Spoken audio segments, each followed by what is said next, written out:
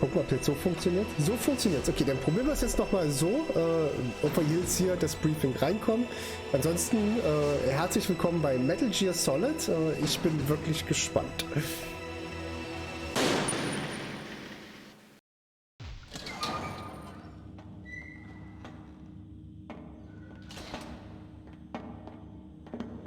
It's been a long time, Snake. I should have known you were behind this, Colonel.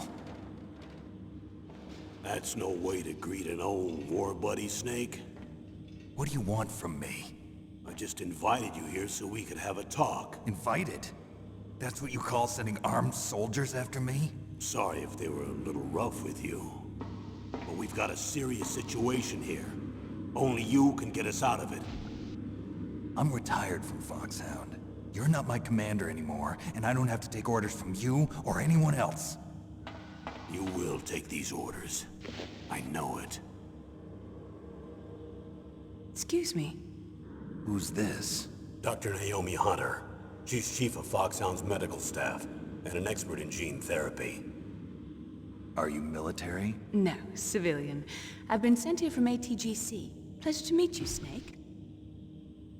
Don't worry, this injection won't hurt a bit. What's the shot for? What's wrong? You don't like shots? Snake, listen up. It all went down 5 hours ago. Heavily armed soldiers occupied Shadow Moses Island, a remote island off the coast of Alaska. What soldiers? Next Generation Special Forces, led by members of Unit Foxhound. They've presented Washington with a single demand, and they say that if it isn't met, they'll launch a nuclear weapon. A nuclear weapon? I'm afraid so. You see, the island is the site of a secret nuclear weapons disposal facility. Foxhound hijacking a nuclear weapon? Now you understand how serious the situation is. You'll have 2 mission objectives. First, you're to rescue the DARPA chief, Donald Anderson, and the president of Arms Tech, Kenneth Baker. They're both being held as hostages. Those are some heavy-duty hostages. Secondly, you're to investigate whether or not the terrorists have the ability to launch a nuclear strike, and stop them if they do. Any questions, Snake? Questions? I haven't even said whether I'd accept this mission. Well, you can make up your mind after you hear more about the situation.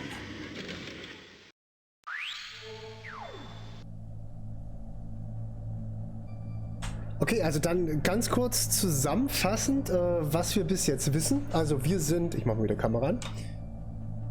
Da, funktioniert. Wir sind Solid Snake, der früher mal für Foxhound gearbeitet hat, es jetzt aber nicht mehr tut.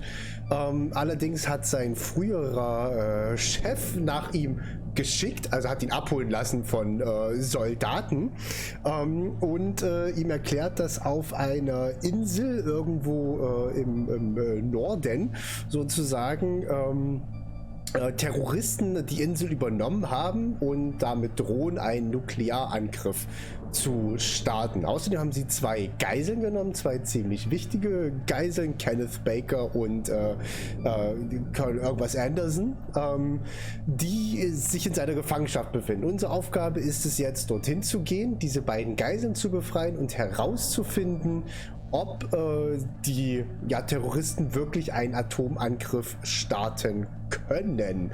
Genau, wir haben allerdings noch nicht akzeptiert. Sherry, ja, habe ich schon mal gespielt, allerdings auf der PlayStation 1 mehrfach. Ich habe das auf der PlayStation 1 ungefähr 100 Mal gespielt, würde ich jetzt mal so ganz grob schätzen. Ist allerdings schon 15 Jahre her. Ne? Also ich erinnere mich auch nicht mehr an jede Kleinigkeit. So, hier haben wir einmal so die Infiltrationsmethode. Welche sollen wir denn verwenden? Colonel, I don't work for the government anymore. Okay. Let me go back to Twin Ich Lakes. habe den falschen Knopf gedrückt. Why, Snake? Is your life in Alaska all that great? There's a dog sled race this week. Next Saturday, I have to be in Anchorage. The Iditarod? The longest sled race in the world? When did you become a dog musher? Right now, my 50 Huskies are my only family. I've got to take care of them. Don't worry about your dogs. What do you mean? I'm sorry, Snake, but this vessel is headed for the Bering Sea. There's no room for debate. I told you, even if I do owe you, I don't owe anything to this army or this country. You will accept this assignment. Why should I be stupid enough to do that? I'm no patriot. Snake, there's enough dirt in your file from your days as an agent to keep you in the stockade until you're a very old man. Oh, I see. Blackmail. No, Snake. I prefer to look at it as helping you come to a decision more easily. But anyway, I know you better than that. You take this assignment even without the threat. Why do you say that? You're a natural-born soldier. You're not the grow old gracefully type. It's the same for all of us who've seen real action. The only place we can feel truly alive is on the battlefield. I'm a soldier too. I know those feelings of powerlessness, frustration that you feel every day. You've tried to play the Boy Scout out there in Alaska, but you can't race dogs in the snow forever. Why don't you come back to us and be a soldier again? You think my life is some kind of a joke? Snake, I just want to give you back your purpose in life.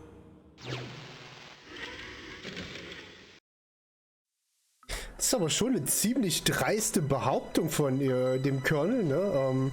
Also eigentlich leben wir in Alaska und haben eigentlich keinen Bock mehr auf den ganzen Scheiß, aber gezwungenermaßen sagt er, ja, du fühlst dich doch eh nur gut, wenn du auf dem Battlefield bist, also wenn du auf dem Schlachtfeld bist und kämpfen kannst. Also komm zurück und hol dir ein Leben zurück. Und naja, wir haben natürlich die ganze Sache akzeptiert, sonst wären wir ja jetzt nicht hier, ne?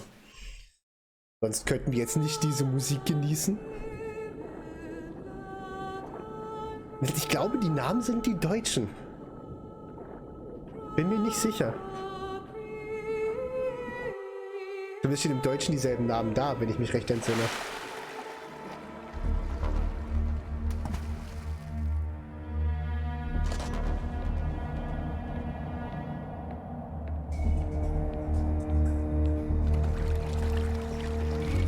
So, also wir infiltrieren den ganzen Spaß jetzt per Wasser.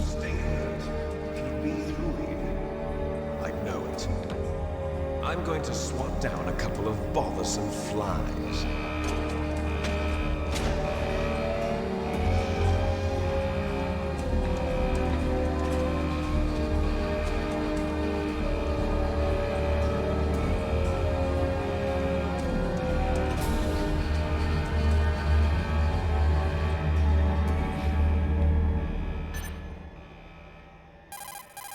So, per Codec kommunizieren wir dann übrigens mit den anderen. This is Snake. Colonel, can you hear me? Loud and clear. What's the situation, Snake? Looks like the elevator in the back is the only way up. Just as I expected. You'll have to take the elevator to the surface. But make sure nobody sees you. If you need to, contact me by codec. The frequency is 140.85. When you want to use the codec, push the select button. When we need to contact you, the codec will beep. When you hear that noise, press the select button. The codec's receiver directly stimulates the small bones of your ear. No one but you will be able to hear it. Got it. Okay, I'm ready to go.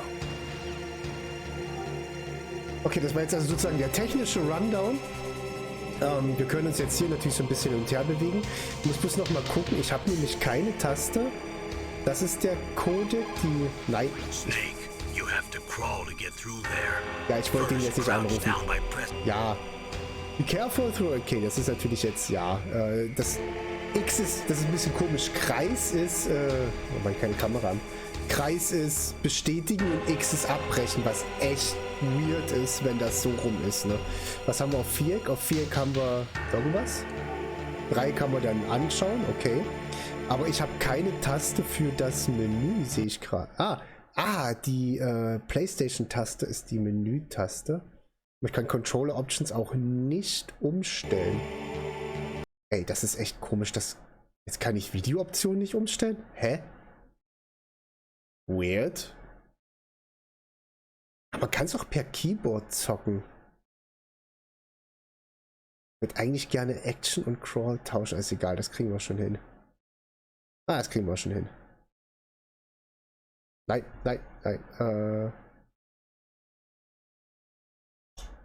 Store defueled. Und cancel. So.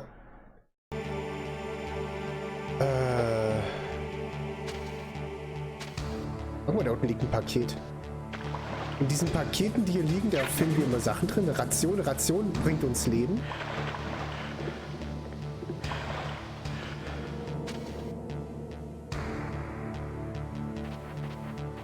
Und das Ziel ist es jetzt, sich nicht erwischen zu lassen. Wir haben da oben diesen kleinen Radar.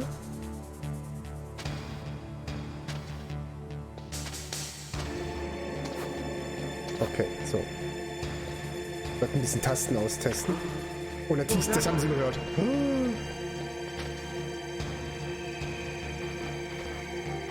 Das hat natürlich instant gehört, dass wir da durch das Wasser getappt sind. Und wurde sofort aufmerksam.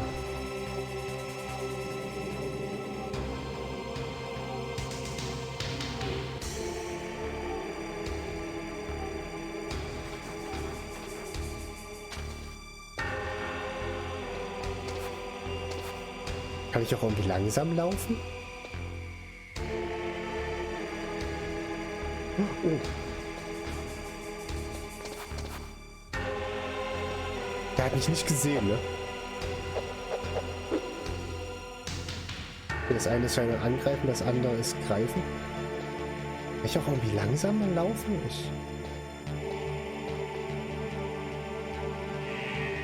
Oh, da kommt jetzt kommt noch eine Wache runter, na toll. Also es ist natürlich nur der Aufzug, mit dem wir jetzt gerade wegkommen, ne?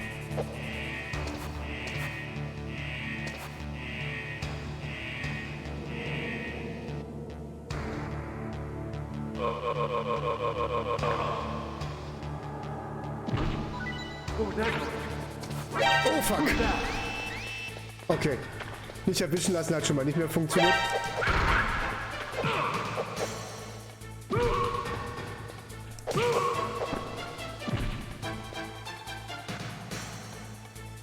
Kann ich jetzt irgendwas mit dem machen, während der da liegt? Nee.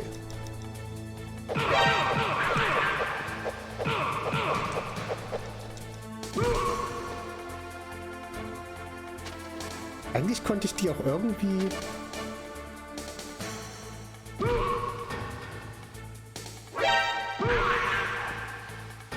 Ich konnte die eigentlich irgendwie auch dauerhafter platt machen damit.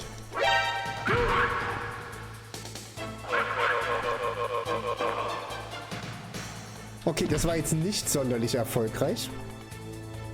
Also so sollte das eigentlich nicht ablaufen. Just FYI, so war das nicht geplant. So, nur noch der eine übrig. Okay, also mit nicht erwischen lassen, das können wir schon mal komplett vergessen. Ein nicht erwischen lassen Run wird nichts mehr.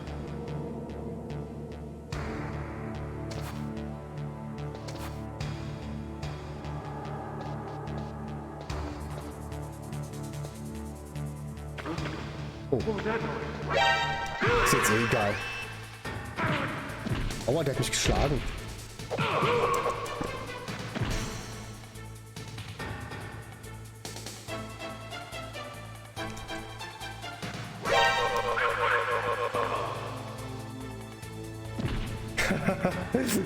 Na, auch Fußspuren ist auch von dem Spiel hier. Also wenn kann ich an mein Menü ran?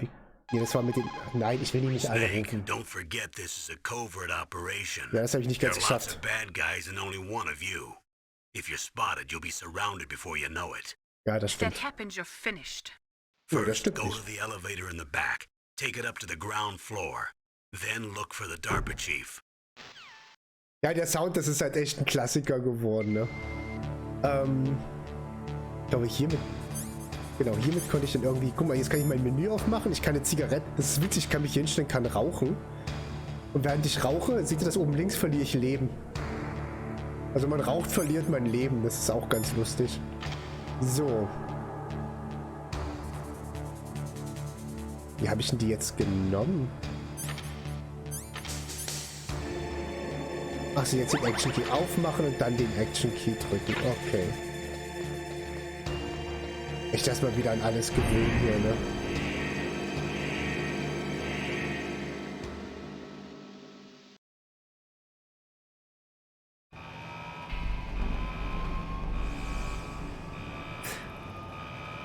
Tja, wenn man rauchen will, kann man machen, weil man Bock drauf hat. Man kann damit aber auch, ich weiß gar nicht, irgendwann kannst du das für irgendwas verwenden, aber ich weiß es nicht mehr. So, ausziehen wir den Froschanzug ausziehen hier. Hideo Kojima, da hat er noch gute Spiele gemacht, bevor er sich mit Konami überworfen hat.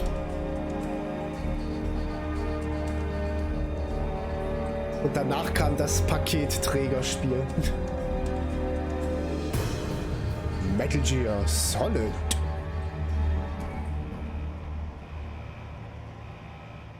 Den 5. Teil habe ich übrigens noch nie gespielt. Die ersten 4 habe ich gespielt, den 5. noch nicht.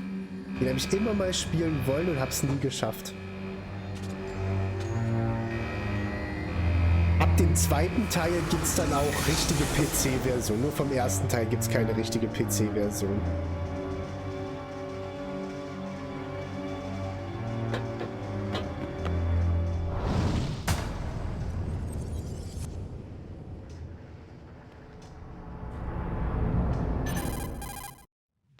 It's Snake. I'm in front of the disposal facility. Excellent, Snake. Age hasn't slowed you down one bit. How's that sneaking suit working out? I'm nice and dry, but it's a little hard to move. Bear with it. It's designed to prevent hypothermia. This is Alaska, you know. Take it easy, I'm grateful. If it weren't for your suit and your shot, I would have turned into a popsicle out there. An anti-freezing peptide, Snake. All of the genome soldiers in this exercise are using it. I see. I'm relieved to hear that. Already tested, huh? By the way, how's the diversionary operation going? 2 F-16s just took off from Galena and are headed your way. The terrorist radar should have already picked them up. Okay, also sie haben 2 M16, F-16 Fine D. geschickt. Colonel, what's a Russian gunship doing here? I have no idea. Nein, die Looks ist like our natürlich little fies. diversion got their attention. Now's your best chance to slip in unnoticed.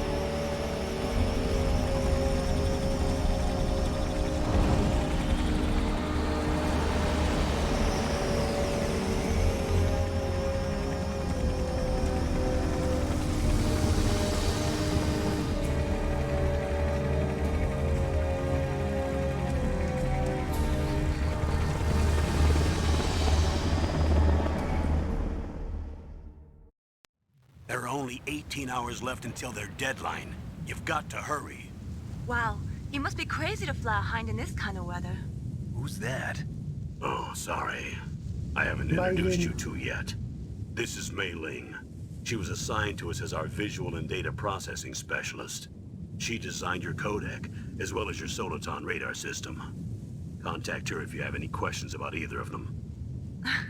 Nice to meet you, Snake. It's an honor to speak to a living legend like yourself. What's wrong? Nothing. I just didn't expect a world-class designer of military technology to be so cute. You're just flattering me. No, I'm serious. Well, I know I won't be bored for the next 18 hours. Come Direkt anbaggern, on. I ey. can't believe I'm being hit on by the famous Solid Snake. But I'm surprised. You're very frank for a trained killer. Looks like we both have a lot to learn about each other. Yeah. I'm looking forward to learning about the man behind the legend. But first, let me explain about your Soliton radar system. The bright dot in the middle is you, Snake. The red dots are your enemies, and the blue cone shape represents their field of vision. Be careful, Snake. The genome soldiers have highly developed senses of hearing and vision due to their gene therapy. Naja, nicht wirklich. Make sure you don't let them see you. First, I want you to infiltrate the disposal site and look for the DARPA chief. The DARPA chief was injected with the same GPS transmitting nanomachines as you. He should appear on your radar as a green dot. Get whatever information you can from him about the terrorists. If he's alive, that is. Snake, your radar isn't affected by the weather, but if you're discovered by an enemy, you won't be able to use it. Yes, it gets jammed easily, I'm afraid. Yes, it's all made from currently existing technology. You won't be able to use it in an area with strong harmonic resonance, so be careful. We'll be monitoring your movements by radar, so contact us by codec anytime you want. Got it. I'll call if I'm feeling lonely. Seriously, Snake, we're here to back you up, so call if you need some information or advice. I'm also in charge of your mission data. Contact me if you want me to record your current status. My frequency is 140.96. It's a dedicated frequency for saving data. Don't forget it. Remember, except for your binoculars, you're naked. You need to arm yourself with whatever weapons you can find. I remember. First, I'm strip searched by Dr. Naomi here, and then all my weapons are taken away. Imagine yourself put in that position. Well, if you make it back in one piece, maybe I'll let you do a strip search on me. I'll hold you to that, Doctor. By the way, sorry to disappoint you, but I did manage to smuggle out my smokes. How did you do that? In my stomach. Thanks to the shot you gave me that suppressed my stomach acids. Cigarettes? How are those going to help you? You never know. Seht ihr? Man weiß es nie. If you want to get in, there's the front door. It's the fastest way, but there's too much risk of being spotted by the enemy. I can't just knock on the door and ask them to let me in. There's one sentry on the left and one on the right. They're armed with 5.56ers and pineapples.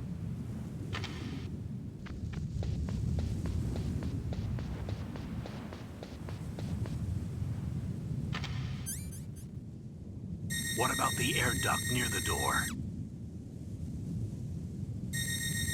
There should also be a duct on the second floor.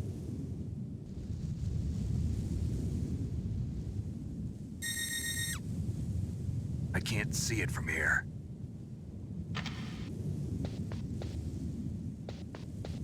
I'll let you decide the best COA. I'm counting on you, Snake. Okidoki. Also, Dr. Naomi Hunter hat uns diesen Suit gegeben, der uns erstmal Bewegungsfreiheit gibt, aber auch nicht erfrieren lässt. Außerdem hat sie uns irgendwas ins Blut gespritzt, damit wir nicht einfrieren, damit es nicht so schnell kalt wird. Wir haben Mai Ling kennengelernt, die uns diese wunderbaren Übersicht dort oben gegeben hat und sich sonst um die technischen Sachen kümmert und auch, wo wir auch speichern können. Und wir sollen jetzt dort reingehen in diese wunderbare in dieses wunderbare Ding und haben verschiedenste Ecken, durch die wir reinkommen, entweder oben oder unten. Ich weiß noch nicht, wo wir es probieren werden, ob oben oder unten. Da bin ich noch unsicher. So, wir haben hier, natürlich dürfen wir nicht ins Licht, ne? Das ist jetzt auch wenig überraschend. Und da haben wir eine Kamera. A surveillance camera? Natürlich. Brauche vorher, schaffe ich nicht. Nee, ich brauche vorher, habe ich nicht dabei, ne? Nein. Ich brauche vorher Jammer-Dinger, mit denen ich die Kameras ausschalten kann. Hier draußen ist alles noch relativ entspannt, wie man sieht. Da oben hängt nochmal eine Kamera und er schläft da.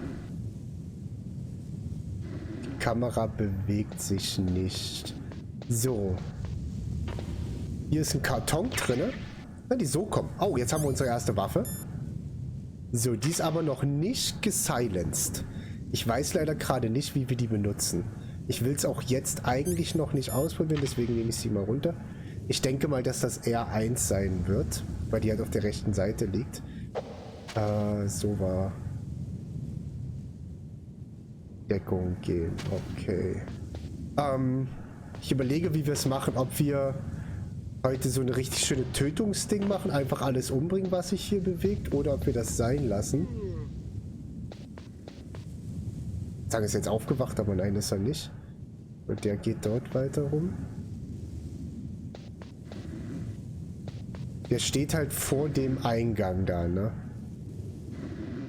Den kriege ich da jetzt aber noch nicht weg. Deswegen ich gehe mal zu dem oben. Achso, mal gucken. Normalerweise sagt er nämlich was ganz witzig im Deutschen. Wenn der Fußspuren sieht, dann kommen die alle und sagen so, hä? Fußspuren? Und ich will mal wissen, was die im Englischen dazu sagen. Ich muss bloß gucken, dass der da hinten, der soll bloß meine Fußspuren sehen, der soll nicht mich sehen. Die Rationen sind voll. Ich weiß nicht, ob der... Das einzige Problem ist, er verfolgt dann halt die Fußspuren. Ist eigentlich gerade wenig gut. Vielleicht probiere ich das mal. Oh, oh, oh. Oh, er kommt. Kamera, schnell. Boah.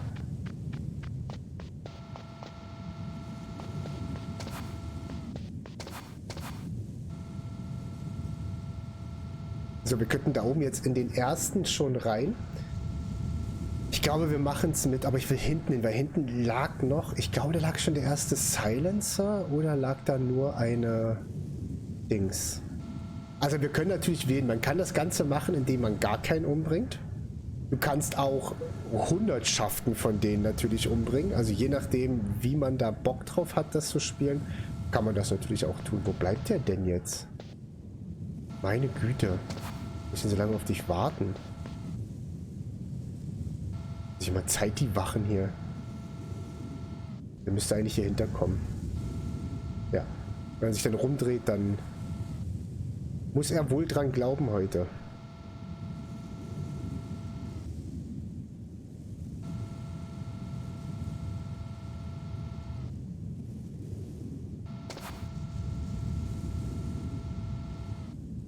Übrigens, super Gehör haben sie, ne? Ach, fuck. Das war nicht wie geplant.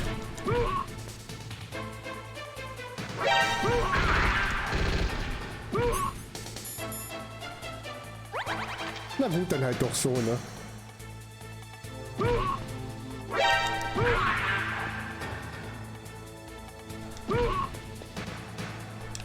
Mann, ich wollte ihn jetzt greifen. Jetzt rennt der weg.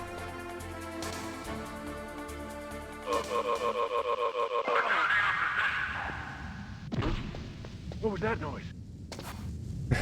What was that noise? Okay, ich spiele es anscheinend doch sehr trottelig heute.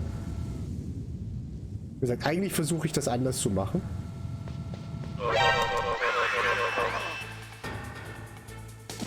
Ach, der ist jetzt auch aufgewacht, der Typ. Hä, wo kommen die jetzt her? Warum hat der mich gerade nicht gesehen?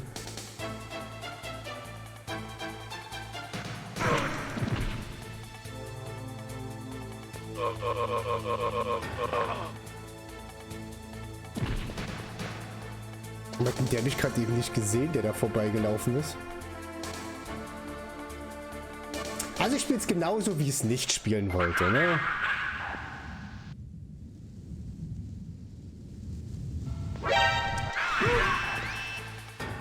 Hä, wo kommen denn immer wieder die neuen her?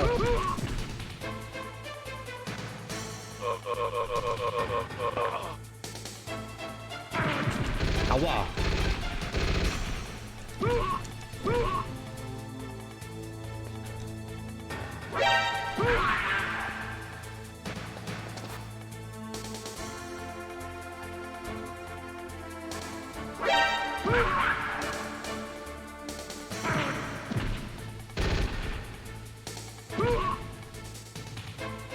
So war das echt nicht geplant.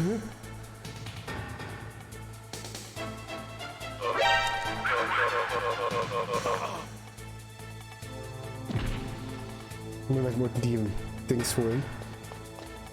Die Ration.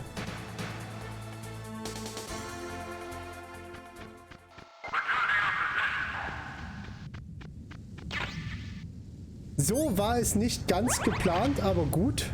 Jetzt können wir auch unten reingehen. Ich bin schon lange nicht mehr unten. Ich bin sonst immer oben reingegangen. Ich das oben eigentlich den angenehmeren Weg finde.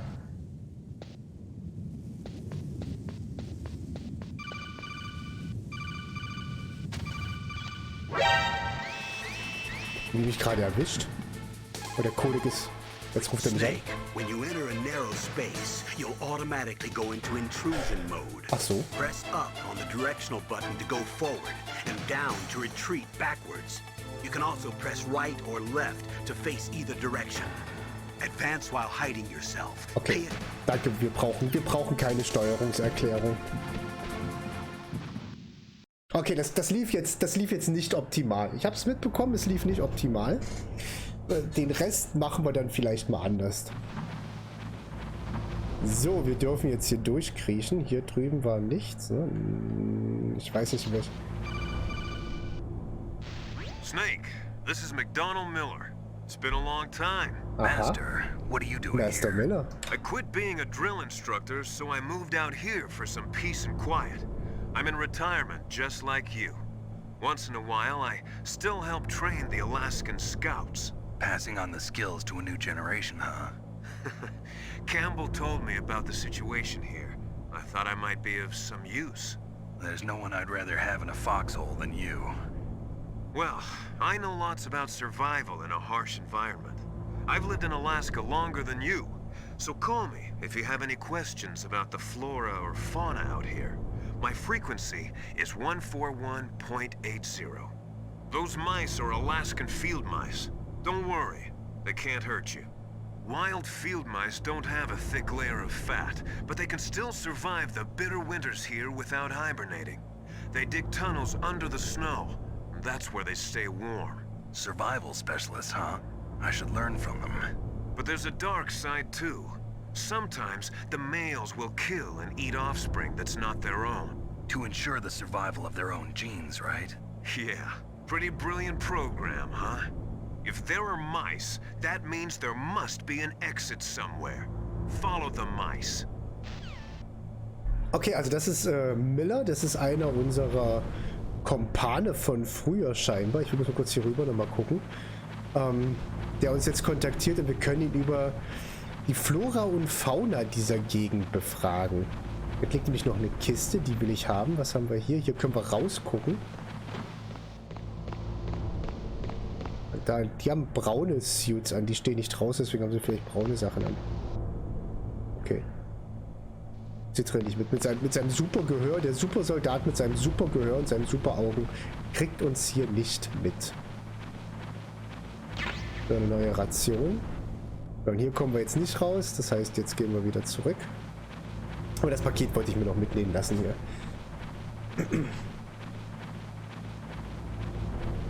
Also wie gesagt, grafisch jetzt nicht unbedingt das Highlight. Steuerungstechnisch aber schon sehr gut für die Zeit. Das definitiv. Ich dachte bloß, es gibt irgendwie auch einen Modus, wo man langsamer schleichen kann.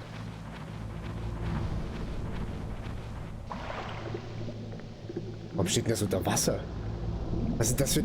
Was bringt denn ein Luftdings, also ein Luftablass, wenn der unter Wasser steht? Ja, eigentlich gar nichts.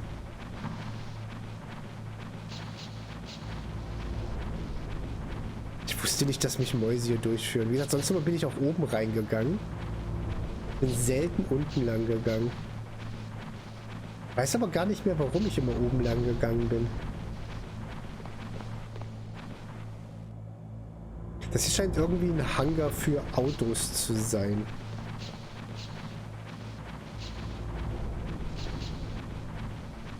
Voll witzig, wie sie... Ah, guck mal, da ist der Ausgang. Und da hinten läuft aber der Gegner.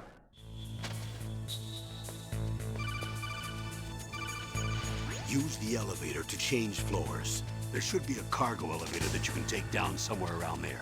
Try to find it. Cargo Elevator.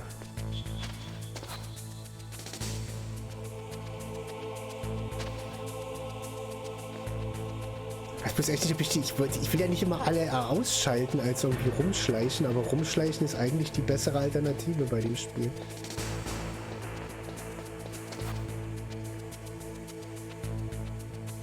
Es ist halt ein Schleichspiel, ne? Und eigentlich kein Ich bringe alles ums Spiel.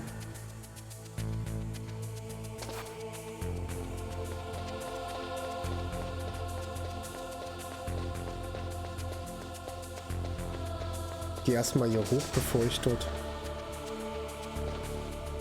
Die unten können mich jetzt nicht mehr sehen.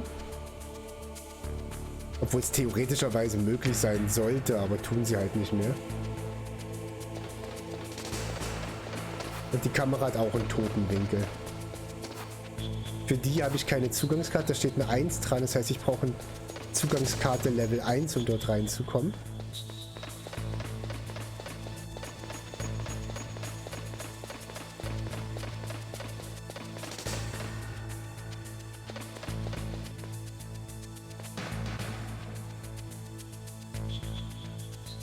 Das ist ein Punkt, ihr seht das in dem Raum steht jemand in dem anderen Raum daneben. So, jetzt haben wir hier das Wärme anzeigende Dingelchen, wie nennt man's? Night Vision sozusagen.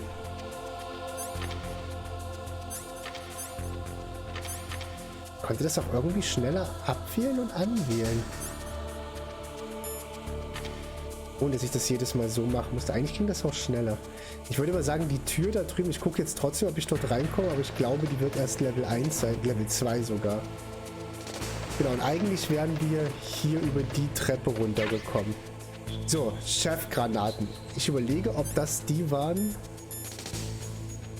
Genau, das macht elektronische Sachen kaputt. Das ist die ich vorhin gesucht hatte für die draußen. Bringt uns jetzt gerade nichts mehr. Damit kann ich elektronische Sachen stören. Ich würde sagen, so ein Störding. So, und jetzt gucken wir mal, ob wir dort unten den Dings finden. Den Aufzug. Natürlich laufen die. Der ist bestimmt da, wo die die ganze Zeit vorumläufen.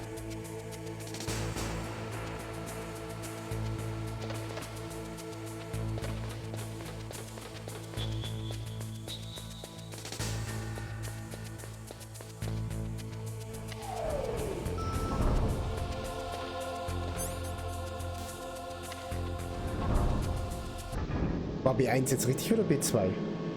Weiß ich nicht mehr. Ich glaube, hier sind wir richtig. Hier will ich aber nicht hin. Ich gehe mal kurz eins tiefer noch.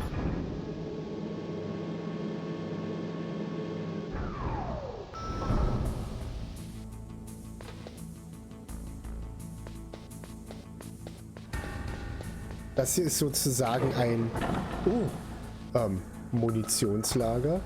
Die Tür hat Level 5, die wir dort haben. Die hier hat Level 1. Die hier ist offen. Und hier haben wir jetzt Soko-Munition gefunden und noch mehr Munition für die Soko.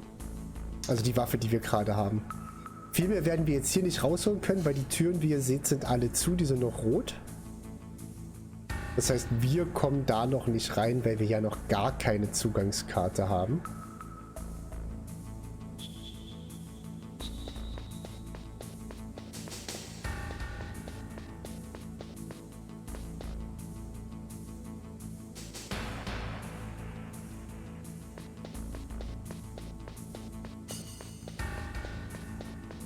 Der Fahrstuhl müsste eigentlich direkt da sein, ne?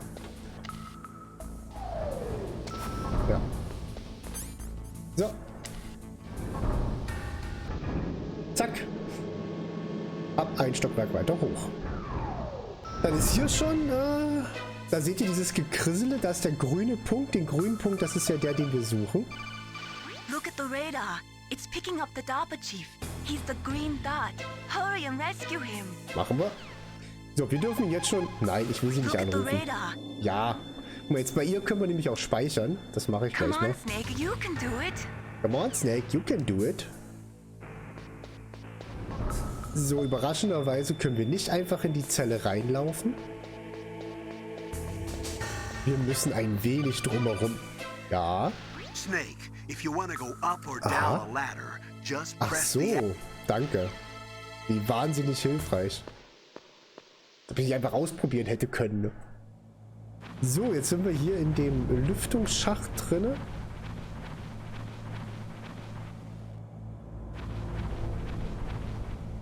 Wir können natürlich auch gucken, was die hier so machen.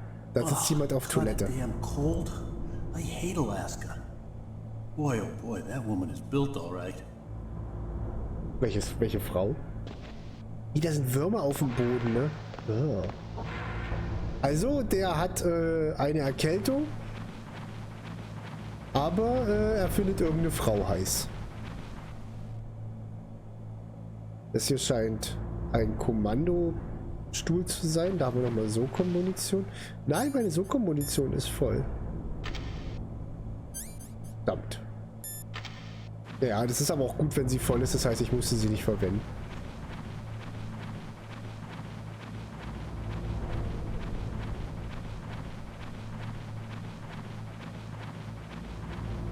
Jetzt müssten wir immer noch Richtung Zellen kriechen. Ne? Und er war in der hinteren Zelle.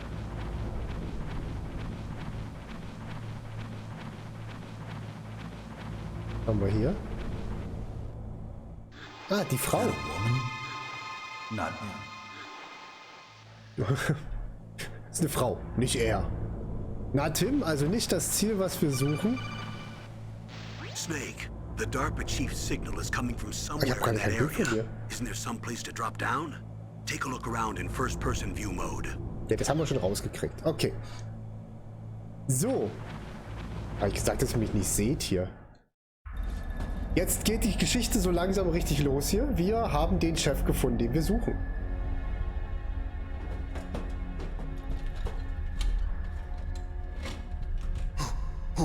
Who's that?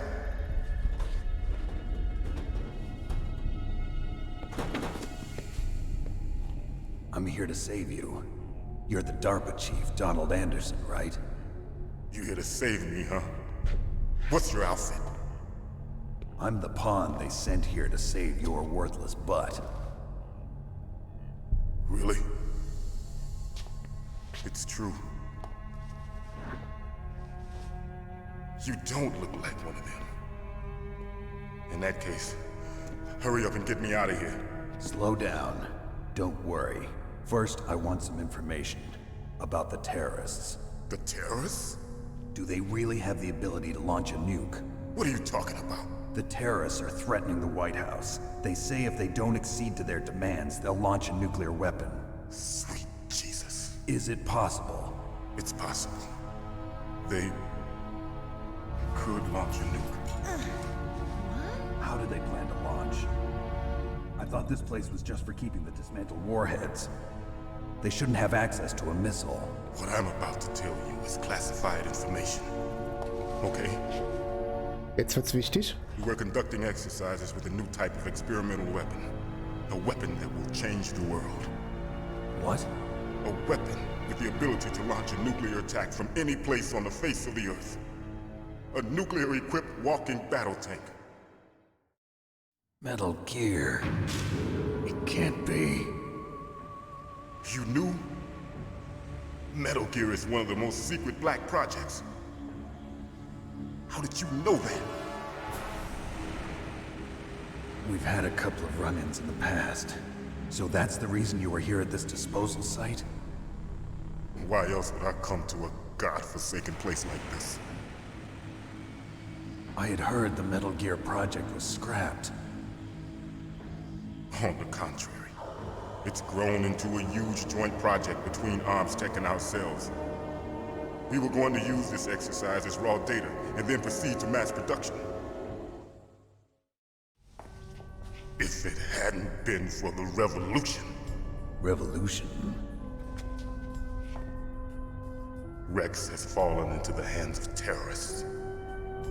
Rex? Metal Gear Rex.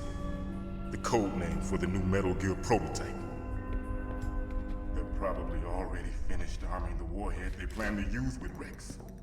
These guys are pros. They're all experienced in handling and equipping weapons. Hey! Shut up in there, will ya?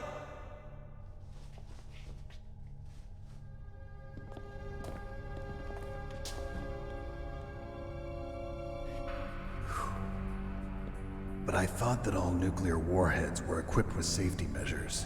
Some kind of detonation code that you have to input. Oh, you mean PAL? Yes, of course, there is a PAL. It's set up so that you need to input 2 different passwords in order to launch the device. There are 2 passwords?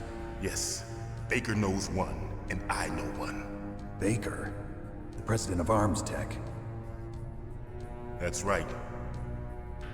Each of us needs to input our password, or there can be no launch. But they found out my password.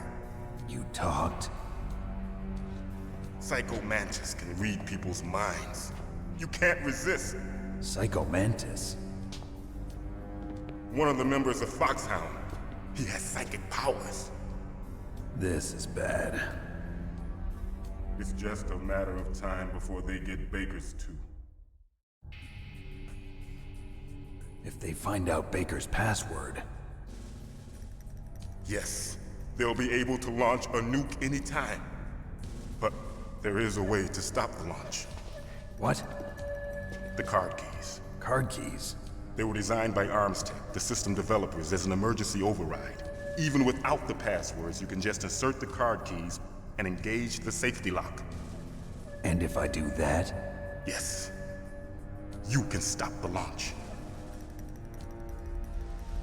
That card key. So where are the keys? Baker should have them. Listen, you need 3 card keys. There are 3 different slots to put them in. You need to insert a card into each one of them. Okay, 3 card keys. Do you know where they might be keeping Baker? Somewhere in the 2nd floor basement. 2nd floor basement? I heard the guards say they moved him to an area that has a lot of electronic jamming. Any other clues? Yes, they cemented over the entrances, but didn't have enough time to paint them. Why don't you look for the areas where the walls are a different color? Here, take this. It's my ID card. It'll open any level 1 security door. It's called a PAN card. It works together with your body's own electrical field. Personal area network, huh? It transmits data using the salts in your body as the transmission medium. As you approach the door's security devices, they'll read the data stored in the card. And the doors will open automatically. Gotcha. Okay, I'm gonna get you out of here. Wait a minute. What is it? You haven't heard any other way to disarm the PAL, have you? From your bosses or anyone? No. Are you sure you haven't heard anything? I just said no. So does the White House plan to give in to the terrorists' demands? That's their problem. It has nothing to do with my orders. But what about the Pentagon? Pentagon? What is it? What's that? Hey, what happened?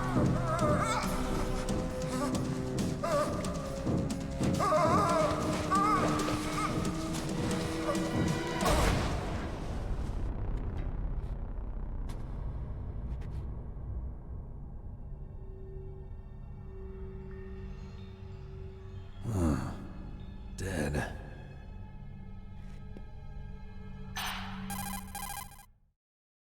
Naomi, the chief. What happened? I don't know. It looked like a heart attack, but... A heart attack? No, Colonel, are you hiding something from me? absolutely not. Snake, you've got to understand. This op is security level red. You need the highest security clearance to get access to the complete file. You want me to believe that you're in charge of this op, but you don't have complete access to the file? I told you, the Secretary of Defense is in operational control. I'm just here as your support. Snake, we don't have time to debate. Get out of there and find President Baker. Okay, wir haben jetzt jede Menge Sachen erfahren. Ich mach mal kurz.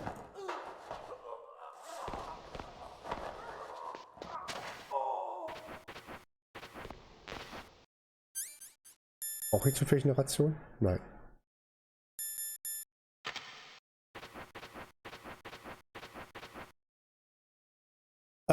Ja, also wir haben jetzt jede Menge Sachen erfahren.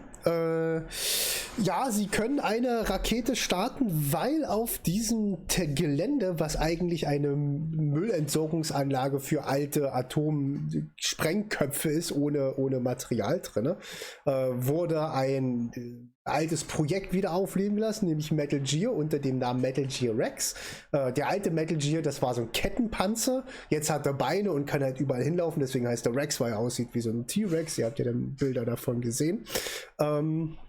Genau, damit die das starten können, brauchen sie 2 Codes. die sie eingeben können. Einmal das Passwort von dem Typen, der gerade gestorben ist, und das zweite Passwort von dem Chef von Armtech, Kenneth Baker, der noch gefangen ist. Der Typ, der hier gerade tot vor uns liegt, der hat sein Passwort schon verraten und Baker wurde dahin verschleppt, wo wir gerade eben waren, wo dran stand hier B2. Dorthin wurde der irgendwo verschleppt in einen Bereich, der zugemauert ist, aber noch anders gefärbt ist. Also wir dürfen jetzt runtergehen und dürfen den Typen suchen. Genau. Sollten die das Passwort schon haben und sollten sie den Start der Rakete initiieren, gibt es eine Möglichkeit, das Ganze noch zu stoppen. Es gibt noch einen zweiten Weg, nämlich 3 Perl-Cards, mit dem man das Ganze ausschalten kann. Das heißt, wir müssen 3 Karten, wenn es dann dazu kommt, 3 Karten suchen, die wir dann in bestimmte Slots stecken und das Ganze noch aufhalten können. Der Typ hat sich zum Schluss ein bisschen komisch verhalten und hat nochmal übelst viele Fragen gestellt zu, ob wir denn auf die Forderung eingehen wollen und so weiter und ist dann einfach vor uns verreckt. Und nebenan saß noch die Tante. So, und hier draußen war jetzt gerade Action und wir werden aufgeschlossen. Die Tür wird geöffnet.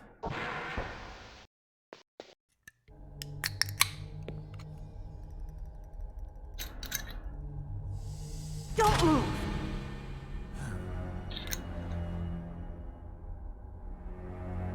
So you killed the chief, you bastard! Aber nicht. Liquid? No, you're not. Liquid? Don't move! Sie zittert. Is this the first time you ever pointed a gun at a person? Your hands are shaking. Can you shoot me, rookie? Careful, I'm no rookie. Liar. That nervous glance, that scared look in your eyes. They're rookie's eyes if I ever saw them. You've never shot a person, am I right? You talk too much. You haven't even taken the safety off, rookie. I told you I'm no rookie! You're not one of them, are you? Da draußen stehen Leute. Open that door. You've got a card, don't you? Why? So we can get the hell out of here. Looks like we'll be a little delayed. What are you doing? Don't think. Shoot! Ich muss jetzt noch rausfinden, wie ich das hier schieße.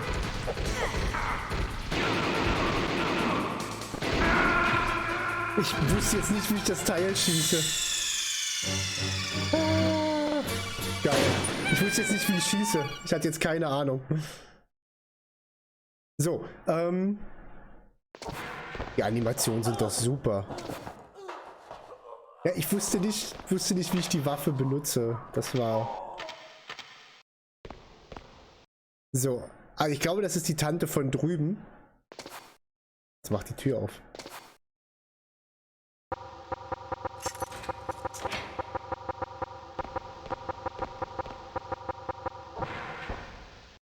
Ja, ich kann klopfen. Trotzdem.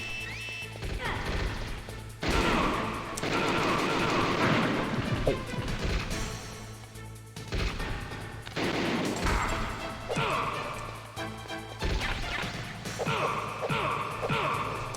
Schießt hier auch nur?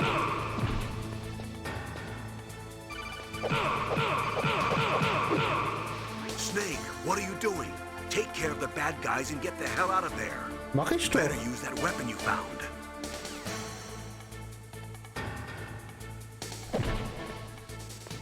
Warum schießt sie denn nicht?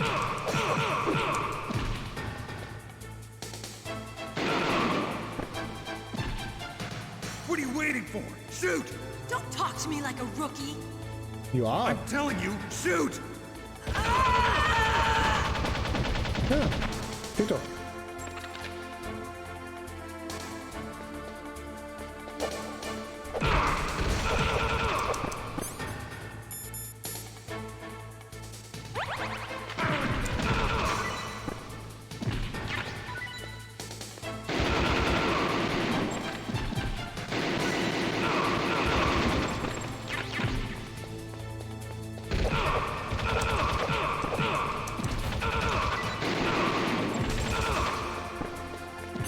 Ich wollte mir jetzt die Patronen sparen.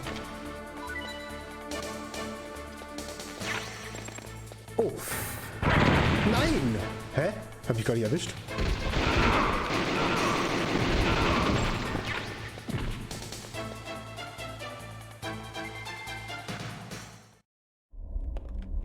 Guck mal, sie wackelt so mit dem Hintern. Thanks for the help. Wait! Who are you? Who are you? You fool! You've killed him! I'm sorry, sir. His mental shielding was very strong. I could not dive into his mind. Now we'll never get that detonation code. Boss, I have a good idea.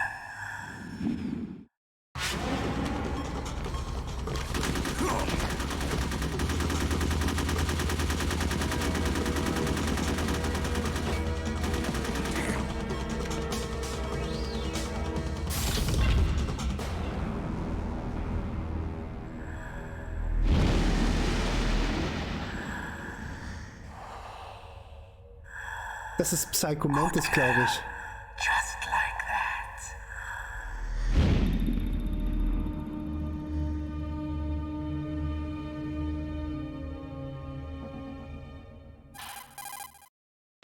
Naomi, I just had some kind of hallucination. Is it from the nanomachines? No, Snake. The nanomachines are functioning properly. So what was it? It must have been psychometric interference coming from Psycho Mantis, Foxhound's psychic. Think of it as a mental feedback loop. So that was Mantis.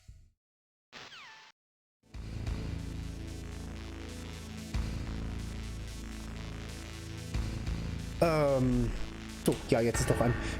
Genau, also Psycho Mantis hat auch versucht, Baker zu quälen, scheinbar. Und ich meine, scheinbar schießen wir auf Steuerung. Genau, und wenn er, oh kurz die Waffe. Kann ich die Waffe so? Ich kann die nicht einfach so. Früher konnte man die noch irgendwie schnell ablegen. Genau.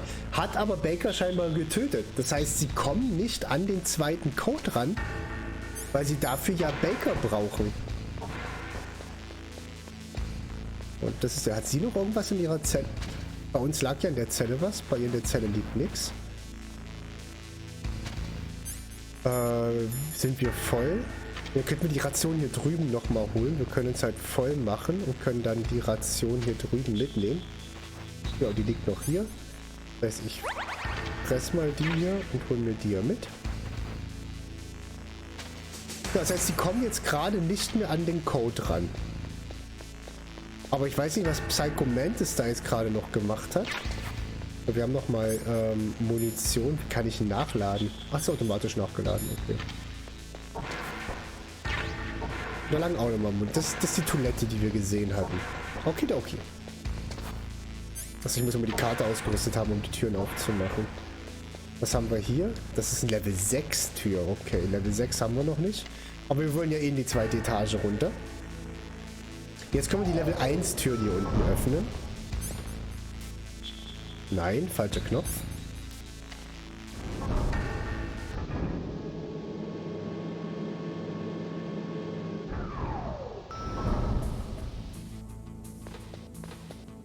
Und hier mal gucken, welche hier Level 1 sind.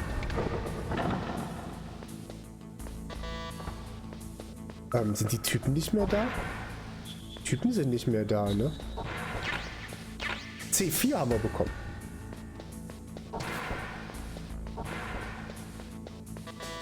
Das ist Level 3. Die Wachen sind weg. Was ist das hier? Level 2.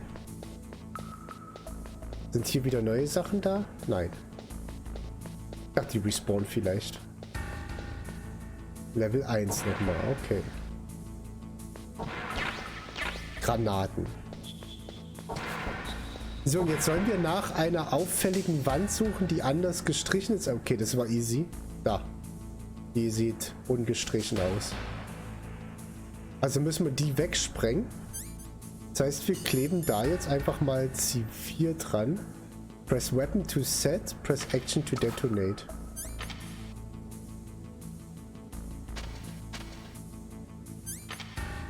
Wie?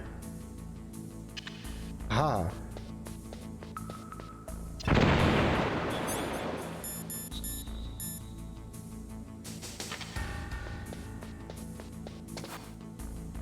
Einfach schwarz dahinter.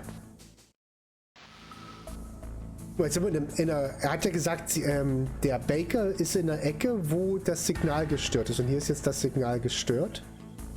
Und da ist noch so eine zu betonierte Ecke.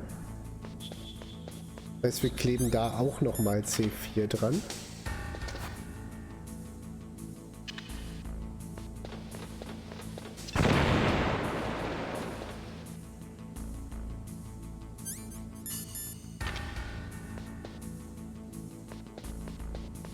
Da ist auch nochmal. Oh, ich höre eine Kamera. Ja, ich höre eine Kamera. Da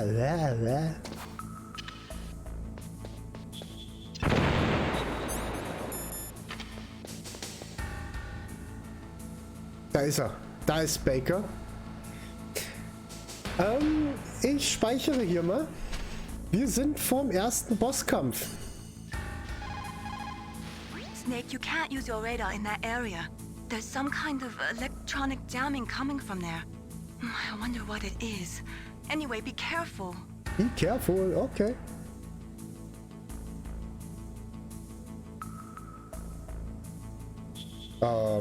Ich mach mal einfach einen neuen Speicherplatz. So, wir kommen zum ersten Bosskampf. Let's go.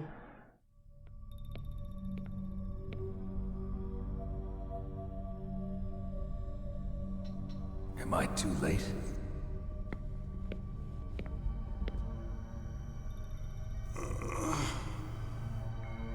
Der ist ziemlich verdrahtet. He's alive. You're the Arms Tech President, Kenneth Baker, right? Oh, ich dachte, Baker ist Don't tot. worry, I'm here to save you. Oder war das jemand anders, der gestorben ist? No, don't touch it. C4.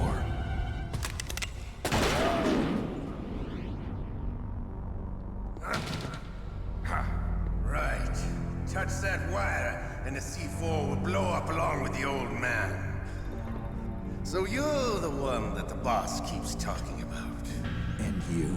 Special Operations Foxhound.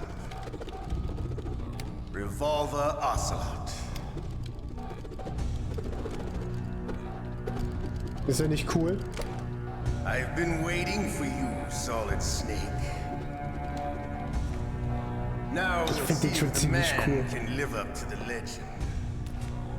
This is the greatest handgun ever made.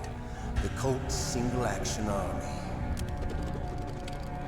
6 bullets, more than enough to kill anything that moves. Now I'll show you why they call me Revolver. So, wir gegen Revolver Ocelot.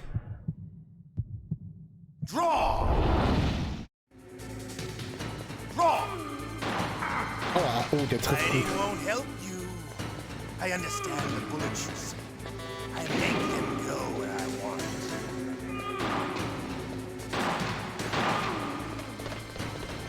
Der hat noch eine Kugel. I love to reload during a battle. There's nothing like the feeling of slamming a long silver bullet into a well-used chamber. All right. Alive. Let's go.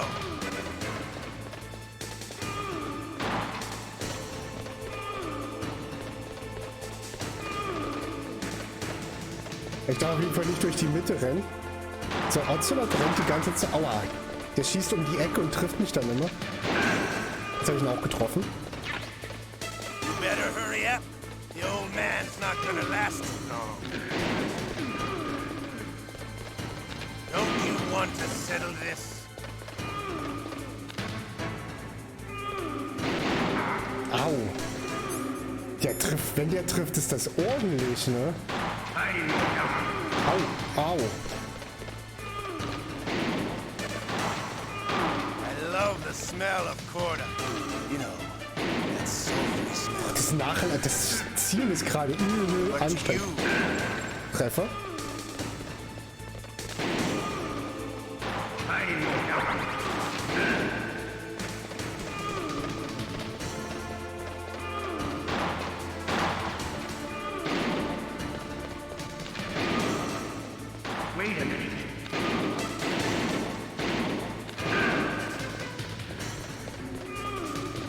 Ich hab gleich keine Munition mehr. Warum mache ich das eigentlich? Warte mal, warum mache ich das eigentlich so schwierig? Oh, ich habe nur noch einmal.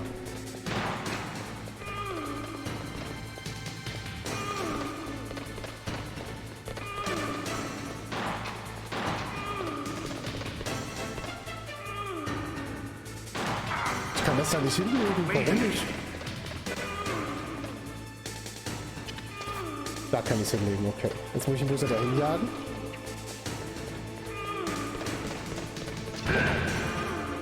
Okay, das ging jetzt leider nur einmal, weil ich nur einmal noch da hatte.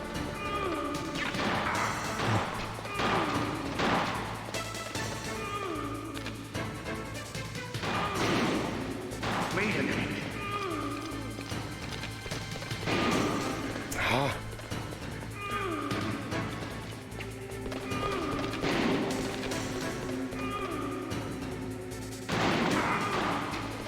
Damit dann in die Ecke schießen, ne?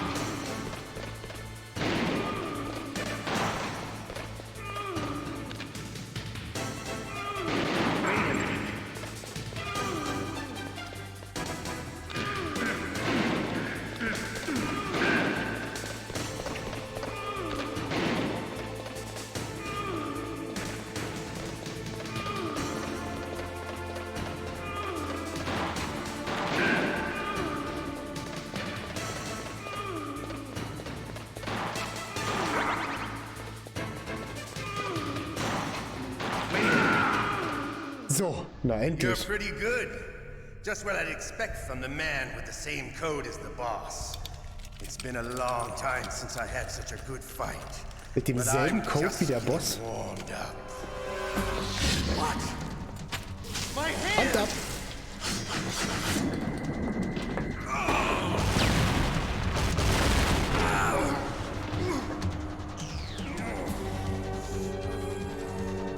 Stealth camouflage. Can't you even die right? You were lucky. We'll meet again. Who are you? I like you. I have no name. Ein Ninja. That exoskeleton.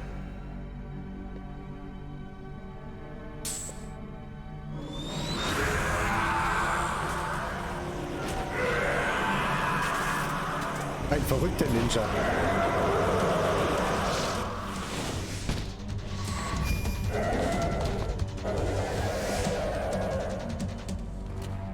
Who the hell? Can you talk? Who are you? I'm not one of them. The DARPA chief told me he gave them his detonation code. What about yours? Oh, I get it. Jim sent you. You're from the Pentagon. Answer my question. What about your code? There's no time. I talked. What? Now the terrorists have both codes and can launch any time. It's not like I didn't fight.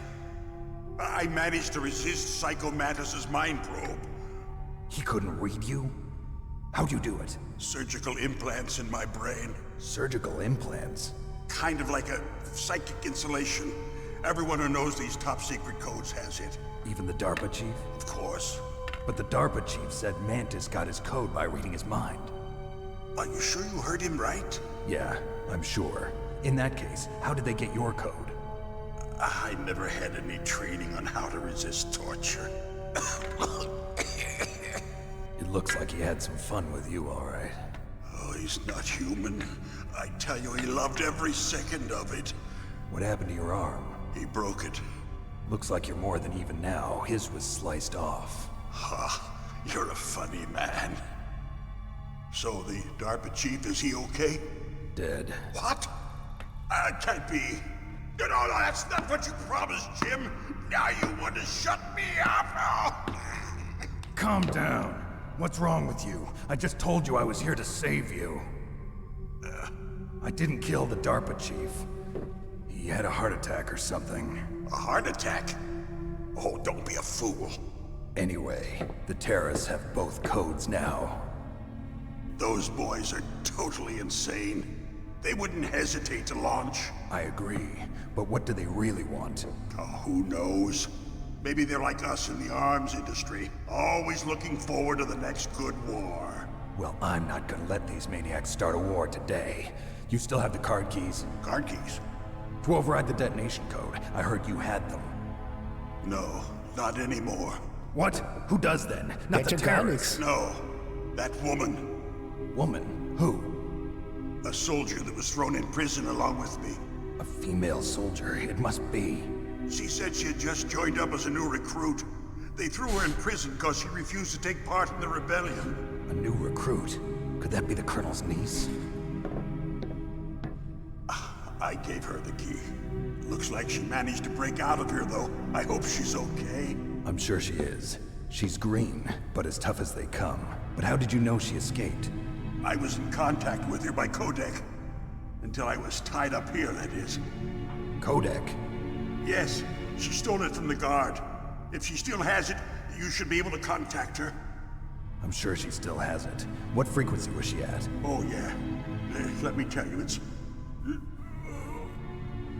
Oh, sorry.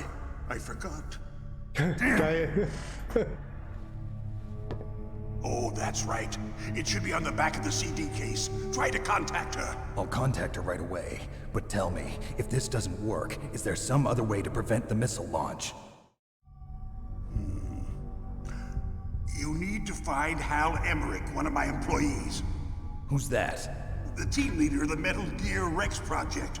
A genius at engineering. Ihr werdet Hal Emmerich lieben. If there's anyone who can figure out how to stop Metal Gear from launching, it's him. What if he can't come up with anything? You'll have to destroy it. Emmerich knows how to destroy Metal Gear.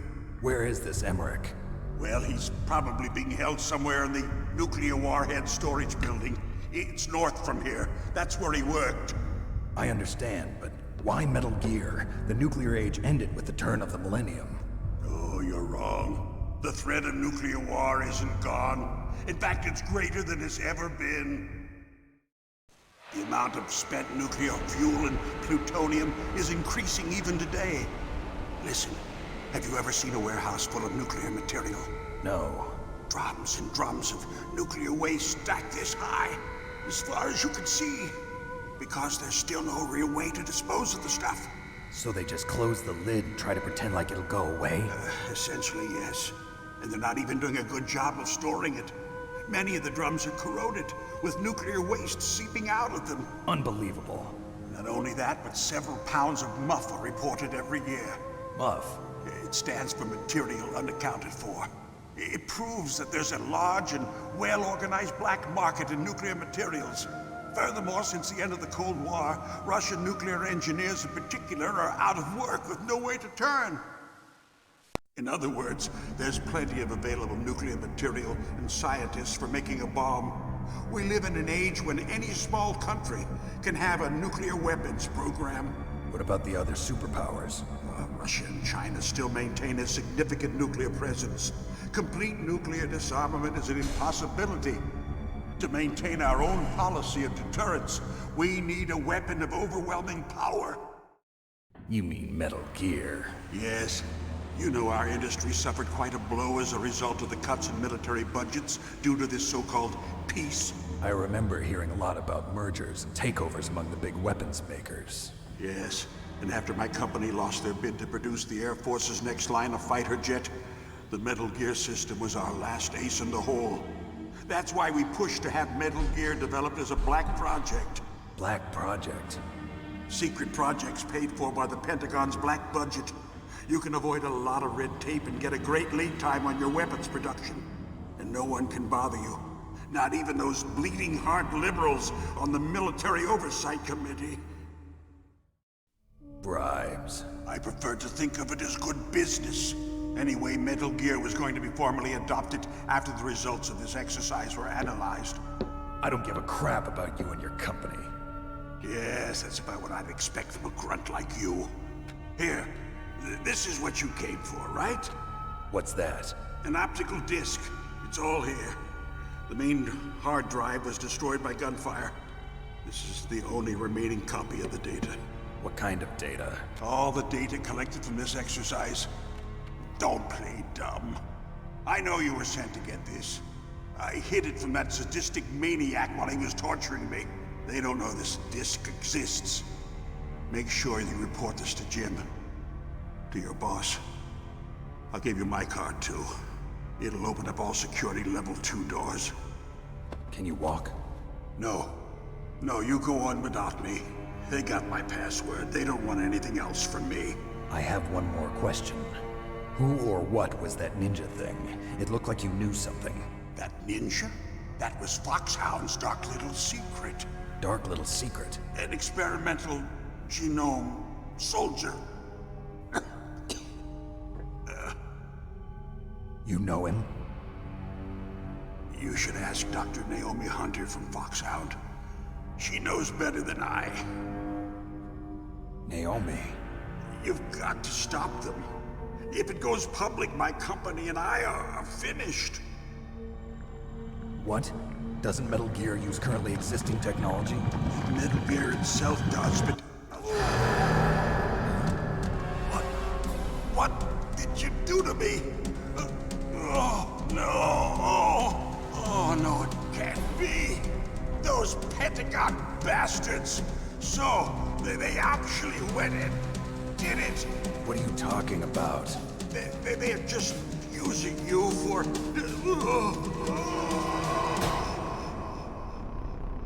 Für was benutzen die uns?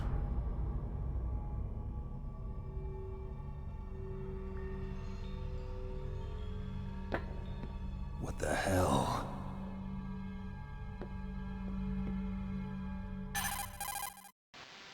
Colonel, are you listening? Now he's dead too.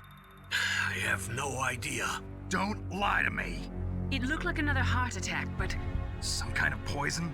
Well, there are lots of drugs that can cause a heart attack in large doses. For example, potassium chloride or dioxides, but we won't be able to tell without doing an autopsy. Damn! Snake, I want you and Meryl to work together. Can I trust her? More than you can trust me. Get in contact with her. Snake, there's a lot of electrical interference coming from there. It should be okay if you do burst transmission like us, but normal transmission is probably impossible. Try moving away from that area. Snake, get a hold of yourself. Naomi, what the hell was that ninja thing? A member of Foxhound? No. Are you sure? Yes, we have no one like that in our unit. Is that right? Snake, I'm counting on you. Also die erzählen uns nicht mehr die Hälfte, ne? Das ist ja wohl klar, dass sie uns jetzt nicht erzählt haben, worum es eigentlich geht. Also, wir haben jetzt zumindest erfahren, dass es jede Menge Atomwaffenmüll gibt, was irgendwo rumliegt und wo jedes Jahr ein Haufen Zeug verschwindet. Und es einen florierenden Schwarzmarkt gibt und es deswegen ziemlich deutlich ist, dass auch hier was gelandet sein könnte. Dass Metal Gear gebaut wurde als schwarzes Projekt, um noch irgendwie Kohle zu verdienen, um irgendwie weiterzukommen. Er ist tot und irgendwas ist hier trotzdem noch nicht ganz korrekt. Irgendwas passierte, wovon wir nichts wissen. Wir kommen hier nicht raus, weil wir nur eine Level 2 Karte haben und keine Level 4 Karte. Und wir sollen sie... Ja, die sind übrigens der geilste Kopierschutz gerade. Ihr habt das mitbekommen. Er kann uns den Codec nicht sagen, weil wir ihn vergessen haben, aber er steht auf der CD-Verpackung. Das heißt, wenn du damals die CD nicht gekauft hast und Internet war in den 2000ern noch nicht so wirklich geil, hast du halt den Codec nicht gehabt. Ich hoffe, wir finden den jetzt anders. Wo ist denn jetzt hier der Ausgang? Komme ich hier doch raus? Ich habe ja bloß eine Level 2 Karte, komme ich ja hier nicht raus. Sagt so. Wo ist denn der Ausgang? Ach da, okay. Wir gehen durch unsere gesprengten Löcher zurück und schauen, dass wir jetzt irgendwo dann kontaktieren können. Ich hoffe, dass ich jetzt, ich gehe einfach mal hier rein, um meine Ruhe zu haben. Da habe ich nochmal Granaten und jetzt versuche ich sie mal zu kontaktieren. Ich glaube, es ist die 14066. Nein, ich will nicht mein Ding anrufen. Sorry, ich wollte nichts von dir. Snake, listen to what Lo Ji said. He who knows that enough is enough will always have enough. Just because you see an item doesn't mean that you always have to get it. If you don't really need it, think twice before you stick your neck out. It might not be worth it. Okay, ich versuche mit der 6. Ich glaube, es war die 66. Ich bin aber nicht mehr sicher. Nein. Ja, jetzt haben wir das Problem. Jetzt müsste ich... ich google das mal kurz auf dem Handy. Ich weiß noch nicht, wie wir das nachher mit Psycho Mantis machen sollen. Machen wir das mit Psycho Mantis auf dem PC?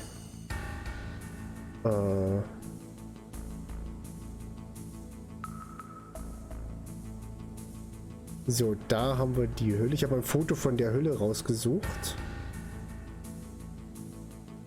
Ja, man kann es überhaupt nicht lesen. Ist das die 15? Leider ist das Bild, die Qualität so schlecht. Könnte auch die 15 sein, sieht auf dem Bild so aus. Nein, falscher Knopf. Ja, es ist die 15. I was really impressed with the way you busted yourself out of there. The one from the prison? You're the Colonel's niece, Meryl, right? No, it's not him. Just exactly who are you? I'm the fool that you're Was denkt sie denn, wer wir in the sind? middle of this whole mess. You came by yourself? You think you're some kind of one-man army? Ja. I don't need lectures. You're just like your uncle, you know? How do you know my uncle? We go way back. What's your name? My name's not important. Aha. Could you be Snake? Are you Solid Snake? That's what some people call me. The legendary Solid Snake? You? Man kennt uns. Oh, hallo. Sorry about before. I wasn't sure if you were one of the good guys. But I knew you were. How? It's your eyes. My eyes? They're not soldiers' eyes. And they're rookies' eyes, right? No, they're beautiful, compassionate eyes. Just what I'd expect from the legendary Solid Snake. You trying to sweep me off my feet? Don't worry, you'll land back on them once you meet me. The reality is no match for the legend, I'm afraid. Oh, I don't believe that. Why did you look so surprised when you saw my face? Because you look just like him. You mean the terrorist leader, Liquid Snake? Yeah. You know him? You're not brothers, are you? I have no family. So what's the deal then? Who knows? Why don't you ask him? But first I want some information. You were involved in this exercise from the beginning. What exactly happened here? I'm sorry. I was captured along with President Baker right after the terrorist attack. That's okay. But what is this place? I don't think it's just a nuclear weapons disposal facility. Boy, oh boy, it's just like them. Nobody told you anything, did they? Okay. You see, this place isn't really for disposing nuclear weapons. This base is owned and operated by a dummy corporation of arms tech. This is a civilian base? Right, for the development of Metal Gear. Colonel. Foxhound and the Next Generation Special Forces were called here for the test launching of a dummy nuclear warhead. Why Foxhound? Because they're a special ops group used to handling top-secret missions. They figured they could help keep it all hush-hush. But we must have fired nuclear warheads before. Why just this time? I heard it was because this was to be a final test before the formal adoption of the Metal Gear program. Well, that's what I heard anyway. Sounds kind of fishy. So what do you think the terrorists want? Sorry, I'm not sure. I was captured with President Baker right after the revolt started. Oh yeah, that's when he gave you the detonation code override keys, right? That's right. Amazing you were able to keep him hidden from the guards. Well, women have more hiding places than men. Anyway, you met Baker, huh? How's he holding up? He's dead. What? Heart attack. Same as the DARPA chief. The chief died from a heart attack too? Yeah. Was either of them sick or anything? No, not that I heard of. Well, I don't believe in coincidences. Something funny's going on. Sounds like it, but I have no idea what. Me neither. Yet. Do you know the person who designed Metal Gear? You mean Dr. Emmerich? Emmerich is so cool. Is he still alive? Probably. He should be in the research lab in the second-floor basement of the nuclear warhead storage building to the north. Second-floor basement? Yeah, that's where his lab is. I think they're forcing him to work on the nuclear launching program. So they'll need him alive until that's done anyway. Then we better do something before he finishes. You're right. In case we can't override the detonation code in time, I need to ask him how to destroy Metal Gear. You plan to take that thing on by yourself, Snake? It won't be the first time. Oh. What's the best way to get to the building where the doctor is being held? There's a cargo door on the first floor of this building that leads to the north. Da, wo wir What's reingekommen the sind. security level of the door there? 5. But it's okay. I've got a level 5 card. Well, I've got to go save the doctor. You should go. I'm going with you. No way. You're still too green. I want you to hide somewhere. I'm not green. Oh, yes, you are. Das solltest du ja You nicht pause sagen. for just 1 second in front of your enemy and it's all over. Good luck doesn't last forever. I don't know what happened. I just couldn't pull the trigger right away. I never had any problems in training, but when I thought about my bullets tearing through those soldiers' bodies, I hesitated. Shooting at targets and shooting at living, breathing people are different. Ever since I was a little girl, I always dreamed about being a soldier. Every day of my life, I've trained my mind and body for the one day when I could finally see some real action. And now... So what now? You want to quit? I can't quit. I can't allow myself to quit now. Listen, Meryl. Everybody feels sick the first time they kill someone. Unfortunately, killing is one of those things that gets easier the more you do it. In a war, all of mankind's worst emotions, worst traits come out. It's easy to forget what a sin is in the middle of a battlefield. But this isn't a war. It's a terrorist action.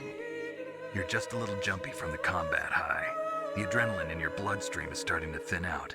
Just take it easy. But I learned all about combat high at the academy. We'll talk about it later. For now, just think about keeping yourself alive. If I get out of here alive, I'll think about that other stuff. Okay. Let me try to say this another way. Stay the hell out of my way. You're a real bastard. Just like my uncle said. Huh. I told you. The real me is no match for the legend. It looks like you were right. Okay, Snake. I'll be a good girl. We'll link up after I grab the doctor. Then we'll take care of the detonation code override. Gotcha. But listen, I know this area better than you. Call me if you have any questions. Be careful, okay? After I open up the cargo door, I'll contact you. Okay, also wir dürfen Dr. Hal Emmerich retten. Wie gesagt, der wird euch sehr zu sagen, da bin ich mir jetzt schon sicher. Dafür müssen wir nochmal in die erste Etage hoch. Und dort da durch die Cargohalle gehen, die eigentlich Level 5 hat, aber sie hat wohl ein Level 5 Ding. So, guck mal.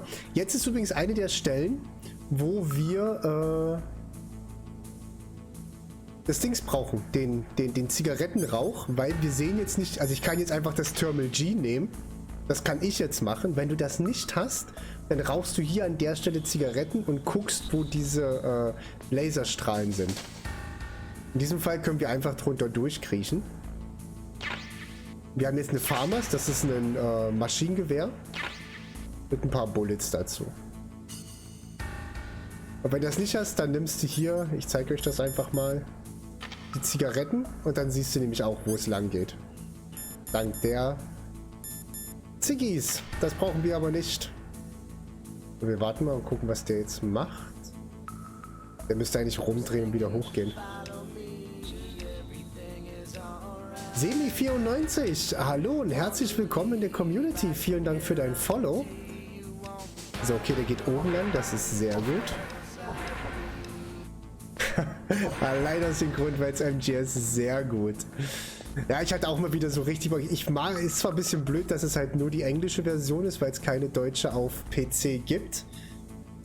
Und ich schwierigerweise die PlayStation 1 nicht dran gekriegt habe, aber das funktioniert trotzdem. Funktioniert besser als gedacht. So, wir rufen uns den Fahrstuhl ran. Ich hoffe, der kommt bevor die da... Nein. Hier oben war kein... Jetzt weiß ich nicht mal, ob hier oben noch eine Zweiertür war oder ob das alles Dreiertüren waren. Das hier ist noch mal eine 1, aber die ist leer, ne? Und das hier war, glaube ich, eine Dreier, ne? Eine 5er sogar, okay. Gut, ich muss das aber einfach nochmal checken. Ich konnte jetzt nicht abhauen ohne... Oh, das wird knapp. Gut, hat geklappt. Wir müssen wieder auf Ebene 1 fahren.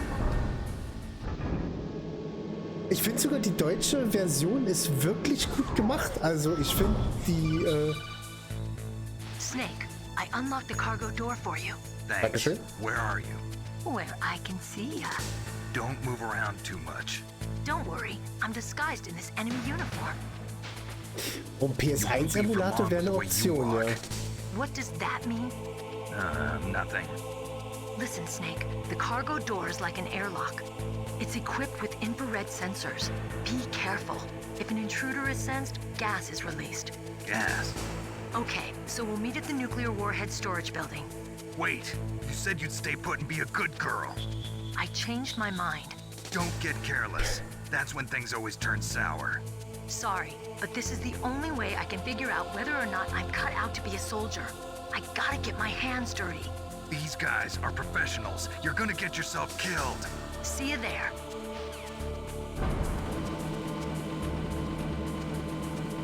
Ja, deswegen, ich habe es mir jetzt einfach auf GOG geholt. Und es funktioniert einwandfrei. Wie gesagt, geht ja auch, ne? Also ich versuche dann einfach immer zusammenzufassen, worum es denn eigentlich geht. So wie in dieser Situation, dass Meryl natürlich nicht auf uns gehört hat. Sie hat zwar die Tür aufgemacht, aber ist jetzt trotzdem mitgekommen. Be careful, Snake. That airlock is set with infrared sensors. You probably Dankeschön. can't see them with your naked eyes. Ja, ich habe but dafür there are Infrarot. infrared beams coming out of that wall. Touch any one of them and the doors will seal off and the place will be flooded with poison gas. Dankeschön. Somehow you've got to get through without setting off those sensors. Das ist kein Problem. Wir haben ja gerade eben schon festgestellt, dass wir die richtige Ausrüstung jetzt haben. Ich überlege, ob wir jetzt noch mal rausgehen und die Düppel benutzen. Wir haben jetzt ja auch, wir können da oben die Türen öffnen. Das konnten wir vorhin nicht. Deswegen gehen wir jetzt noch mal hoch, weil wir dort noch jetzt die Türen öffnen können. Konnten wir, wie gesagt, vorhin haben wir das ja nicht gehabt. Außerdem können wir jetzt draußen noch die Düppelgranaten benutzen. So, wir haben die Cardbox A. Das zeige ich euch noch, wie die funktionieren. Man kann sich damit sozusagen schnell transportieren lassen. Man kann sich aber auch verstecken, was echt witzig ist, weil ich jetzt hier als Box rumstehe. Ich bin eine laufende Box. Ich falle nicht auf. Niemand sieht mich. Was übrigens an der Stelle jetzt überhaupt gerade gar nichts bringt, weil die mich trotzdem erkennen würden. Was auch durchaus Sinn ergibt, weil wir eine laufende Box sind.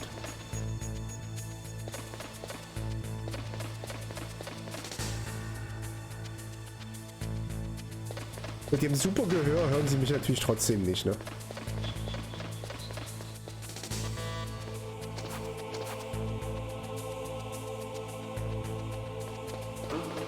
Oh fuck! Ah, ich bin ein Trottel.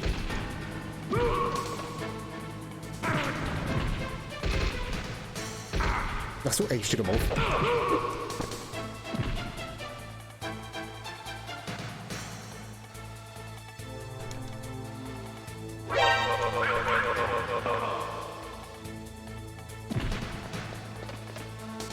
Aber wie gesagt, eigentlich, ich habe es früher mal ohne erwischt werden hinbekommen. Aber die Zeiten sind auch vorbei. Ich habe nicht dran gedacht, dass ich dich trotzdem Krach mache, wenn ich da jetzt drüber laufe, ne?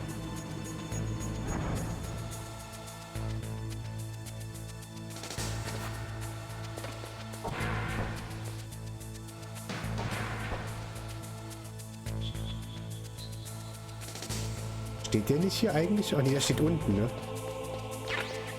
So, wir haben den Minendetektor, der ist nämlich auch wichtig gleich. Bin sehr unvorsichtig gewesen. Sehr unvorsichtig. Ich würde jetzt gerne noch mal rausgehen und die Düppelgranaten benutzen und mir das holen, was wir vorhin nicht holen konnten oder nicht geholt haben.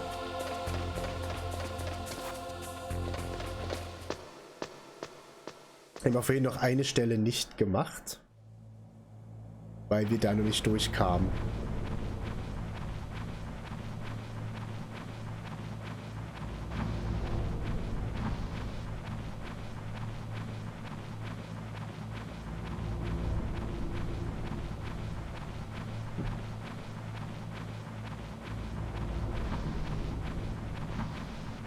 Ist eigentlich schade, dass sie das nie auf Deutsch dann nochmal bei GOG mit reingebracht haben. Es gibt ein deutsches Sprachpaket dafür, aber das verhaut dir halt sämtliche Videosequenzen und alles. Und den Codec, der dann nicht mehr funktioniert. Was das Spiel dann ziemlich sinnbefreit macht.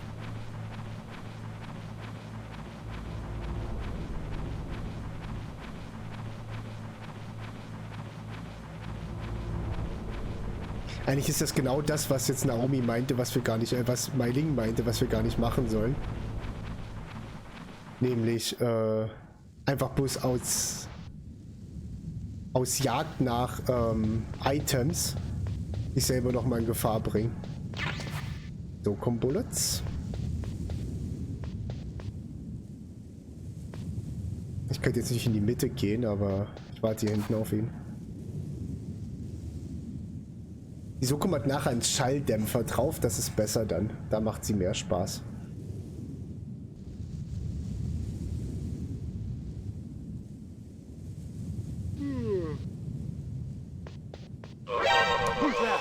Hä? Wie hat er mich jetzt... Wie um alles in der Welt? Aua. Wie um alles in der Welt hat er mich jetzt gesehen.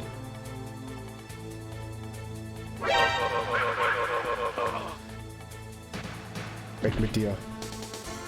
Der hinterlässt... Wow, wo kommst du jetzt her?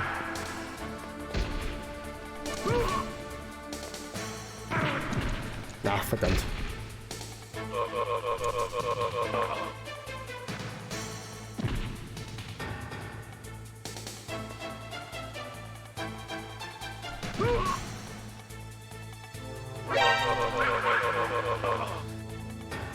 Ja, dann kriegen wir nachher wenigstens einen ordentlichen Death Count zusammen.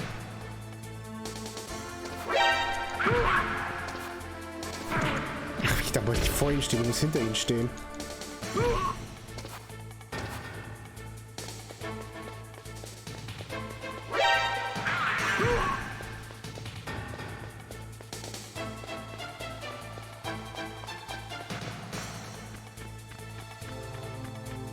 Hä? Fußspuren?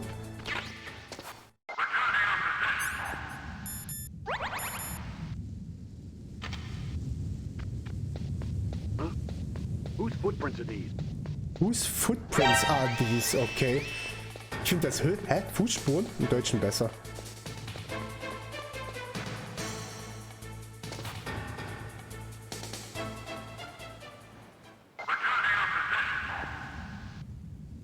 So.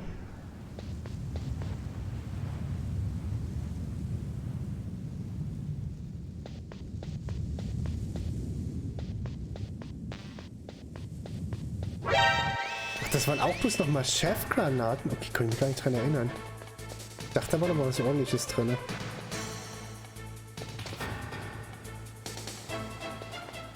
Hinten lag nichts weiter, ne? Nein.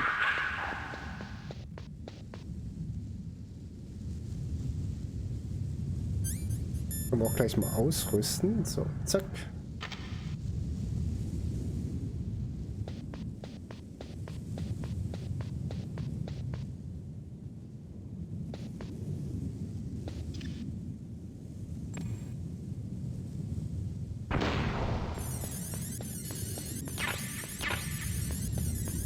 Für Stun-Granaten, und das ist genau das, was gemeint war, ne? Es lohnt sich eh nicht.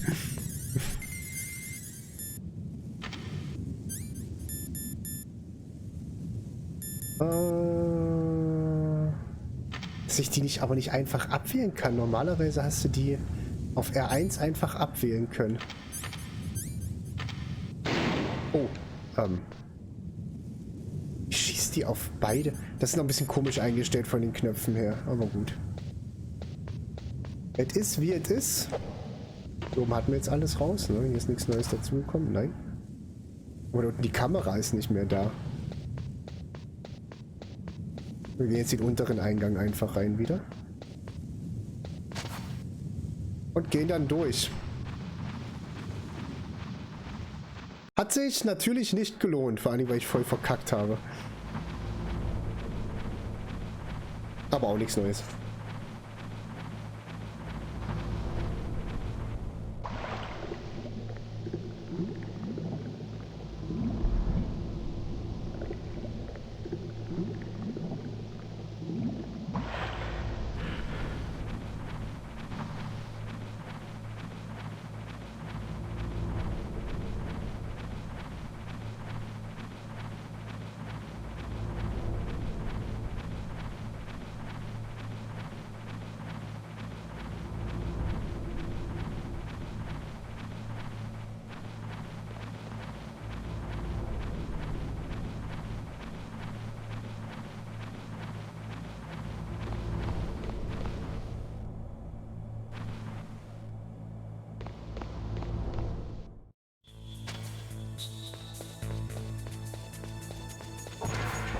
Ah. Da steht einer, ne?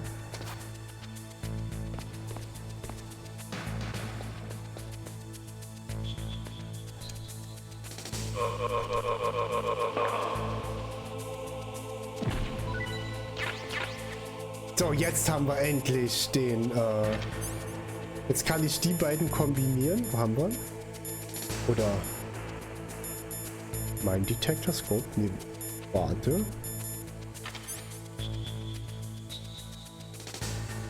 Hat der die jetzt schon automatisch drauf? Ach, der hat die schon automatisch drauf. Okay, man muss gar nicht mehr kombinieren. Gut. Auch gut. So, aber hier drinnen brauchen wir jetzt das Terminal G. Was, Das war doch oben. Ich war doch 100 Pro, dass es oben war.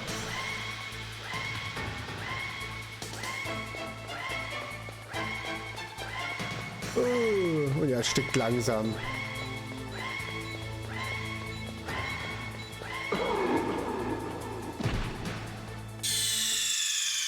Snake! Snake!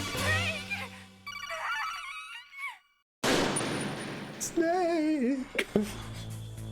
War mir schon 100% sicher, dass das Ding oben war.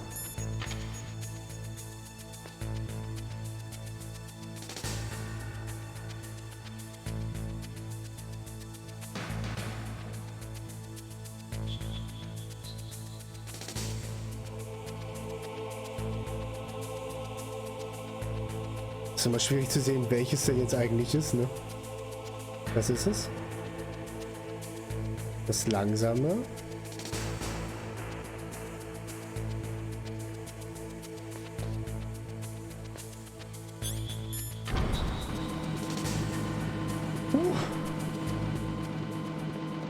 Da war ich beim ersten Mal zu unvorsichtig. So, und hier brauchen wir jetzt unseren Minendetektor. Und jetzt bekommen wir nämlich, wenn wir uns... Ja, komm, erzähl mir, dass da Minen liegen. Be careful. There are claymore mines around there. Use a mine Missing detector. Number, bist du's? Who are you? Just call me Deep Throat. Deep Throat? The informant from the Watergate scandal? Never mind about that. You're not using burst transmission. Are you nearby? Listen, there's a tank in front of your position waiting to ambush you. Who are you anyway? One of your fans. Also ich persönlich muss ja bei Deep Throat an was anderes denken. Und der hat mich total an Missing No von Pokémon erinnert. Nein, jetzt ruf ihn doch nicht an, der geht doch eh nicht ran. Ja, der hat auf jeden Fall gesagt, dass da ein Tank auf uns wartet, also ein Panzer auf uns wartet. Sagen wir jetzt mal ein paar Claymore-Minen hier ein. Das ist witzig, wenn man über Claymore-Minen drüber kriecht, dann sammelt man sie ein. Das heißt, wir kommen jetzt gleich zum zweiten Bosskampf schon.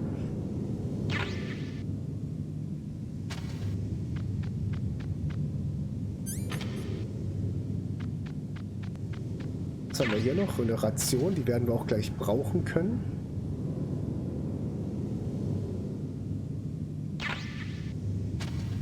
Oh Gott, ich habe überhaupt keinen Bock mehr.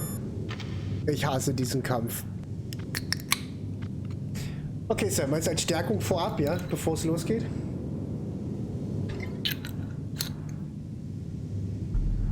Na dann.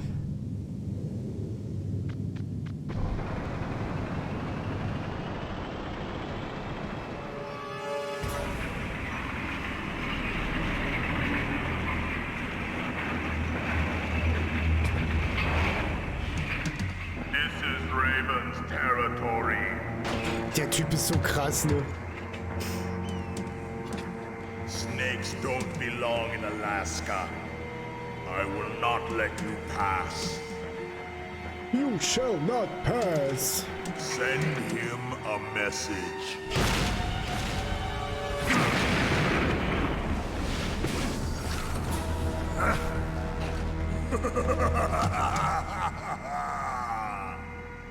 That's right. You belong on the ground. You should crawl on the ground like the snake you are. Come, let's fight.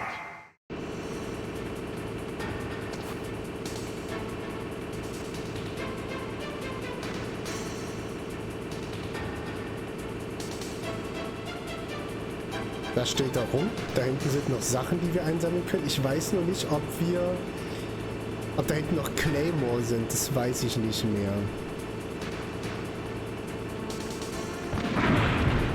Das war dumm. Ich hätte ihn nur triggern sollen.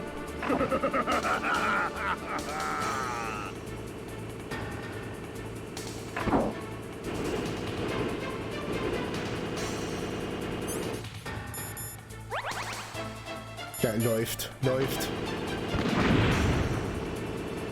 Wir kriegen uns auch wieder zu, hier hinter zu fahren. Ich müsste vielleicht... Funktioniert das, wenn ich... Dupple. Mal probieren, das weiß ich nicht, ob das funktioniert.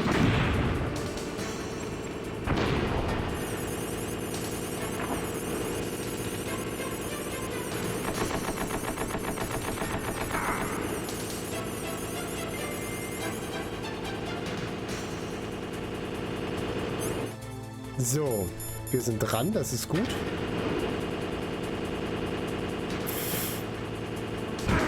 Ah, nicht überfahren lassen. Steh, au. Muss jetzt natürlich dranbleiben, sonst kann er wieder schießen.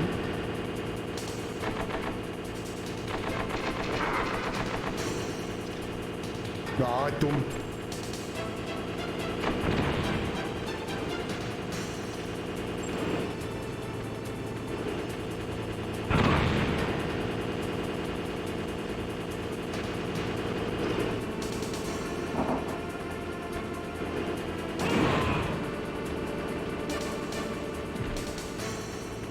So, aber es sind auf jeden Fall keine Minen mehr da, das habe ich gerade schon gesehen. Wobei uns der Rest gerade auch nichts bringt, weil ich gerade sowieso keine Dings mehr habe. See how you like this.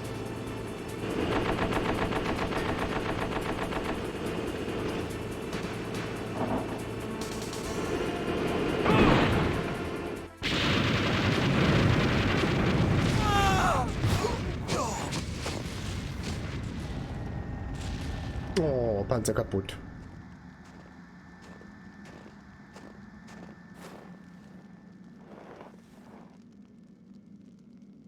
Aber nicht der Typ, der zu Anfang gequatscht hat. Oh, der hat eine Keycard für uns. Well, boss, I hope you are happy. He got the card. We'll play with him a little longer. You would be wise not to underestimate him. What did you think of him? He is just as you said. In battle, he is as if possessed by a demon. Much like you, I would expect no less. See? I told you so. But I will kill him. Ja, der Chef sieht ja aus wie wir, ne? I hear he took your hand as well as your dignity. Watch your tongue, shaman. In the language of the Sioux people, Sioux means snake. It is known as an animal to be feared. Well, Snake is mine now. When I meet him next, I'll take special care of him. Not yet. Don't kill him yet. Das ist also Revolver Ocelot, sein Chef. Again in battle. Same prediction as always? Yes, the raven on my head. It thirsts for his blood.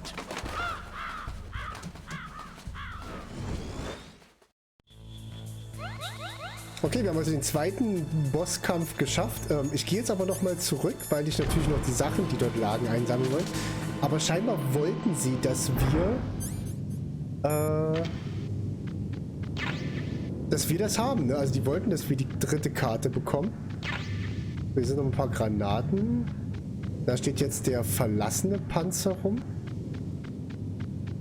Müssen wir mal Claymores zum Aufsammeln. Wenn ich mal Claymore mitnehmen kann, nehme ich natürlich. Ist hier hinter noch irgendwas? Nein. Hä? Fußspuren? Also ich finde, die deutsche Synchro ist halt echt richtig gut. Teilweise aktuell finde ich die sogar noch besser als die englische.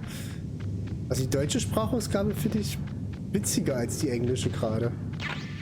Nochmal Chefgranaten und nochmal eine Ration. So, jetzt fühle ich mich schon direkt besser.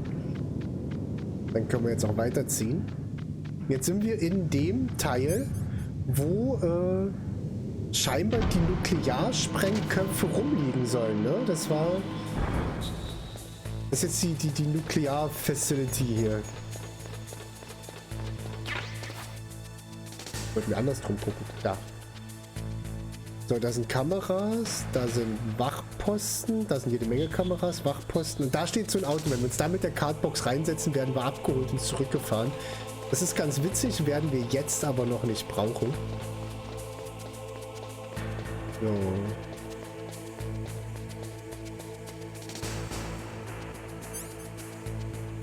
Ich behalte das Ding mal drin. Hier brauche ich nichts von. Höchstens die Chefgranaten nachher. So, kriegen einen Anruf. Be careful. You absolutely must not use weapons in that area. I've already programmed the nanomachine so that he won't be able to, Colonel. What? What are you talking about? Have you forgotten? That's where they keep the nuclear warheads. Can't you see them? Yeah, there's lots of boxes piled up here, but are they all warheads? Yes, they're all dismantled warheads. They just leave them here? It's like President Baker said.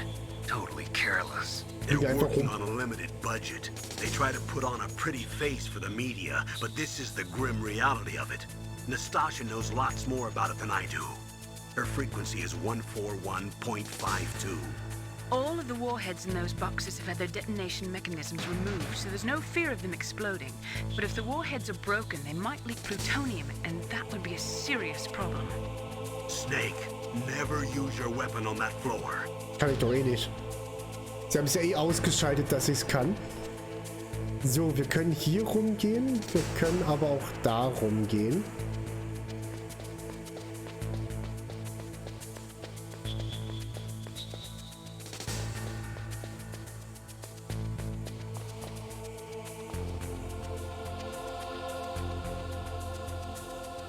Das ist jetzt gerade ungünstig.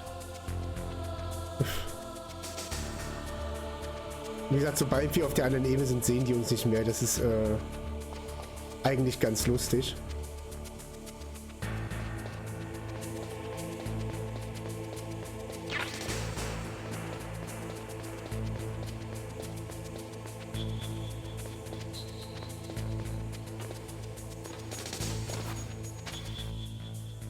Da liegen nämlich noch Munition, wie ihr seht. Die will ich noch haben. Die haben beide Hazmat-Suits an dort. So, wir können sie schön dahinter verstecken.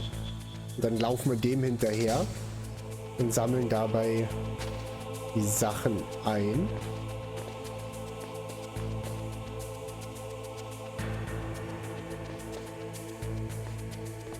War doch gerade eben. Ach, hier drunter lag das, okay. Und er liegt da, okay.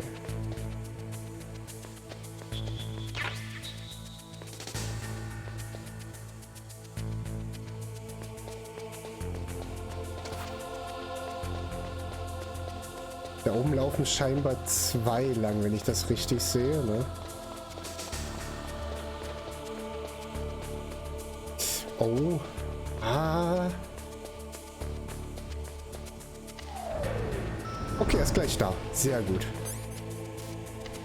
Ich wusste jetzt nicht B1 oder B2. Ja, Hauptsache erstmal rein und raus, ne? Nee, in der zweiten Etage war der, ne? In der zweiten. Was ist denn hier in der ersten Etage? Das sieht nach Offices aus. Ist der da am Pinkeln?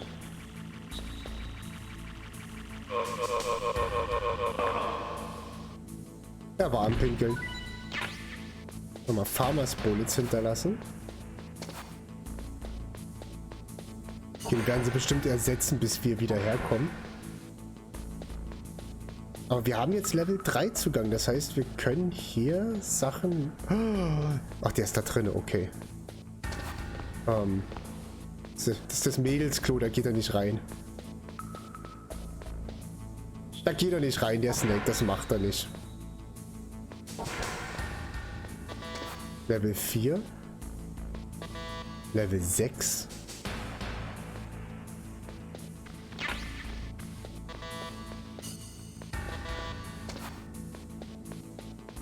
Okay, wahrscheinlich sollten wir hier noch nicht unbedingt rumlaufen. Oh, ja. Der Nikita. Oh, der Nikita, ein Raketenwerfer. Guck mal, der geht jetzt auch da rein, aber wir wollen ja eh hier weg. Der geht jetzt auch da pinkeln. Nein, ich mach den jetzt nicht kalt. Ich gehe einfach in Ebene B2, weil ihr sollt Hal Emmerich kennenlernen. Hal Emmerich ist der Hammer. Ihr werdet ihn lieben. Bin ich mir jetzt schon sicher. Der muss ja hier denn jetzt irgendwo sein.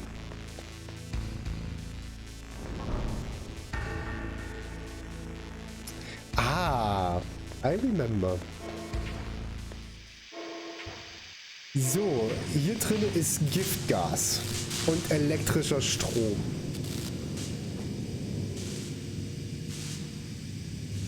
Elektrischer Strom. Gibt es auch nicht elektrischen Strom? Wasserstrom. Und da hinten ist die Box. Und unsere Aufgabe ist es jetzt, diese Box zu erreichen. Snake, watch out. That place is filled with gas. Also, the floor is electrified. First, destroy the high voltage switch. It's the switchboard on the northwest wall. But how? I can't reach it. Use a remote-controlled missile. Die haben wir schon geholt gerade. Die Nikita-Misse. Ich gehe bloß noch ganz kurz raus, um Sauerstoff zu sammeln. Ich weiß noch nicht, ob ich das jetzt hinkriege beim ersten Versuch hier.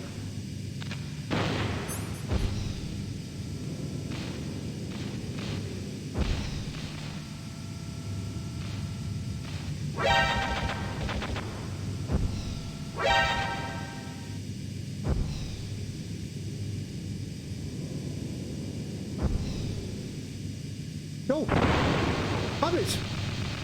Weil er es einfach drauf hat. Weil er einfach Pro-Gamer ist. Ich muss rausgehen, ich brauche Sauerstoff. Weil er einfach echter Pro-Gamer ist, ne? Jetzt brauchen wir noch eine Gasmaske. Hier haben wir eine Ration. Da kommen wir nicht rein.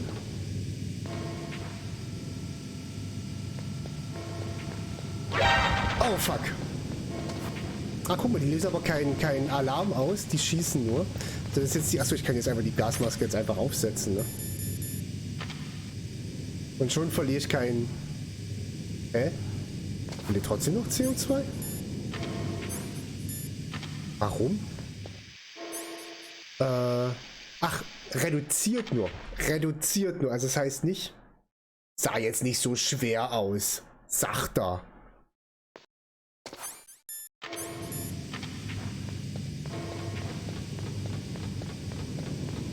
So, wollen wir jetzt hier hinten nochmal durchgucken, weil da lagen noch Sachen. Ich finde das so cool, dass es dann halt eben auch...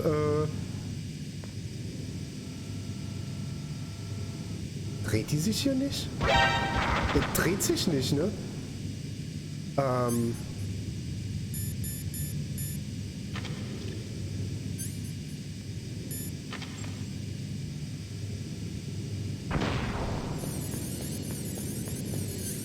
Das ist Level 6.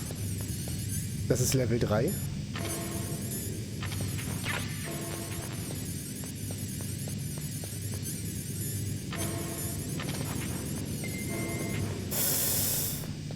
Oh, wir müssen aber düppeln. Wir müssen aber düppeln. Ah. Auch mal ist Level 3. Nikita Missiles, okay. Ich bin gleich tot.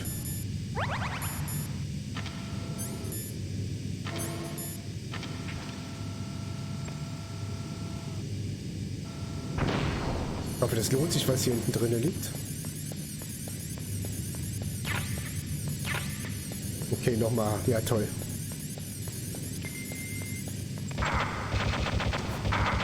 Jetzt explodiert doch. Alter, wenn die einen treffen, ne, die machen einen voll fertig.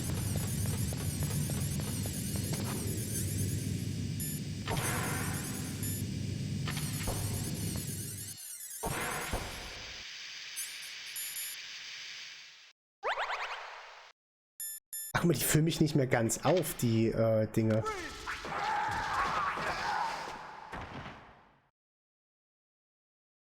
Das klang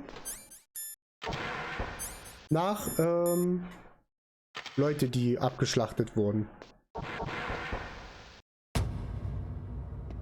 Ach, so geil, ne?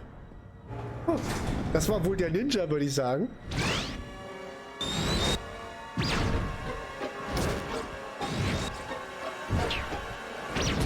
It looks like they were cut by some type of blade.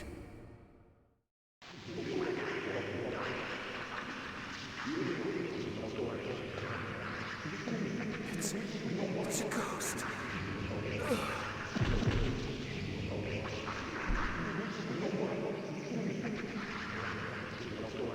Naja, wisst ihr, was uns jetzt erwartet, wa?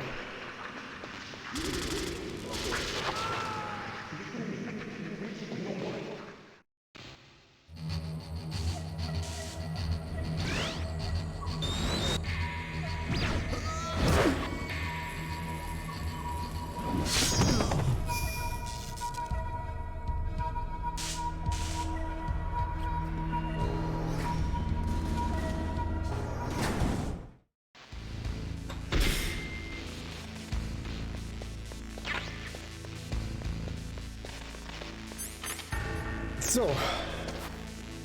Die Tür wurde kaputt gemacht und jetzt wird er wohl hier drin abhängen.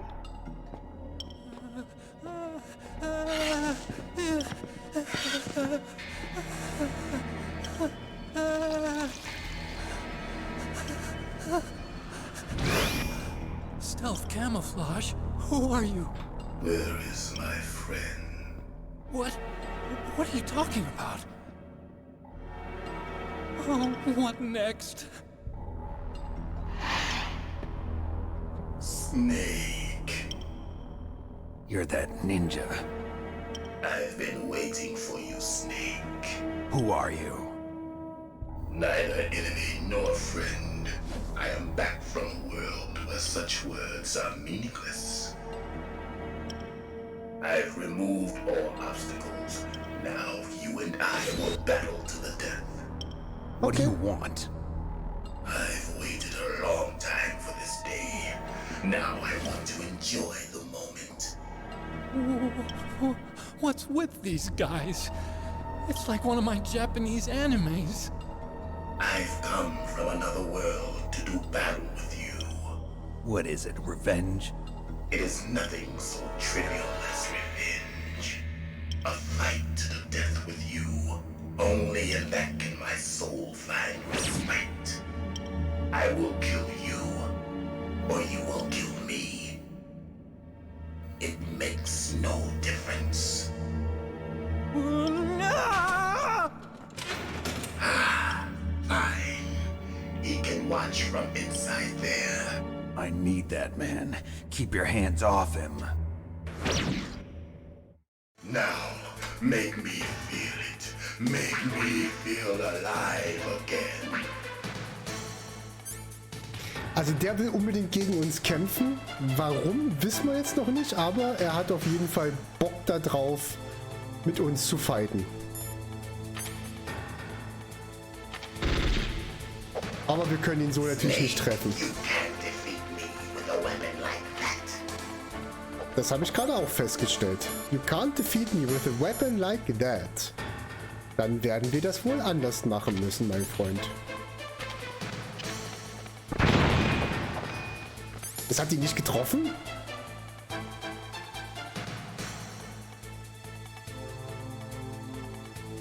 Okay. Au.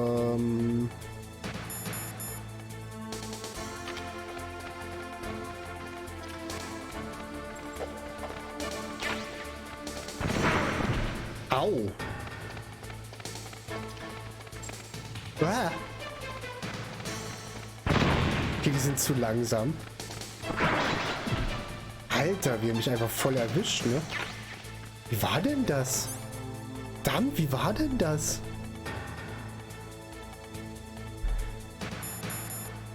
Ich dachte eigentlich, dass Claymore ganz clever wären.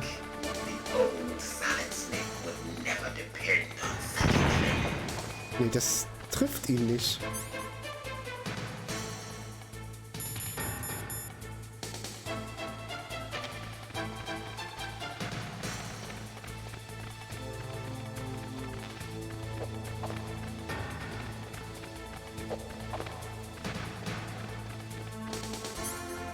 Vielleicht sollte ich ihn vorher mal mit Stun noch mal probieren.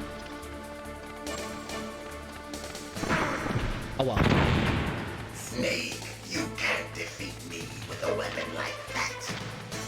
Was? Warum? Wo stand der jetzt einfach? Okay, muss mir was anderes einfallen lassen.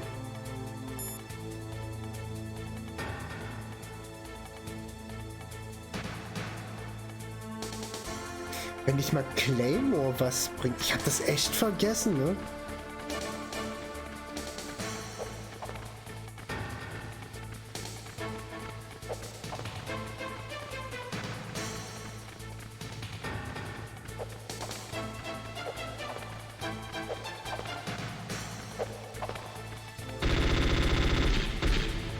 Nee.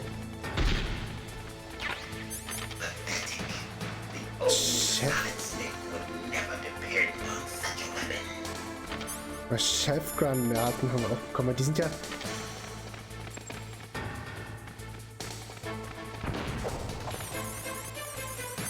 Aber der wird ja nicht... Ah, okay.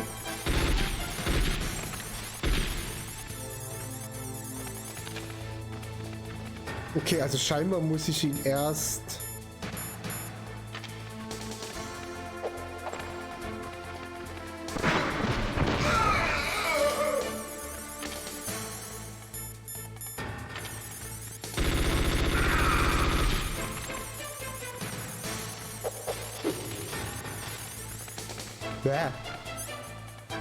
Es ist gerade, sieht gerade nicht gut aus für mich.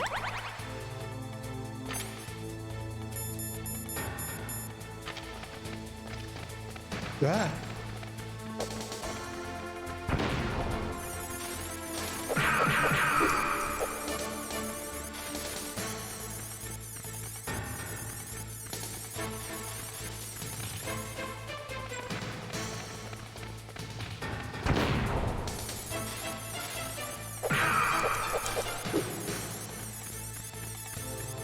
Ich ziehe ihm sehr wenig Energie ab damit.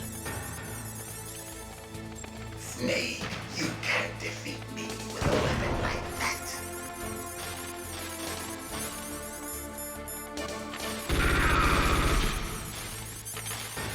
Ich ziehe ihm so wenig Energie ab. Das kann nicht ganz plan sein. Ja, so viele Chefs habe ich ja nicht. Wenn ich ihm dann eine Granate vor die Füße lege.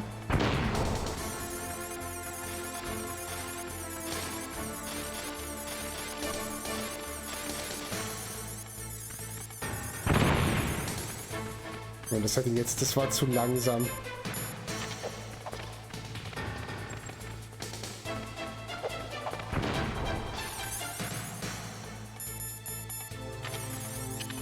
Nein! Dann.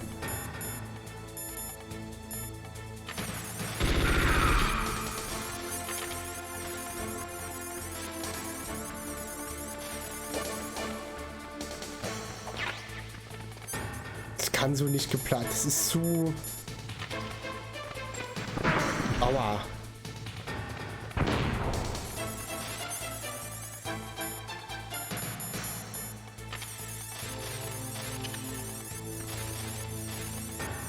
Also jetzt bewegt er sich natürlich nicht, dann geht sie nicht hoch. Na toll, jetzt liegt eine Claymore-Mine rum und ich weiß nicht mehr wo. Ich habe sowieso gerade keinen... Na toll, ich laufe da jetzt selber bestimmt irgendwann rein.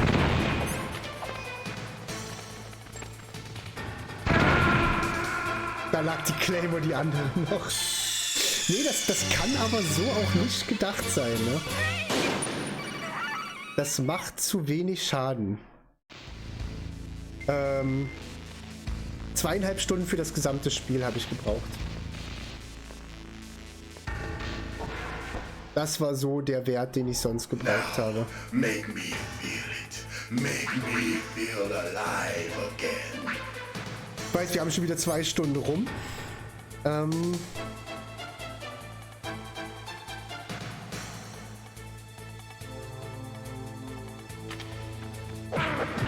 Mann, jetzt lenkt mich doch nicht ab, ich überlege gerade.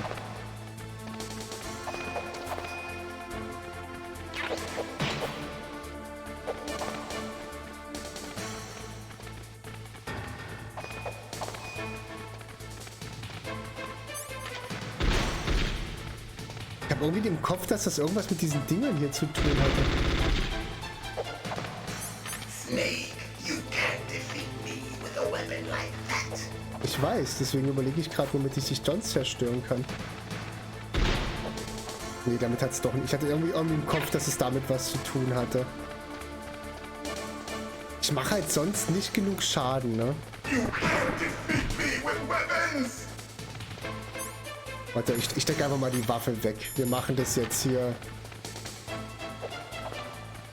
Wir machen das jetzt hier. Good. Now we can fight as warriors. Hand to hand. It is the basis of all combat. Genau, jetzt. Only a fool trusts his life to a weapon.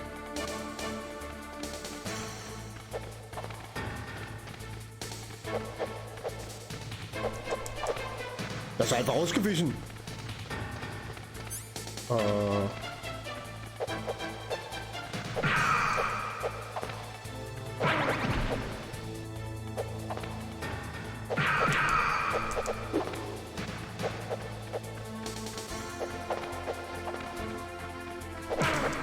Bam! Gibt er mir. Also wenn ich Waffen ziehe, zieht er auch seine Waffe. Das sollte ich also vermeiden.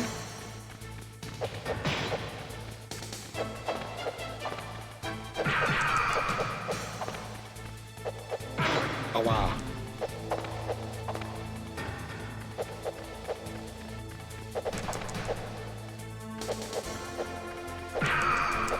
Er hat auf jeden Fall die cooleren Moves drauf als wir.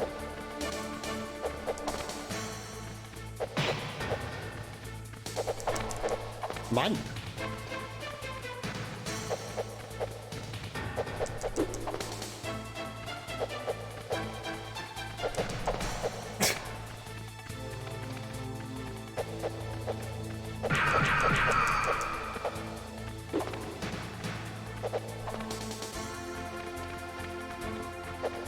Aua!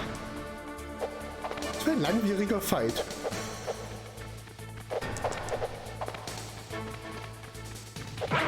Oha.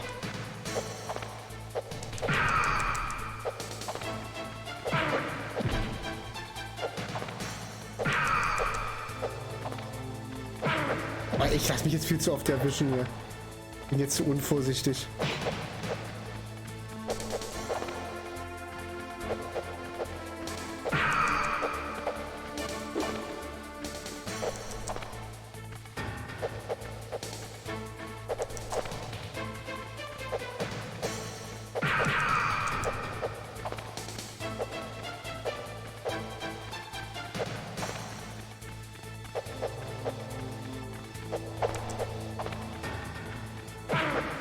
Ich darf nicht so lang laufen, dass er mit seinen Füßen erwischt.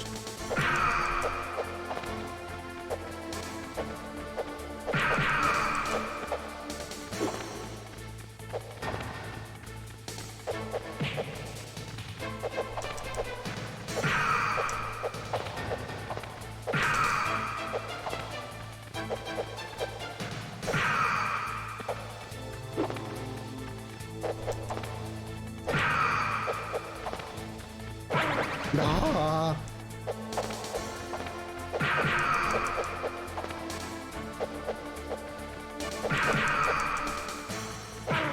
Doch, gosh.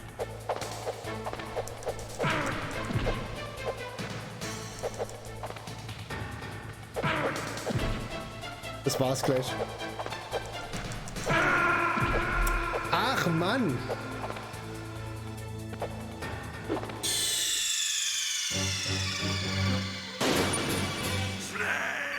ich nicht irgendwas, was irgendwie, weiß ich nicht, mehr Schaden dabei macht? Now, make me feel it. Make me feel alive again. Mach ich.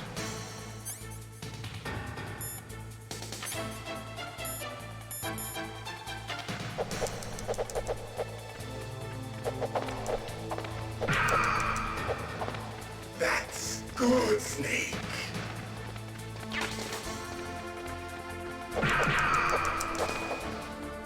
Good. Now we can fight as warriors. Hand to hand. It is the basis of all combat. Only a fool trusts his life to a weapon.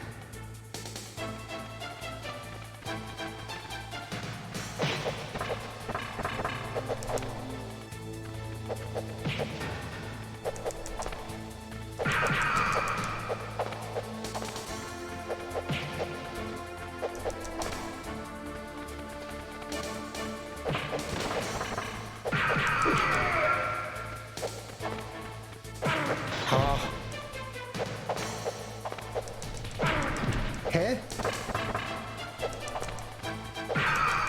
Manchmal treffe ich ihn dann nicht. Das ist voll unfair.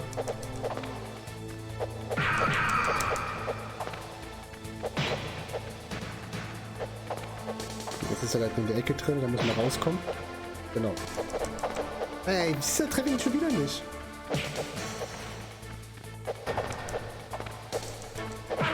Ich hab ihn eindeutig... Sag mal...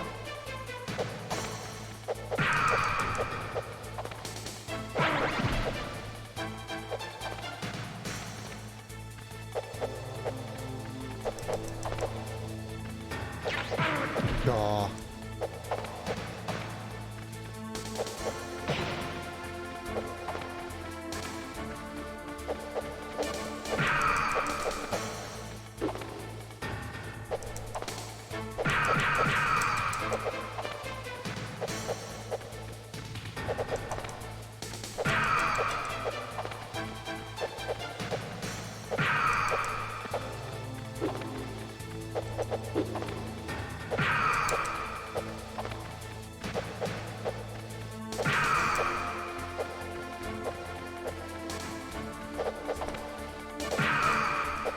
Da treffe ich ihn immer nur noch einmal, obwohl ich ihn eigentlich bis zu 3-mal hätte treffen können, ne? Aber es zählt immer nur einmal. Wo bist du denn? Komm.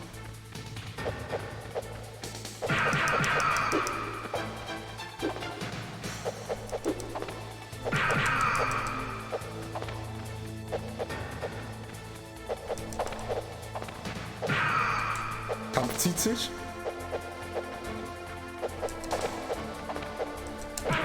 Ich habe ihn schon wieder nicht getroffen, obwohl ich ihn eigentlich getroffen habe.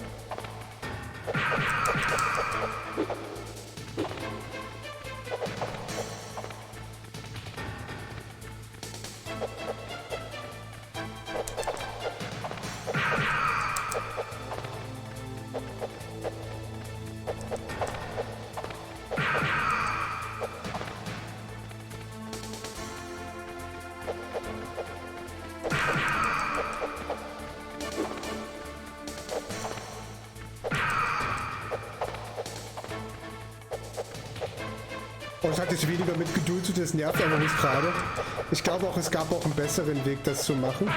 Ah, verdammt dumm.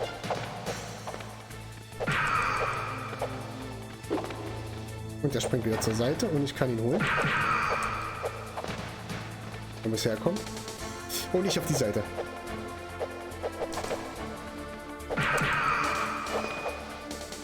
Jetzt wird's fies. That's good, Snake. Hurry up and catch me. Das ist jetzt richtig unfair.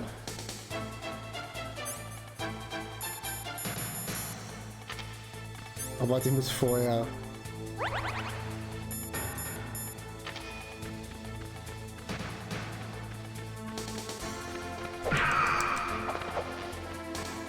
I'm here, Snake.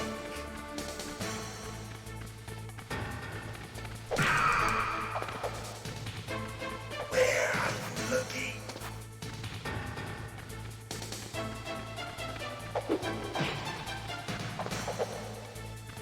Hurry up and catch me.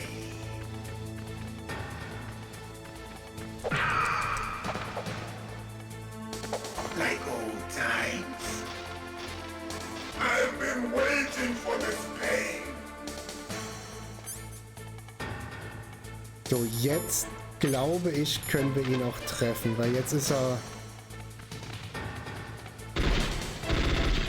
Nee, doch nicht.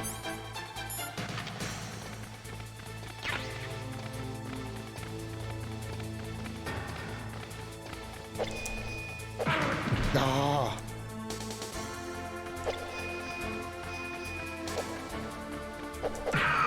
Hurt me more.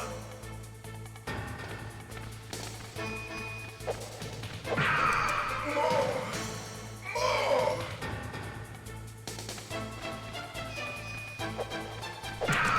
That's it. I remember that punch.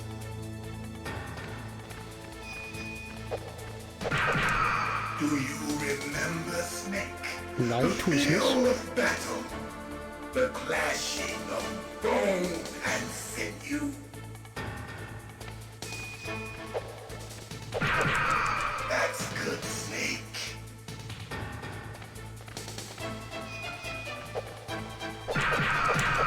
Hurt me more. Hurt me more.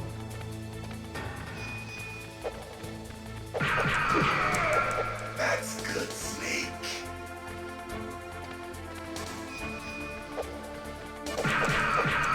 Hurt me more. Also ich weiß gerade wirklich die deutsche Sprachausgabe sehr zu schätzen. Die ist echt besser. Das ist überraschend. Hurt me more. Ach, nun komm schon. Gib endlich auf. You don't stand a chance. That's good, Snake.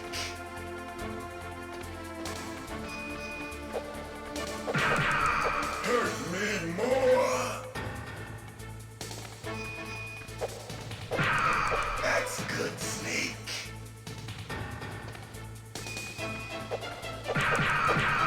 Hurt me more. Ich hab ihn gleich, ne?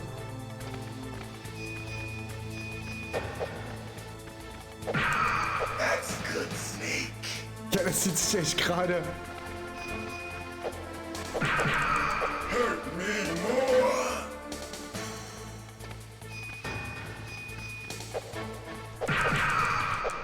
Na, endlich. Aua.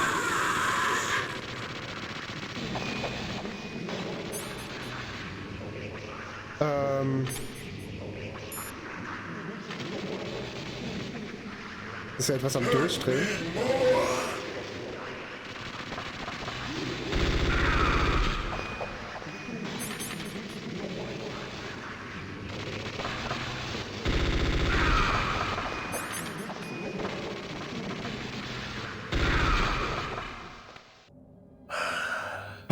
I felt that, Snake. Do you remember me now? Can't Nein. be. Oh doch, vielleicht doch. You were killed in Zanzibar.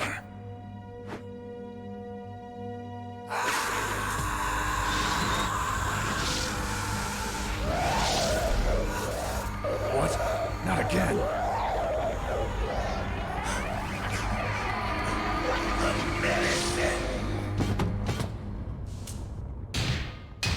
What's happening?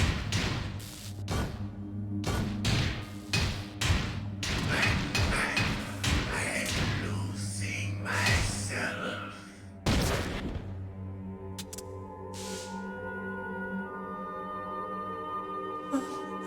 Is it over?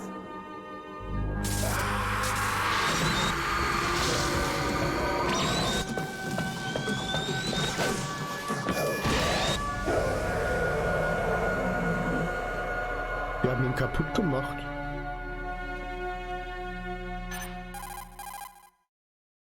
Gray Fox. Colonel, that ninja is Gray Fox. No doubt about it. Ridiculous. You of all people should know he died in Zanzibar. No. He should have died, but he didn't. What? It happened before I joined Foxhound's medical staff. They were using a soldier for their gene therapy experiments. I never heard that. It happened right after you retired. My predecessor, Dr. Clark, was in charge. Dr. Clark? Yes. He started the gene therapy project. And where is he now? He was killed in an explosion in his lab 2 years ago. So what about this soldier? Apparently, for their test subject, they decided to use the body of a soldier who was recovered after the fall of Zanzibar. And that was Gray Fox. But he was already dead. Yes. But they revived him. They fitted him with a prototype exoskeleton and kept him drugged for 4 years while they experimented on him like a plaything. Today's genome soldiers were born from those experiments. That's the sickest thing I ever heard. They used him to test all sorts of gene therapy techniques. Naomi, why didn't you tell us about this sooner? Because it's confidential information. Is that the only reason? Naomi, what happened to Gray Fox after that? The record says he died in the explosion. I see. But even if that ninja is Gray Fox, the question is, why? From what I could tell, he didn't know who he was. Are you saying that he's just a mindless robot? I'm not sure, but he seems intent on fighting me to the death. We'll meet again. I know it. So you'll fight again? Until you kill him? Huh. I'd rather not. But maybe that's what he wants.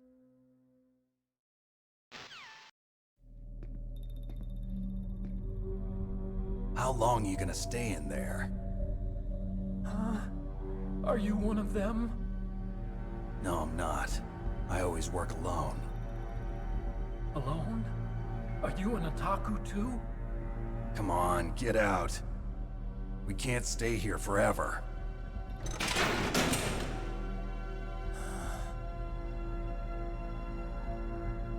Your uniform is different than theirs. You're the Metal Gear Chief Engineer, Hal Emmerich, right? You know me? I heard about you from Meryl. Oh, so you're here to rescue me? Sorry, but no. There's something that I've got to do first. Oh, well, at least you're not one of them. Huh. Are you hurt? I'm okay. I just twisted my ankle a little bit trying to get away. Well, if that's all, it's nothing to worry about. I want to ask you something. I need information about Metal Gear. Huh? Metal Gear? Yeah. What's Metal Gear really designed for? It's a mobile TMD. It's designed to shoot down nuclear missiles. Only for defensive purposes, of course. Fire! I already know that Metal Gear is nothing but a nuclear-equipped walking deathmobile. Nuclear? What are you talking about? The terrorists are planning to use Metal Gear to launch a nuclear missile. You telling me you didn't know? They're gonna put a dismantled warhead into Metal Gear's TMD missile module? Wrong. From the beginning, the purpose of this exercise was to test Metal Gear's nuclear launch capability using a dummy nuclear warhead. The terrorists are just continuing the work you started. No, you're wrong. I heard it directly from your boss, Baker. No. A nuclear missile on Rex? So you really didn't know? No. All the armament was built by a separate department, and the President personally supervised the final assembly of the main unit. President Baker? Yeah. I was never told exactly what they armed Rex with. I only know it's equipped with a Vulcan cannon, a laser, and a railgun. A railgun, you said? Yeah. It uses magnets to fire bullets at extremely high velocities. The technology was originally developed for the SDI system and later scrapped. We were successful in miniaturizing it in a joint venture between ArmsTech and Rivermore National Labs. The railgun is on Rex's right arm. Metal Gear's main function is to launch nuclear missiles. You sure you're not forgetting something? It's true that Metal Gear has a missile module on his back that can carry up to 8 missiles, but are you saying it was originally meant to carry nuclear missiles? Yeah, but that's not all I think. If Metal Gear fired only standard nuclear missiles, then they should already have all the practical data they need. No. Could it be? Metal Gear's co-developer, Rivermore National Labs, was working on a new type of nuclear weapon. They were using NOVA and NIF laser nuclear fusion testing equipment and supercomputers. So they developed a new type of nuclear weapon in a VR testing lab, huh? Yes, but you can't use virtual data on a battlefield. They would need actual launch data. These are some of the supercomputers.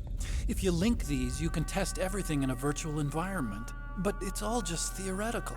So this exercise was designed to test the real thing.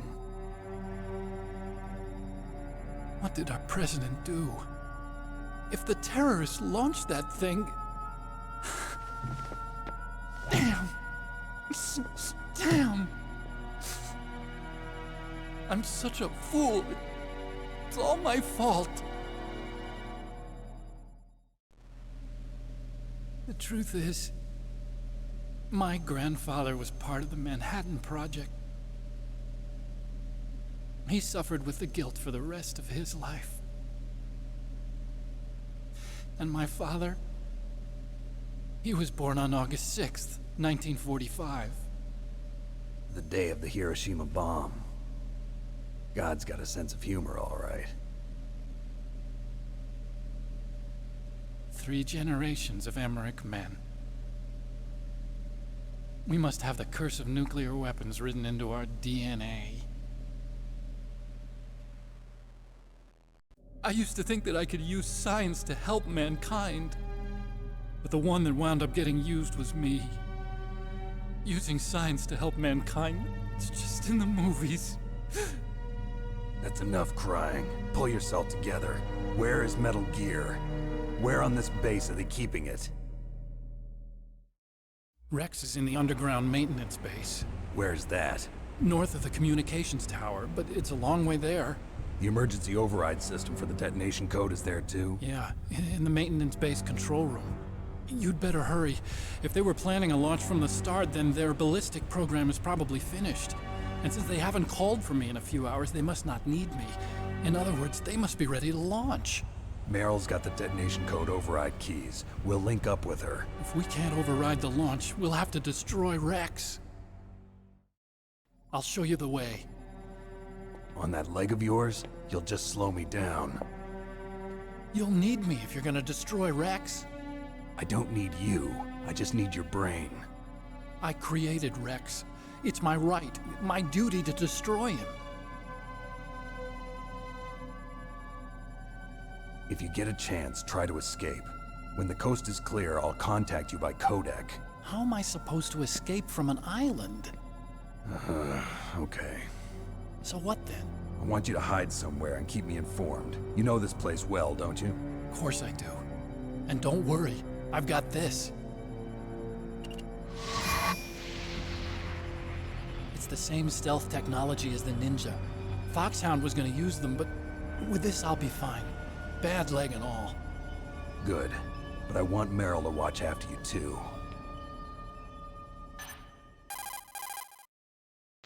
Meryl, the engineer's okay. That's a relief. I want you to look after him. Where are you now? Very close. There she is! Over there! Oh no! Damn, they've spotted me! Meryl, what happened? Something's wrong. Did you hear something? Wasn't that some kind of music? What did she look like? She was wearing the same green uniform as the terrorists. A disguise? She had such a cute way of walking. She kind of wiggles her behind. You were really looking. Well, she's got a very cute behind. Way of walking, huh? If she's disguised as the enemy, you'll have to contact her when she's alone, huh? There's only one place where we can be sure she's by herself. Where's that? Don't be so dense. Here, use this security card. It's security level 4.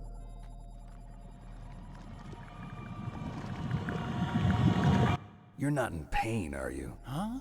You feel okay? Nothing bothering you? What's wrong? Getting all friendly all of a sudden. No, nothing. I'm glad you're okay. You're strange. I'm a little nervous. Everyone else I've saved suddenly dies. You're bad luck. Forget it, Doctor. Call me Otacon. Otacon? It stands for Otaku Convention. An otaku's a guy like me who likes Japanimation. Japan was the first country to successfully make bipedal robots. They're still the best in the field of robotics. And Japanese cartoons played some part in that? They did. I didn't get into science to make nuclear weapons, you know. That's what all scientists say. I became a scientist because I wanted to make robots like the ones in the Japanese animes. Really, it's true. Just sounds like a childish excuse to me. You're right. We have to take responsibility.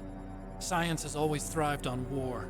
Greatest weapons of mass destruction were created by scientists who wanted to be famous. But that's all over now. I won't take part in murder anymore.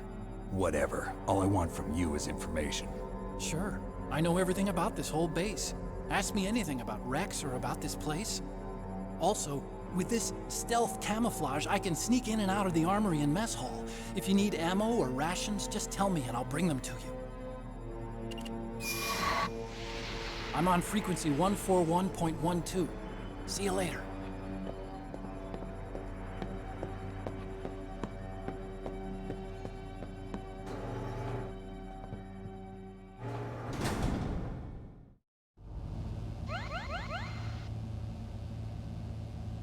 So ist das. Die Wissenschaft wurde schon immer gerne für Krieg mitgenutzt. Und damit haben wir jetzt auch Hal Emmerich kennengelernt. Ein Otaku, wie er im Buche steht. Cool mit den Mechs hier oben. Ich kann die Mechs euch nicht so gut zeigen. Ja, natürlich wieder im besten Wissen und Gewissen ein Roboter gebaut, der dann doch ein wenig missbraucht wurde. Wir dürfen ihn jetzt kaputt hauen.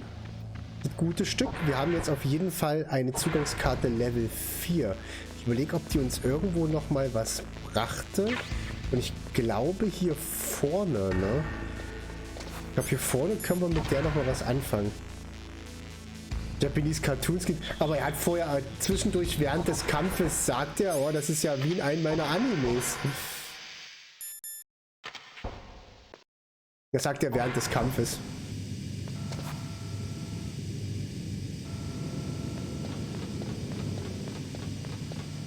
Die konnten wir vorhin schon öffnen.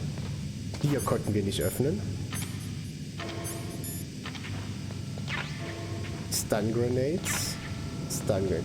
Ich glaube, hier hinten war nur eine 6er drin, ne? Das heißt, wir müssen erinnern, ich gehe da jetzt nicht lang, weil sich das jetzt nicht lohnt.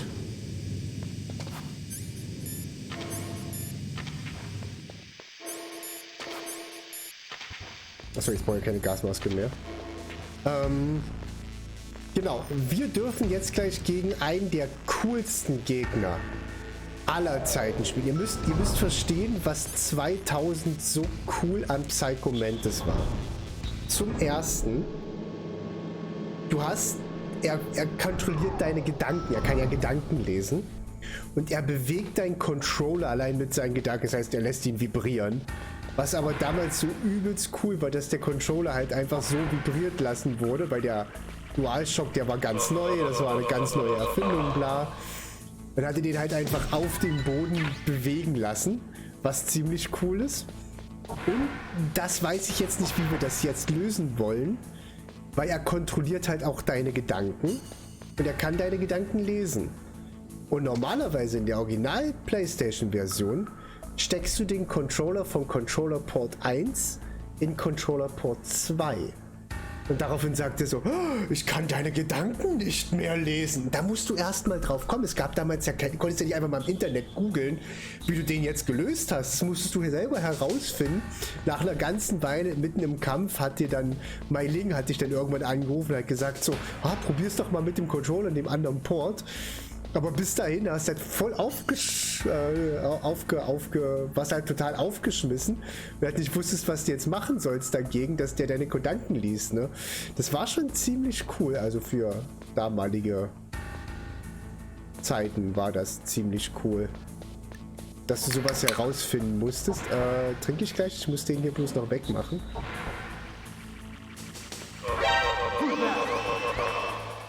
Wie hat er mich jetzt...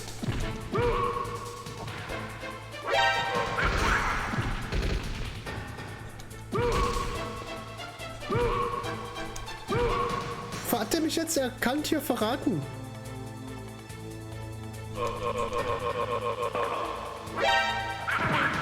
Ey, ich muss erstmal den Kumpel umbringen. Ach, jetzt kommt noch einer. Alter, jetzt kommen die wieder endlos nach hier.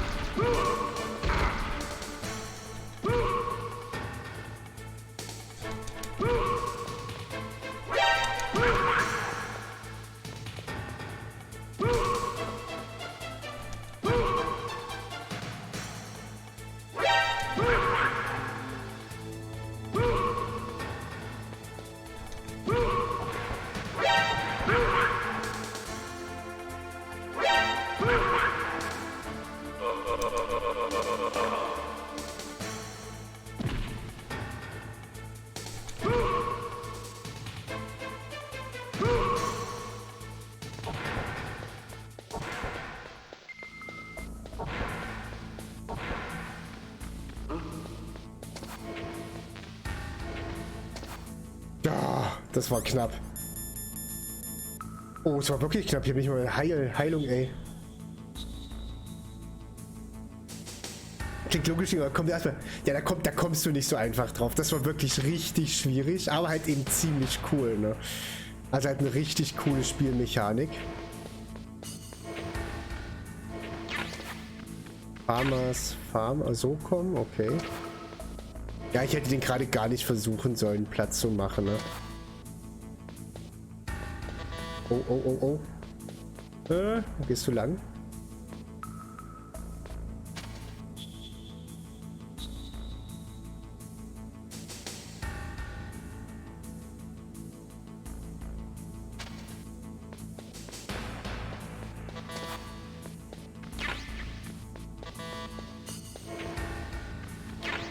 Ah, Cardbox B. Okay, jetzt können wir uns zwischen den Cardboxen, das zeige ich euch auch gleich mal, weil das einfach ziemlich coole Mechanik ist, dass man sich mit diesen Cardboxen da hin und her transportieren lassen kann. Ich weiß noch nicht, warum die Gegner hier immer unendlich kommen, wenn ich erwischt werde. Das war... Also ich kann mich daran nicht erinnern, dass das so war, dass die Gegner irgendwie unendlich gekommen sind.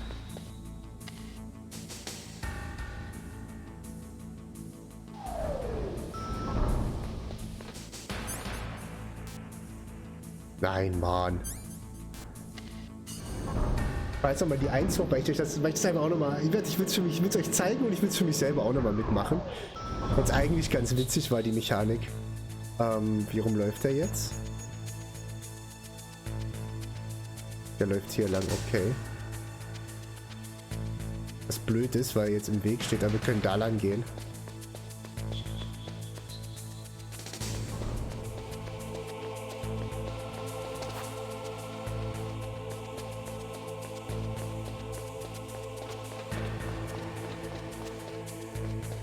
Jetzt hier für den Content. Ich gehe hier rein. So, und ich nehme jetzt die Cardbox A. Da steht drauf to Heliport. Zack. Jetzt warten wir kurz. Uff.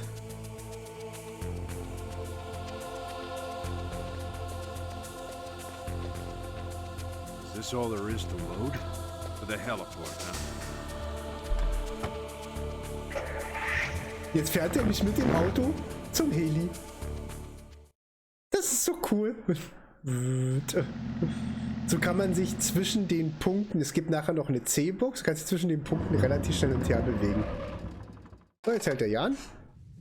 Und zack, sind wir am Heliport. Das ist voll cool. So haben wir uns jetzt hin und her transportieren lassen. Aber hier gibt es gerade nichts, was wir uns holen wollen. Ich weiß nicht, guck mal nach, ob die Ration wieder da ist, die eine. Dann würde ich die nämlich wirklich gerne mitnehmen.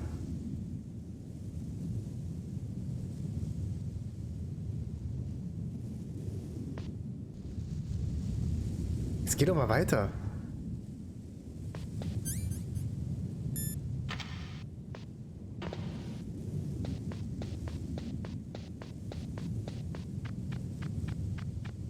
Ja.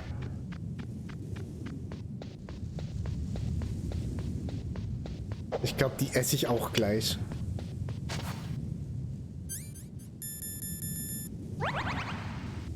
Ja, jetzt sehen wir wieder Cardbox B. Zack.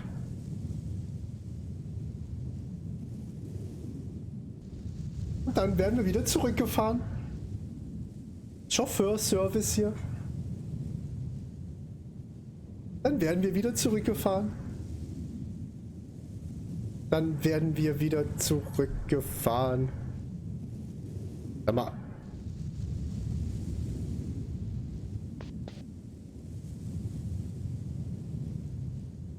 Werden wir jetzt wieder zurückgefahren? Ah, jetzt. Okay. Is this all there is to load? The nuclear warhead storage, huh?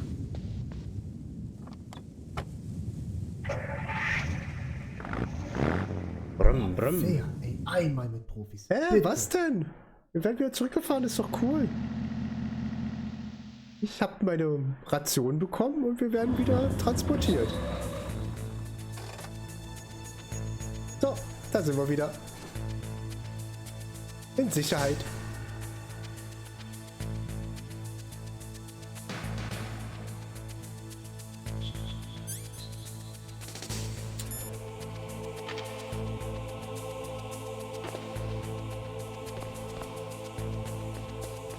Hier wieder oben lang.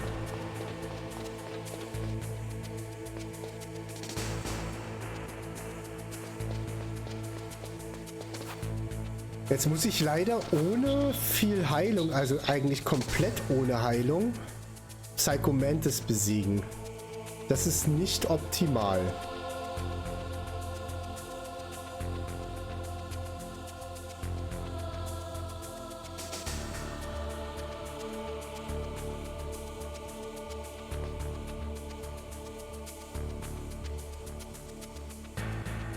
Okay, schon.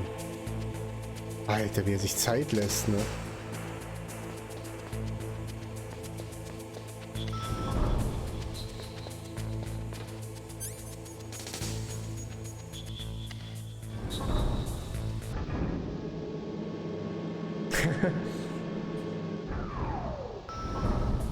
Muss halt zwischendurch mal umparken. So, na, wir probieren es jetzt einfach mal, ne? Das ist übrigens jetzt... Das ist Level 5?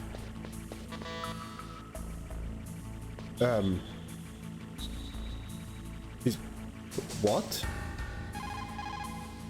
Meryl reagiert nicht.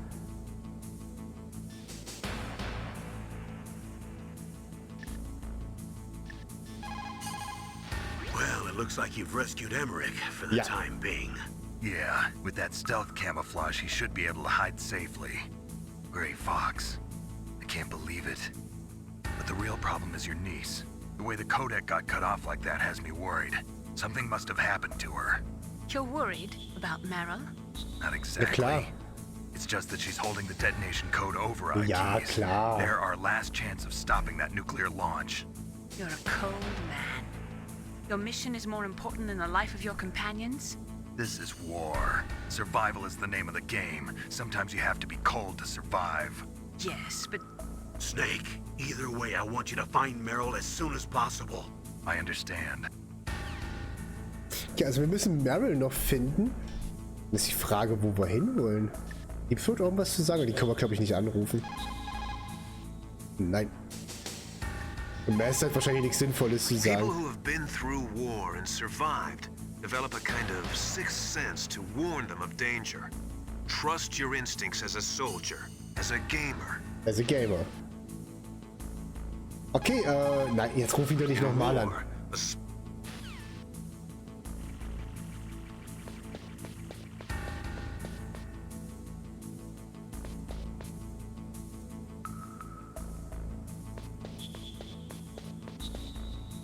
Ich habe, glaube ich, warte mal.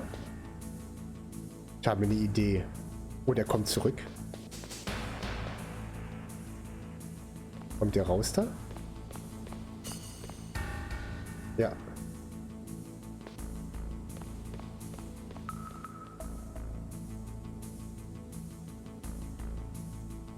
Ich glaube, ich habe eine Idee.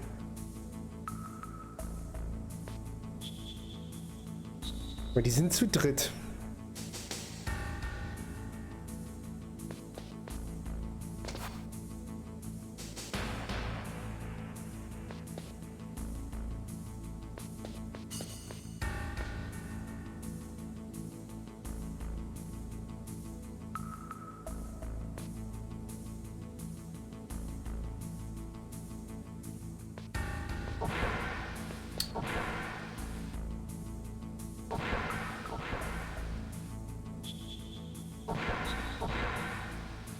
Mann, jetzt.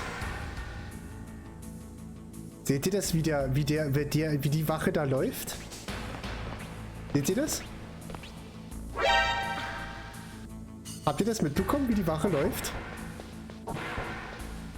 Die lief anders als die anderen. Don't move. That's the second time I've been able to sneak up on the legendary Solid Snake.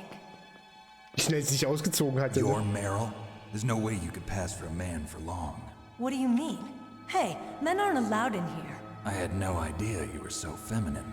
This is no time to try and hit on me, Snake.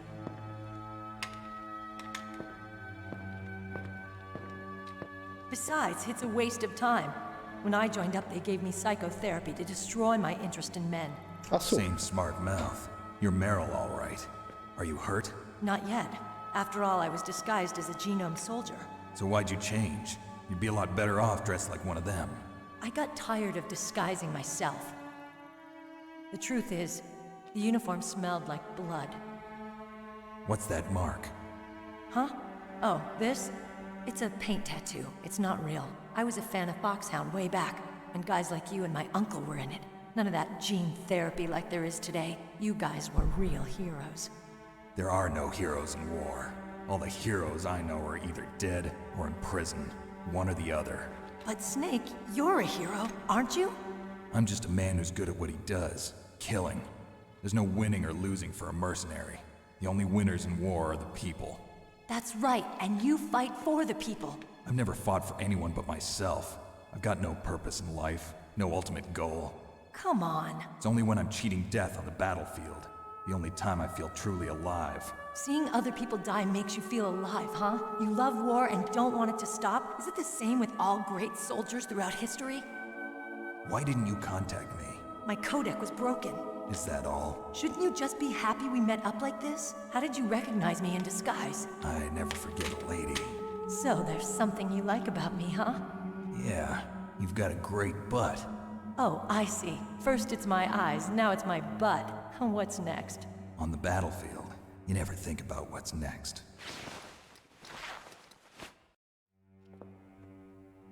So Snake, how are the negotiations going?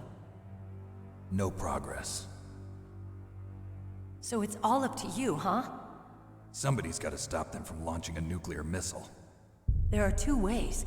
Either we destroy Metal Gear, or... we override the detonation code. You got the card keys from Baker? Card keys? You mean this? Where are the others? There should be 3 keys. This is all I've got. Where could the other 2 be? I have no idea, but they must be somewhere. If we can't find them, we'll have no choice but to destroy Metal Gear. Metal Gear is in an underground maintenance base to the north. Take me too. I know this place better than you do. You'll just slow me down. You don't have enough battle experience. I won't slow you down, I promise. Kann auch echt arschig sein, ne? Then you can shoot me. I don't like to waste bullets. Got it. I'll be careful. You know, I don't use makeup the way other women do. I hardly ever look at myself in the mirror. I've always despised that kind of woman. I always dreamed of becoming a soldier. But I was wrong. It wasn't really my dream. My father, he was killed in action when I was younger. You wanted to follow in your father's footsteps? Not really. I thought that if I became a soldier, I could understand him better. So are you a soldier yet? I thought I was until today, but now I understand. The truth is, I was just afraid of looking at myself, afraid of having to make my own decisions in life. But I'm not gonna lie to myself anymore. It's time I took a long, hard look at myself. I want to know who I am, what I'm capable of. I want to know why I've lived the way I've lived until now. I want to know. Take a good look. You won't get another chance for a while. You should wash your face, too, while you're at it. Yeah. This isn't a training exercise. Our lives are riding on this. There are no heroes or heroines. If you lose, you're worm food. Yeah. Is that FAMAS functional? Unfortunately, it's out of ammo. Where'd you get that Desert Eagle? I found it in the armory. It's a .50 caliber Action Express. There was a SOCOM pistol too, but I chose this. Huh, so I got a leftover, huh? Isn't that gun a little big for a girl? Don't worry, I can handle it. Come on, use my 45. Listen, I've used a gun like this since I was 8 years old. I'm more comfortable with it than I am with a bra. Ich bin Tür aufmachen. If we're gonna go to the north, we'll have to go through the commander's room on this floor. The overland route is blocked by glaciers. The door to the commander's room is security level 5. This card will open it. It was inside the pocket of the uniform I was wearing. Looks like he must have been guarding someplace important.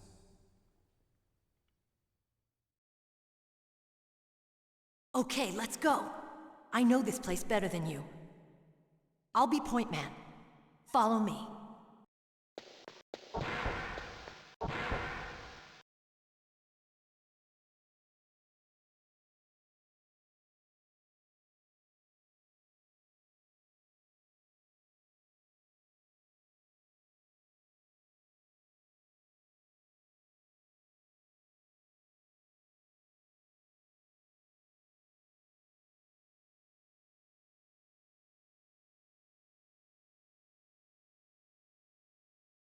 Ich habe gesagt, ich muss die Tür aufmachen. Das Essen ist angekommen. So, Meryl hat euch ihre Geschichte kurz erzählt, ja. There are no heroes on battlefield. Da hat Snake schon irgendwie recht, ne? Das Spiel hat natürlich auch ein kleines Stück Tiefgang mit, ne? Ist denn schon August? Inwiefern? Nee, ich wollte heute, weil Juno ist jetzt noch da. Und wann sollte ich jetzt noch kochen für mich selber? Hätte ich jetzt nicht mehr bestellt. Aber wenn Juno hier ist, muss er halt irgendwas essen. Und wenn ich hier mit euch beschäftigt bin, ja, wenn ich hier mit euch beschäftigt bin, wie soll ich denn dann Essen kochen für das Kind? Wisst ihr? Wisst ihr? Wisst ihr? Wisst ihr? Hab nichts für mich bestellt, hab für Juno bestellt und nur für mich zufällig mit. Ihr müsst das nur in der richtigen Perspektive sehen, wisst ihr? So, was sagt denn eigentlich so bis jetzt zum Spiel? Was ist denn so euer erstes Kochstream? Wir machen demnächst, das muss ich gucken, wie ich das hinkriege, Sophias Bauch-Eingips-Stream. Hat sie gesagt, vorhin hätte sie Bock drauf. Nur den Bauch eingipsen, dass wir das als Stream machen.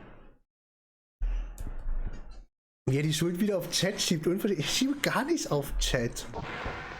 That's strange. There's no guard. What happened to the music? I'll keep a lookout.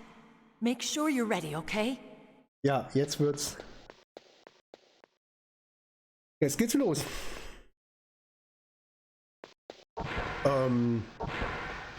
Könnte man mal checken, ja. Finde ich erstmal eine ganz coole Idee. So, wir haben noch ein paar So-Komponenten. Ich hätte gerne halt noch Heilung, ne? Ich habe gerade echt zu wenig Heilung dabei. Jetzt haben wir eine Ration.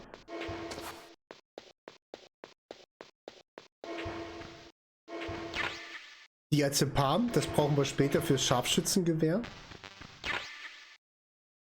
Und wir haben ein Nachtsichtgerät. 6 können wir immer noch nicht. Verdammt. Was habe ich jetzt? Ich habe nur eine Heilung dabei. Oh, das wird hart. Für einen Bosskampf mit nur einer Heilung. Und vor allen Dingen weiß ich jetzt nicht, wie wir den Bosskampf gleich machen sollen. Ich habe noch keine Ahnung.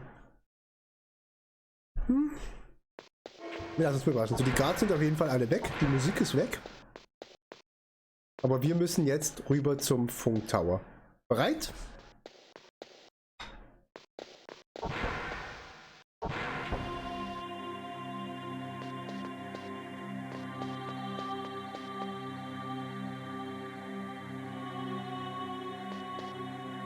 My head. Oh, it hurts. What's wrong? Don't come here, Snake.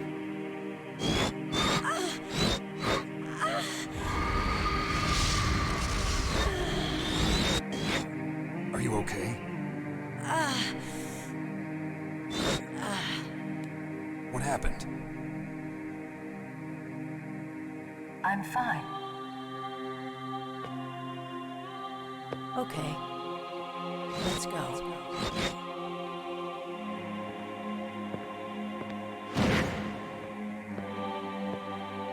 on, Mr. Foxhound.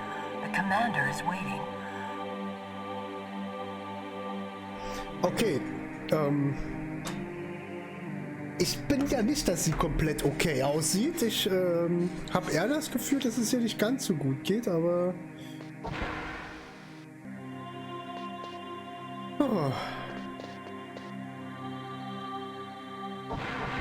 Hör zu.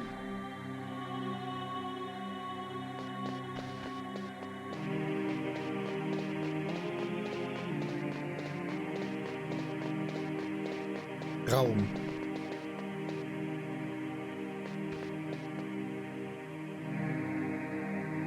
Hä?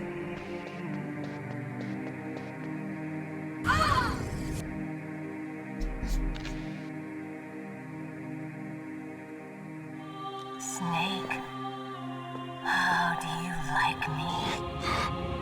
What the? Do you like me?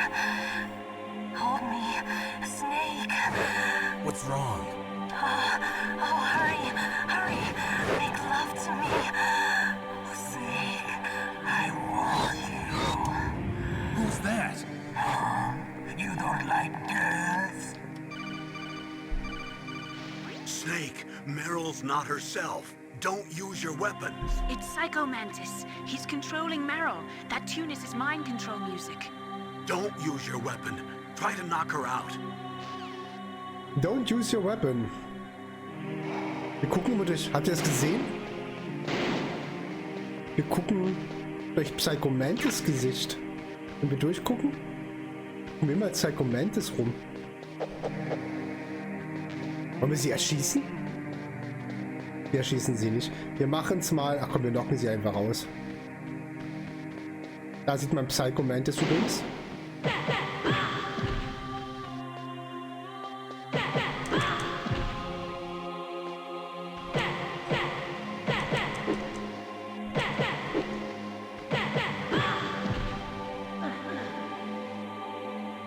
Jetzt kommt er. Useless woman. Optic camouflage, huh? I hope that's not your only trick.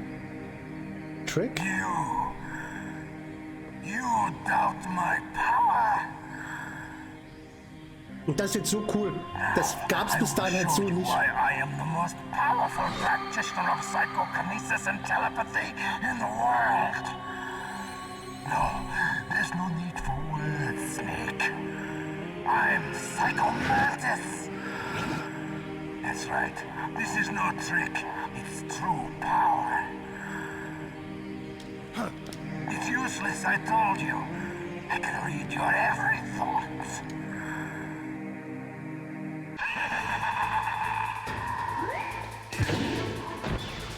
So, jetzt haben wir natürlich das Problem. Also, wir können ihn natürlich sehen.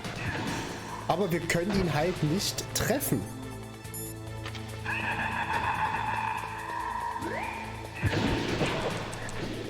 Ich kann ihn schlagen.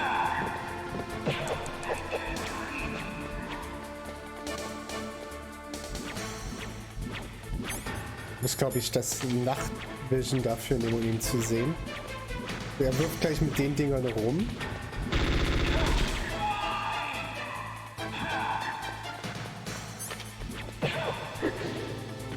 Ich verhau ihn einfach. Ja, eigentlich kannst du ihn, ich mach mal kurz ohne. Warte, wenn ich das mal kurz rausnehme. Dann seht ihr, ich kann ihn trotzdem sehen? Okay. Warum kann ich ihn? Eigentlich konnte ich ihn nicht sehen. Aber...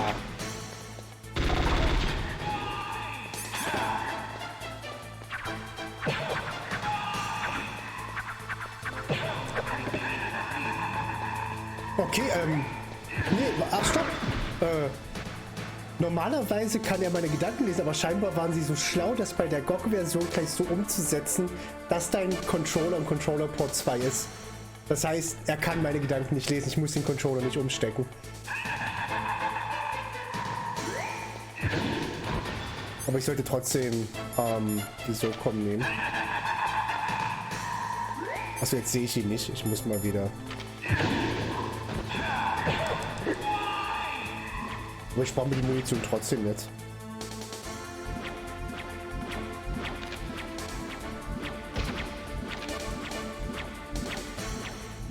Das Ziehen ist nicht so einfach.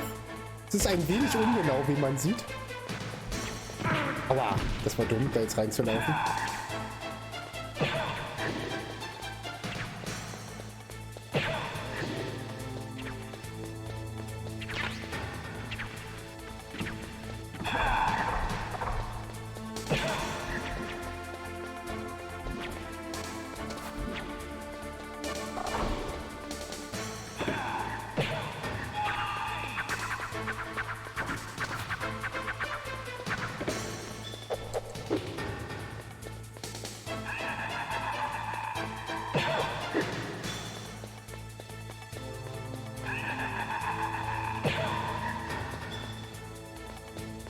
Also müsst ihr jetzt vertrauen, eigentlich ist der Bosskampf recht anspruchsvoll. Also im Original war der Bosskampf sehr anspruchsvoll, weil... Und ihr wisst schon.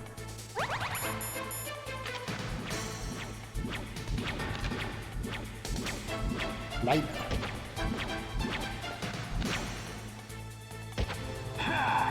Sehen gerade nicht. Aua.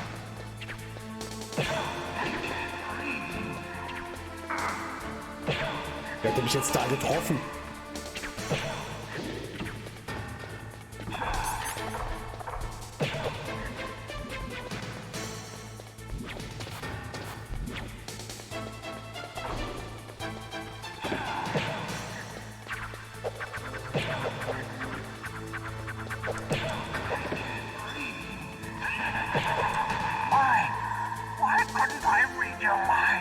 Tja. Ich war schlau. Okay, jetzt übernimmt er wieder Meryl.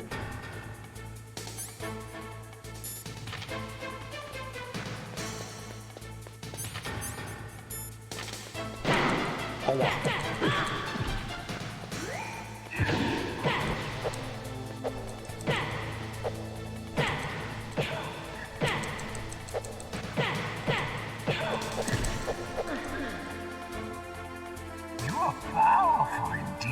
Das bin ich. But I know your weak point. Meryl, stand right where he can see you and blow your brains out. Ah! Stop! Meryl! No! It cannot be! No! No.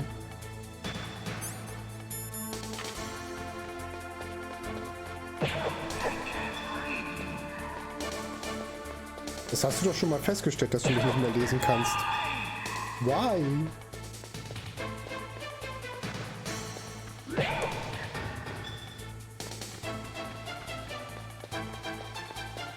Hä?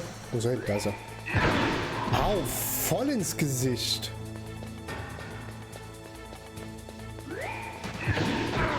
Was? Trifft er mich denn so?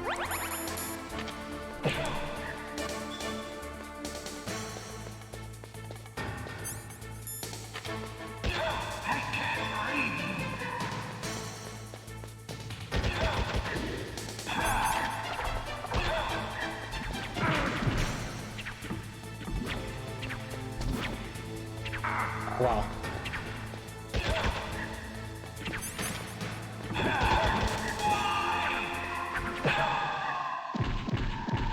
Bam, einfach weggetreten. Junge. Colonel, your niece is going to be okay. Thanks, Snake. I owe you one. Now that Mantis is beaten, Meryl's brainwashing should wear off, right, Naomi? Yes. But why did you go so far out of your way to save her? For Campbell's sake, or maybe it's because you like her? I don't want to see any woman die right in front of me. Oh, really? Since when did anybody's death bother you so much? Naomi, it's true that Snake has killed a lot of people, but that doesn't mean he doesn't have a heart. It's okay, Colonel. She's right. So, you used the other... I wasn't able to read the future. A strong man doesn't need to read the future. He makes his own. Perhaps so, but I'll read your future.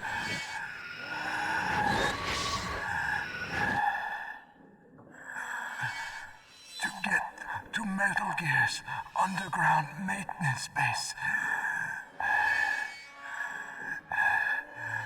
you have to go through that hidden door. There's a hidden door behind the bookcase. The overland route. It's blocked by frozen glaciers.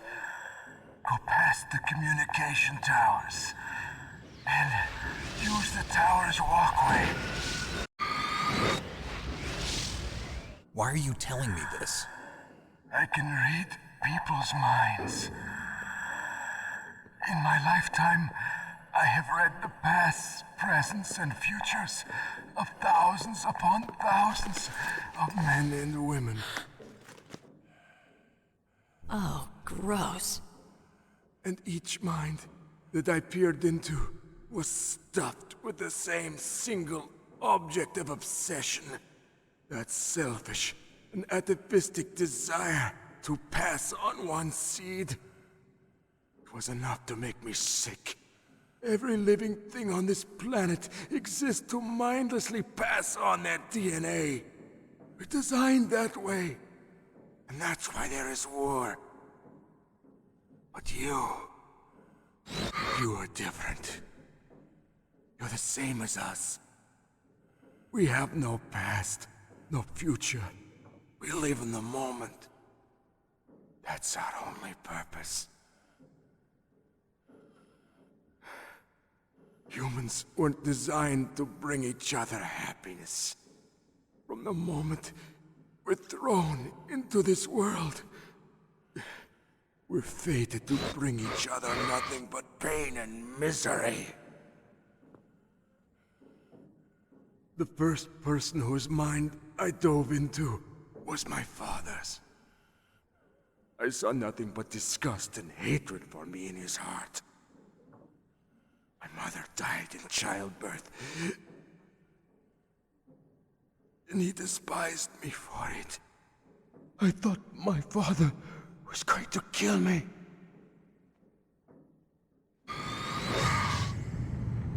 That's when my future disappeared. I lost my past as well. When I came to, the village was engulfed in flames. Are you saying that you burned your village down to bury your past? I see that you have suffered the same trauma.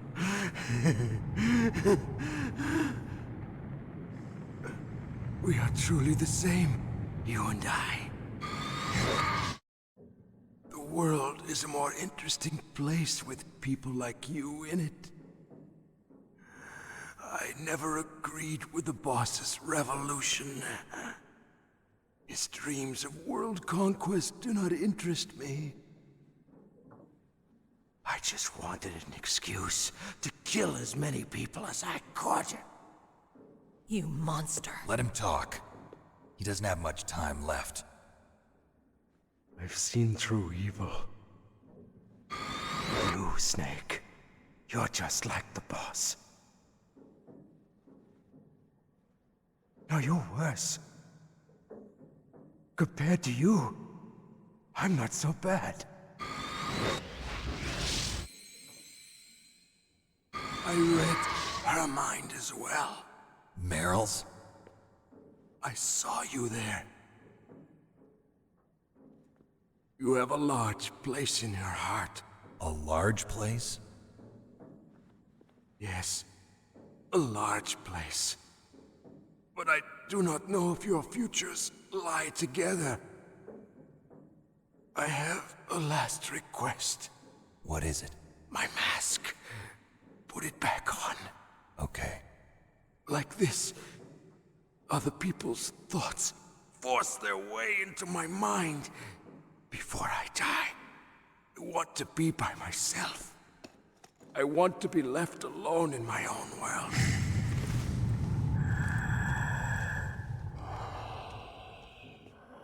open the door for you. If you want to find your future, go through that door.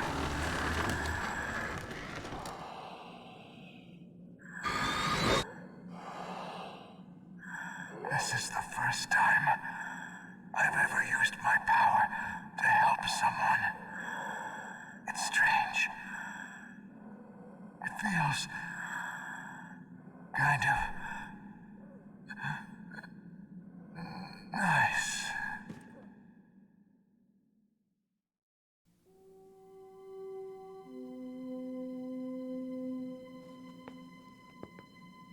Let's go, Meryl. I'm sorry. Meryl? How could I let Mantis control my mind like that? If you're gonna doubt yourself, I'll leave you here. You're right. Never doubt yourself. Just let it make you stronger. Learn something from it. You're right. I'm sorry. I won't do it again. Snake, can I ask you something? What? About what Mantis said. I was just wondering. What? What's the problem now? Oh, no, nothing. So, tell me, Snake. What's your name? Your real name? A name means nothing on the battlefield. How old are you? Old enough to know what death looks like. Any family? No, but I was raised by many people. Is there anyone you like? I've never been interested in anyone else's life. So you are all alone. Just like Mantis said. Other people just complicate my life. I don't like to get involved. You're a sad, lonely man. Come on, let's go. Also ich finde, die ganze Story ergibt schon, also das würde schon ein super Anime ergeben, wenn man sich das so betrachtet, oder? Ein paar Sachen fehlten jetzt leider auf der PC-Version. Also zum ersten, was halt fehlte, war diese Aktion von wegen, dass er den Controller wackeln lässt. Das ist ziemlich cool. Ihr habt es ja mitbekommen. Kurz bevor er gestorben ist, hat er gesagt so, ja, im Vergleich zu dir bin ich gar nicht so schlimm, ne? Was er dort bei eigentlich macht, ist, in der PSX-Version ist, er liest deine Speicherkarte aus und sagt dir so, aha, du bist eine vorsichtige Person, du hast so und so oft gespeichert, also wenn du genug gespeichert hast, du bist eine vorsichtige Person. Oder halt eben, wenn du viele Leute umgebracht hast, dann sagt er dazu was, oder halt, wenn du wirklich durchgeschlichen bist und keinen umgebracht hast bis dahin, dann sagt er dazu halt was. Also er reagiert in seinem Text darauf, was er aus der Memory Card auslesen kann. Das war auch immer ziemlich cool. Also das war für damalige Zeiten, ihr müsst ja verstehen, damals war das impressiv, dass man solche Sachen halt eben eingebaut hat, da irgendwie die Memory Card auszulesen und darauf dann zu reagieren auf deinen Speicherstand. Ne? Ja, ich bringe ganz kurz Getränke weg, also ich könnte doch irgendwie anders, genau. Bin gleich wieder da, gib mir ein, zwei Sekündchen, bin gleich wieder zurück.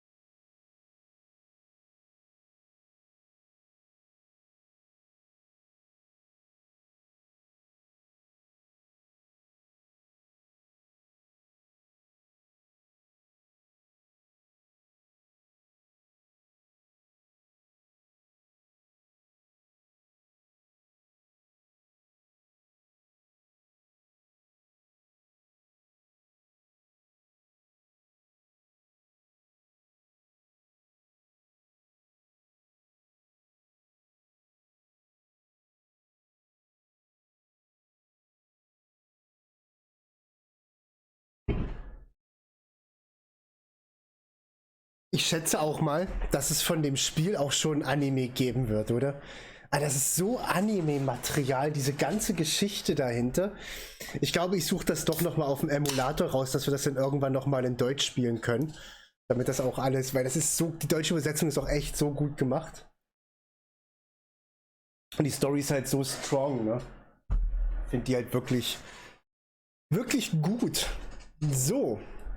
Jetzt kommt einer meiner Lieblingsabschnitte im Spiel. Jetzt wird's richtig cool. Und einer meiner absoluten Lieblingsgegner in der Videospielgeschichte wird uns beehren. Und bei Psycho Mantis ist schon geil. Aber jetzt, pass auf. Could there be wolves in there? Wolf dogs. Half wolf, half husky. How do you know so much? I ride dog sleds. I'm a musher. I'll take point. Snake, you follow me.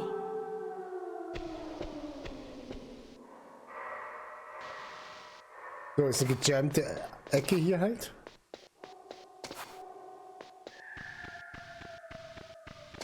Es ist dunkel ohne Ende. Ich dachte, das kommt jetzt schon. Mach ich nochmal. Der kann die Kamera nochmal anmachen. Das ist irgendwo rechts lang gegangen, ne? Ist etwas dunkel.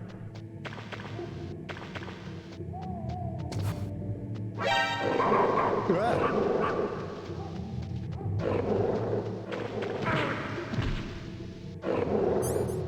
So, jetzt machen wir eins. Wir nehmen jetzt Kiste A. Nein, okay, so ging das nicht. Wie ging denn das? Verdammt. Alter, ich hab mich gerade... Ich komme gerade nicht klar, ne?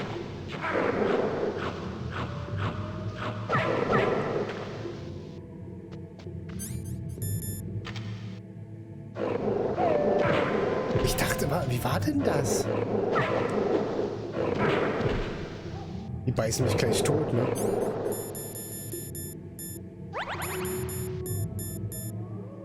Ich hab das irgendwie...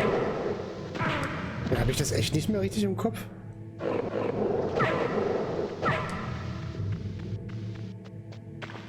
Müssen wir kurz Nachtsicht anmachen.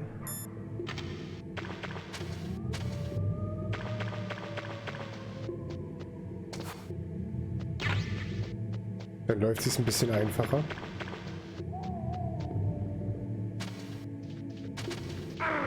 Aber eigentlich konnte man genau das vermeiden.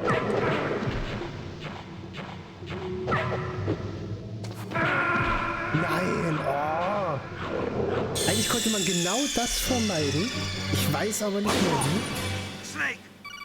Dass man die nicht verhauen muss.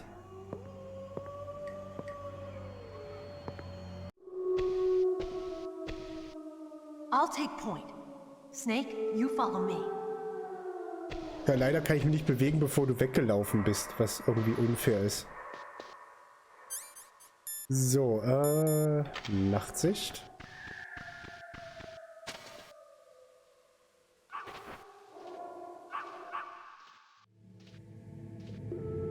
Ich brauche dafür eigentlich den kleinen irgendwo in der Nähe. Und mal, vielleicht habe ich hier hinten noch irgendwas übersehen.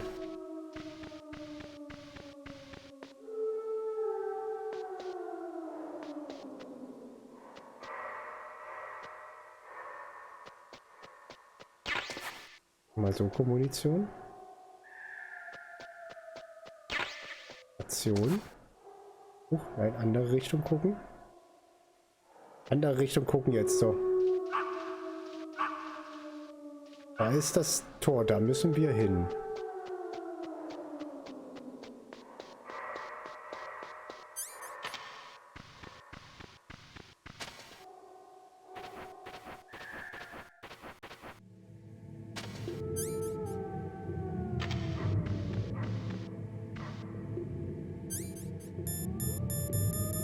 Aber wie war das mit der Kiste? Man konnte sich die Kiste voll pinkeln lassen. Man musste einen der Wölfe hauen und dann konnte man sich die Kiste irgendwie voll pinkeln lassen von einem kleinen Wolf. Mir jetzt egal, ich stürme jetzt hier durch. Aua.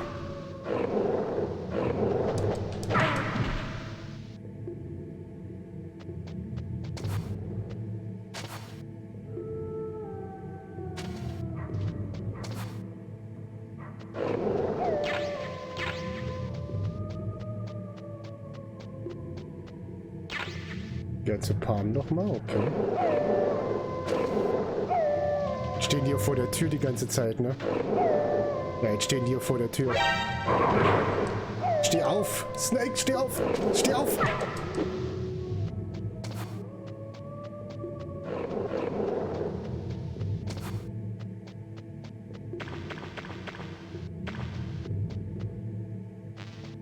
Wisst ihr, wo ich lang gehe, ne?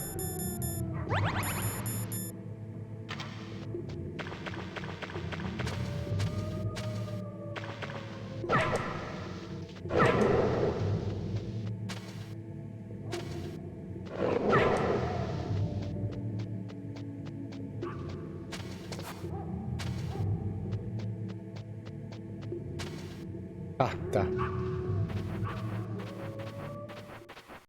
So. Ach, das ging erst nachdem man einmal durch war, glaube ich. Ich glaube jetzt...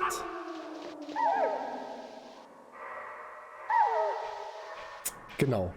Sie ist da voll... What's wrong? I thought you were good with dogs. Scheinbar nicht. Und jetzt können wir Folgendes machen.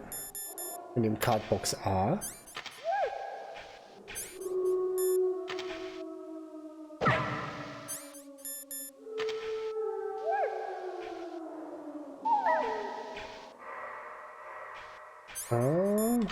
Noch nicht so. Muss ich den hier hauen?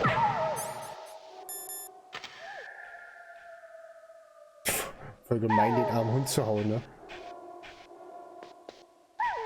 Und dann war es doch nicht so. Ich hab vergessen, wie es war.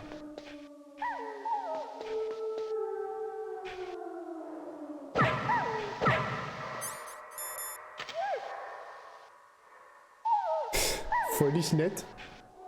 Oder musste ich sie hauen?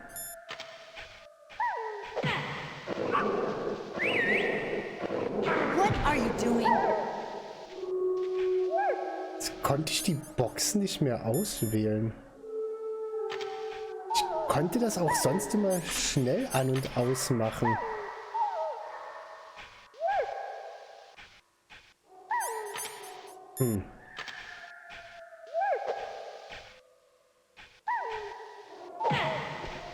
Ich kann jetzt nicht. Ich kann jetzt die Box nicht aktivieren. Okay. Dann war sie. Ich habe vergessen, wie es war. Ist auch egal. Dann machen wir es ohne. Lass mal schön Meryl hauen, ey.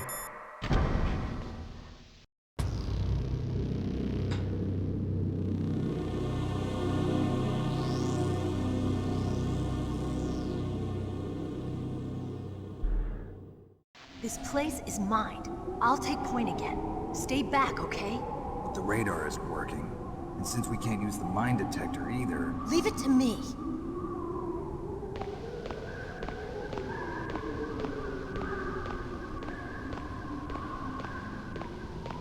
Sie wird auch gleich erklären, warum sie plötzlich den Weg kennt.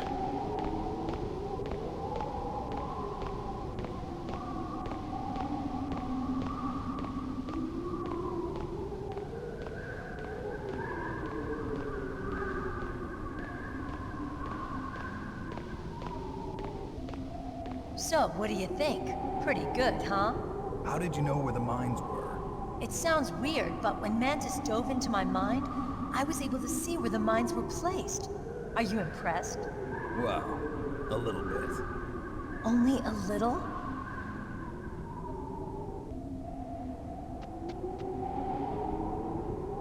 So, ich muss mir das für später noch merken.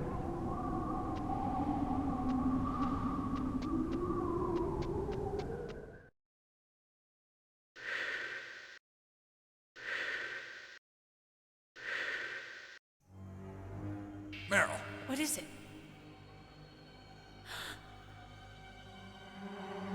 Meryl, get down! Meryl!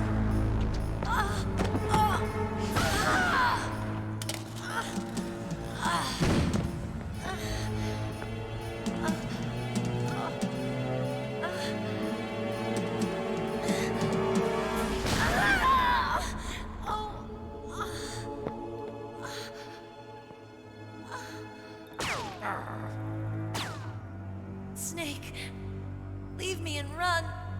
Meryl. I guess I am a rookie after all. Don't worry, Meryl. It's me they want. Even I know that. It's the oldest trick in the book. The sniper's using me for bait to lure you out. Damn. Shoot me, Snake. No. My gun. I can't reach it by myself. Don't move. I promised I wouldn't slow you down. I can still help. I want to help you. Quiet down. Save your strength. I was a fool. I wanted to be a soldier. But war is ugly. There's nothing glamorous about it.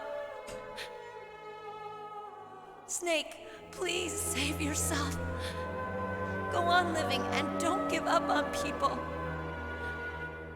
Don't forget me.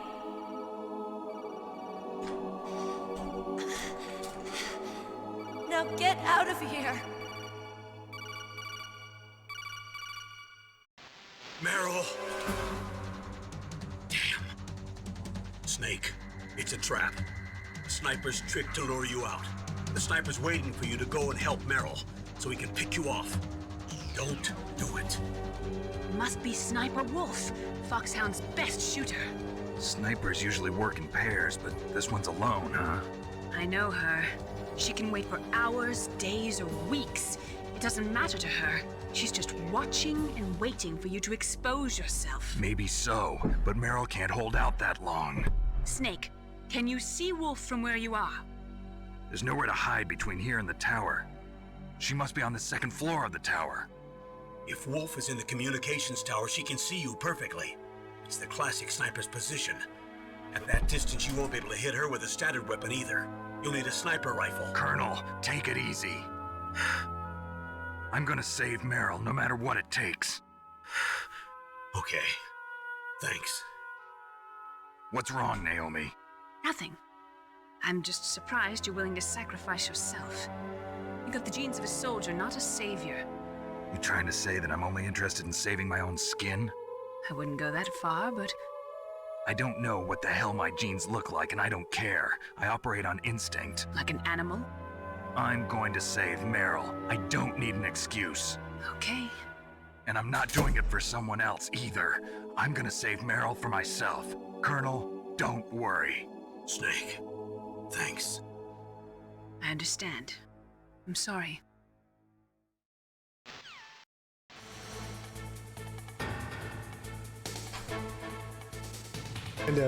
Ziemlich impressive. Wir dürfen jetzt aber jetzt mal zurücklaufen. Also ich kann einfach hier rausgehen. Wir brauchen ein Scharfschützengewehr.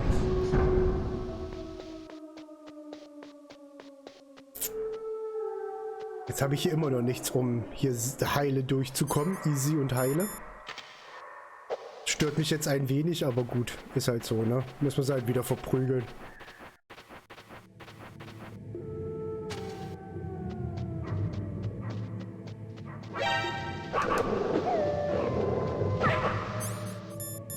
Funktioniert das jetzt mit den...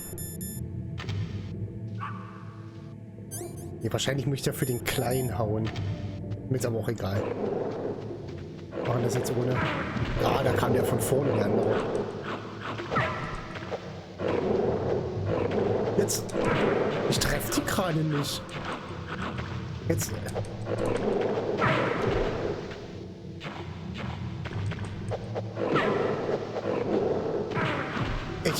Ich sterbe jetzt hier an diesen Viechern, weil ich die nicht treffe, oder was?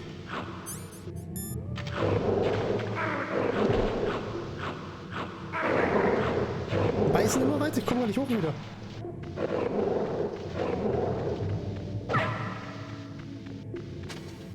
Mistviecher. So, ich habe leider die Rufnummer. Haben wir die mittlerweile drinne? Nee, Die von Hal Emmerich. Hat der jetzt die 66? Nee, der hat irgendwas mit 41 gehabt. Ich wollte sie nicht anrufen. She's just bait. It's me they want. If I step out there, I'm gonna get picked off, and who's gonna save Meryl then? I'm hoping that as long as I don't fall for it, they'll leave Meryl alive. So you're just going to leave Meryl there? She's hurt. I know what I'm doing. Meryl understands too. That's horrible. You're right, it is horrible, but that's war, and the first rule of war is to stay alive. Ach, ich wollte nicht speichern. Wir besorgen uns jetzt eine Sniper Rifle.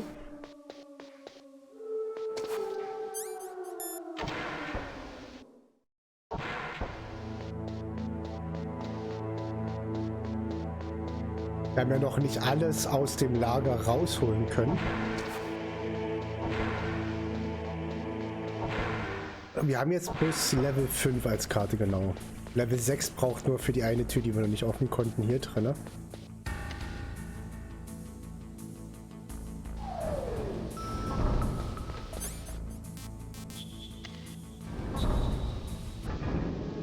Unten braucht man, glaube ich, auch Level 6, ne?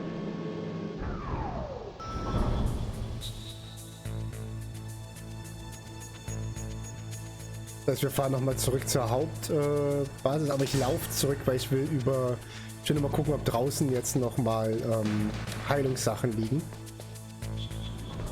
Weil ich die aktuell wirklich mehr gebrauchen kann, als ich es gedacht hätte.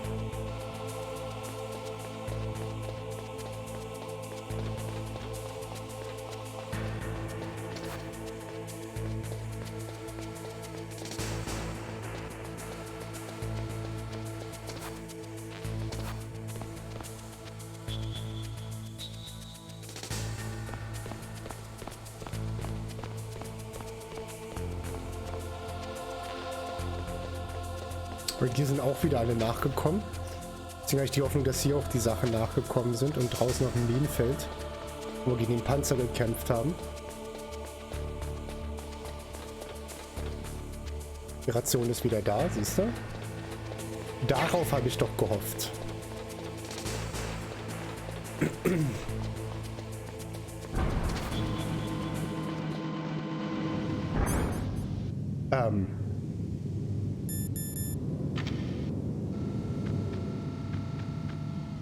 Alles klar. Ist ja plötzlich aufgerüstet. Oh, da lag die Claymore. Ich habe sie nicht gesehen. Ey, die lag so offensichtlich. Ich habe nur auf die Granaten geachtet, ne? Ich nehme mal lieber den Minendetektor. Da sehe ich die Dinger besser auf dem Radar. Weil ich die ganze Zeit aufs Radar gucke.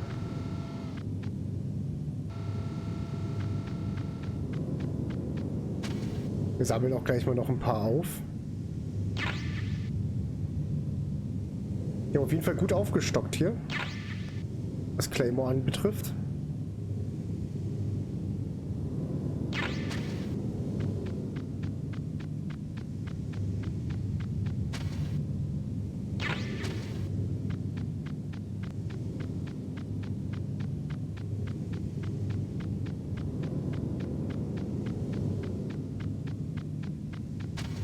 Haben sie aber auch aufgestockt, was Heilung anbetrifft.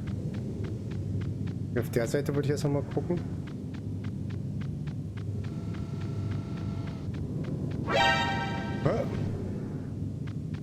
Sagen.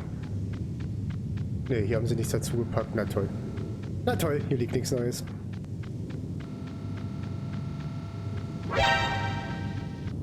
Flüm. Da haben wir jetzt hier noch die beiden Claymore auf. Bis wir voll sind damit. Das ist eine gute Stelle hier, um nachzufüllen. Ey, ich bin zu schnell gelaufen. Snake!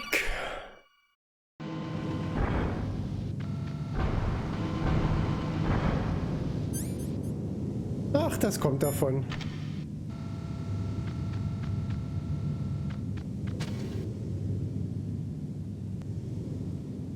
Wenn man dann plötzlich zu viel will.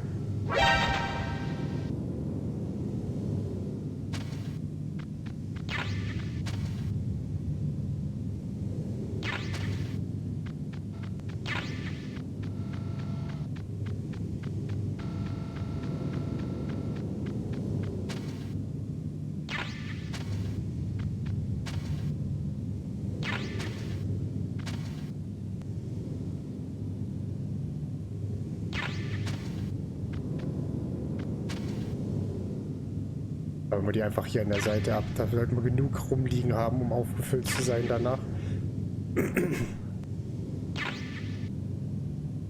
Können wir den tragen mittlerweile? Ah, das war's. Okay. Oh, was? Ah.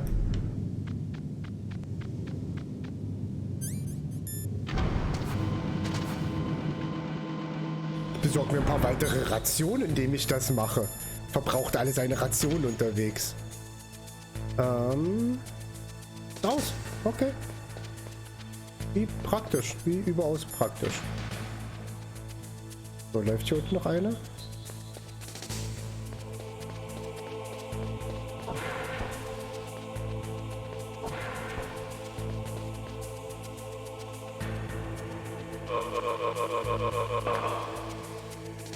Weg mit dir.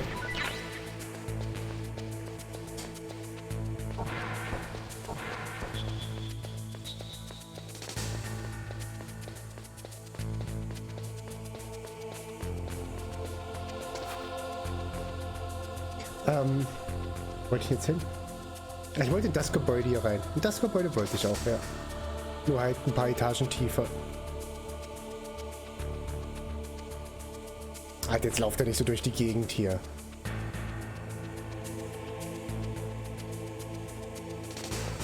Wow. Wow. Das war kurz überraschend, aber er hat uns eine Ration dagelassen. Ich glaube, ich futtere auch gleich mal eine.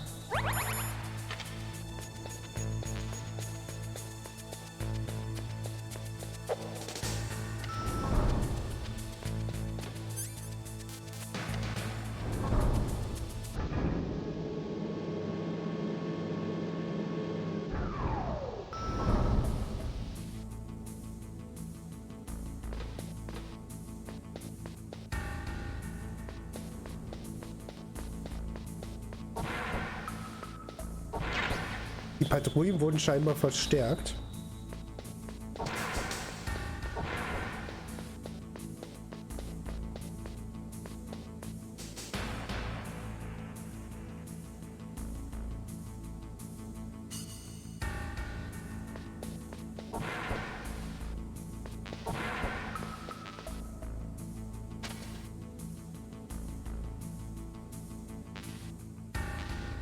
Alles Farmers Munition, ne? Ja.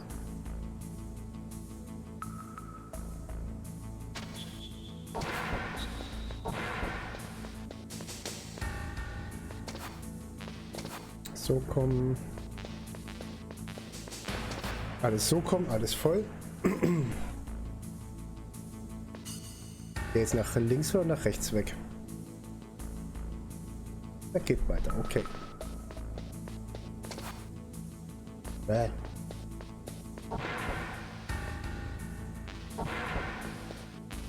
Granaten, Granaten, Granaten. Jede Menge Granaten. Ach, guck mal, der patrouilliert da oben jetzt direkt vor der Tür rum. Da wird bestimmt was drin sein, was wir brauchen können. Wir für extra eine Patrouille abgestellt haben. Oha. Oha.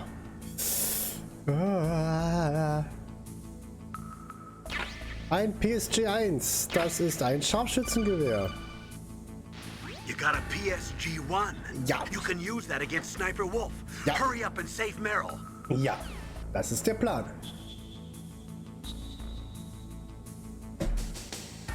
Zurückfahren wir aber mit dem Auto.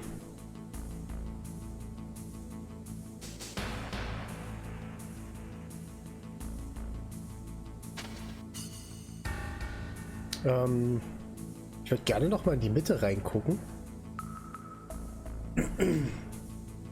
Ja, ich würde gerne noch mal das mittlere abchecken. Das heißt, wir warten, bis der links rüber gegangen ist und der da oben weg ist. Jetzt geht der anders.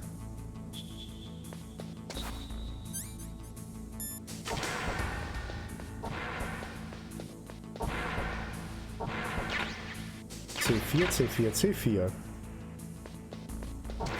Jetzt würde ich gerne trotzdem noch mal eins checken. Hier unten die Tür. Ach, die führt jetzt direkt hier rein. Okay, aber hier ist jetzt nichts mehr, ne? Ne, hier ist nichts mehr. Das, wo wir aufgesprengt haben, aber das ist jetzt egal.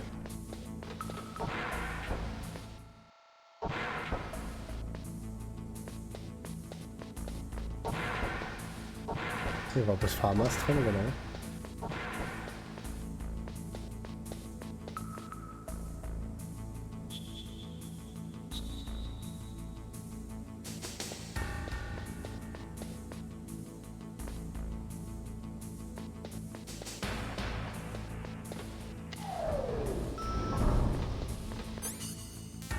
Gucken wir mal kurz hier, ob hier noch irgendwas ist, was wir gebrauchen können.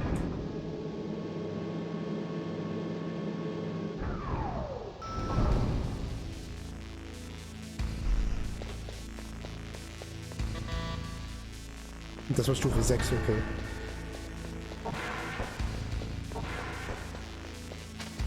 Haben wir was hingelegt? Ja, ich habe ja eine Ration hingelegt. Da lohnt sich doch das nochmal gucken noch. So, komm, haben wir jetzt nur auch nur so kommen, ne? Ja.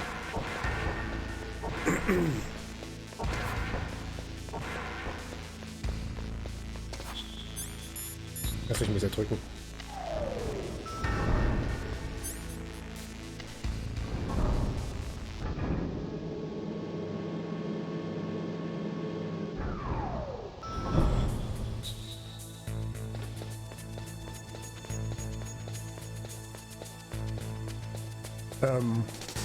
Ich glaube, oben war noch eine Tür. Ne, da waren wir schon drin, ne?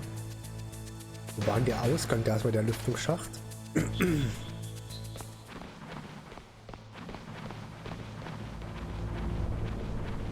Zurück fahren wir jetzt mit dem Truck, nachdem ich mir dort auch noch mal die Dings geholt habe. Die Ration.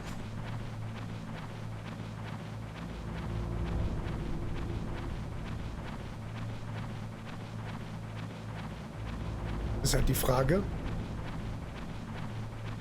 brauchen wir noch eine Ration? Ja.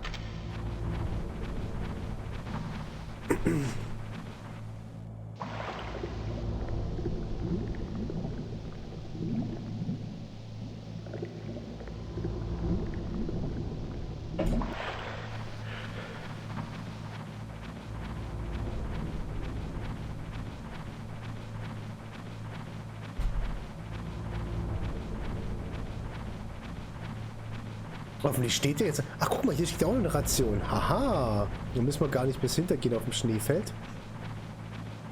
Dann holen wir uns einfach die hier.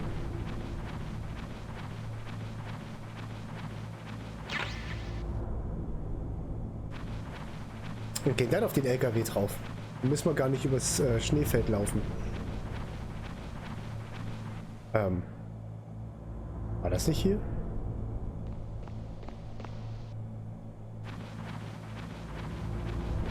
Bin ich jetzt falsch abgebogen?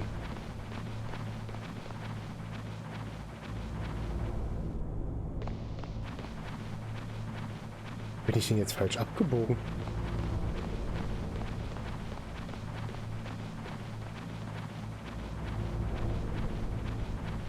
Jetzt bin ich gerade überfragt.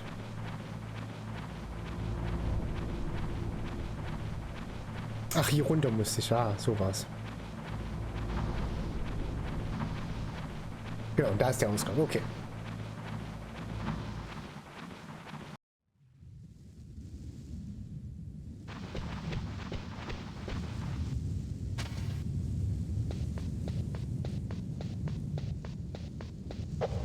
Da geht er rein. Wow.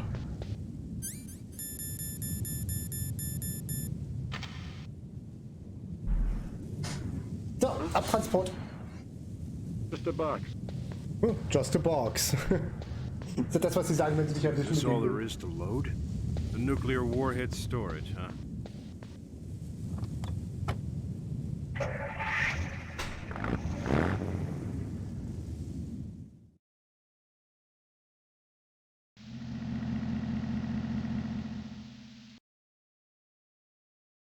Die funktioniert auch gut als Verkleidung.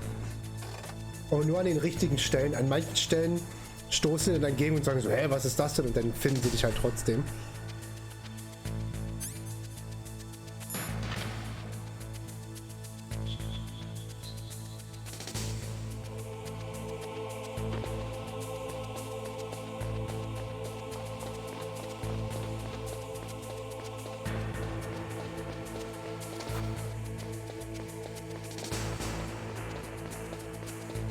Schaffe ich nicht mehr.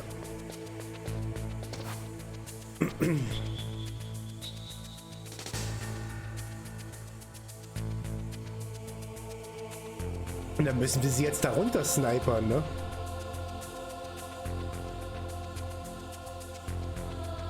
Jetzt geht's richtig los. Sniper gegen Sniper Action. Das wird ein Spaß, sage ich dir.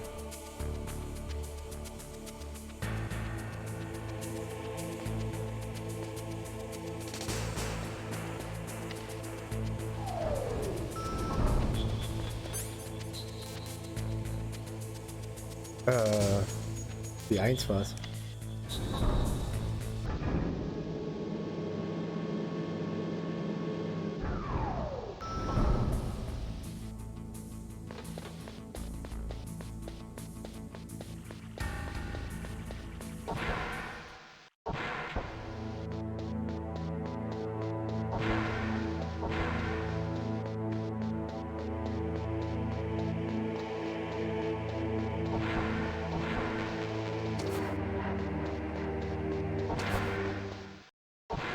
Also bin ich angeschlagen?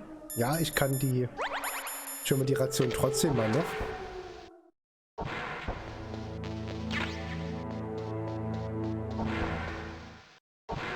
Wenn ich echt mal wüsste, wie das mit den Wölfen war, ne? Das würde mir mein Leben jetzt einfacher machen.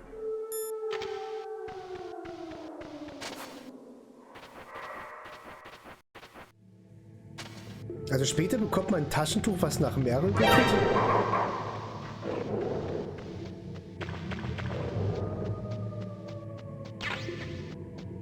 Da war noch PSG 1 Munition. Ne, hier ist jetzt falsch. Aua.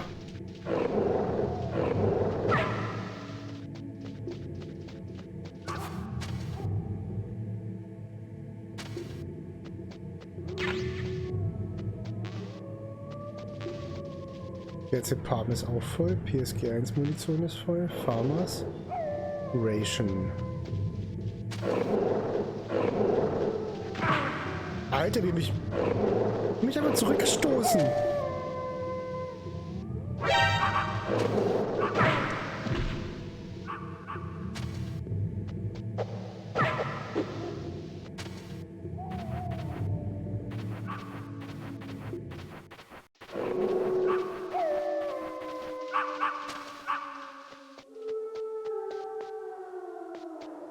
Okay, ich kann jetzt trotzdem noch meine Ration nehmen. Zack. So, jetzt. Oh, jetzt geht's los. Oh. Sniper Action.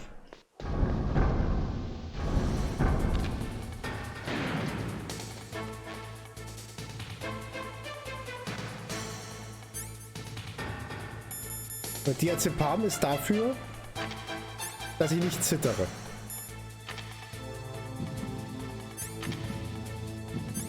Ich kann die halt. Normalerweise hatte man eine Taste, womit du die ganz easy abwählen konntest, die Waffen, ne?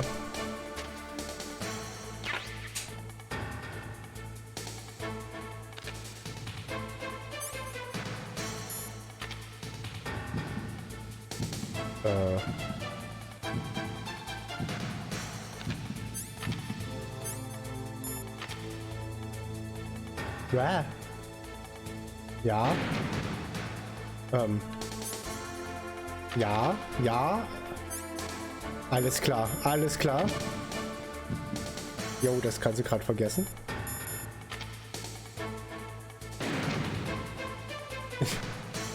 Er dreht sich halt einfach immer irgendwo hin, ne?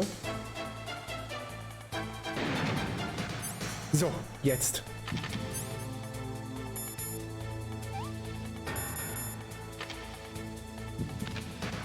Da ist sie. Na, was? Warum hat sie nicht geschossen? Alles klar.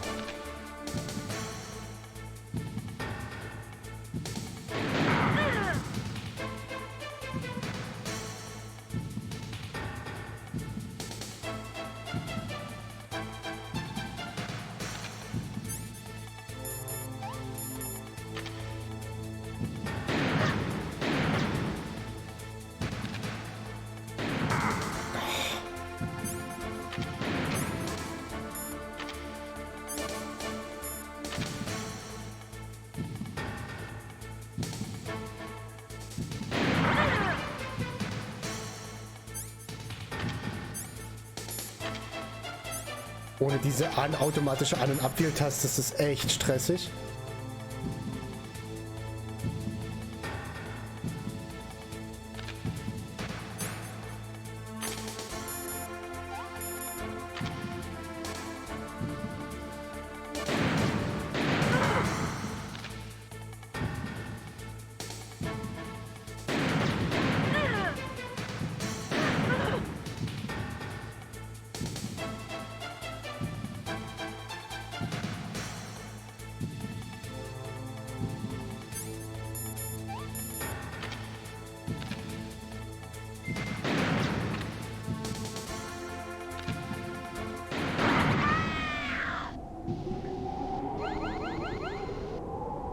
Okay, da haben wir Sniper Wolf eine mitgegeben.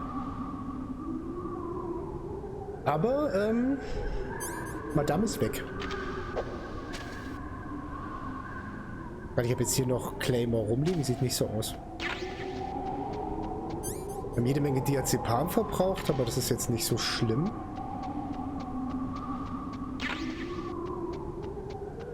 Munition hat man auch jede Menge verbraucht, aber das ist jetzt auch nicht so wild. Normalerweise konntest du unter R1 die Waffen einfach wegstecken. Snake, wouldn't now be a good time to save your mission? Ja klar. You haven't saved your mission in a long time anyway, right? What's going on? I'm not sure. I'm getting a bad feeling. Bad feeling. Like a premonition or something. Also wenn sie das schon so extra Snake, sagt, it's ne? all up to you. Wenn sie einen schon darauf hinweist, dass jetzt ein guter Moment wäre zum Speichern, da weiß man doch Bescheid, das ist jetzt ein guter Moment zum Speichern. Nein, ruf sie doch nicht nochmal an. Ja, du hast ja auch gerade eben schon gesaved. Weiß ich.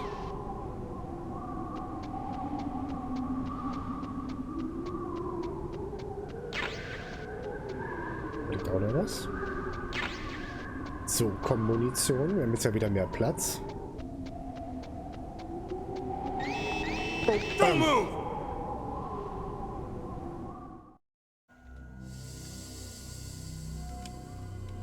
It's hard to miss when you're this close. Toss your weapon over here. Slowly. Nikita.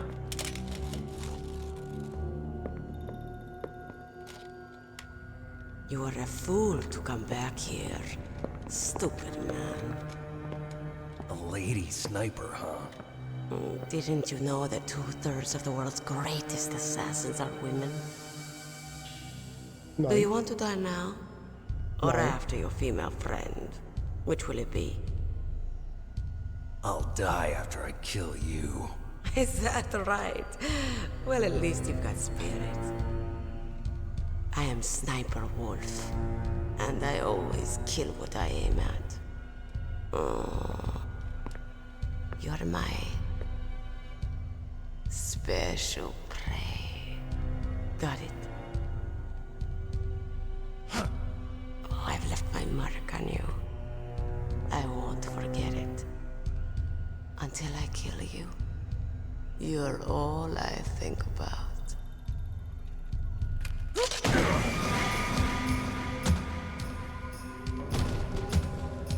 Take him away.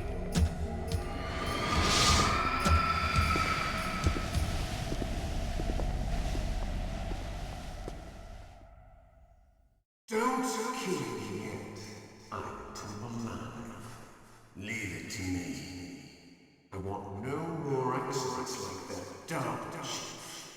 Yes, he's my target. Mine.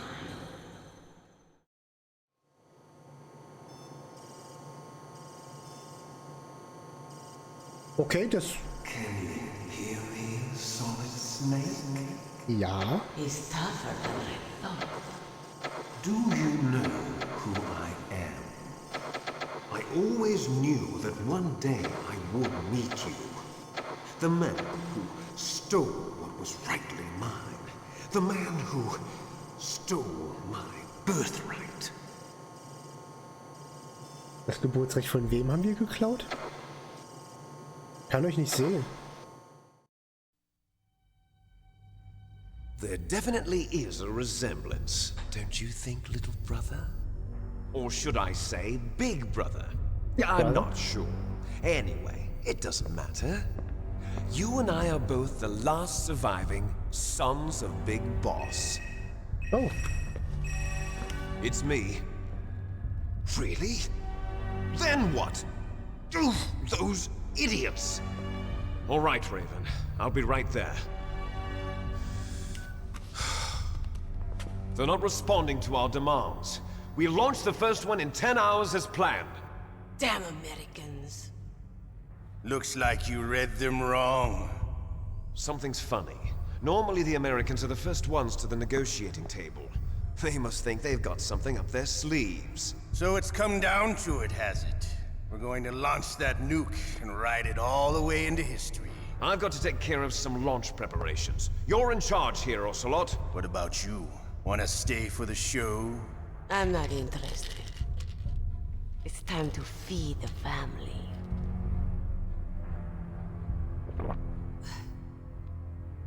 So you prefer your wolves to my show, huh? Ocelot, don't screw up like you did with the Chief. Yes, I know. That was an accident. I didn't think a pencil pusher like him would be so tough. Well, his mental defenses were reinforced by hypnotherapy. Boss, what about that ninja? He's killed 12 men. Whoever he is, he's some kind of lunatic. Bastard took my hand. How could he have gotten in here? Perhaps there's a spy among us. Mantis is dead. We've also got to find out what killed Baker, an octopus. We're short-handed, so make this little torture show of yours as short as possible. Torture? This is an interrogation. As you wish. See you later, brother.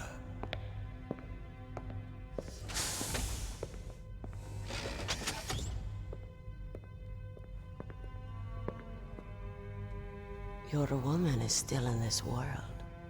Meryl. Catch you later, handsome. Once she picks a target, she doesn't think about anything else. Sometimes she even falls in love with them before she kills them.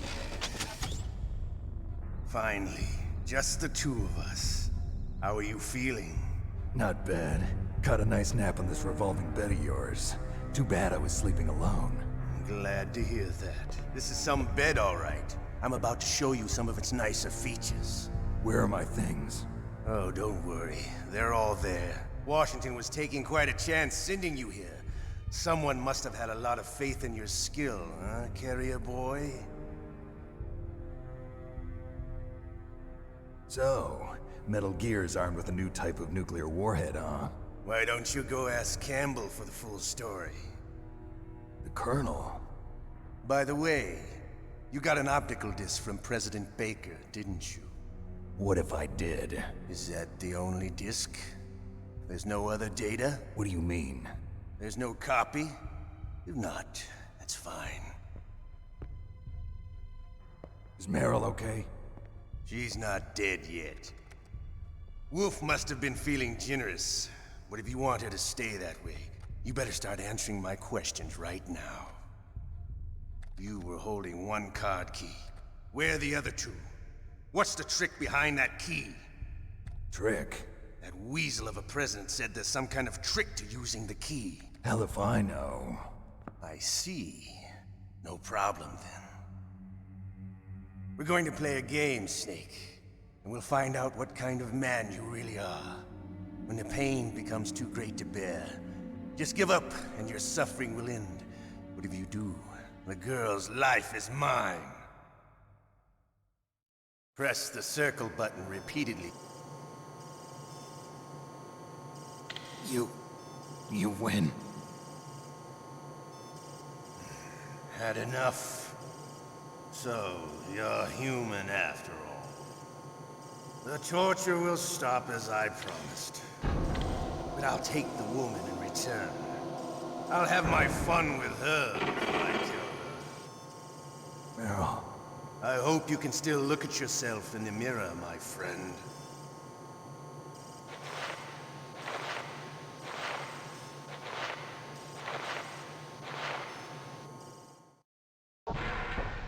Looks like I...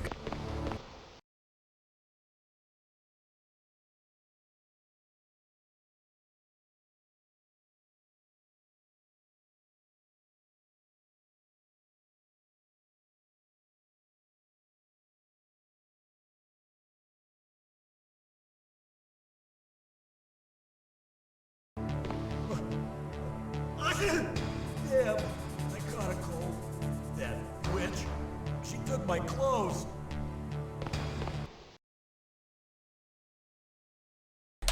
Ja, ich weiß gerade nicht, was passiert. Jetzt habe ich, jetzt habe ich nichts gehört. Ich habe gerade nicht drücken können und ich weiß nicht warum. Deswegen werde ich es nochmal neu laden, weil wenn du aufgibst, stirbt Meryl. Und es gibt ein anderes Ending, als wenn Meryl überlebt. Und ich will natürlich jetzt lieber Meryl überleben lassen.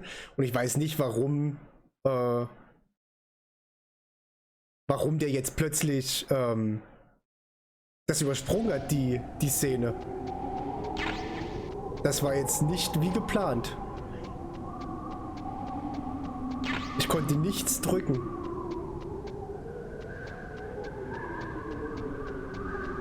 Ich überspringe jetzt aber die Filmszene hier.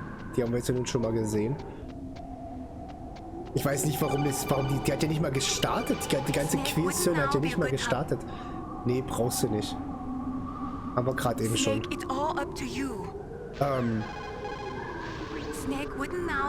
Warum? Nein. Geh weg. Ich weiß nicht, warum das nicht mal gestartet ist, die Szene zum Drücken. Warum sehen wir übrigens das Blut von Sniper Wolf, wo sie lang gelaufen ist. Blut.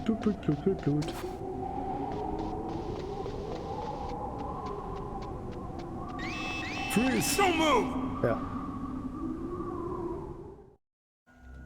Don't kill me yet. I'm too alive. Leave it to me. Leave it to me. I want no more accidents like that. Don't. Yes, Ich frage mich. Aber scheinbar ist der DARPA-Chef ja schon beim Verhören umgekommen, ne? There definitely is a resemblance, don't you think, little brother? Or should I... So, jetzt fängt nämlich die Quälerei richtig an. Action Key, Selection Key? Was ist der Selection Key? Ach, da, okay, Ach, ich habe Select gedrückt zwischendurch, deswegen oh Gott. Jetzt habe ich natürlich übelst viel verpasst, ne? Und es wird immer länger. Ich muss jetzt halt echt Kreis hämmern.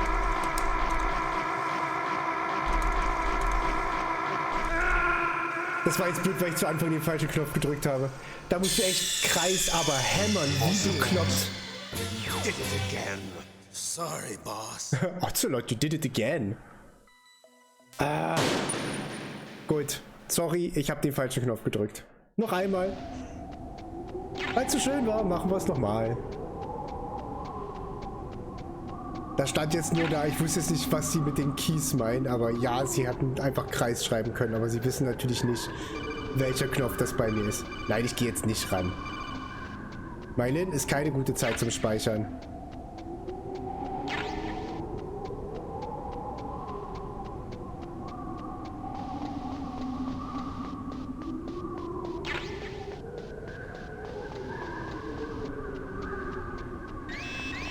Don't move!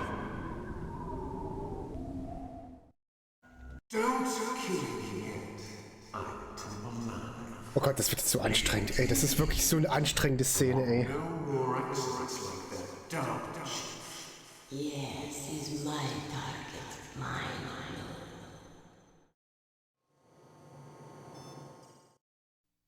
Oh boy, let's go.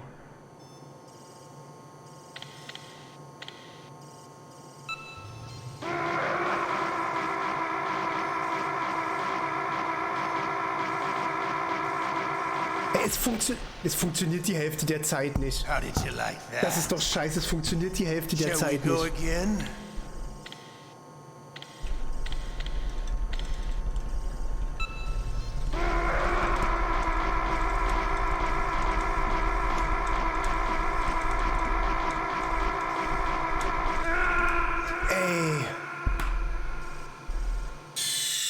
uns jeden Klick an. Verarsch mich doch nicht. Ey. Also so schwer habe ich es nicht. Der scheint nicht jeden Druck anzunehmen. So schwer habe ich es nicht in Erinnerung.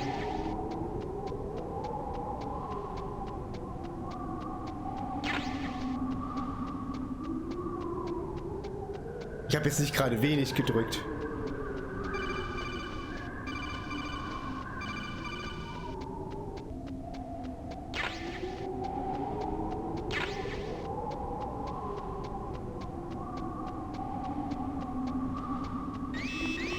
Don't move! Don't kill me yet. I'm too alive. Leave it to me. I want no more excellence like that dark chief. Yes, he's my target. Mine.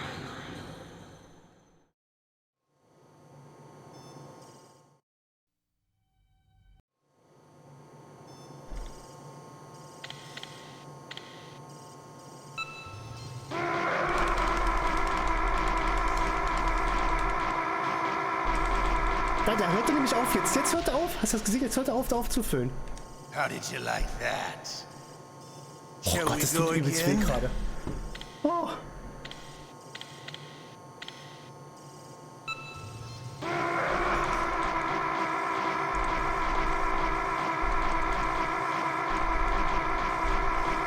Nee, ist nicht machbar. Ist nicht machbar. Ah. Ich weiß nicht, also... Keine Ahnung, es ist nicht machbar. Weil dass man nicht einfach von da aus laden kann, ne? Au! Aber so schwer ist doch das eigentlich gar nicht.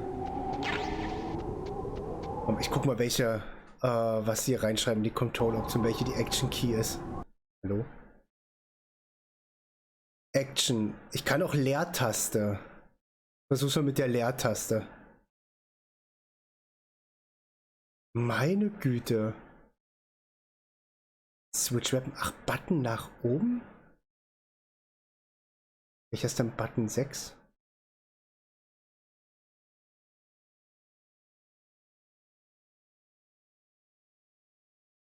Button 7, Button 6. Oh. Das ist ja nach oben, was ist das der Pfeil nach oben da zu bedeuten hat. Aber egal, ich versuch's dann mal mit, einmal mit der Leertaste.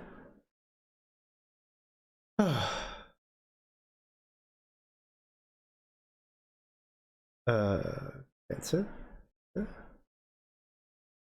Cancel, so, nein, jetzt cancel doch mal. So. Einmal teste ich noch mit der Leertaste. Gucken, ob es damit besser geht als mit dem Controller. Muss ich mal das Keyboard hier ranstellen.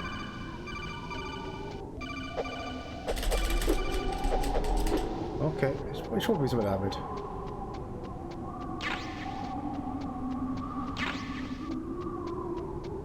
Bitte ein bisschen hören, wie ich drauf rumhämmere. Don't move! Don't kill me yet. I'm too alive. Leave it to me. I want no more excellence like that dark chief. Yes, he's my target. Mine.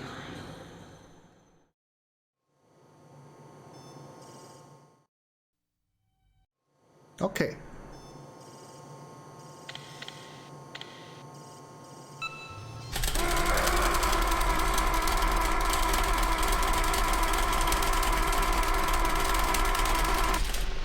Okay, das sieht besser aus. Das sieht besser aus. Shall we go again? Jo. Give it to me.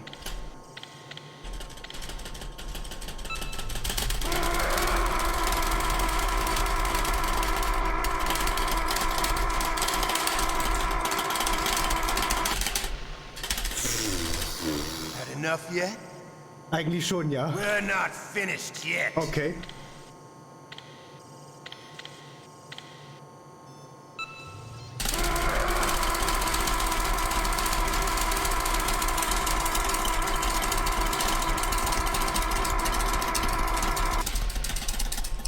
Wow.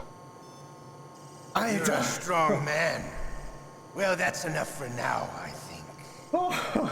You're the boss's brother, all right. Your brother, he's an amazing man.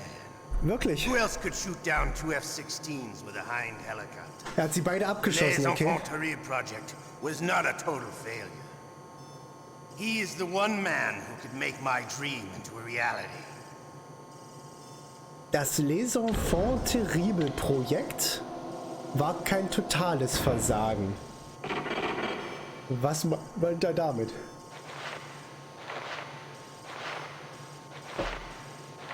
Wir müssen jetzt hier rauskommen, bevor wir nochmal auf diese Streckbank müssen, ey. Huh? Looks like I got a roommate. Ah. The DARPA chief? Das ist der DARPA-Chef. Aber der sieht nicht aus, als hätte er den Herzinfarkt gehabt. What a stench. So. Yeah, I caught a cold. That witch. She took my clothes. Also irgendwer hat ihn... Ach so, das ist der Typ, von dem sie die Klamotten geklaut hatte. Ja, was ist los?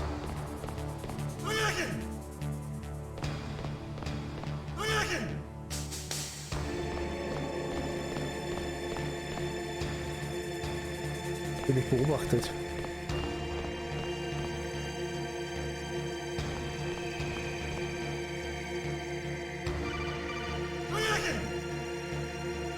Snake, are you okay? Naja, geht so. I've been better.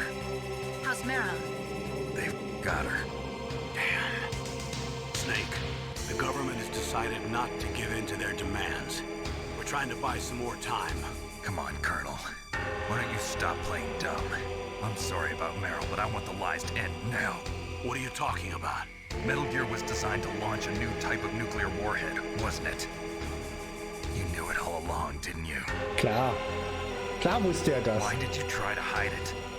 I'm sorry. Can't tell the grunts, huh? You've changed a lot. Metal Gear, secret advanced nuclear weapons research.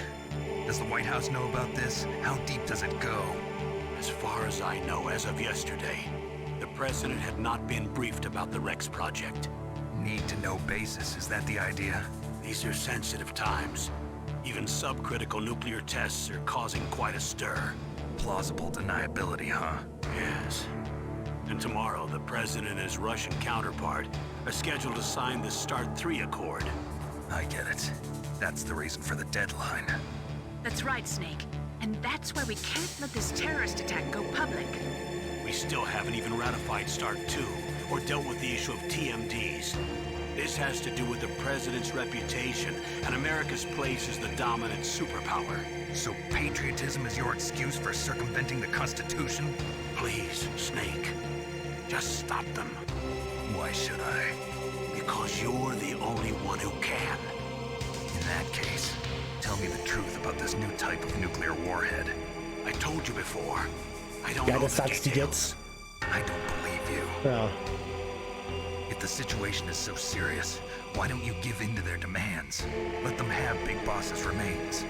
You see? Or is there some reason that you can't do that? Something you haven't told me about? Publicly, the president has been very vocal in his opposition to eugenics experiments. We don't want the existence of the genome army to go public. And that's the only reason? Huh. Hell with you. I'm sorry. The corpse of the DARPA chief is lying right here next to me. Poor man. But it's strange. He looks and smells like he's been dead for days. All his blood's been drained out too. Drained? Maybe to slow down decomposition? I have no idea. But the chief only died a few hours ago, right? Right. But he's already started to decompose. What could it all be about? Something in his blood that they wanted? I doubt it. Just the nanomachines in the transmitter. Did the chief tell them his detonation code? I'm afraid so. It looks like they've got both codes and are nearly ready to launch. Damn. Is there any way to prevent it? It seems that there's some type of emergency override device that can cancel out the detonation code. It's a countermeasure that Arms Tech installed secretly. You have to unlock it with 3 special card keys. And where are those keys? I've got one of them. I don't know where the other 2 are. Besides, I'm locked up here. We've got no choice. Forget about the keys. Your top priority now is to destroy Metal Gear itself. Sorry to have to lay it all in your lap, but you're all I've got. Bust out of there and get to the communications tower. Also, what? Meryl, right? Yeah. I'll save her. Thanks. Okay, also wir wissen ja schon mal, dass der Arms-Tech-Chef, warte ganz kurz.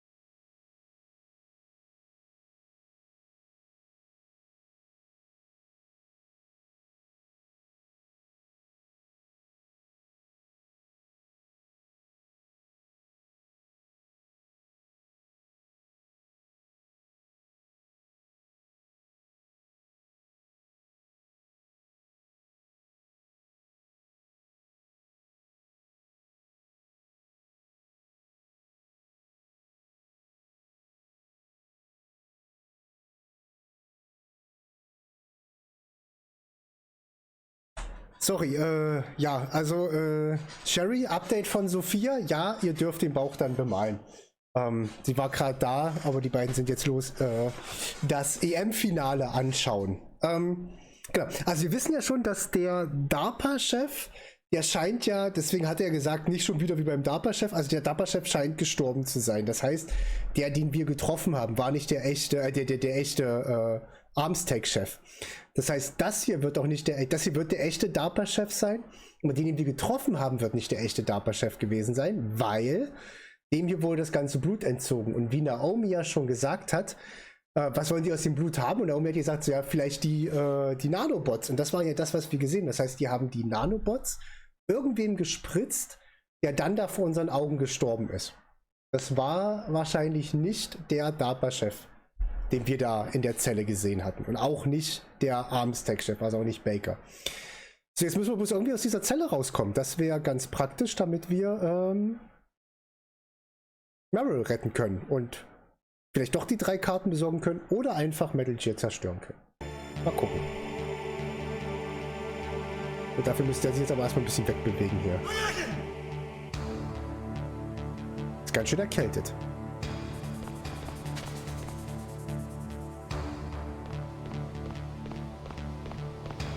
What the hell are you doing? Okay. Das kann ich vor ihm verstecken.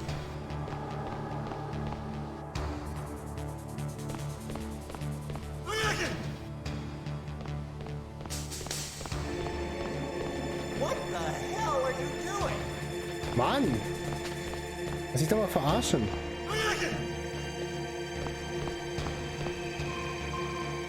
Snake, it's showtime. Scheiße, ich muss noch eine Runde machen. Ich muss noch eine Runde machen, aber mit Leertaste ging's ja. Die Runden werden immer länger, ne? Das wird nicht einfacher mit der Zeit. I'll tell you once more. Press the circle button repeatedly to regain your strength. When you've had enough, press the select button to submit. When your life reaches 0, the game is over. There are no continues, my friend. I fought wars in Afghanistan, Mozambique, Eritrea, and Chad. Among the Mujahideen guerrillas, I was known and feared as Shalashaska. I was trained by the Russian GRU. I am not like one of those KGB slugs. To me, this isn't torture. It's a sport. You're all just a bunch of sadists. Don't confuse me with those uniformed fools. Well, shall we begin? Nö. Ihr könnt auch sagen, wenn ich aufgeben soll und Meryl opfern soll. Here we go. Das könnten wir auch machen.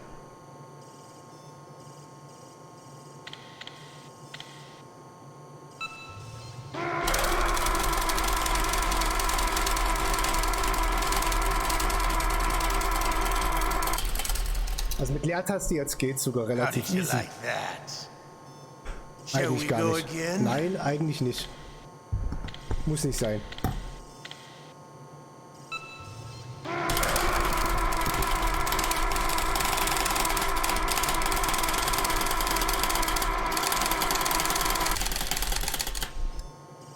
Had enough yet? Nö, ich bin gerade warm geworden.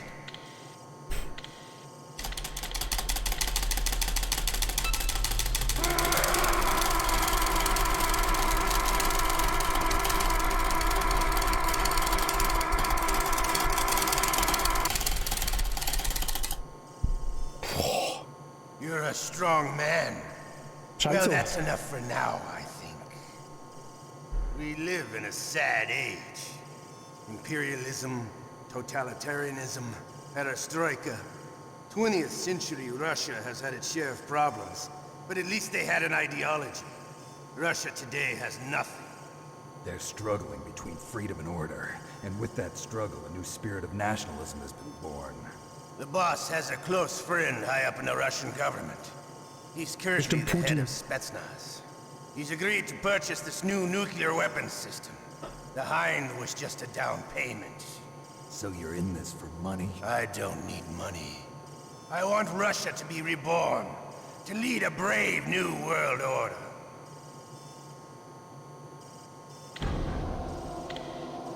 Das war bestimmt Putin. Der den Dings kaufen will.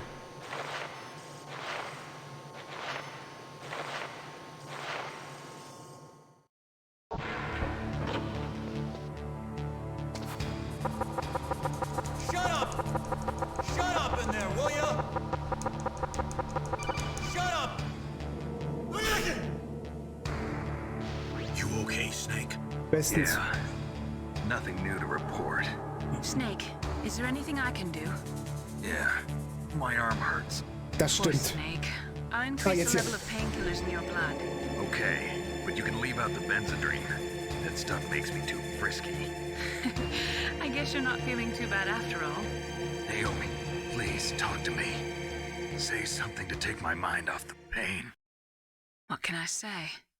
Anything. I'm not a very good talker. Please. Tell me about yourself. Myself? That's a tough one. Any family? That's not a happy topic for me. I don't have any family. No. Wait. There was a man who said he was my father. Where is he? Dead. By my own hand. Big Boss. What? Big Boss? I had no idea. There was no way you could. It happened in Zanzibar 6 years ago. Only Snake and I know the real truth of what happened there. So, is it true? Was Big Boss really your father? That's what he said. That's all I know. And you were able to kill him, knowing that? Yup. How? He wanted it. Besides, some people just need killing. That's patricide. Yup. That's the trauma that Mantis was talking about. The one we share in common. Is that why you left Foxhound? Let's just say that I needed to be alone for a while, and Alaska was the perfect place. Snake. I didn't have a real family either. Just a big brother who put me through school. We weren't even blood related, and he was much older than me. Where is he? He's dead. I'm sorry. Snake, is there a woman in your life? After you've been through as many wars as me, it's hard to trust anyone. Friends? Roy Campbell. You're still calling me friend? Is that it? No. There was another. Frank Yeager. What? Big Boss's most trusted lieutenant, and the only member of Foxhound ever to receive the code name Fox. Gray Fox. I learned a lot from him. But didn't you try to kill each other? That's true. We did, in Zanzibar. But it was nothing personal. We were just professionals on opposite sides, that's all. And you still call yourself friends? Hard to believe. War is no reason to end a friendship. That's insane. I first met him on the battlefield. He was being held a prisoner of outer heaven, but he didn't look like a prisoner to me. He was always so cool and precise. I was still green, and he showed me the ropes. You knew him well? No. We never talked about our personal lives. Sort of an unwritten rule. The next time I saw him on the battlefield, we were enemies. We were fighting barehanded in a minefield. I know it sounds strange to most people, but we were just two soldiers doing our jobs. It's like a sport. Men in their games. You're like wild animals. You're right. We are animals. So if you were friends, then how do you explain the ninja's behavior? I don't know. It's your genes. They make you predisposed towards violence. You really like talking about genes, Naomi. Why did you get into genetic research anyway? I never knew who my parents were, or even what they looked like. I guess I got into genetics because I wanted to figure out why I am the way I am. So you studied about DNA? Yeah. I thought if I studied my genetic structure, I'd find out who I really was. I thought that by analyzing a person's genetic information, I could retrieve the blank spots in that person's memory. Memory is stored in DNA? We're not sure, but we know that a person's genetic fate is determined just by the sequence of the 4 bases in their DNA. So what about my fate? You know my DNA sequence, don't you? Your fate? I'm sorry, I have no idea. Of course not. You're a scientist, not a fortune teller.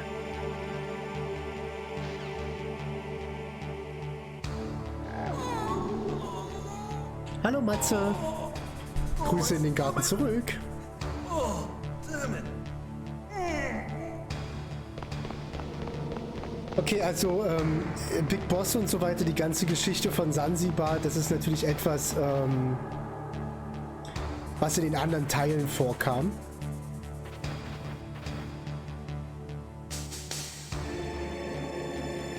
Das heißt, das können wir jetzt nicht wissen, oder ihr könnt das jetzt nicht wissen. Hey, I'm here. Where? Emmerich. Hell, mein Freund, was geht? It's me, Otacon. Wow, they even captured you. Hurry, get me out of here. Let me go. That Otacon, hurts. ey. Hurry up. Is that how you ask a guy a favor? Let me go. Jeez, it's like an animal's cage. Oh, what a smell. Because of him. Yeah, it's the DARPA chief. You don't hurry up and get me out of here, I'll be laying next to him. Those bastards. This lock won't open with a security card. You need a key like the soldiers carry. So what are you doing here then? I thought you might be hungry. If you need more food, I can bring some more later. Eine Ration und Also, Ketchup. I got you this level 6 card. Nice. It'll get you out of that torture room. Nice. Here, take this too. What's this? It's a handkerchief. I got it from Sniper Wolf. Why? I don't know why, but She's nice to me. Sounds like Stockholm Syndrome to me. Das hilft uns jetzt schon mal weiter. Dogs here. After the terrorists took over, they were planning to shoot all the dogs. But Sniper Wolf stopped them. She even let me feed them when I asked. She likes dogs. She must be a good person. Please don't hurt her. Wake up, you idiot. She's the one who shot Meryl. Well, that's all I can do. They're planning to launch a nuke. I've got to stop them. Then you have to get past the communications tower. First, you have to get me out of here. Come on, I'm trying my best. That guard's got the key. You'll have to take him out. Give me a break. I'm no soldier. I can't take anybody out. You have to. I'll be killed.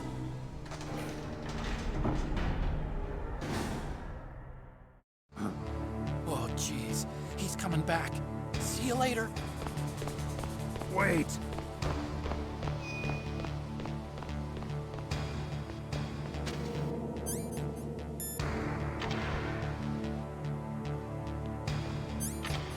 Kann ich jetzt? Warum kann ich den jetzt nicht benutzen? Ich kann den jetzt, eigentlich müsste ich den jetzt benutzen können, aber ich weiß nicht wie.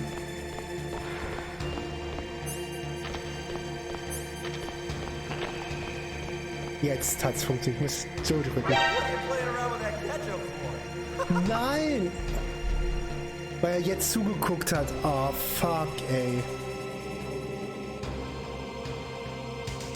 Weil er jetzt hingeguckt hat, hat er das natürlich gesehen, dass es Ketchup ist.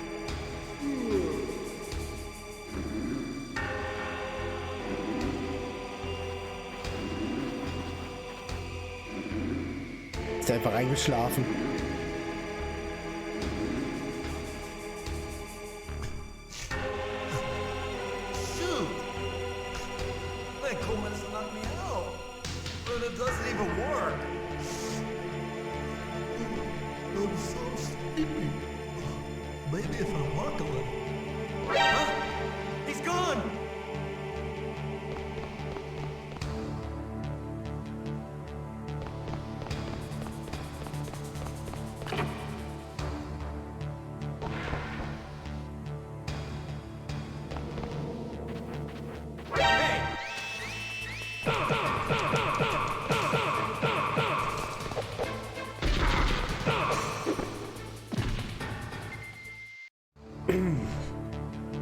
Okay, das wäre mit dem Ketchup witziger gewesen, aber so geht es natürlich auch.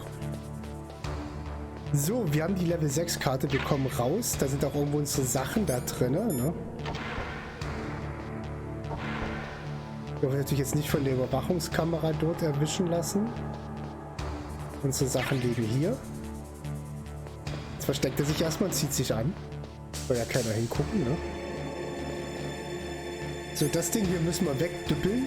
Ich weiß gar nicht, was das ist. Ist das eigentlich... Das ist eine Kamera, ja. Das müssen wir weg...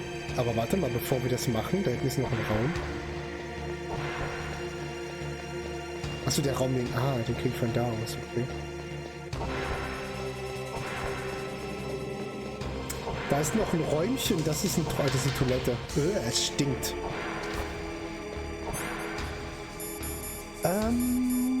Schärfgranaten.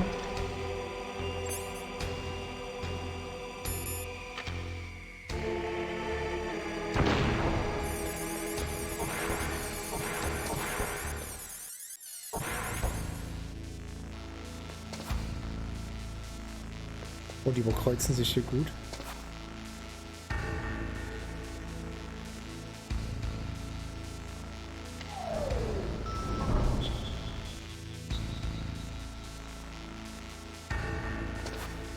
Hat man nicht vorzugehen.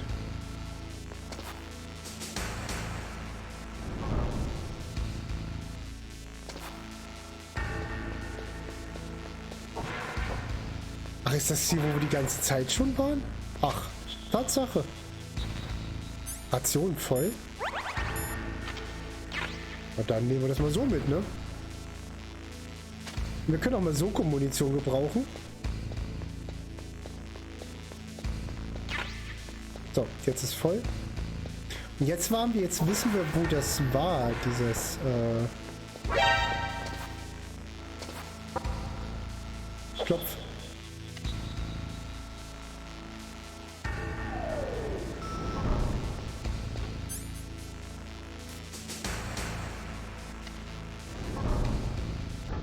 Wir haben Level 6. Da war eine Level 6 Tür noch, oder? Wir haben, glaube ich, noch eine Level 6 Tür, die wir noch nicht aufgemacht haben hier unten. Wenn ich mich jetzt recht entsinne. Das war ja Level 5, wo die Dings drin waren. Eine Tür konnten wir bisher noch nicht öffnen. Hallo, guten Tag. Die müssten wir jetzt öffnen können.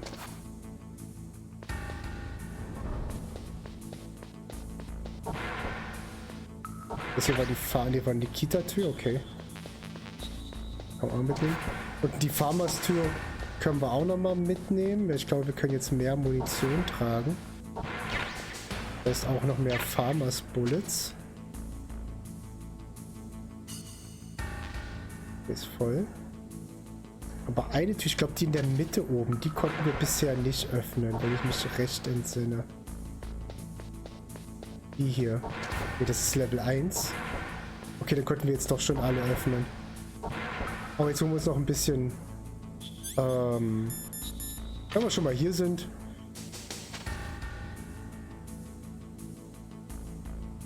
holen wir uns noch mal die Munition mit.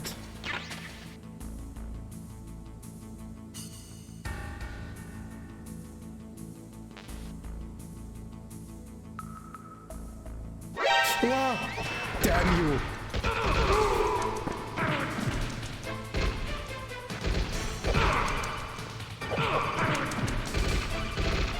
Wo bin ich denn? Ich habe gerade Probleme, mich zu erkennen. Mann, jetzt!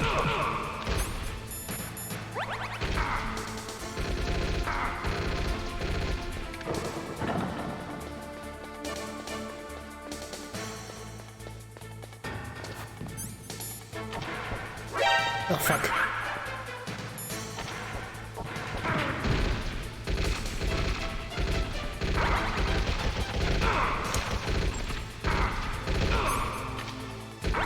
Hey.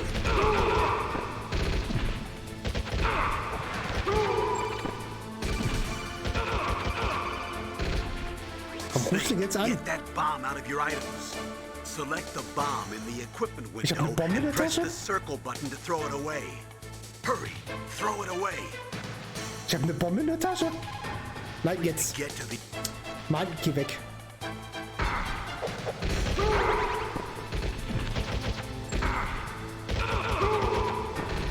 Warum habe ich denn eine Bombe in der Tasche? Wo ist denn hier eine Bombe?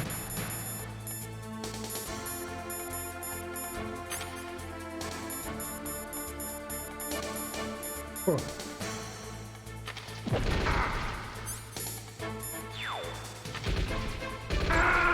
Nein! Warum hatte ich denn plötzlich eine Bombe in der Tasche?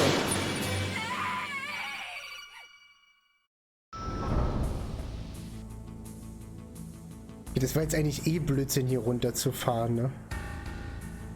Ich habe nichts Neues bekommen. Okay, ich hau ab. Ich hau wieder ab. Ich bin wieder raus.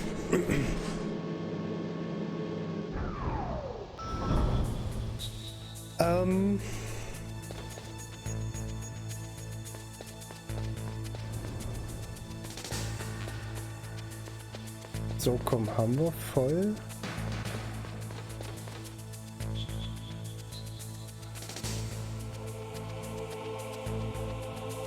So, fehlt uns überhaupt noch irgendwas? Diazepam, aber das...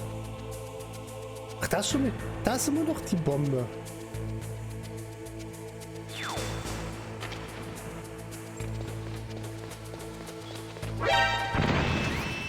Fuck off.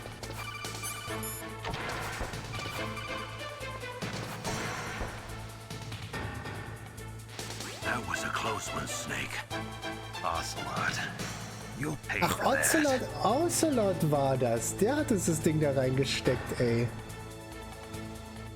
Frechheit.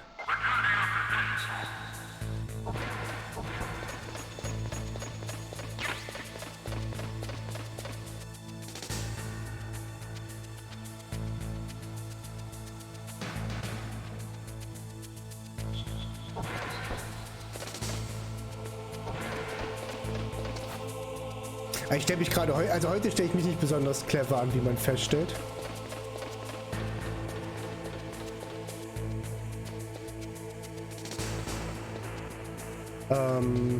Ich laufe.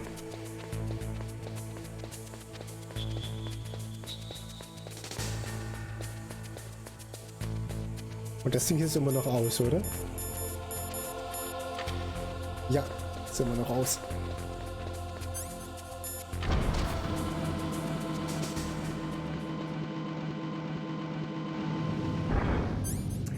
Wie gesagt, ich habe das Spiel wirklich schon besser durchbekommen.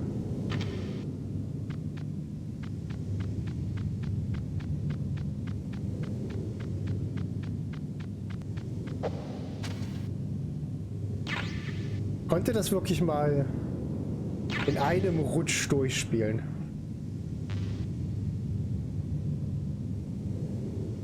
Nicht unbedingt ohne zu sterben, das würde ich nicht behaupten wollen.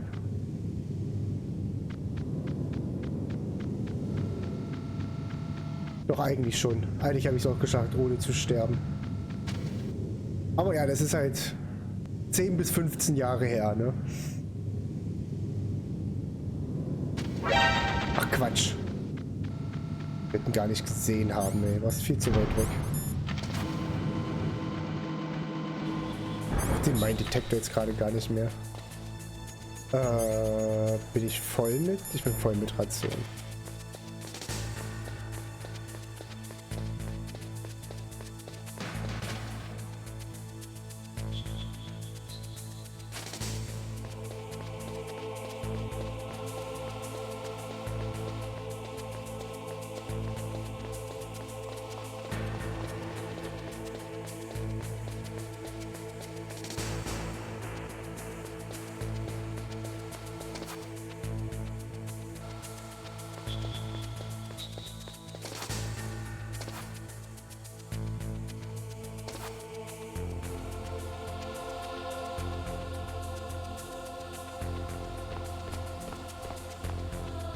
Ja, hier rumläuft, ey. Komm, beweg dich.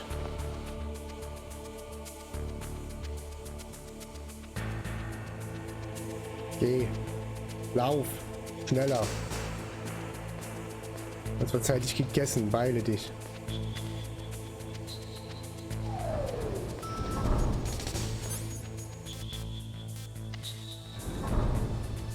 Was war denn B2? Hat man da? Jetzt haben wir jetzt Level 6. Jetzt können wir B2 noch Level 6 Türen öffnen. Das ergibt durchaus Sinn, nochmal nach B6 B2 runterzufahren. Und zu gucken, was hinter den 2 Level 6 Türen, wenn ich mich ja recht entsinne, noch ist. Ich glaube, das waren 2.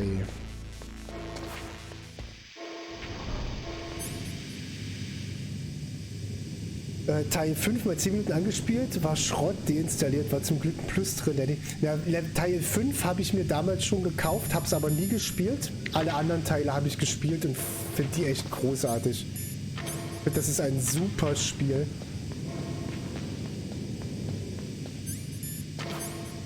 Das ist einer meiner favorisierten Spieleserien.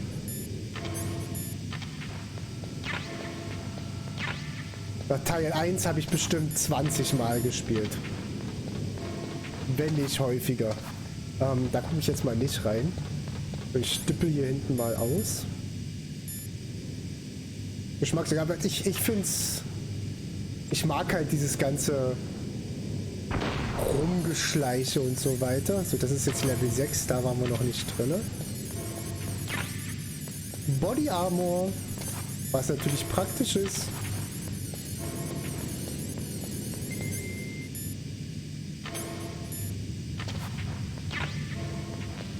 Nikita Missiles, die brauchen wir echt selten, die Nikita Missiles, ne?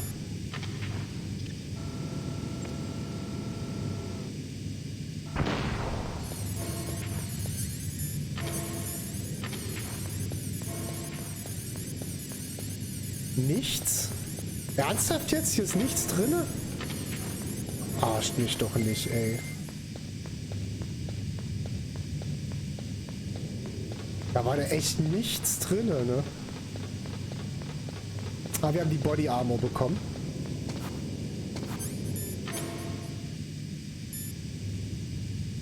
Bulletproof Vest.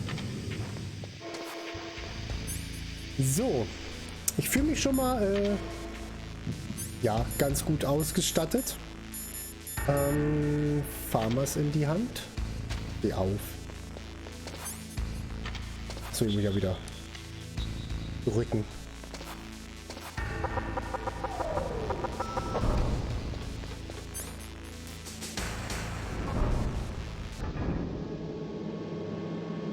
Mache ich auch in Wirklichkeit so.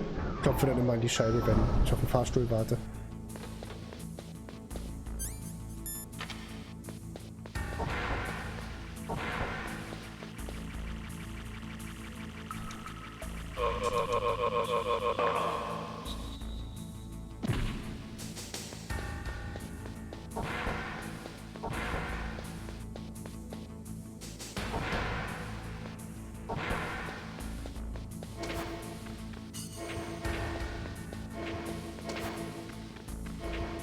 Ich nehme mal Diazepam. Das ist gut.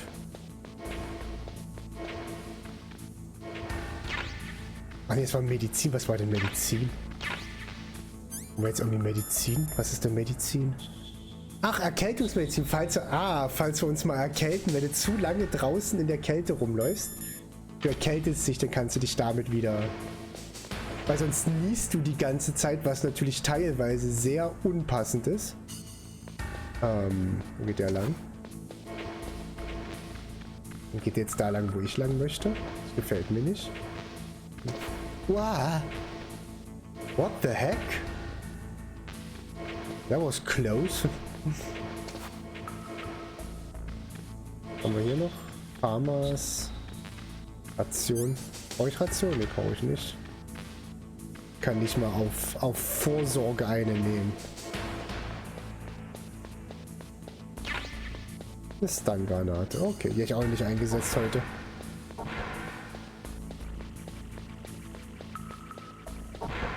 Na dann, bis später, Matze. Viel Spaß beim Garten sein. Also im Garten sein, nicht selber Garten sein. So, wir haben jetzt das Taschentuch bekommen. Das wird uns jetzt helfen. Weil wenn wir jetzt das Taschentuch in der Hand haben, dann riechen wir nach Sniper Wolf. Jetzt sollten uns die Wölfe in Ruhe lassen. Genau. Und jetzt war... Ich weiß nicht, ob das jetzt funktioniert. Ich probiere das jetzt aus.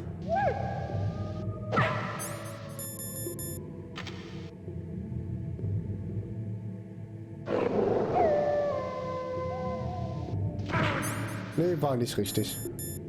War nicht richtig. Müsste man das bei dem kleinen Wolf machen? Der kleine Wolf hat auf jeden Fall eigentlich... Hat er die Box angepinkelt?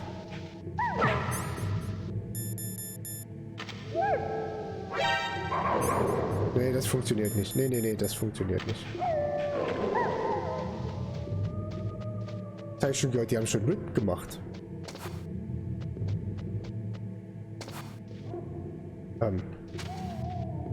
Auf die Knie, Soldat!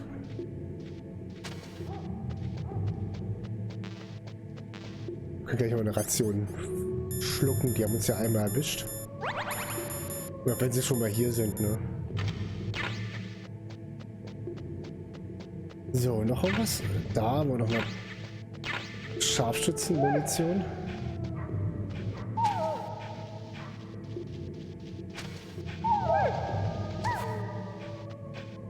Hier lang muss man. Genau.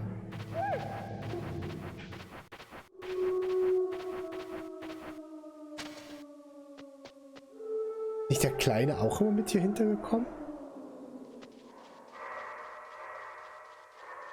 Höre ihn zumindest. Und was höre ich? Da kommt er. Kommt der weiter?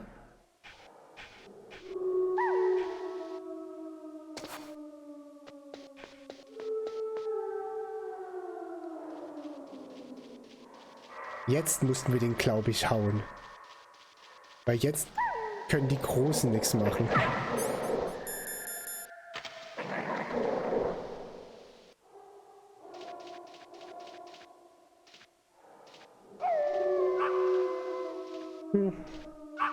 Ich weiß es echt nicht mehr. Ist ja egal, wir haben das Taschentuch.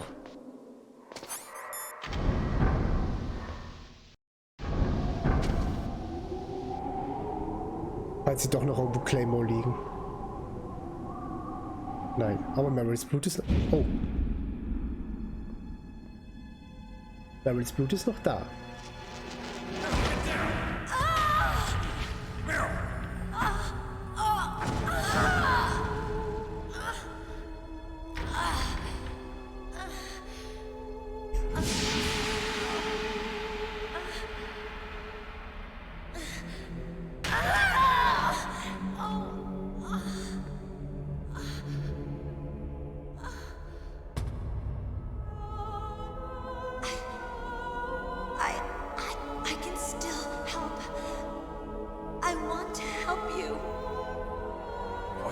Save your strength. I was a fool.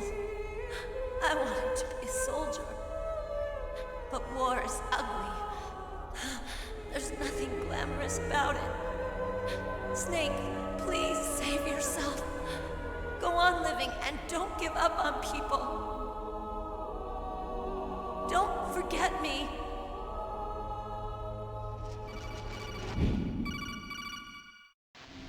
Snake, about Meryl. Colonel, I'm sorry. Listen to me. I wasn't able to protect her. Snake, she's a soldier. She knows that prisoners are a part of war. She joined up of her own free will. I'm sure she was prepared for this. No, you're wrong. Meryl thought she had to become a soldier. Thought it was the only way. She said she thought it would bring her closer to her dead father. She said that? She wasn't ready for real combat. I shouldn't have pushed her so hard. It's all my fault. It's not like you, Snake. Master, what is it? Sorry for eavesdropping, but I just couldn't listen anymore. Master. Snake, you can have regrets if you want to. It's only natural. But you can't keep attacking yourself for things that happened in the past. That road leads to madness. Believe me. He's right. Don't kick yourself. It doesn't suit a legend like you. I'm sure Meryl's just fine. Mei Ling. Snake, forget about Meryl. Stop Liquid. That's what Meryl would want too. You're right. Meryl would say the same thing. Snake. What? Meryl. She's pretty special to you, huh? Yes, she's special. There aren't many women like her around. That's not what I meant. She's the Colonel's niece and a combat buddy. Is that all? Come on. This is like a police interrogation. No, I guess it's in the genes. The genes? What are you talking about, Colonel? No, I just remembered about Naomi's grandfather. I think Naomi said he rose as high as assistant secretary in the FBI during Edgar Hoover's time. Is that right? Yes. Yes, he was Japanese, and he became a special undercover investigator to nab the mafia. When was that?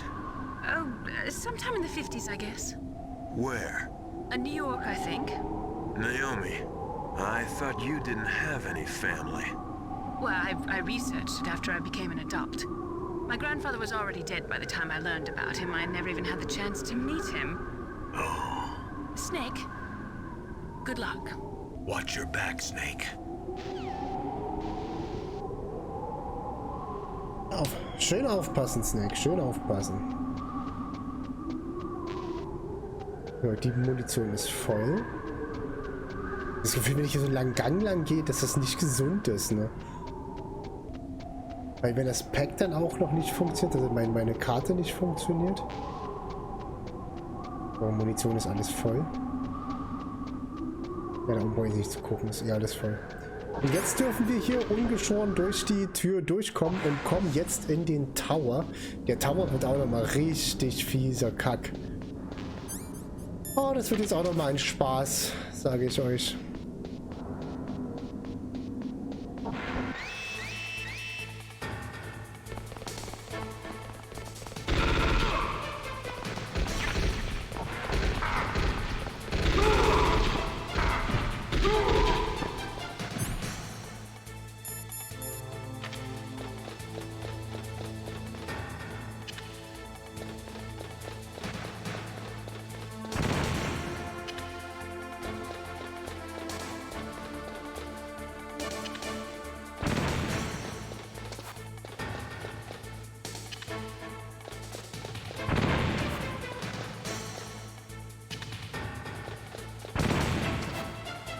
Ja.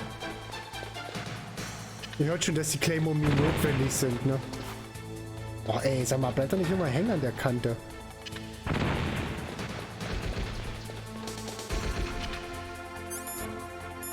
Kommen auch welche von vorne, deswegen. Ah, ey, ich hab die doch auf dich geschossen.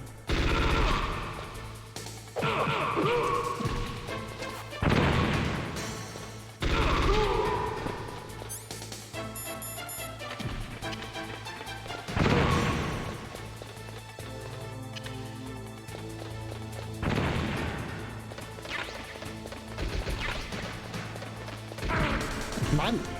Ich laufe mir zu weit, ey.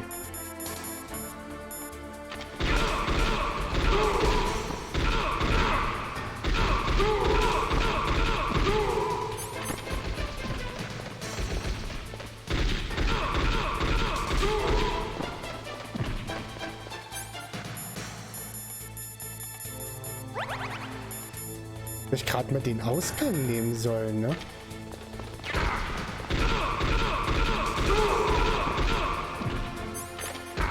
Hey, sag mal, dann warst du noch nicht tot.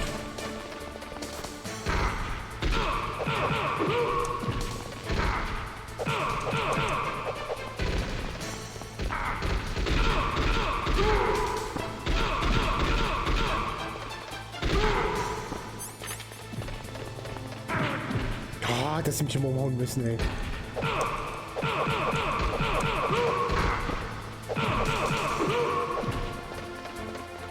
Check mal kurz den Ausgang hier. Der geht nicht, okay. Nein! Ach Gott.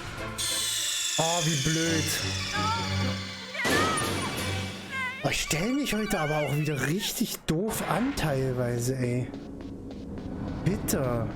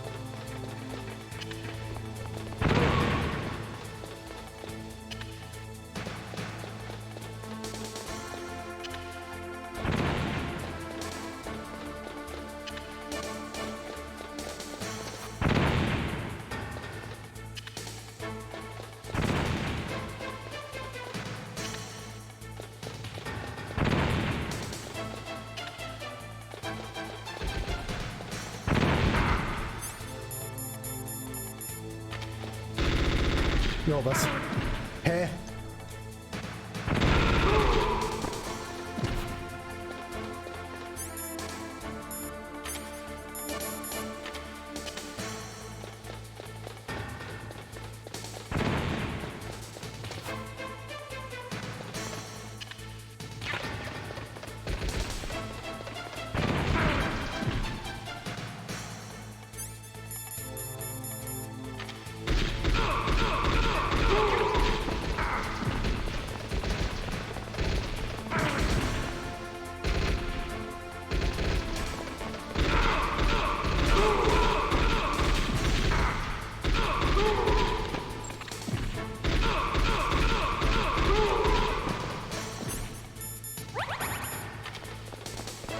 Mann, jetzt. Das war doch gar nicht voll. Ich habe doch gerade eben eine genommen.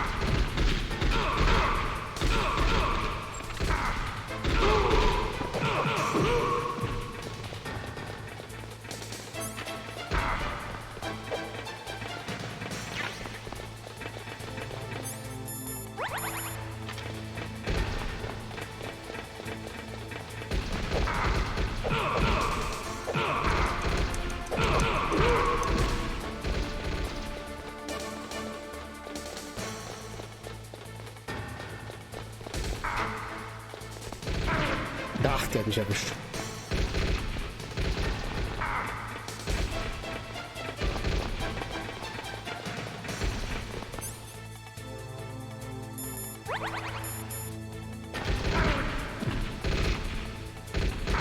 Das steht aber auf, ey.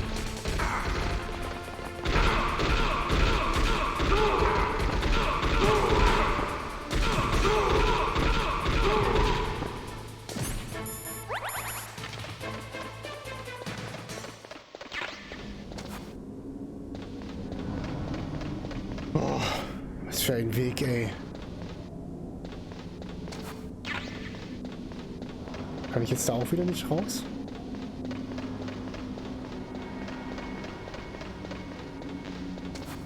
Ach, das ist gar keine Tür. Ich dachte, das wäre eine Tür gewesen. Ne? Das war so ein Schilddings. Da jetzt hier vorbei. Und Treppe lang hoch. Unschöne Stelle, ey. Oh nein, jetzt kommt noch eine viel unschönere Stelle. Ach Gott, ich hasse es. Meiling? Meiling, ich muss mal kurz mit dir sprechen. You caught Snake? Yep. In China they say, rashness brings success to few, misfortune to many. Snake, go forward when it's safe, but retreat when there's danger. You'll just have to play it by ear depending on the circumstances. Nein, jetzt ruf sie doch nicht schon wieder an. Be careful.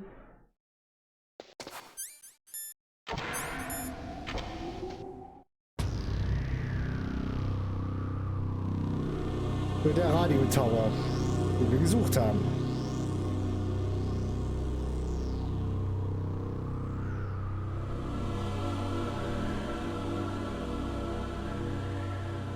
Und da soll es wieder runtergehen. Das ist dann der andere Radio-Tower. Ja, mal gucken, ob das so funktioniert, ne? Wird er jetzt einfach hoch und runter gehen können.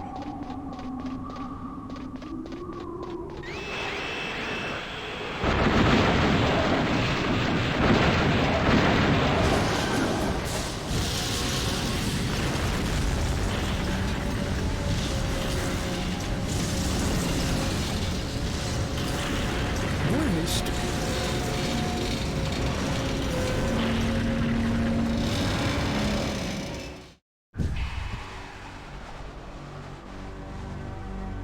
Damn! Snake! I'm afraid I can't let you get past here. Liquid. You're not going any farther. Die! Wir dürfen jetzt gegen ein Heim-Team kämpfen.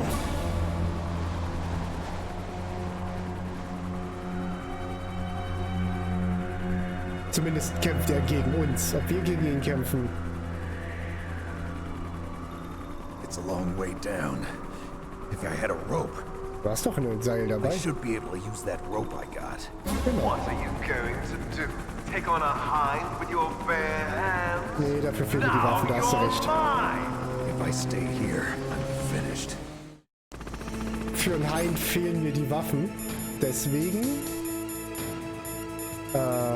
wo ist das Seil? Da.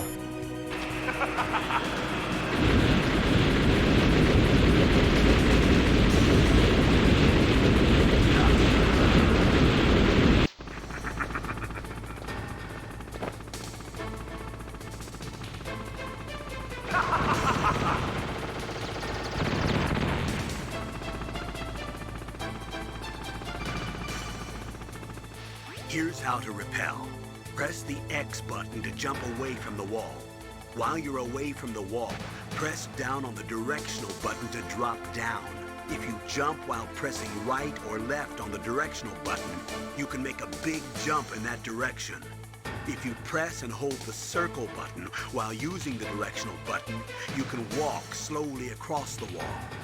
If you're careful with the timing, you should be able to dodge the gunfire from the hind while you rappel down. If anyone can do it, you can, Snake.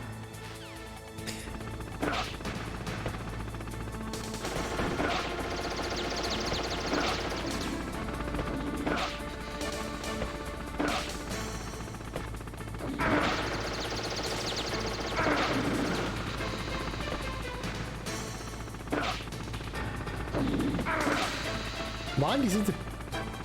Der fällt immer genau in diese... Ich komme nicht weiter runter, hä?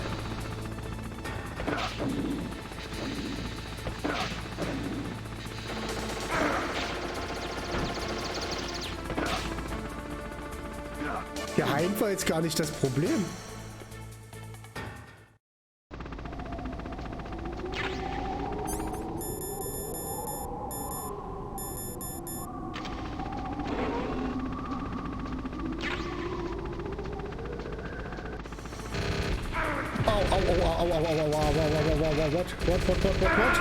What the heck? Was das? Was war das denn?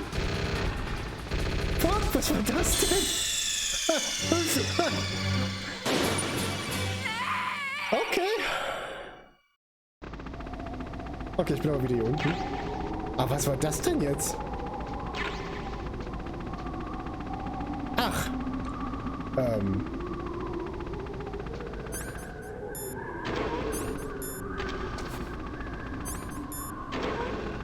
Ach, das ist die Tür von vorhin, die geht nicht auf. Aber warte mal. Ich habe da eine Idee. Ich hab doch da was.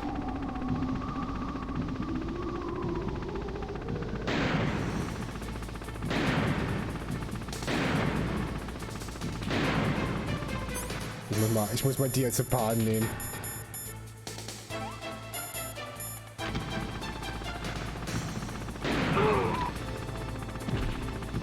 Ey, versteck dich doch nicht.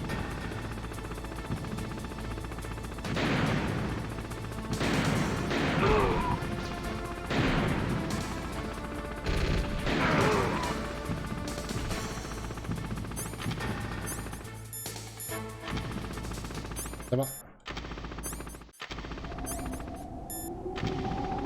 das war's? Alle tot? Alle tot. Wie kommt jetzt? Ist jetzt der... Ist der Hein da noch irgendwo?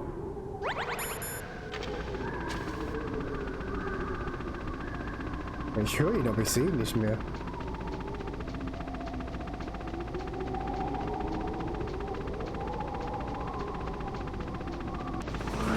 Ja, da ist er.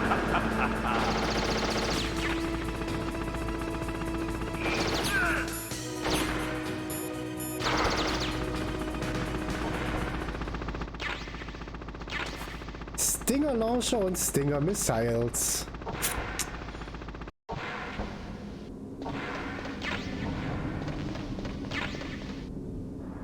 Jetzt nach unten. Jetzt sind hier nach unten hin.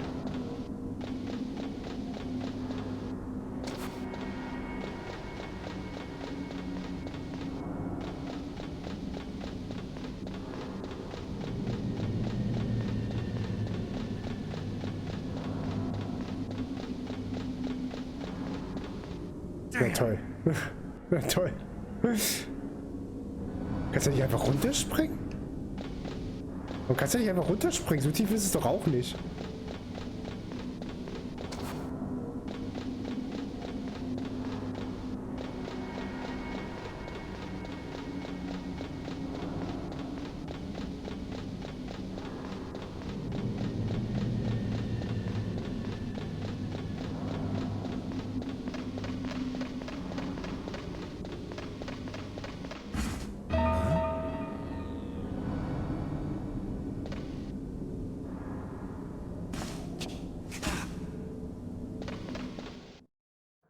Don't shoot! It's me! Don't shoot! It's me, Snake! Otacon, how'd you get Otacon! It wasn't as dramatic as your entrance, believe me. I'm afraid of heights. You were watching? Yeah, I was watching. I was riding in the back of their truck. Thanks to the stealth camouflage. How did you get up here? The elevator, of course. The first floor of the circular staircase was destroyed. That's why I took the elevator. The elevator was working? Yeah, that's right. You're incredible. Danke. Like a movie hero or something. Natürlich. No, you're wrong. In the movies, the hero always saves the girl. Oh. You mean Meryl? Er ist schon süß, oder? Forget I said anything. Snake, there's something I've really got to ask you. It's why I followed you up this far.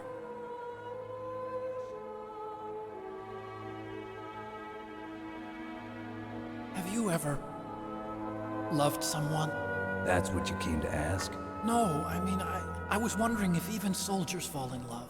What are you trying to say? I want to ask you,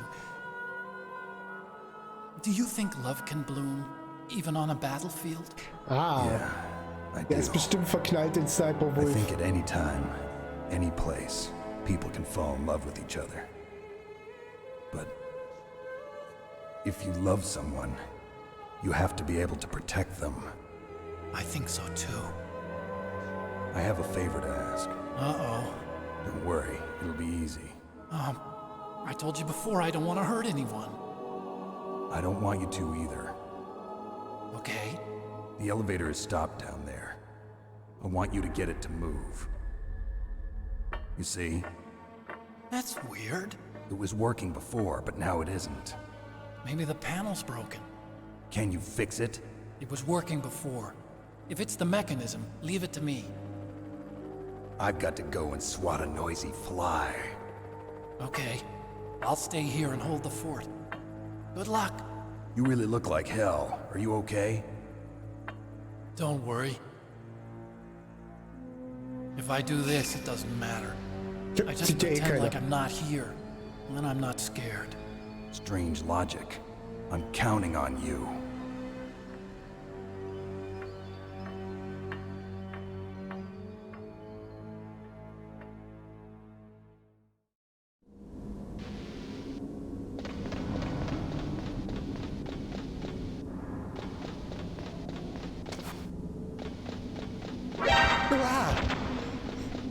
Nicht aufgepasst. Kurz, ich habe mich kurz leicht erschrocken. Ja, ist die Originalversion, ja. Wobei die deutsche Synchro, habe ich festgestellt, echt viel besser ist als die englische. Ja, toll, es reicht nicht.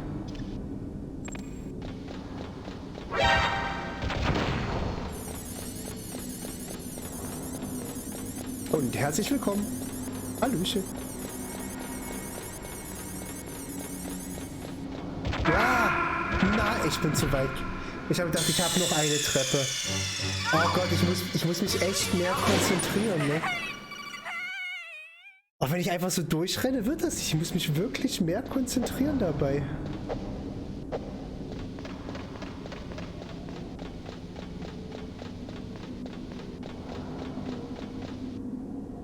So.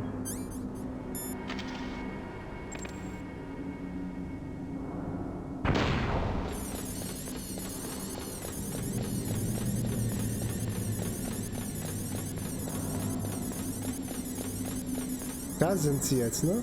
Ja, immer auf der 4.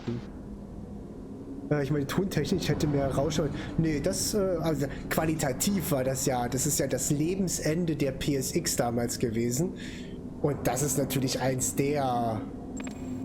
Die reizt es komplett aus, was die PlayStation damals machen konnte, ne?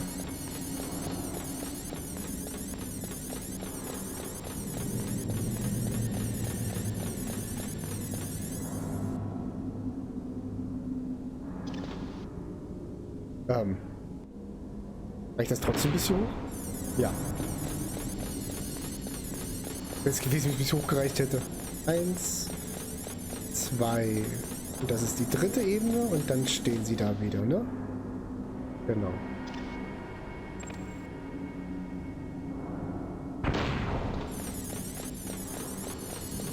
Und eine Ebene, 2 Ebenen, 3 Ebenen und da sind sie wieder. Und diesmal ist keine da.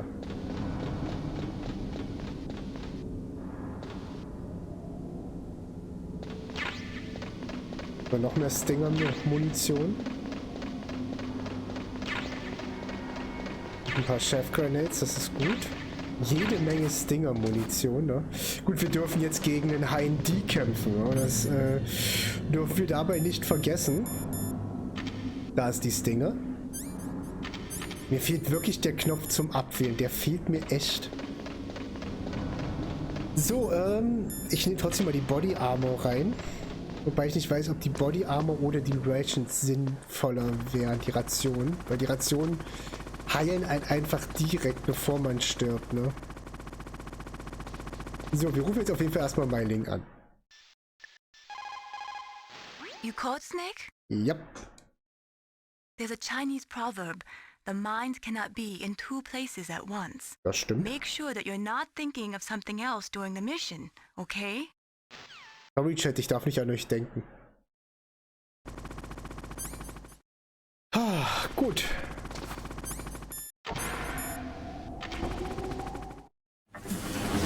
So, Snake's finally come out of his home.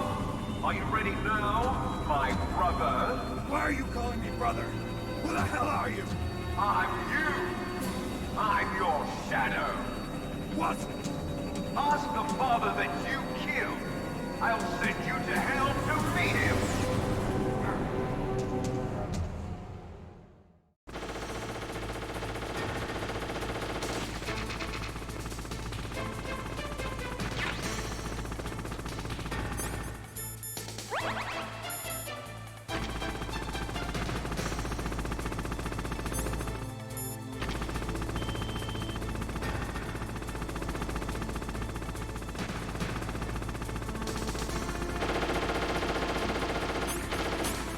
Deswegen brauche ich das Ein- und Abwählen, weil ich ihn dann besser sehen kann.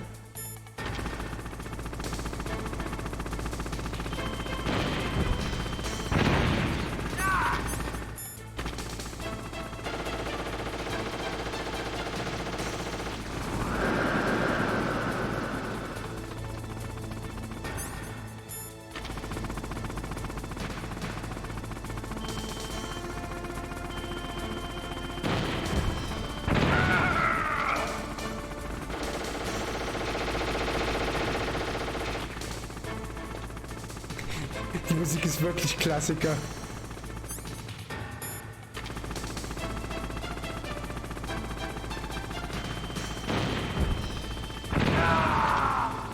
Okay, wo ich ihn treffe, macht keinen Unterschied.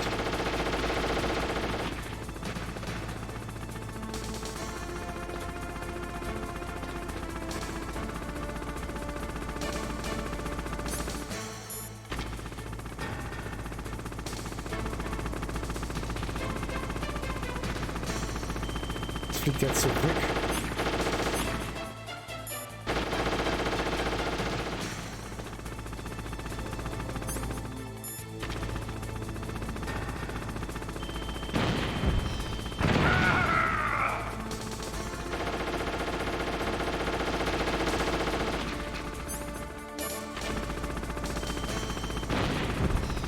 Oh, der war organisiert, verdammt.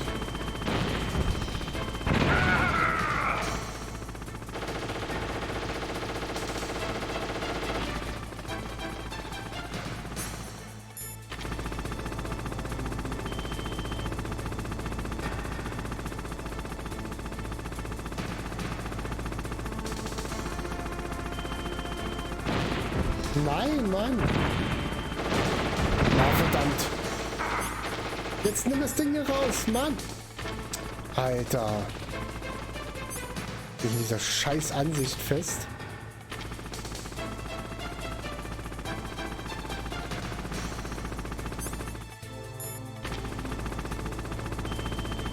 Ja, da komme ich nicht durch.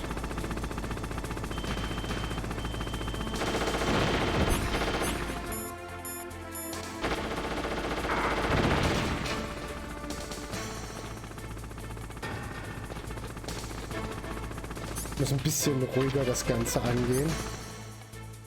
Immer so ein bisschen in der Nähe von diesem Teil hier bleiben.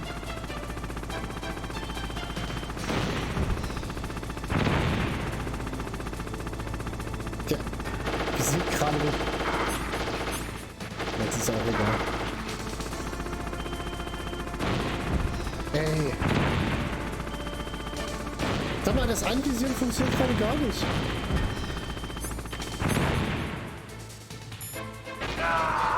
Auch eine Stinger-Munition.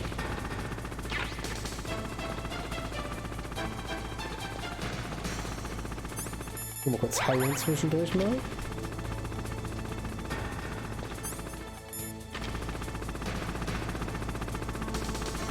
Oh, oh, oh, oh, er tut was, er tut was.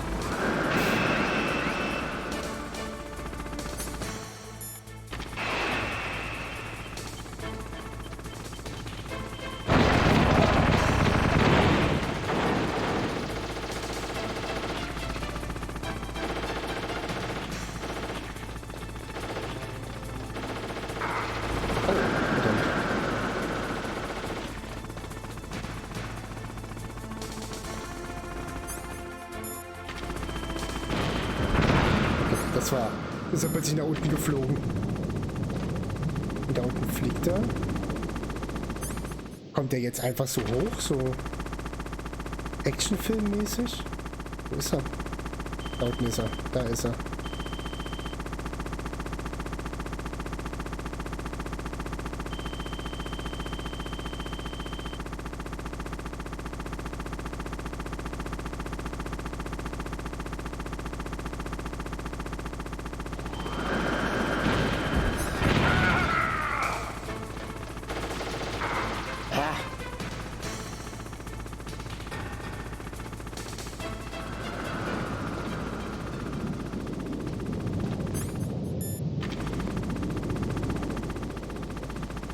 Macht er das nochmal?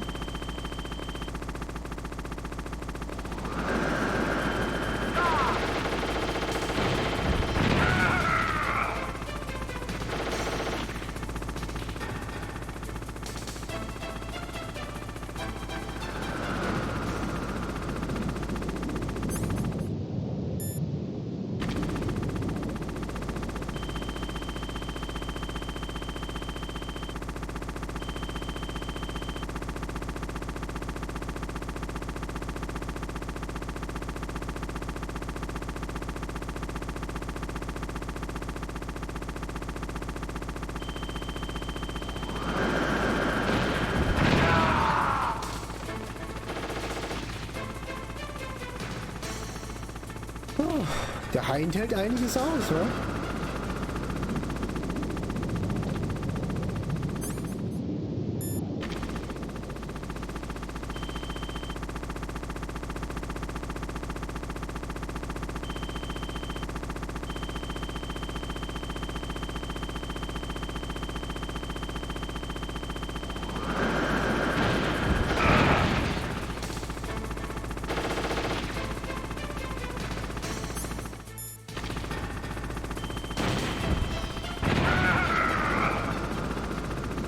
Direkt mal 2 Treffer mitgegeben.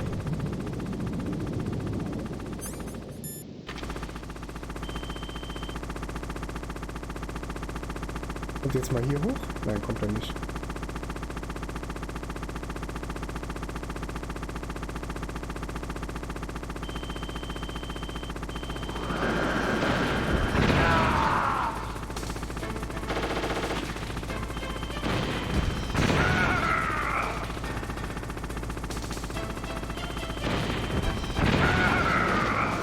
Jetzt habe ich aber richtig gegeben. Wir schlafen gerade die Arme ein. Ich muss mir die Arme wieder runter machen hier so. Ein bisschen bequemer hinsetzen. So, wo ist er? Unser Hind. Ich habe nur noch 3 Schüsse hier drin. Jetzt kommt der Kacke für mich hoch.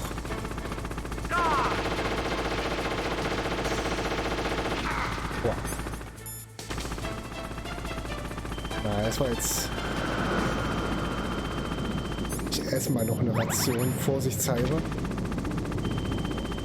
Komm hoch, du brauchst nur noch 2, 3 Treffer. Ich habe nur noch 3 Mal Munition, ich muss alles treffen hier.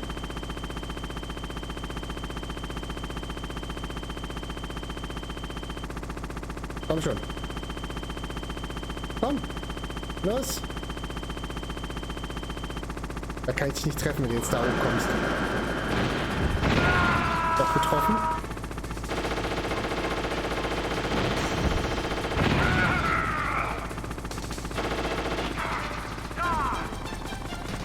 Oh, das war's.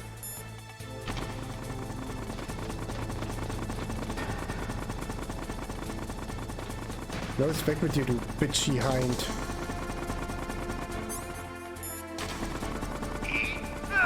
Ach, scheiße.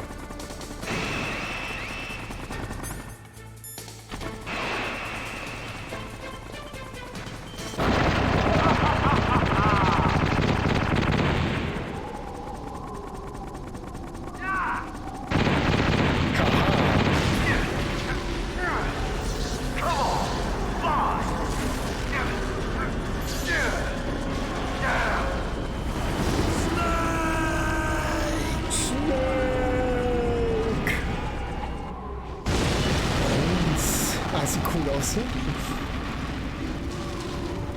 See you in hell, Liquid.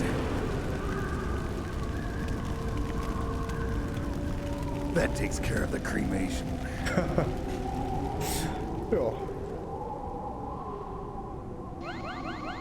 So, den nächsten Boss besiegt sozusagen. Snake, the elevator's working. You fixed it? No, that's the weird thing. It just moved by itself. It's headed your way now. Is that so? Okay. That explosion before, what was it? Oh, I had to take out that helicopter. Helicopter? That's incredible, Snake. Einfach so nebenbei. Listen, I just want to make sure again. This is the way to get to where Metal Gear is being stored? Das ist es. The entrance to the underground maintenance base is towards the back of the snowfield ahead. Okay. Find a safe place to hide out for a while. I'm going underground. Noch in Snowfield. I know. You don't have to tell me. And stay out of my way. Don't try to be a hero or anything. Okay. Call me if you need to. Gleich kommt noch ein Schneefeld. Da kommt auch noch so eine richtig tolle Stelle in dem Spiel. Also traurig schön und so. Aber wir haben erstmal einen Hind ausgeschaltet.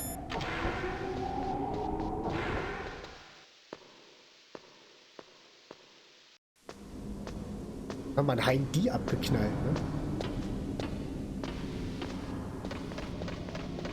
Hier noch irgendwas gerespawnt an Supplies? Nein. Das ist aber auf jeden Fall schon mal komisch, dass sich der Aufzug einfach so wieder bewegt hat. Ohne dass jemand was machen musste. Oder was heißt jemand? Emrich. Will schon wieder alles düppeln hier oder was?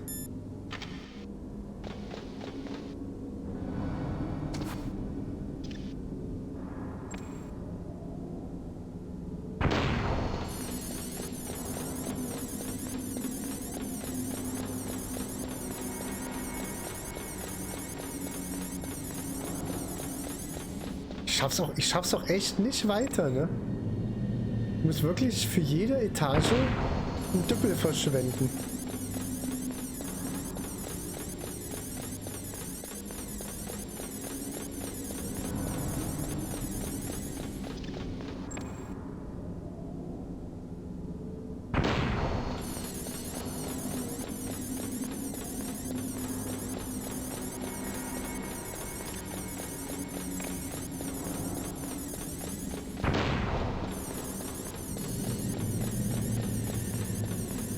Ist halt so.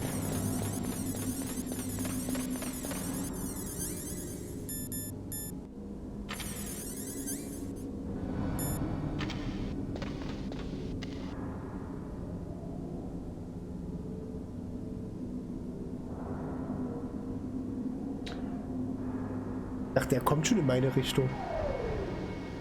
Da ist er. Das ist der Übergewichtsalarm. Warum kommt jetzt wohl der Übergewichtsalarm?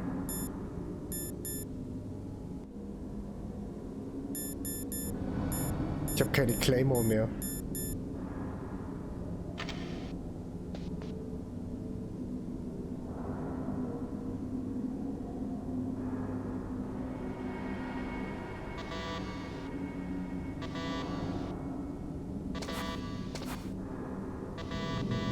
Mist.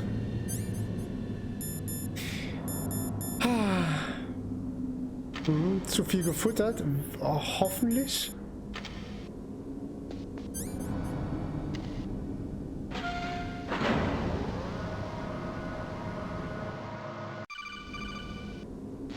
Snake, there's something I forgot to tell you before. What? There were 5 stealth camouflage prototypes in my lab. Yeah, so?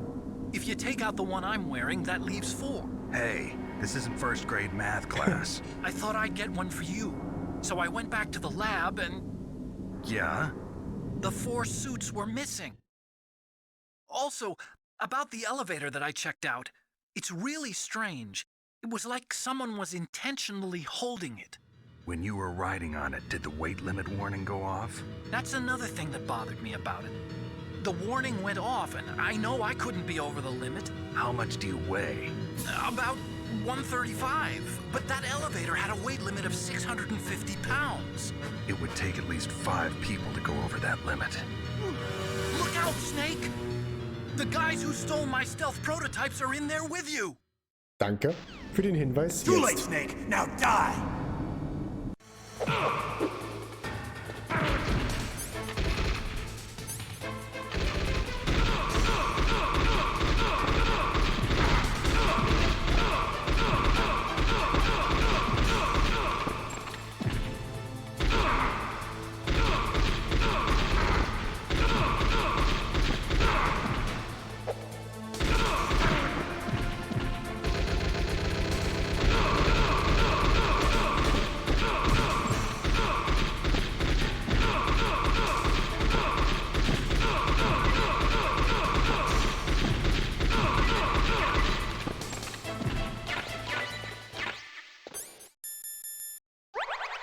Easy, wenn man sie sehen kann.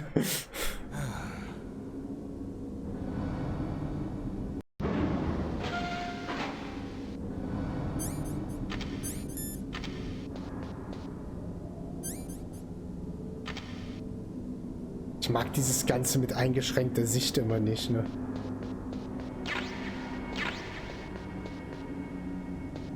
Ja, das war jetzt die Stelle, wo wir nicht weiterkamen. Granaten und Farmers-Munition gab es nochmal. Da ist die Tür zum Rausgehen, aber hier hinten war auf jeden Fall auch noch, was haben wir von oben schon gesehen. Eine Ration und nochmal Munition. Live-Leben sieht okay aus. Das heißt, wir gehen raus. Dafür sich extra düppeln müssen, ne?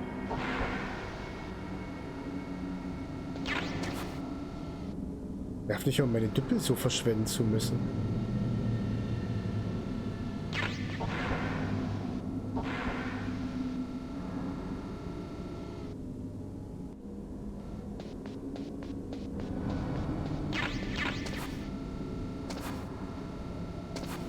Mann, jetzt. Uah, da war noch einer.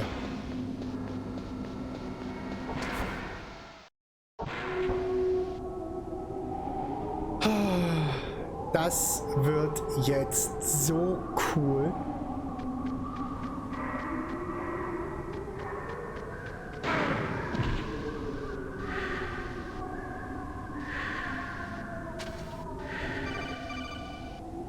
Snake, are you okay? Otacon, were there any other stealth prototypes? No, there were only 5. So, this isn't stealth camouflage then? What are you talking about? Someone's aiming at me in the middle of this blizzard. It's her! Wolf? Sniper Wolf? Yeah. Yes, it's her. It's definitely her. Otacon, you sound like you're happy. No, I'm not. So then what is it? Snake, please don't kill her. Are you insane? Please. She's a good person. You'd know that if you talk to her. Was soll ich denn machen? Listen to me, kid. She's a merciless killer. I can see you perfectly from here. I told you, I'd never quit the hunt. Now you're mine.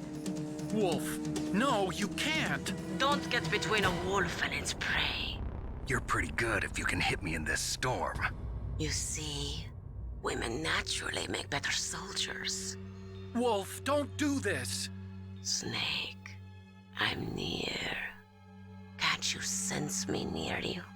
It's a mistake for a sniper to reveal her location. Is that right? Well, I'm going to send you a love letter, my dear. Do you know what that is? It's a bullet straight from my gun to your heart. Please, Wolf!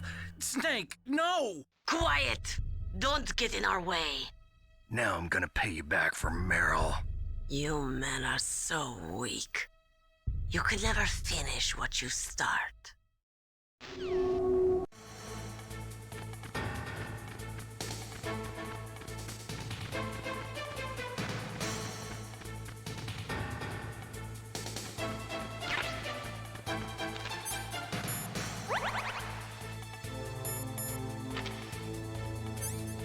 So, wir müssen sie natürlich jetzt irgendwo finden da drüben. Wo ist denn unsere... Hä? Da ist er, okay.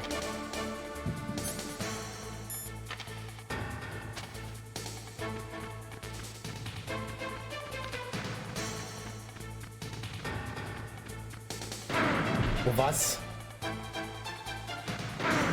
Alter, what the heck? Ey, Hammer. Wie trifft sie mich denn jetzt hier, wenn ich hier liege? Bin gerade sehr bewegungsunfähig.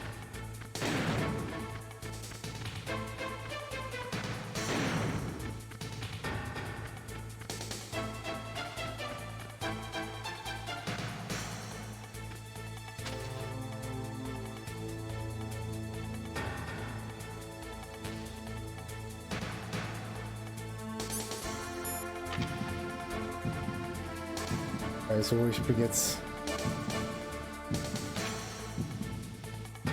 an der Stelle, hier sehe ich halt nur, wenn sie auf der Seite ist, ne?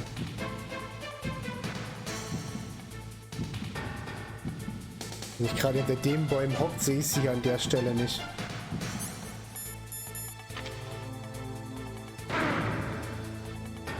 Aber scheinbar sieht sie mich.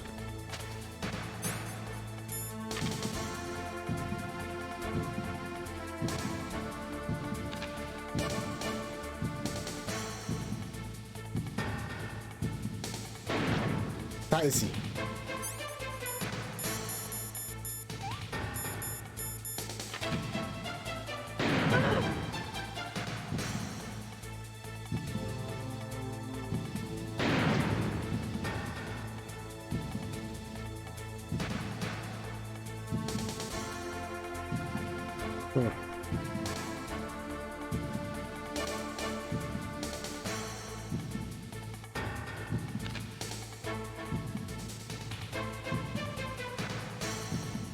Mal sehen, ob sie mich jetzt hier treffen kann.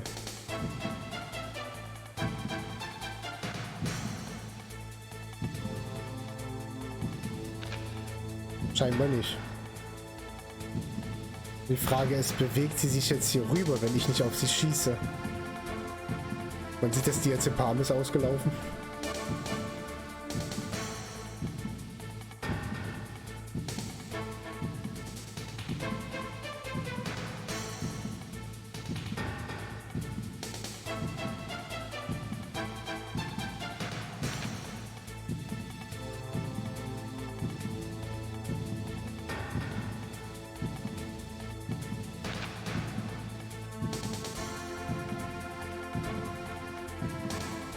Ich will mich jetzt eigentlich nicht weiter rausbewegen, wo sie mich treffen könnte. Ja, aber muss sie ja wieder hier rüberlaufen, oder?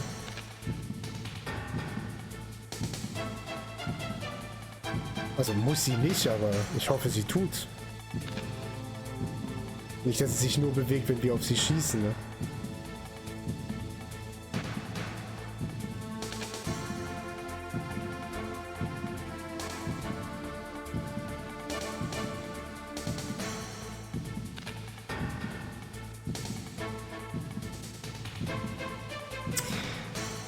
Aber scheinbar ist dem so.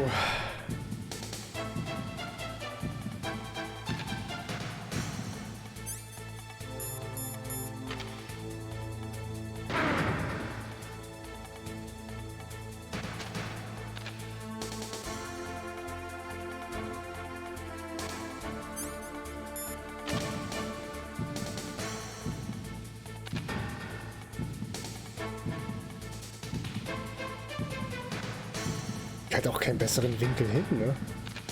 Also wenn er mich auf die andere Seite rübergeht, aber der hat sie mich die ganze Zeit getroffen. Hätte ich gar keine Chance. Echt gut erwischt.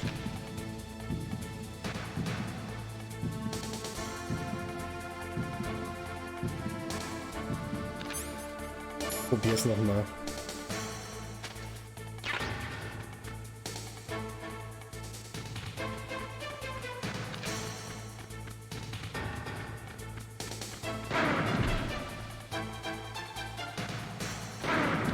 Die trifft mich hier die ganze Zeit, ne? Ey, ich habe keine Chance, mich auch nur irgendwie in Deckung zu bringen.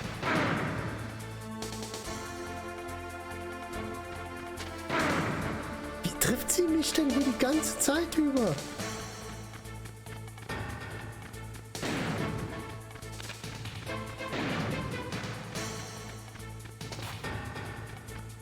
Ich bin eigentlich nur hier in Sicherheit.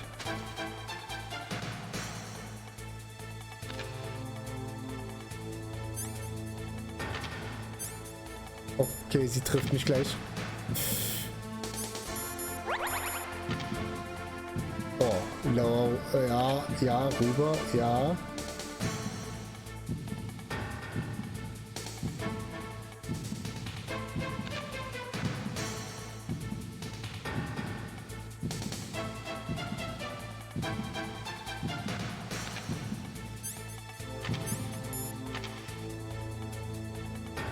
Die hat mich voll im Visier. Warum sehe ich sie denn nicht?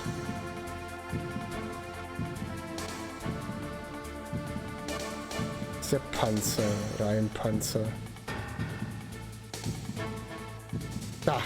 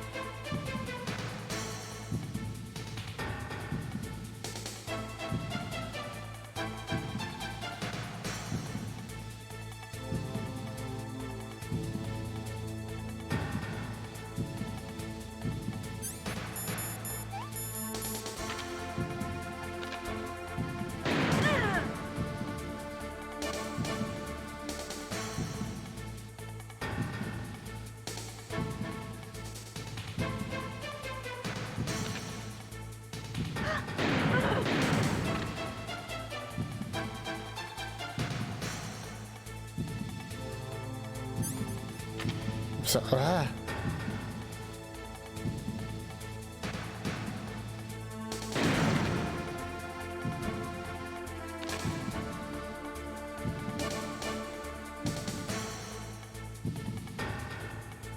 Ah.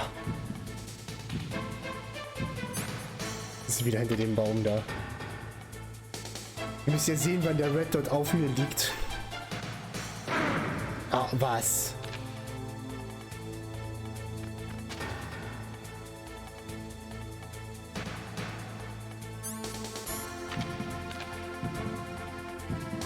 Warum zieht ihr denn immer auf diesen Schneeberg? Ah. Da.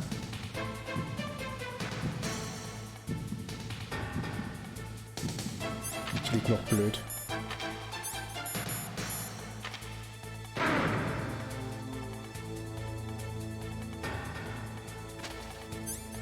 Triff mich halt die ganze Zeit, ne?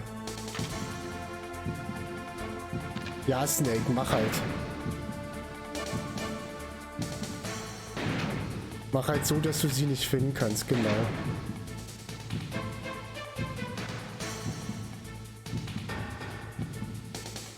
Da.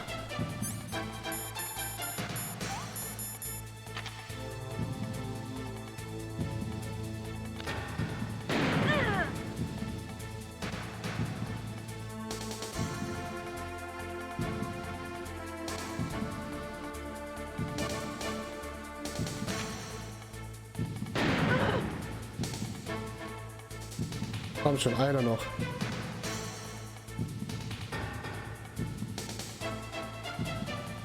Komm schon.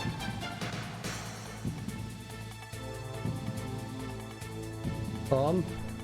Bevor das Diazepam seine Wirkung verliert.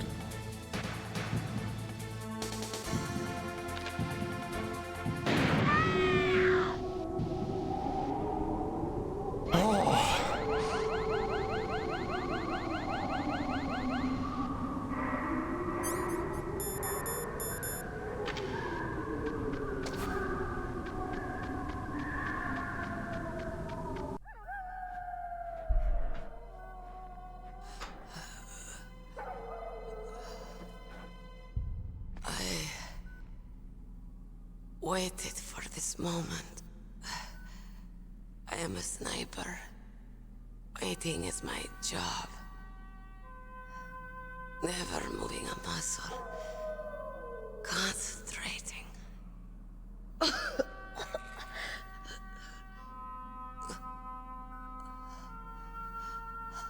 am long shot.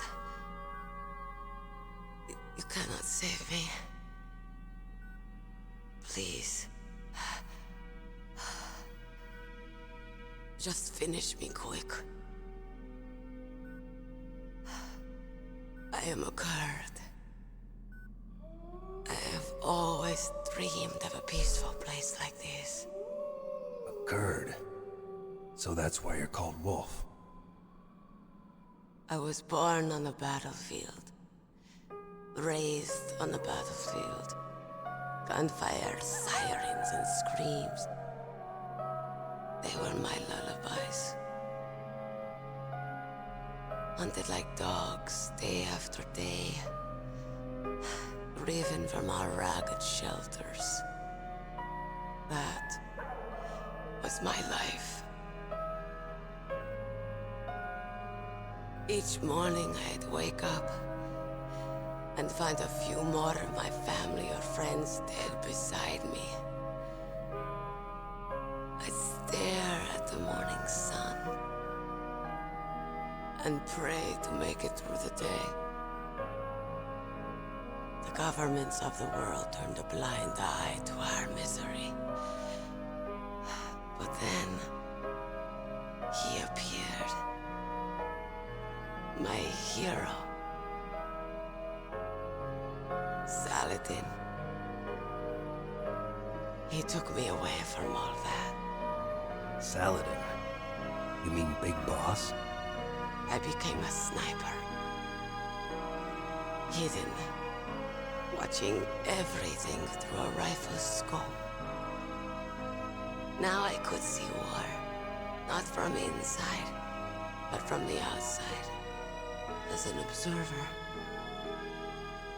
I watched the brutality, the stupidity of mankind through the scope of my rifle. I joined this group of revolutionaries to take my revenge on the world. But I have shamed myself and my people. I am no longer the wolf I was born to be. In the name of vengeance, I sold my body and my soul. Now I am nothing more than a dog. Wolves are noble animals. They're not like dogs. In Yupik, the word for wolf is Keglanek, and the Aleuts revere them as honorable cousins. They call mercenaries like us dogs of war. It's true. We're all for sale at some price or another. But you're different. Untamed. Solitary. You're no dog. You're a wolf. Who are you? Are you Saladin? Wolf. You spared Meryl's life. She was never my real target. I don't kill for sport. Rest easy. You'll die as the proud wolf you are. finally understand. I wasn't waiting to kill people. I was waiting for someone to kill me. A man like you. You're a hero. Please, set me free.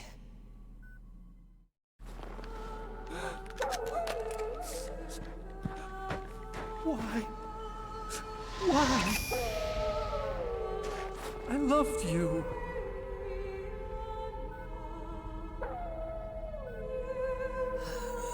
What is it? My gun. Give it to me. She's part of me.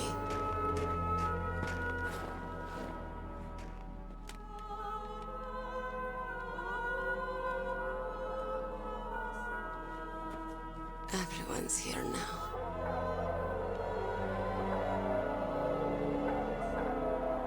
Okay, hero. Set me free.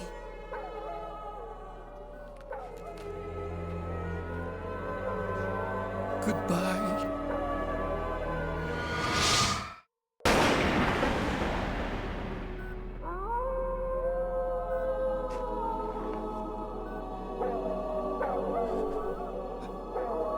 Snake, you said that love could bloom on the battlefield.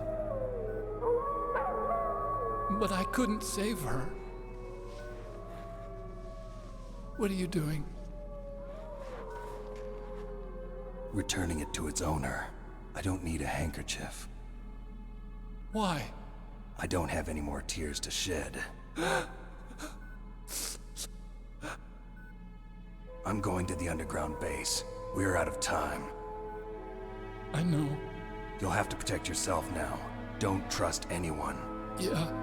If I can't stop Metal Gear, this whole place will probably be bombed to hell. Yeah. We might not meet again. I'll hang on to my codec. I want to keep helping. You can leave anytime. Get a head start.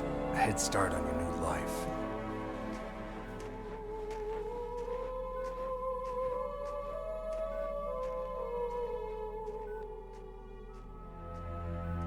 Snake! What was she fighting for? What am I fighting for? What are you fighting for? If we make it through this, I'll tell you.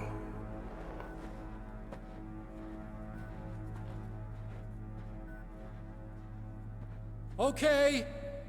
I'll be searching too.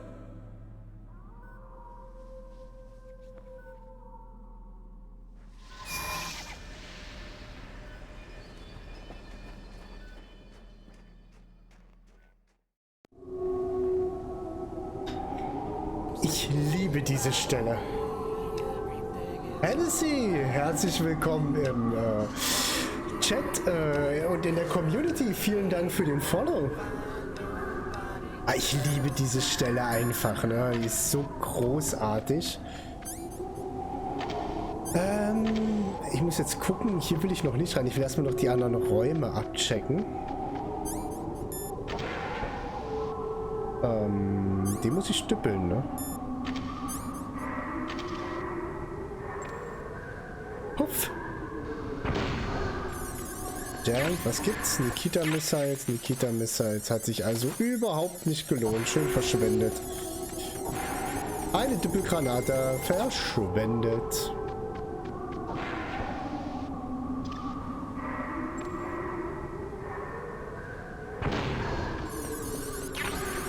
Oh, die Cardbox C. Sehr gut und 2 Rationen. Das gefällt mir schon eher. Das hat sich schon eher gelohnt.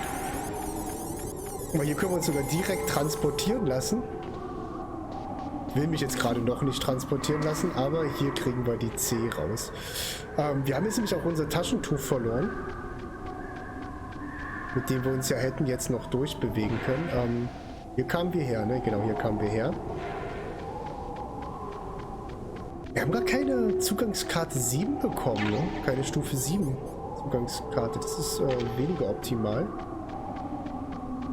Das dreht die ganze Zeit mit diesem blöden Ding in der Hand rum, ey.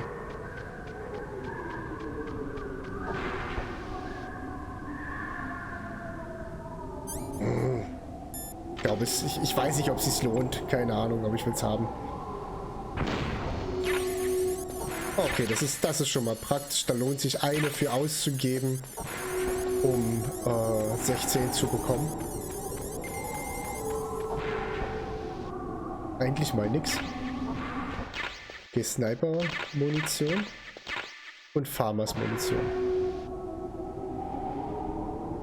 Die Fremdgang bei Scorpions, um den Urlaubsgeschichten zu lauschen. Ich lache immer noch, okay. Ach stimmt, der war ja nicht da. Stimmt, der hatte jetzt ja ein paar Tage sich mal frei gegönnt. Au! Was für ein Trottel. Schön reingelaufen in die Claymore-Minen, die überall rumliegen. Geil.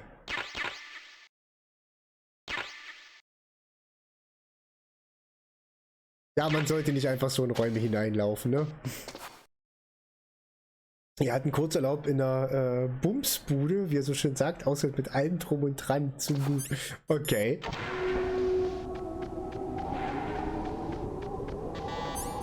Mann, ich will hier rein. Ich habe keine Level 7 Karte. Hat sie eine Level 7 Karte für mich? Nein.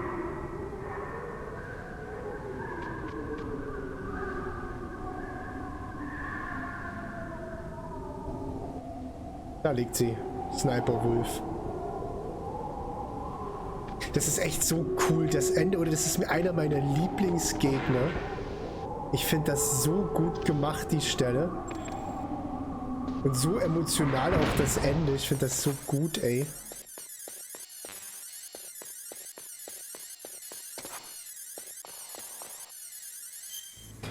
Hier musste man übrigens damals CD2 einlegen. Das war die Stelle, wo CD2 dran kam. Nein, es ist gefroren. Ah. Gefrorene Ration ist immer schön, wenn das passiert. Weil wir so lange Zeit jetzt draußen gelassen haben. Müssen wir hier unten eine Weile warten, bis sie aufgetaut sind. Das ist nämlich auch ein wenig eine...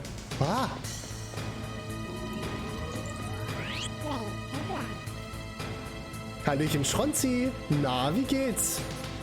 Wie war eure Runde? Wie war der Stream?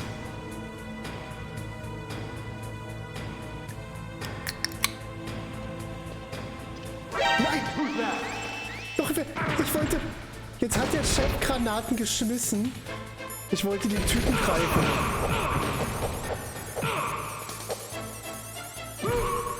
Ich wollte den Typen eigentlich greifen und er hat eine Granate geschmissen, weil die noch in meiner Hand waren.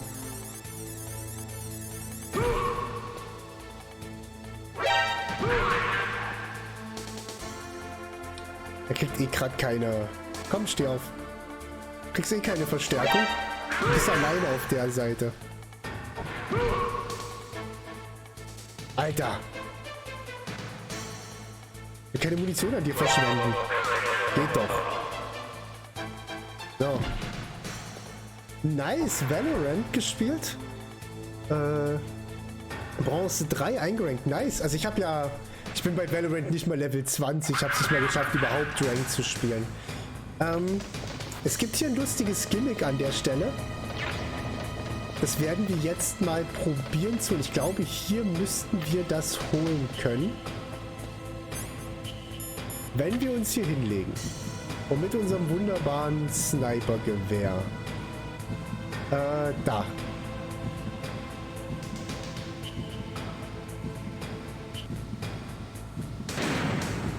Dampf verfehlt.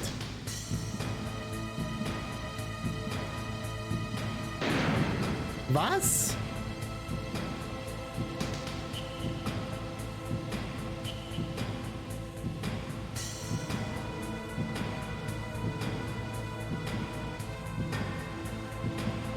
Ich hab die blöden Ratten, nicht ernsthaft jetzt?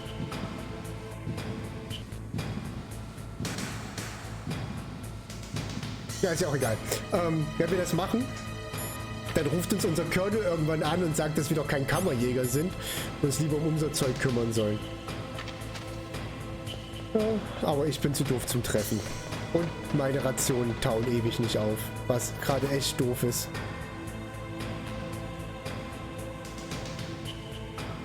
Angeschlagen? Oh, na dann wünsche ich dir gute Besserung.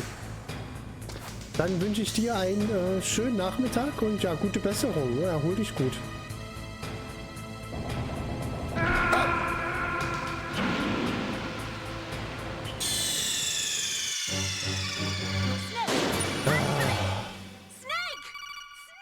Immer schön unkonzentriert bleiben, ne? So, diesmal nehme ich das Ding aus der Hand.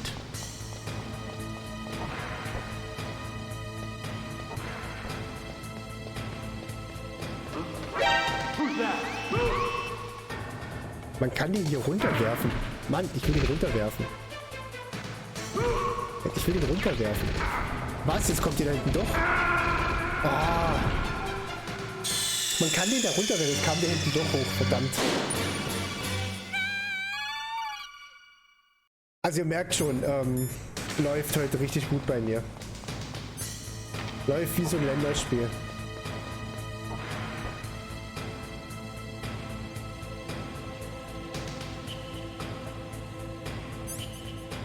Könnte natürlich jetzt auch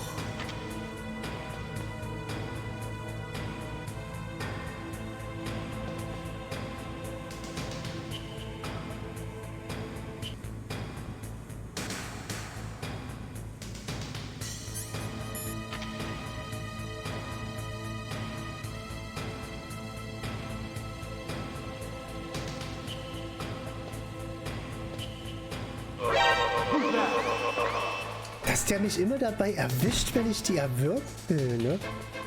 Das ist so ungewöhnlich.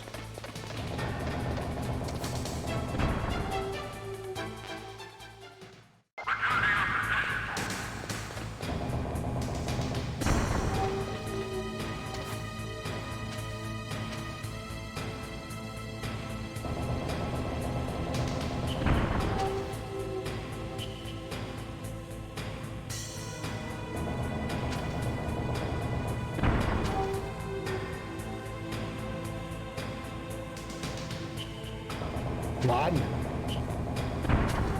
Jetzt aber zurück mit dir. Sag mal. Was transportiert das Ding eigentlich?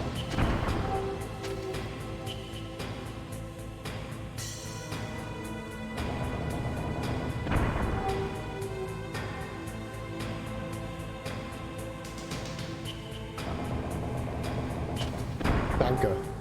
Hat ja gedauert.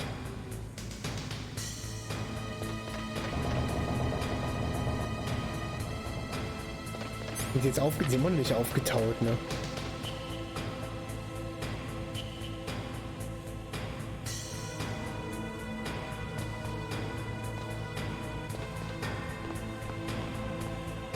Der kommt hoch, oh fuck!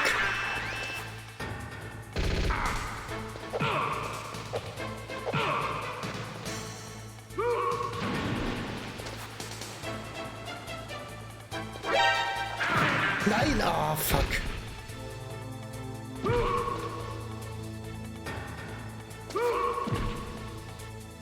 Dass das immer nicht aufgetaut ist, ey, ne?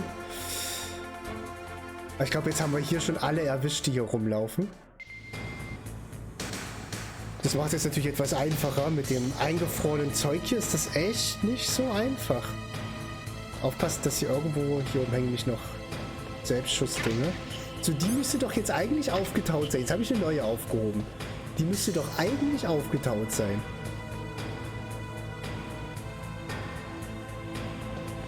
Hätte ich jetzt behauptet in meinem jugendlichen Leichtsinn. Dass eine neue, die man aufhebt, nicht gefroren sein kann.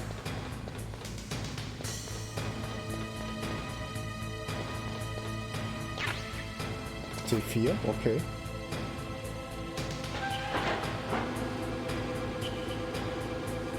Wow, jetzt kann ich hier hochfahren. Gut. Fahren wir wieder runter.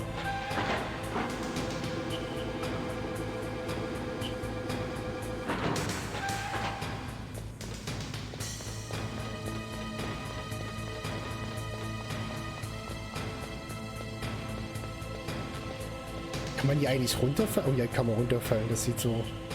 Da oben hängt noch ein Selbstschussgedöns.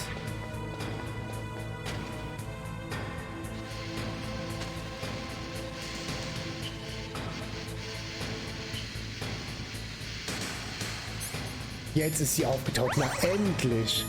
Meine Güte, hat das gedauert.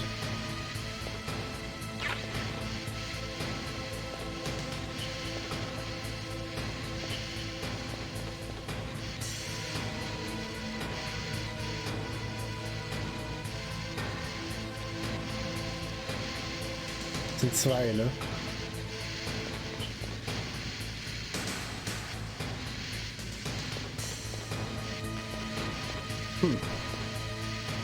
Gut, hat es jetzt nicht gelohnt, hier noch hinter zu gehen. Aber das wusste man ja vorher nicht. Aua! Da war noch eins.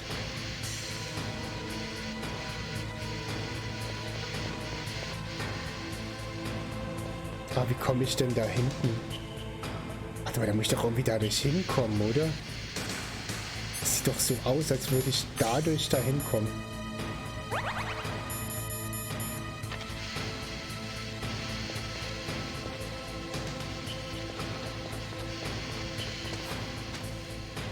Ah, wusste ich's doch.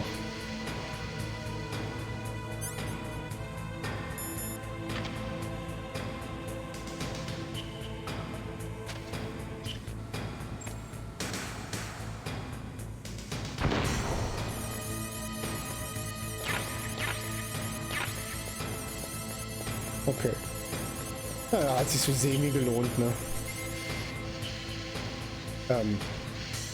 Ja, okay, krieg ich rückwärts raus. Geht auch.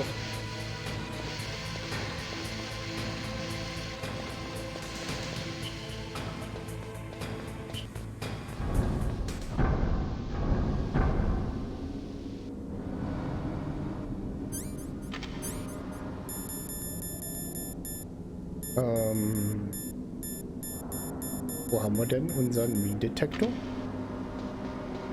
Das sieht hier so nach Minen irgendwie aus. Ich will nicht schon wieder drauf reinfallen. Farmers Munition. Noch mehr Farmers, wenn wir nicht schon voll... Ah, da kommt ein Fahrstuhl hochgefahren.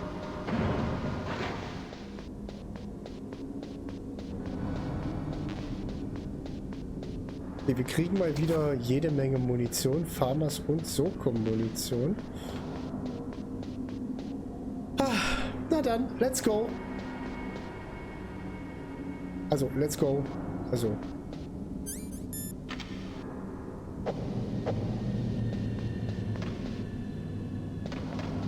Wo ist denn der Let's Go-Knopf? So.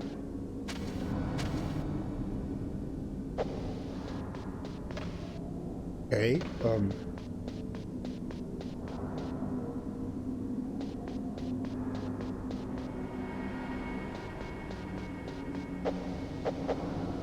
kann ja keine Eck. Ah, jetzt.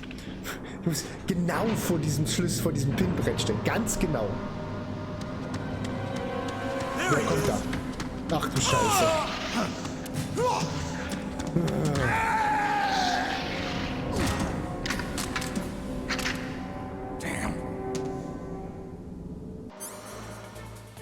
War ja so klar. Wir ziehen erstmal Body Armor an. Wir nehmen unsere Farmers.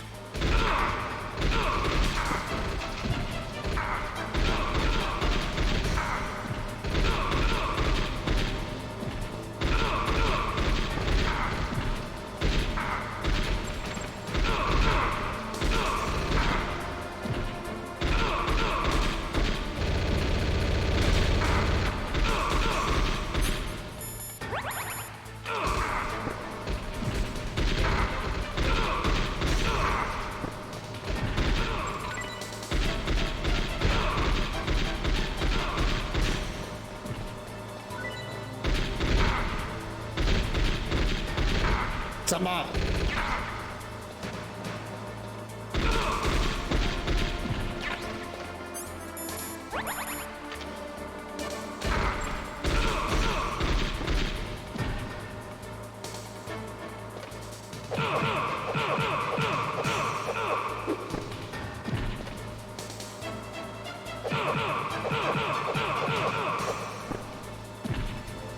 Kann ich jetzt zu Tode prügeln? Haha. Na toll, jetzt hat er irgendwas gedroppt und das ist jetzt da unten.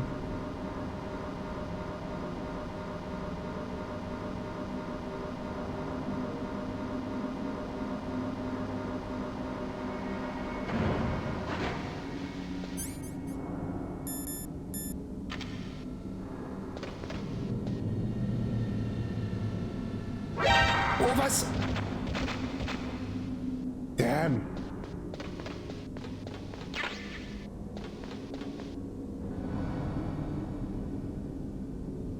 Die hängt dort direkt da vorne. Da komme ich aber dran vorbei.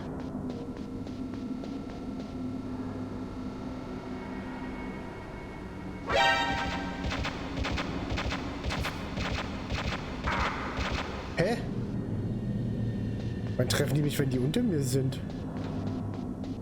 Ohne Claymore. Oh.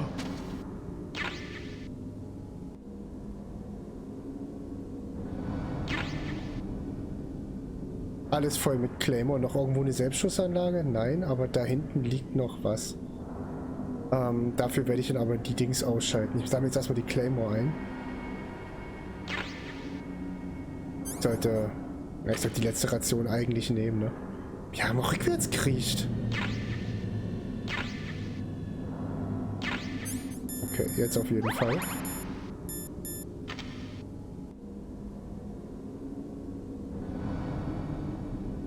Ich laufe jetzt hier nicht lang, weil ich gesehen habe, obwohl hier, ich sehe jetzt ja so, ob Claymores noch rumliegen. Keine mehr. Was ist denn das, was da drüben liegt? Das sieht aus wie Munition.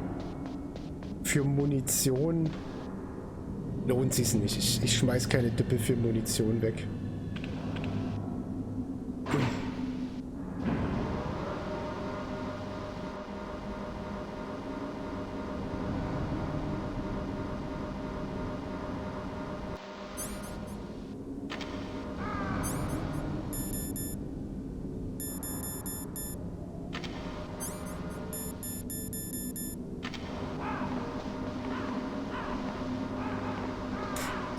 Raben.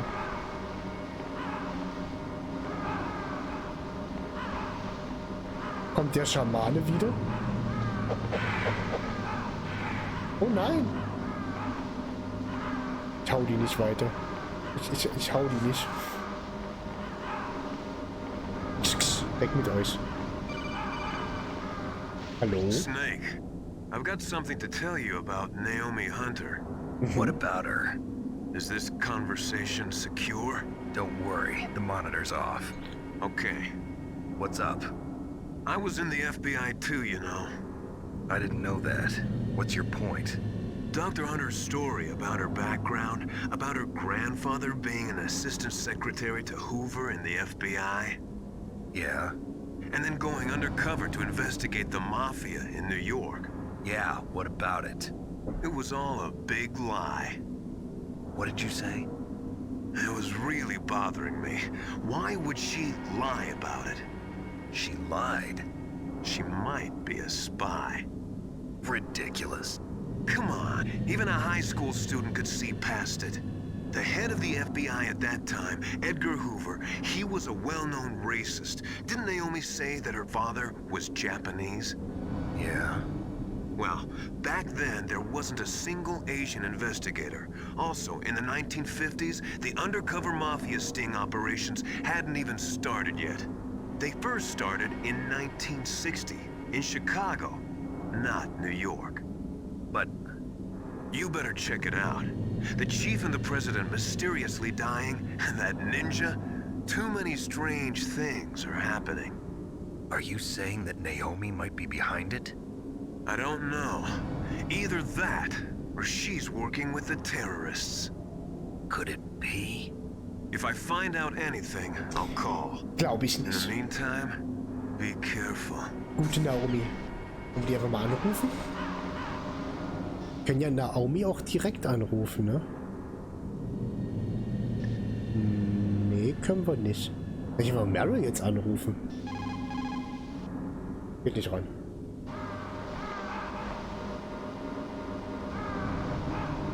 Jetzt kommt übrigens nochmal ein richtig cooler Bosskampf. Ja, fast alle Bosskämpfe hier sind einfach übelst episch.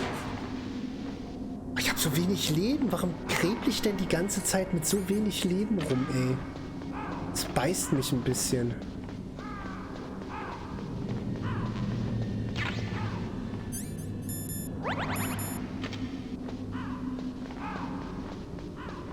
Wir kriegen die Nikita-Munition und C4. Jede Menge Nikita-Munition.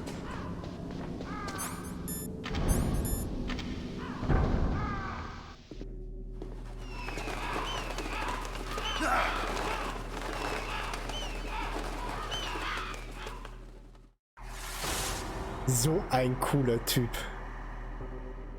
Welcome, Cossack. This is the end of the road for you. Right, my friends? Listen, they agree. How dare you kill my friends? Ravens aren't scavengers. Ich habe nur aus Versehen einen getötet. They're simply returning to the natural world, that which is no longer needed. Sometimes they even attack wounded foxes. You were the one in the M1 tank?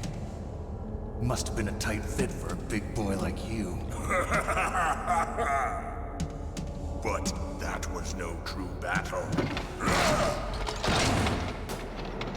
The Ravens and I were testing to see what kind of man you were. The judgment is decided. The Ravens say you are a true warrior. Danke. Am I hallucinating?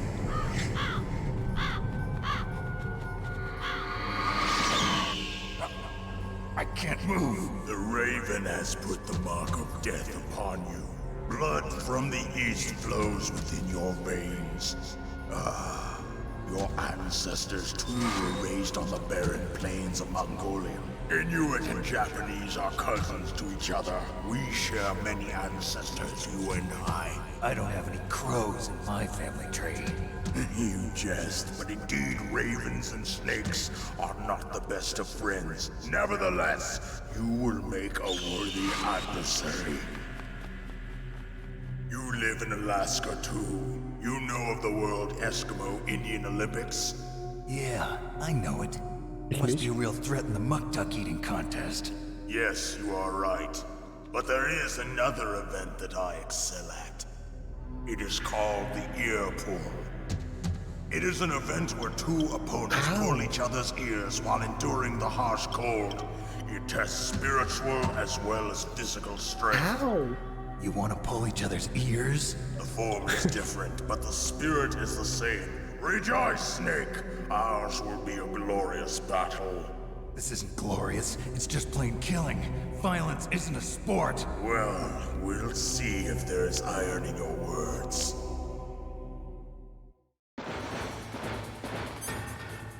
So, wir müssen uns jetzt merken, wie wir diese Dinger hier legen.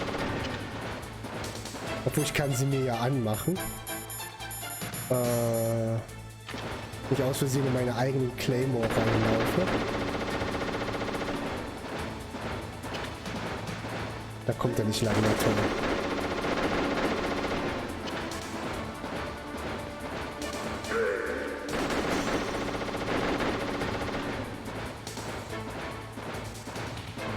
Ich kann natürlich auch einfach in Anführungsstrichen die Nikita nehmen.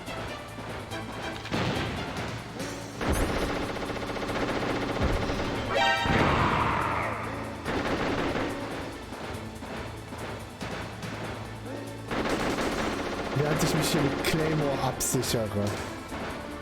Ich sichere mich trotzdem mit Claymores ringsherum ab.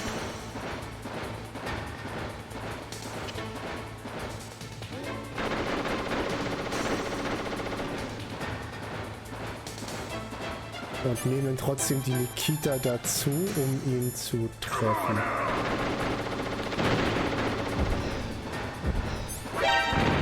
Ja, die hat er vorher gesehen. So, das hat ihn erwischt.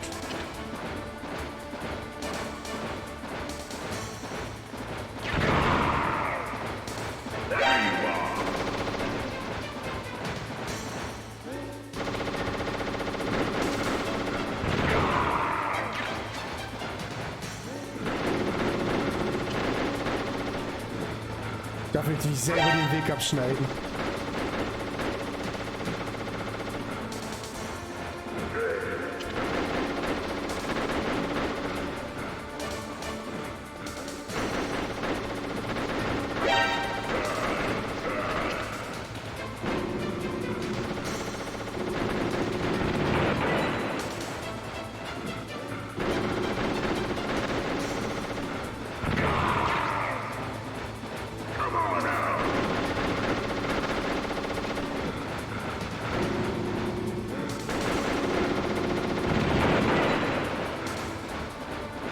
Oh, der versperrt hier Wege.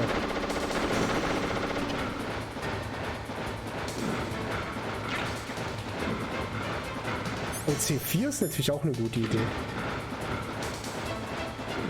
Obwohl ich weiß, mit dem Claymore ist gerade sehr gut. Das mit dem Claymore funktioniert eigentlich ganz gut.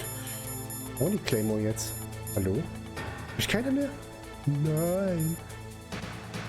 Ja, bei jedem muss ich halt wissen, weil er hier ist, ne?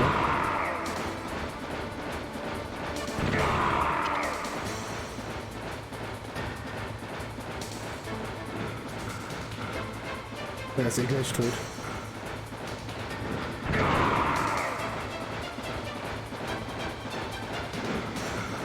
Wow.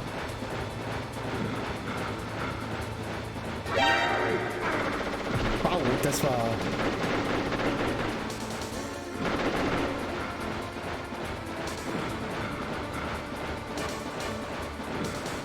Und das war's. Nein, was? Nein! Jetzt geht die Augen rein. Jawohl.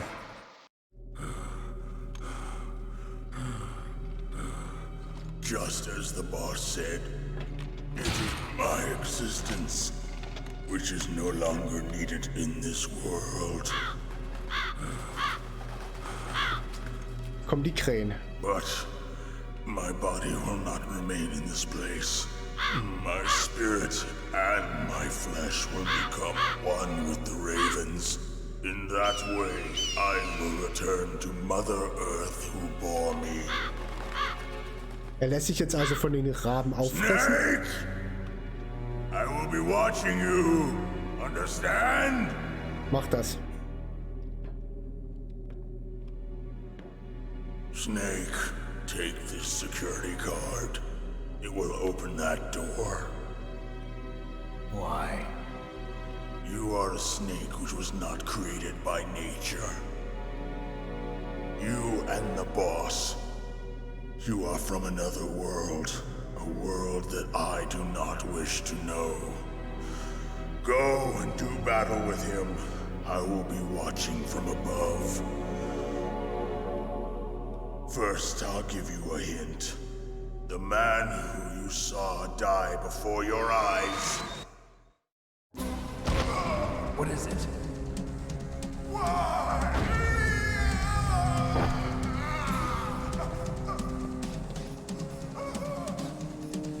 That was not the DARPA chief. Das dachte ich mir schon. It was Decoy Octopus. Decoy a member of Octopus. Foxhound. He was a master of disguise. He copied his subjects down to the blood. So he drained the chief's blood and took it into himself. But he wasn't able to deceive the Angel of Death. The Angel of Death?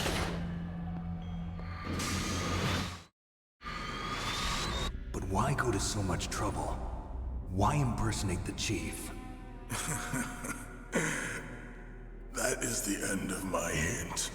You must solve the rest of the riddle yourself.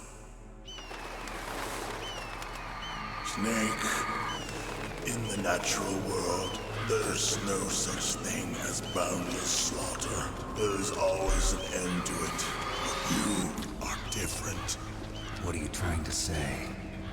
The path you walk on has no end. Each step you take is paved with the corpses of your enemies.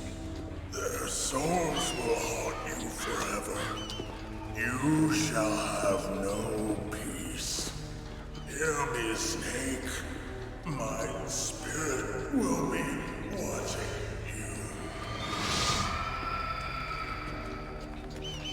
Der wurde aufgefressen.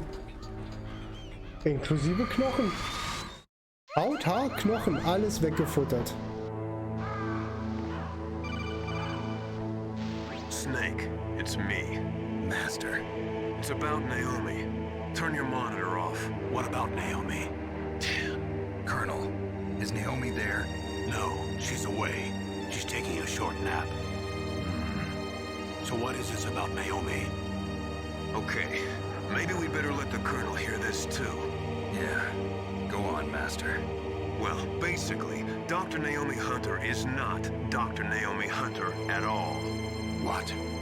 I thought her story of her background sounded kind of fishy, so I checked it out. And? There is an actual Dr. Naomi Hunter, or I should say, there was one. But she's not the woman we know. The real Naomi Hunter disappeared somewhere in the Middle East. Our Naomi must have somehow obtained her identification papers. So then who is she really? She must be some kind of spy. Ich vertraue ihm nicht. Yes. Maybe she's been sent to sabotage this operation. Are you saying she's with the terrorists? I don't want to believe it either, but she is working for Foxhound. So you think she had a part in the uprising? Or she could be working with some different group altogether. Different group? It couldn't be. Place her under arrest. What? She's betrayed us. She needs to be arrested and interrogated to find out who she's with. If she's one of their spies, then we're in big trouble. What do you mean? Nothing. Have you let her in on some kind of vital secret or something? Does this have anything to do with the mysterious deaths of the DARPA chief and the Arms Tech president? I have no idea. Anyway, we cannot allow her to participate any further in this mission. Wait a minute. Without her, we can't complete this mission. I knew it. You're hiding something. Give me some time. I'll try to get it out of her. Hurry then. We've got to figure out who she is and what she's doing here. I understand. Snake, give me some time. I don't have any time left for you.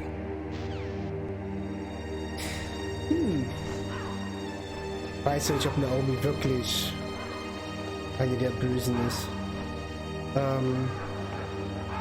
Das ist jetzt die Tür, durch die wir reingekommen sind. Ich würde mal gucken, wir lagen doch noch irgendwo Sachen rum. Sind die jetzt alle weg?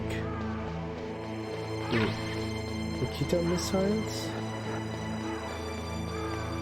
Da, wo er die Sachen explodieren lassen hat, immer, da sind noch Sachen runtergefallen. Und die sind scheinbar nicht mehr da. Da ist noch eine Ration, das ist gut.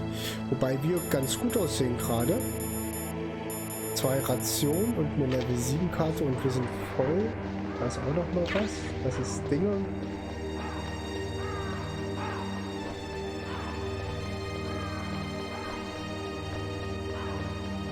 Ich würde jetzt gerne noch mal zurückgehen, um die eine Level 7 Tür zu öffnen, die uns noch fehlte. Oben war eine Level 7 Tür, ich will wissen, was da drin ist.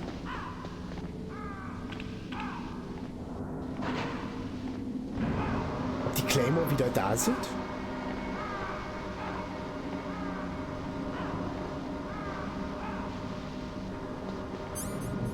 Aber zur Sicherheit. Haben sie jetzt schon wieder gefroren? Weil wir da unten drin waren oder was? Weil wir in der Kühlkammer waren, sind die direkt eingefroren, ey. Hauptsache wir erkälten uns nicht. Wobei wir noch Medizin dabei haben gegen die Erkältung.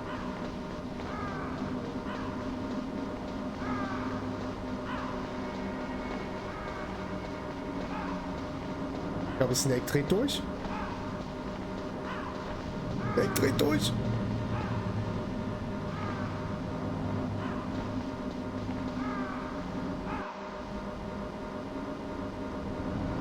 So, was würdet ihr sagen? Gibt die Story hier einen guten Anime ab? Ich weiß, die haben das, wenn das noch nicht als Anime rauskommt. What? Oh Gott, achso, diese Selbstschussanlage. Oh. Die Claymore sind wieder da. Ja. Was gut ist, weil dann kann ich meinen Claymore-Haushalt wieder auffüllen. Man kennt das ja, das ist wie der Säurehaushalt und so, das ist dann auch der Claymore-Haushalt, den muss man noch mal auffüllen. Da ist noch eine.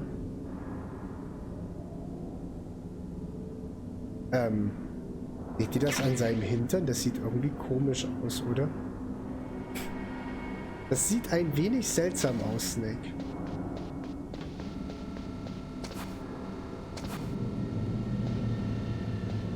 Aua.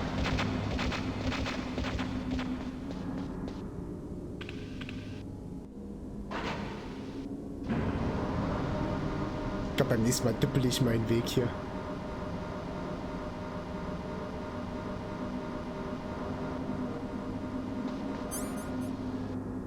Ich noch? Ja.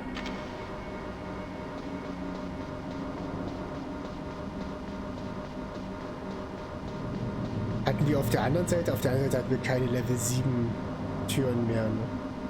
Da waren es nur Level 6 Türen. Ich glaube nicht, dass da eine Level 7 Tür übrig war.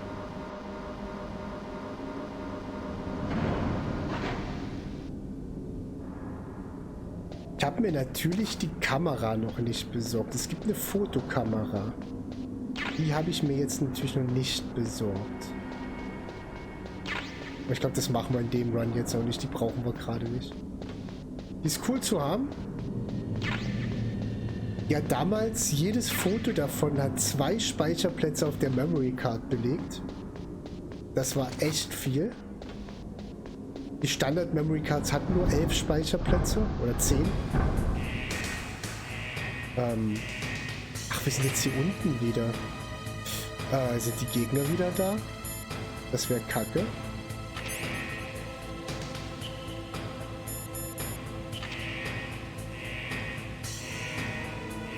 Sieht aber nicht so aus, ne?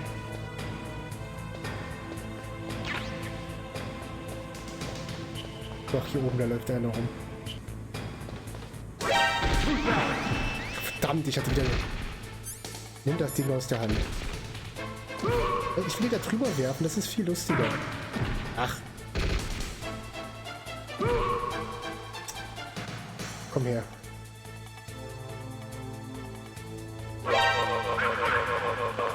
Daneben so. Überhaupt nichts, Frechheit.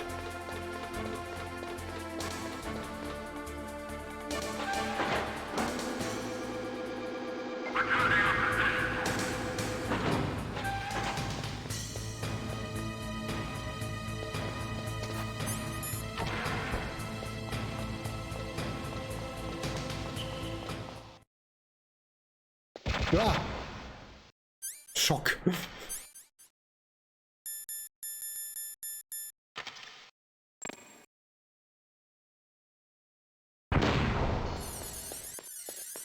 Dass ja hier irgendwann durchkriechen kann?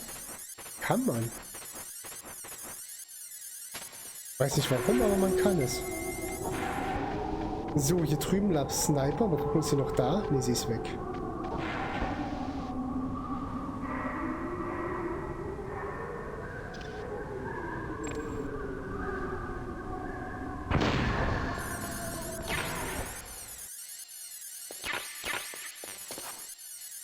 Für Stinger Missiles. Echt jetzt? Für Stinger Missiles. Was ist das?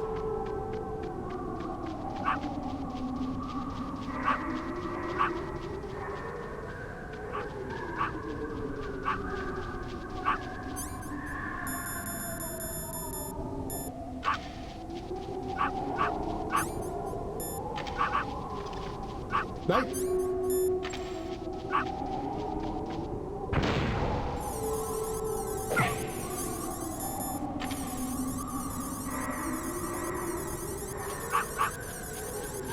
Der pinkelt da auch nicht dran, ne?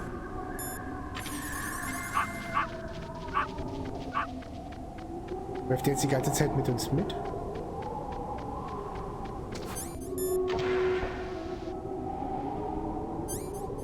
Jetzt herausfinden, welche das mit dem Claymore-Minen war, ne?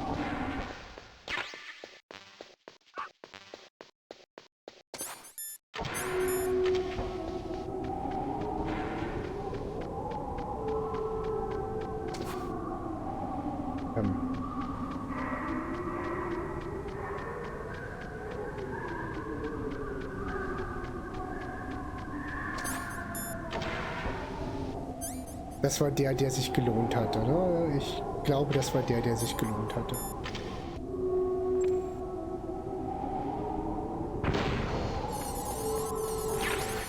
Ja, sind 2 Rationen jetzt drin.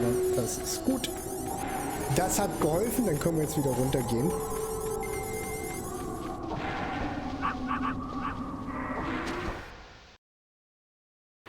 Die drüben muss ja trotzdem dippeln, du kommst ja trotzdem nicht.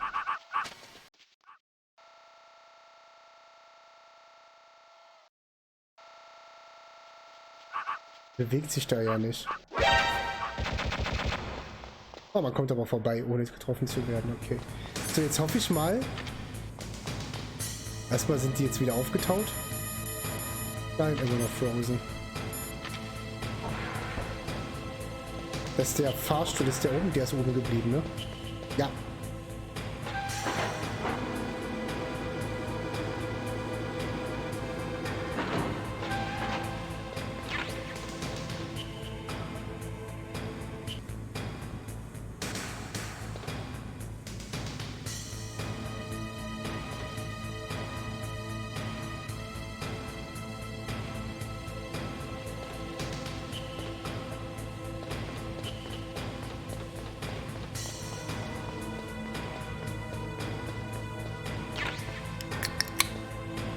Gute Idee. Zum Wohl.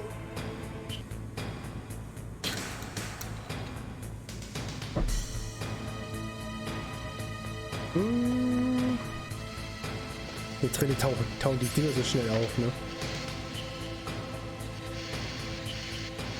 Willkommen zurück, Matze. Wir machen jetzt einfach weiter. Hallo? Alpha Moor.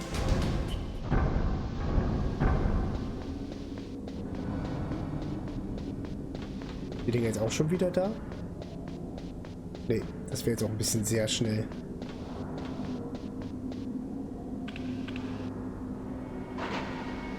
Wie kommt er voran im Garten? Was macht der Strom?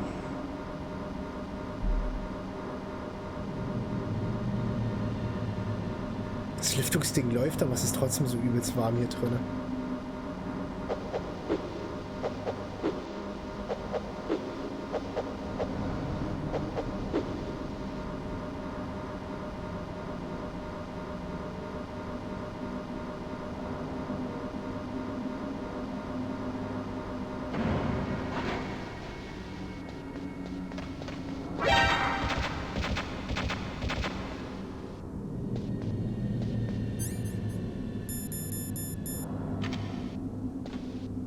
Sind wieder da. Wir können also wieder weiter Claymore sammeln. Wie viel Platz ich noch habe? Ich glaube, wir kriegen noch mal alle weg.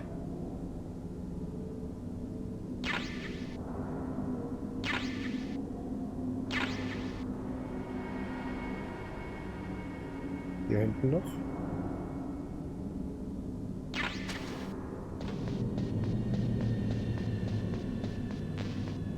Farmers.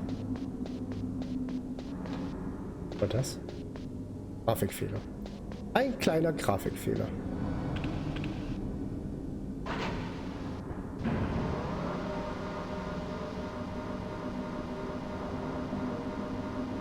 So, damit gehen wir jetzt durchs Kühlhaus durch. In der Hoffnung, dass die sind jetzt immer noch gefroren. Dann tauchen die jetzt erst recht nicht wieder auf. Weil noch sieht es ja gesundheitstechnisch gut aus, aber irgendwann würde ich die schon gerne mal wieder verwenden, ne?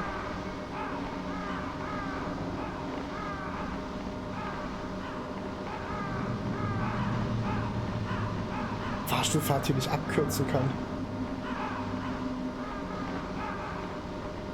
Also wenn man hier irgendwie schon zum zweiten Mal durchfährt, hätten sie es ruhig so machen können, dass man die Fahrstuhlfahrt nicht nochmal mitmachen muss, ne? In voller Länge.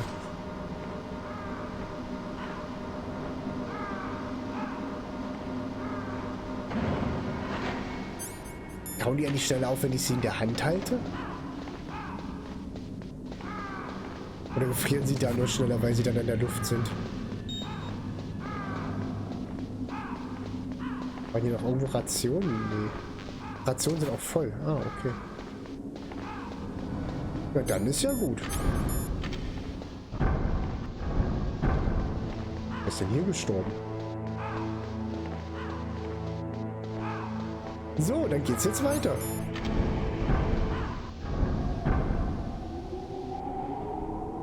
Oh Mann, da sind schon wieder sehr viele Selbstschussanlagen.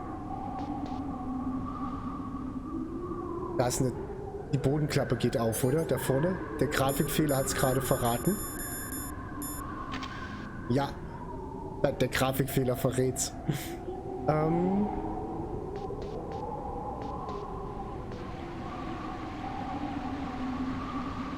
Okay, hier komme ich auf keinen Fall durch, ohne gesehen zu werden. Alter, was ist das für eine Sicherung hier? Alles klar, wir düppeln uns mal durch, würde ich sagen, ne?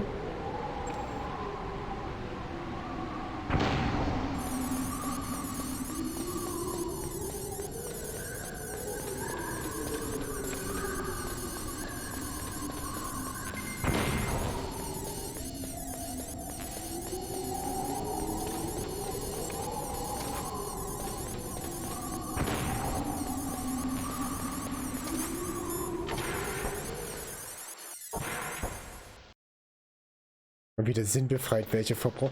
Ist das schon Metal Gear? Ist das schon Rex? Da steht er. Da steht er. Der Rex.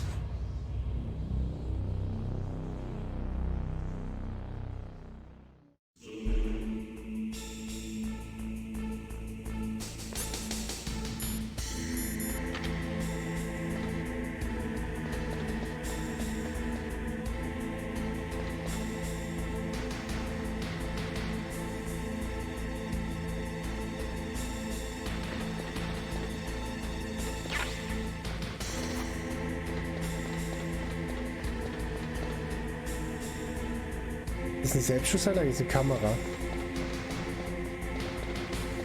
Oder? Hier ist sonst nichts.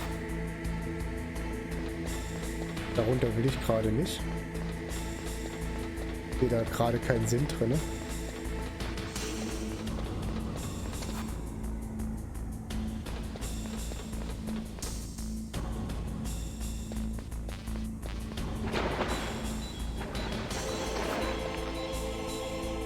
Da verlieren wir Leben, wenn wir da reingehen ins Wasser? Ist das radioaktives Wasser oder was?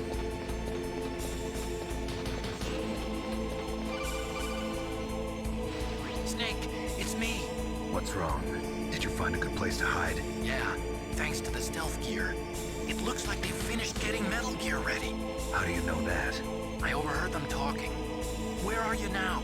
Right in front of Metal Gear, but it's strange. What is? There's nobody here. No guards. Nobody patrolling. It's too quiet. Maybe because they're all ready. They said they even input the PAL codes. What should I do? All we can do is use the override system that President Baker told you about. But I've only got one of the 3 keys. And besides that, like Ocelot said, there's some trick to using the keys. Leave it to me. You got some kind of plan? Well, I'm in the computer room right now. I'm trying to access Baker's private files. Baker's files? Don't you need a password? Of course, but there are ways. Are you a hacker? Yep, that describes me pretty well. Does it look like you can get in? I don't know yet. I'll give it a try. I'm counting on you. Ist ja, er trägt seinen Teil zu bei. Der alte Otaku, der. Ist echt gar keiner, ne? Ah, jetzt hier oben. Warum ist denn hier oben Gent? Unten war doch nicht Gent.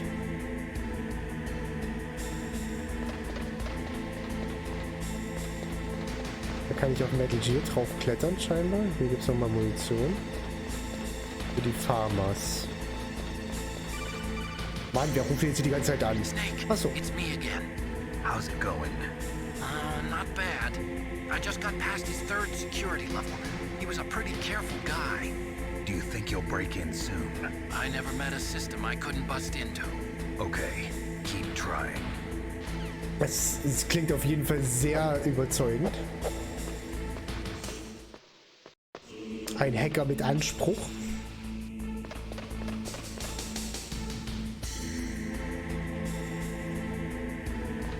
Es ist mir gerade zu ruhig, ne?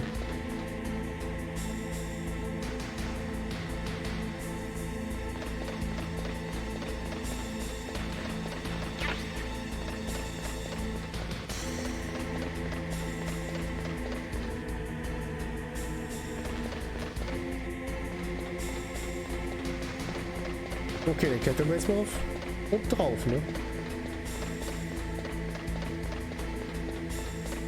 Oder sind wir jetzt schon? Nee, wir sind jetzt schon ganz oben geklettert, ne? Nee, wir können jetzt hier nochmal auf Rex Nase klettern, oder? Hinter? Sind wir hinten? Snake, I did it! Okay. You got past security? Bingo! Great. So what do you got? I accessed the confidential Metal Gear file. So what about the PAL override system that Baker talked about? I haven't found it yet. That's what I need to know. But Snake, I found something else. What? The secret behind the new nuclear weapon. Just as I thought, the nuclear warhead is designed to be fired from the railgun like a projectile. What? It doesn't use fuel, so it isn't considered a missile. That way it can get around all sorts of international treaties. Pretty sneaky. Yes, but effective. And that's not even the scariest thing about this weapon. Oh, I can't wait to hear this. It's a stealth weapon. You mean it won't show up on radar? Yeah. The truth is, they've been working on a stealth missile since the late 70s. Why weren't they able to develop one until now? Because of the missile rocket propulsion system. It would be picked up by enemy satellites. Oh yeah, that makes sense. But unlike a missile, the railgun doesn't burn any propellant, so it can't be detected by any current ballistic missile detection systems. An invisible nuclear warhead. Totally impossible to intercept. And on top of that, it's got a surface-piercing warhead designed to penetrate hardened underground bases. Yeah, we learned that lesson in the Gulf War. This thing could mean the end of the world. It's the ultimate weapon. And from a political point of view, it avoids the problem of nuclear reduction and nuclear inspections. Colonel, is this true? Are you listening? I'm listening. If word of this got out, it could delay the signing of the START 3 treaty and cause a huge international incident. Yeah, it would be nasty. The United States would be denounced by the UN. It could even bring the president down. Did you know this, Colonel? I'm sorry. You've changed, Colonel. I won't make any excuses. Snake, listen to me. This new nuclear weapon, it's never actually been tested, only simulated. You mean they ran a computer model? Yeah, that's why they were conducting this exercise. They needed to get actual experimental data to back up the simulation. What were the results of the exercise? It looks like it went better than they hoped for, but I can't find the data anywhere on this network. You'd think the data as important as that would be carefully recorded. It was. President Baker gave me an optical disc with all of the test data. What? Do you still have it? No. Ocelot took it from me. The terrorists have replaced the dummy warhead with a real warhead. Once they input the detonation codes, they should be ready to launch. So you think they can do it? Well, the dummy warhead was designed to be identical to the real thing, so I think so. Did you find out how to override it yet? Not yet. It must be in a separate file. Right now I'm looking through all of Baker's personal files. We're counting on you. Ein nicht auf Radar sichtbarer nuklearer Sprengkopf, der von überall auf der Welt aus diesem Tank abgeschossen werden, kann. Das klingt erstmal, als würde das eine Regierung haben wollen. Zumindest bestimmte Arten von Regierungen. Wow! Warum war da plötzlich einer?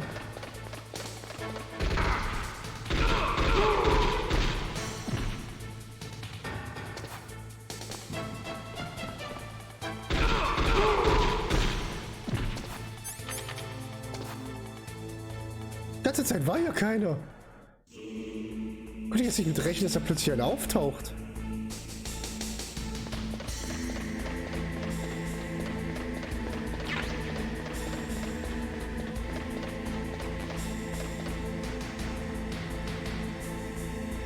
Da oben sind auch noch welche drin.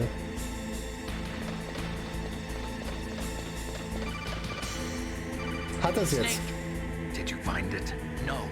I haven't found out about the override system yet, but I found Baker's ulterior motive.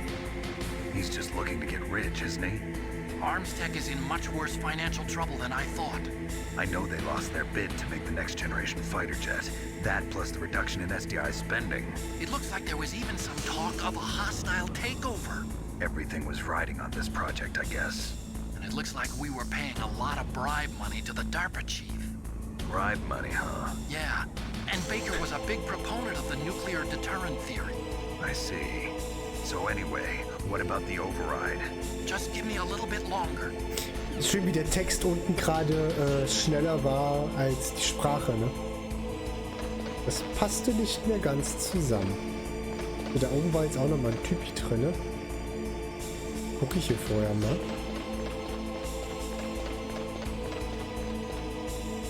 Kameraposition ist auch echt super gerade, ne?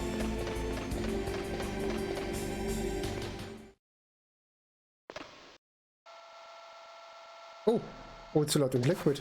Okay, I've entered the PAL codes and disengaged the safety device. We can launch anytime. There's still no response from Washington. It looks like we'll have to show them that we mean business. Should I set it for Cherniton, Russia? No. There's been a change. The new target is Lopnor, China. Why, boss? I'm sure neither you nor Mr. Golukovich would really like to see a nuclear bomb dropped on your motherland, right? Liquid. But why? There's nothing there. Wrong. It's a nuclear test site. A nuclear test site? If we nuke a major population center, the game's over. But a nuclear explosion at a test site can still be concealed from the public.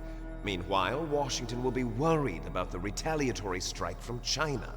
That'll probably mean top-secret talks between both countries' leaders. Of course. And in the process, the President will be forced to divulge the existence of a new and highly destabilizing nuclear weapon to the Chinese. What do you think that will do to the US's reputation? Or the President's? And with the CTBT, that means that China and India. I see. Yes. When the other countries hear about this new weapon, they'll all want to contact us. Washington won't be very happy when we start selling their own system to the highest bidders. Yes, the President will break. He will give in to our demands. Big Boss's DNA and $1 billion. $1 billion? That money will be used to cure our genome soldiers as well. I'm also including the Fox dye vaccine in our demands. Fox dye? It killed Octopus and the Armstech president. So it's true that it affects older people first. Mantis might not have been affected because he wore a mask. Wolf wasn't infected either. Perhaps due to those tranquilizers she always took. Something to do with the adrenaline level in the blood. Or maybe it's just because this Fox dye was still experimental and they haven't worked out all the bugs yet. In any case, have you heard from your friend, Colonel Sergei Golukovich, at the Spetsnaz? He still has doubts about the ability of Metal Gear. He said we can talk after Metal Gear's test launch is successful. He's a very prudent man. There's nothing to worry about. The Colonel wants Metal Gear and a new nuclear weapon so bad he can taste it. If Russia wants to regain its position as a military superpower, they need to reinforce their nuclear arsenal. They need a nuclear weapon that can't be intercepted.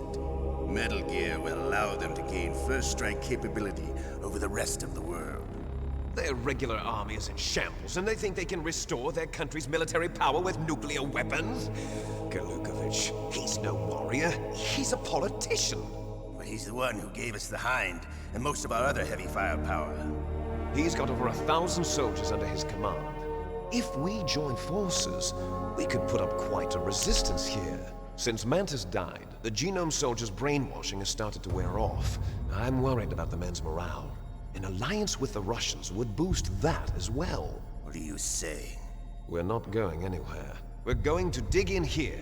We could still escape. We've got the most powerful weapon ever made, and we're about to ally with Galukovich's forces. Are you going to fight the whole world? And what's wrong with that? We can launch a nuclear warhead at any target on this planet. A nuclear warhead invisible to radar. And on top of that, this base is full of spare nuclear warheads. Once we get the DNA and the money, the world will be ours. What about your promise to Colonel Galukovich? I have no interest in the revival of Mother Russia. You're not thinking of reviving Big Boss's dream. From today, call this place Outer Heaven. Big Boss's dream. But boss, you're not worried about the PAL being overridden. If the code is in it again, it'll be deactivated. No need to worry. The DARPA chief and the Armstech president are both dead. Does Snake know how the override system works? You interrogated him, don't you know? He didn't have any keys on him. Good. Then no one can stop Metal Gear now. By the way, what should we do with that woman? Want me to kill her? Let her live. She's Campbell's niece, and Snake cares for her. We'll keep her as our ace in the hole. Meryl, she's alive.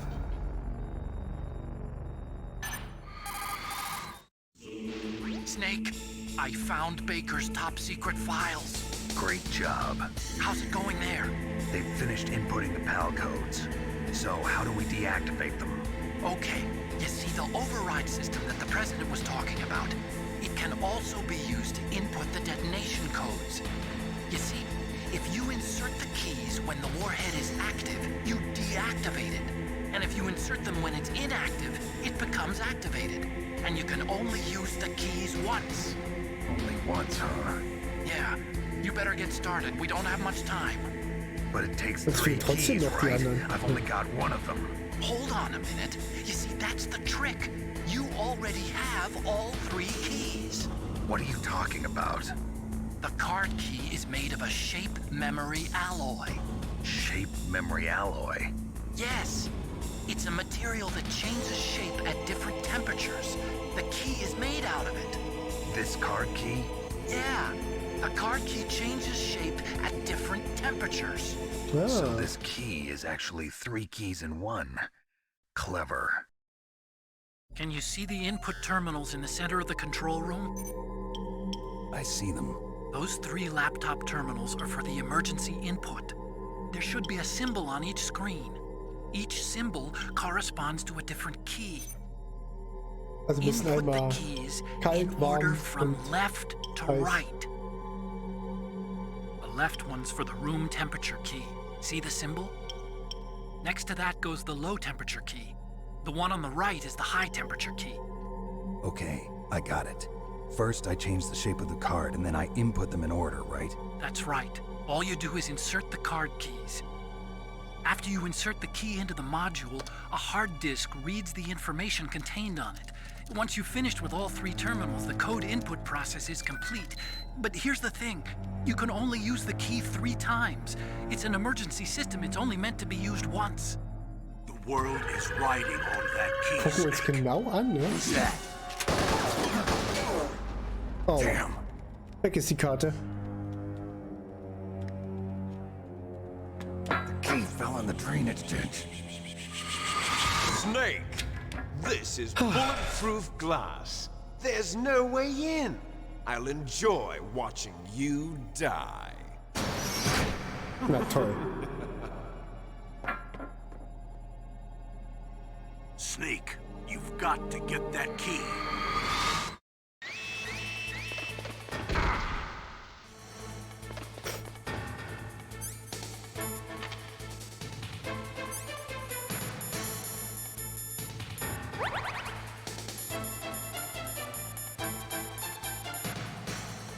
Zu meiner Armor da.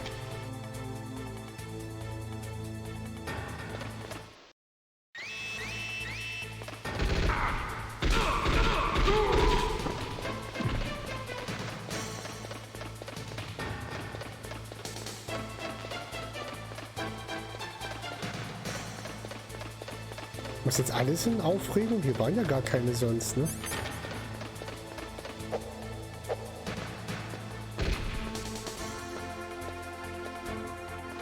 Läuft er uns jetzt nach hier hoch?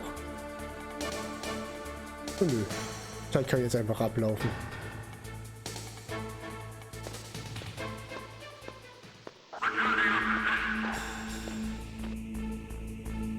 Da hinten weiß ich. Also wir müssen jetzt erstmal den Room Temperature Key wieder besorgen. Der liegt jetzt bestimmt da, wo die Kamera vorhin war. Deswegen war da bestimmt die Kamera, um uns zu ärgern. Weil genau da jetzt bestimmt das Ding hingefallen ist. Wenn schon, denn schon, ne?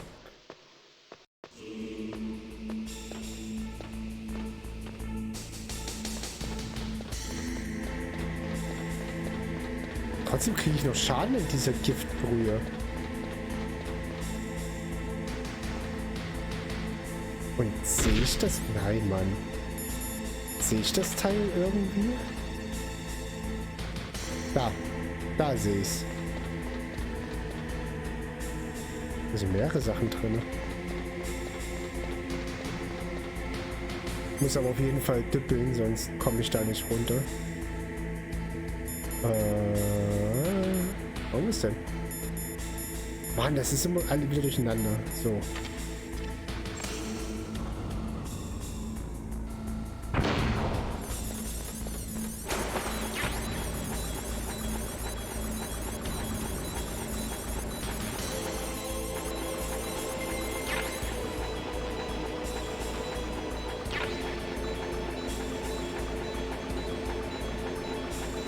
Okay, das Ding lag dann irgendwo.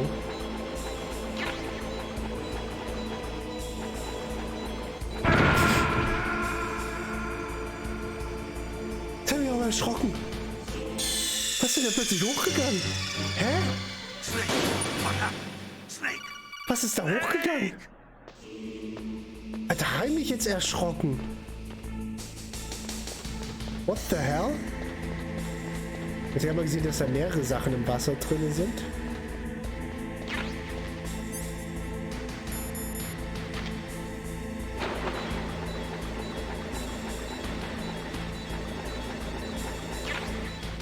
Was ist denn hier hochgegangen?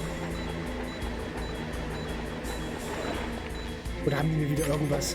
Ach, habe ich vielleicht unterwegs irgendwie eine Bombe eingesammelt? Die war vorhin hier drin, ne?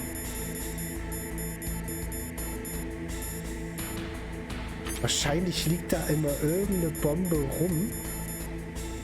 Und ich sammle die beim Durchlaufen ein. Ration? Eine Ration kann ich schon mal nehmen.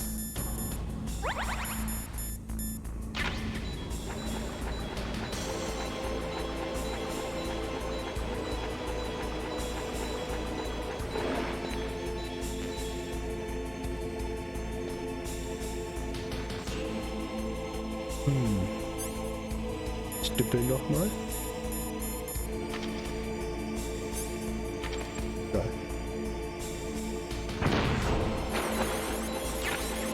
Da, jetzt habe ich eine Bombe eingesammelt, ja.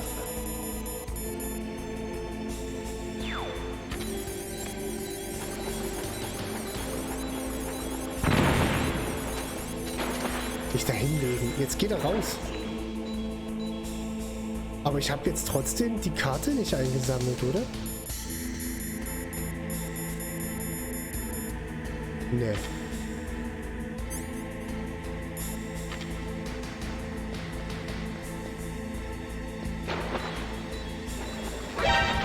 Das sind Farmers Bullets. Und die muss doch hier irgendwo hier drin liegen, oder?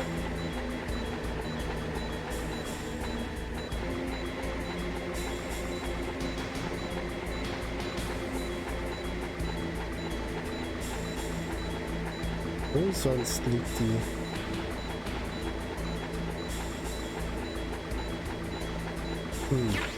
Da!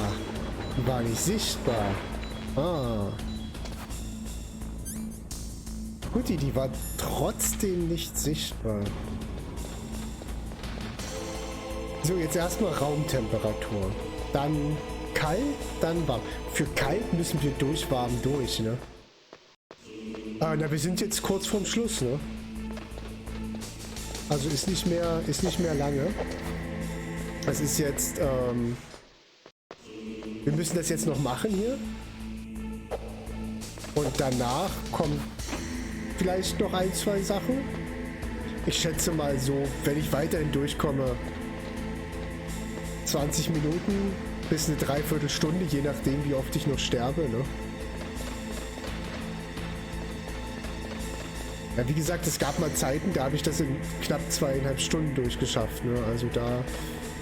Deswegen brauche ich jetzt gerade eigentlich schon sehr lange. Ich hau den jetzt hier einfach um. Mir egal.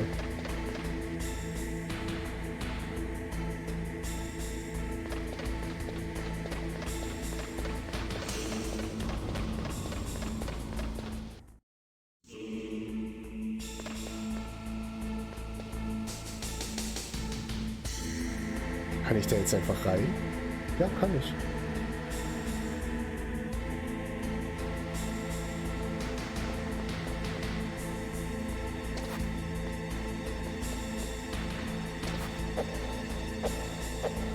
Also ich muss wahrscheinlich in die Hand nehmen. Da ist der Parky. Jetzt.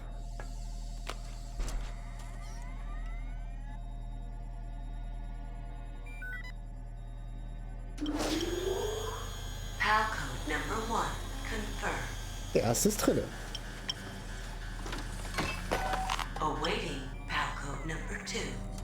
Jetzt der kalte. Okay. That takes care of pal code number 1. Now, pal number 2. Freeze the key.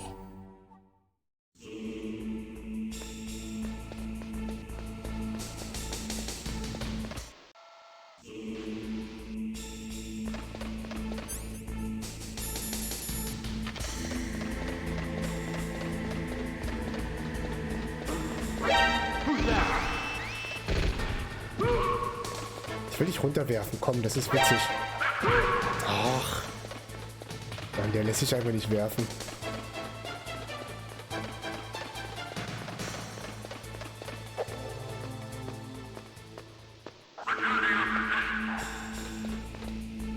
Natürlich, wenn man das so spielt, dass man eigentlich nicht erwischt werden möchte, dann ist das natürlich suboptimal, was ich da mache. Wenn man zum Beispiel die Ninja Run machen möchte, da darf man sich, ich glaube, maximal 4-mal darf Alarm auslösen. Oder man darf maximal 4 Leute umbringen. Irgendwie sowas. So, kam jetzt heiß zuerst oder kalt zuerst? Also jetzt bei den Karten kommt kalt zuerst, aber ich will gerade bei den Zonen. Ob die heiße oder die kalte Zone zuerst kam.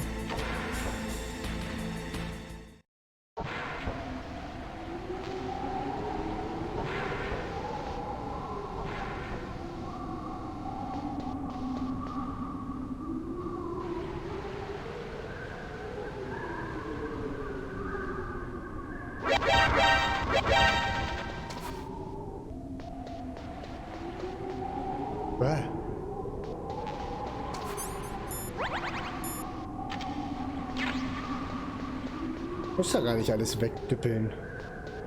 Kalt kam zuerst, okay. Ich halte mal die Ration in der Hand in der Hoffnung, dass sie dann nicht einfriert.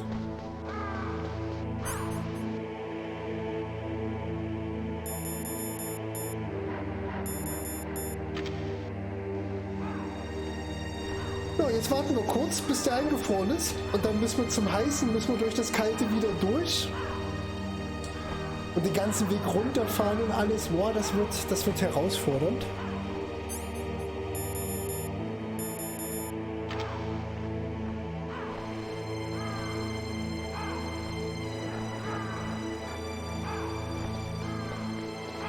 Ich darf nicht zu lange stehen bleiben, sonst kriege ich bestimmt eine Erkältung, wenn ich stehen bleibe. Und mein Hintern in der Kälte parke.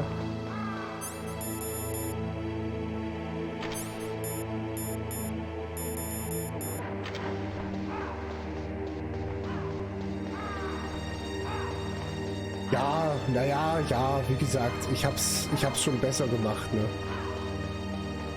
Ich habe auch schon den Ninja Run und so geschafft. Aber dafür, dass ich es wirklich mindestens 10, wahrscheinlich eher 15 Jahre nicht gespielt habe. Willkommen zurück. Der ist immer noch nicht Bann. Gefrier doch endlich. Gefrier doch endlich. Alter Key.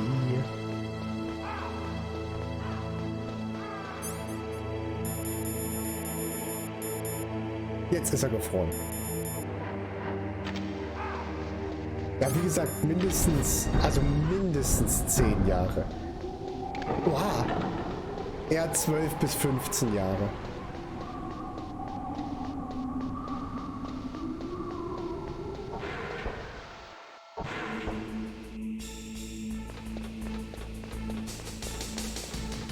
So, jetzt muss ich mit dem gefrorenen Key dort oben ankommen, solange wie er noch gefroren ist, ne?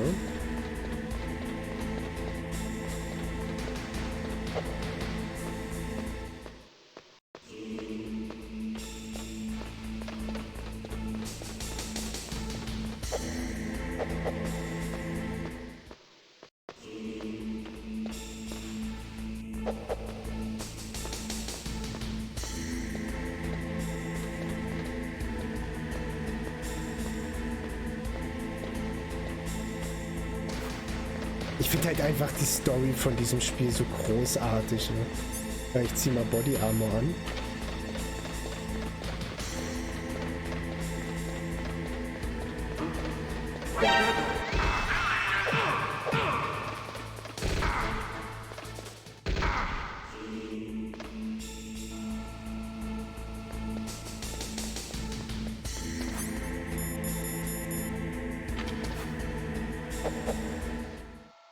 Der Gefrorene ist erledigt.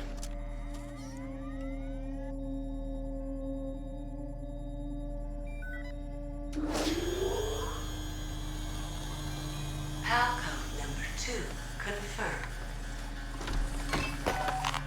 Awaiting Palcode number 3. Okay, there goes pal code number 2. Next comes pal number 3. Warm the key. Richtig schön aufheizen, das Ding. Noch eine Woche arbeiten, dann Urlaub. Nice. Ich habe erst im Oktober Urlaub. Ich habe Urlaub zur Geburt eingereicht.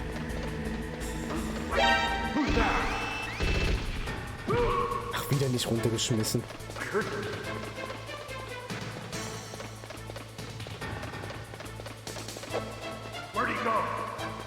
Ready, go. Turn to your positions.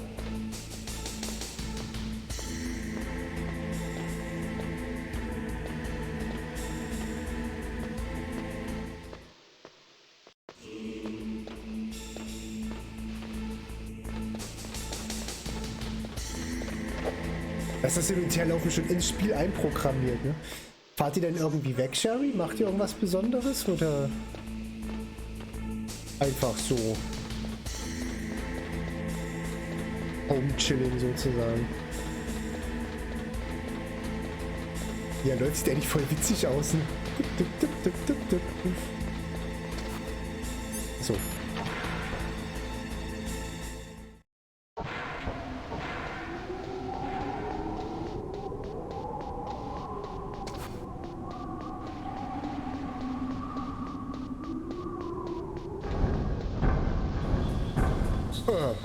Ja klar, jetzt sind natürlich Gegner hier.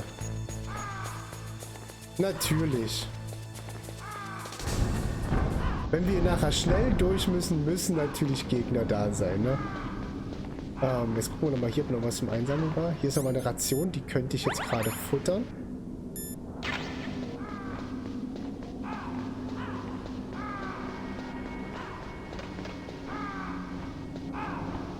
Sehr schön. Tagesausflüge reichen ja. Ja, ach du.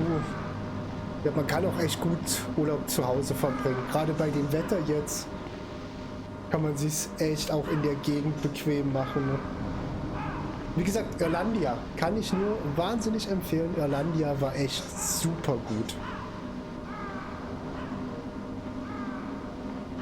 Hat auch eine sehr gute Bewertung von mir bei Google bekommen, falls mir jemand noch nicht bei Google Local Guides folgt. Einfach bei Google Maps mein Profil folgen. Ja? Snake, It's about Naomi Hunter. Then you should talk to the Colonel. He's looking into it. Turn your monitor off. Okay, it's off. No one else can hear us. Go ahead. Sorry, but I didn't want the Colonel to hear. Okay, so what's up? I've got a good friend in the Pentagon. Yeah? He's the one who told me about it. It looks like the DIA recently developed a new type of assassination weapon. An assassination weapon? Snake, have you ever heard of something called Fox Dye? No. Fox Dye. Liquid and the others were talking about it. Yeah. It's some kind of virus that targets specific people. I don't know all the details, but... What are you trying to say? It's too similar. What is? The cause of death. Didn't the Arms Tech president and the DARPA chief, I mean, Decoy Octopus, die of something that looked like a heart attack? Yeah. Well, apparently Fox Dye kills its victims by simulating a heart attack. No. You're telling me that Naomi was behind it? Snake, try to remember. Did Naomi give you some kind of injection? Ja, klar. Nanomachines. She was in the best position to have done it, but I don't know what her motive was. Does the Colonel know? I'm not sure. But he still hasn't questioned her. Okay, I'll ask him myself. Colonel, what's new with the Naomi situation? I just placed Naomi under arrest. Arrest? She was sending coded messages towards the Alaskan base. I didn't want to believe it, but she must be working with the terrorists. What? Are you sure? I'm afraid so. She's being interrogated now. What kind of interrogation? Well, I'd like to avoid the rough stuff, but we don't even have any sodium pentothal here. Call me if you find out anything. So it's true, isn't it? Naomi, I can't believe it. That means the Fox Dye vaccine must be around somewhere. Listen, I've got bigger things to worry about. But Snake, you might be infected too, you know. All I can do is leave it up to the Colonel.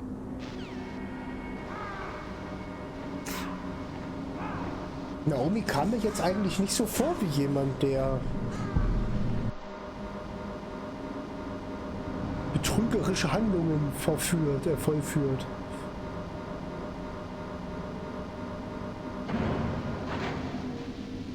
So, guck noch mal, ob die Dinger, ja, die werden wahrscheinlich nachher auch wieder da sein, die Claymore, ne? Die hier vorne würde ich aufpassen müssen und auf die hier werde ich aufpassen müssen. Hier hinten sind eher unwichtig. Die Ration jetzt futtere. Dann brauche ich sie nachher nicht mitzunehmen.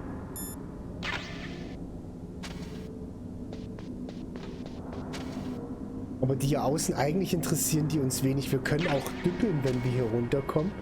Dann stört uns auch das Ding hier wenig. Mache ich jetzt nicht, aber nachher wäre düppeln eine Option. Sehen wir nicht, wie rum das Ding hängt, ne? Jetzt guckt's weg. Jetzt mal ab.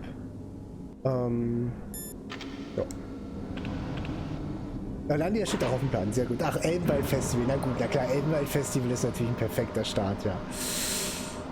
Das ist ein sehr, sehr guter Start, bestimmt.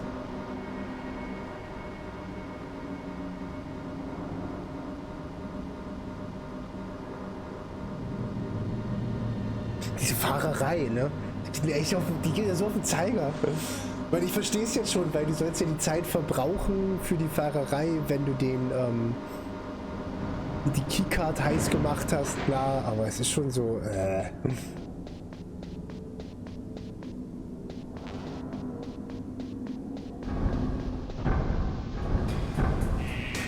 Ich gehe mal hier drüben rein, vielleicht wird es ja hier schneller warm. Ich sie einfach in die Hand nehmen und dann sehen.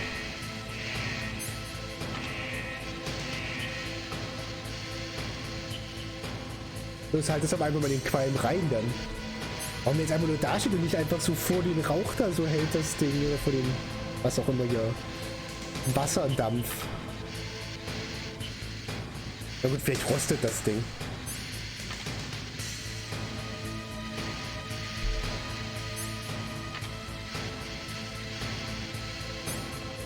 Mann.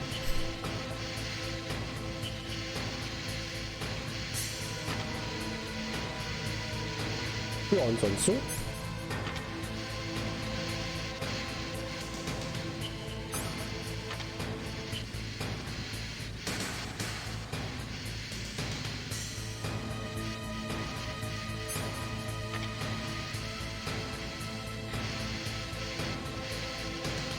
Eigentlich könnte ich hole mir so schnell die Düppel da hinten. Aua.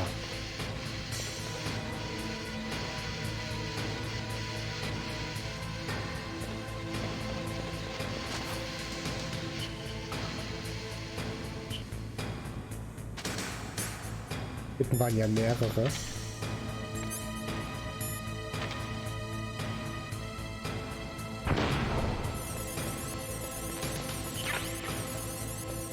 Okay, wir brauchen nur noch die Düppel.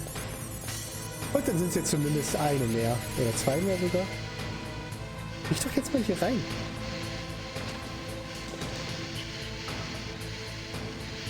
Achso, ich sollte mal laufen. So, ja, jetzt ist er auch rot. Wir haben es geschafft. Er ist rot. Jetzt heißt es schnell durchziehen. Ey.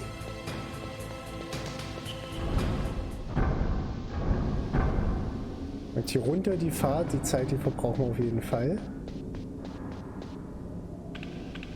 Und dann unten einfach von den Wachen einfach drumherum laufen. Also wie wir es gerade eben beim Hochgehen gemacht haben, die Wachen clever ausweichen, gar nicht in irgendwelche Fummeleien da bringen lassen.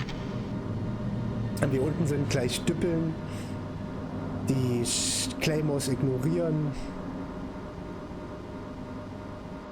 Im Deutschen heißen die übrigens Düppelgranaten, deswegen heißen die nicht Chef. Bin ich mir zumindest ziemlich sicher. In der deutschen Version, dass die so heißen.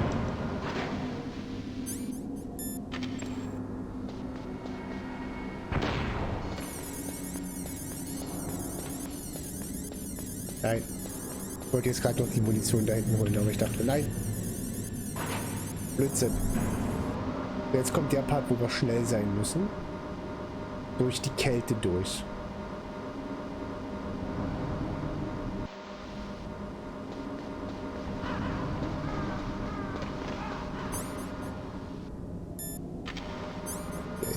Er ist noch rot.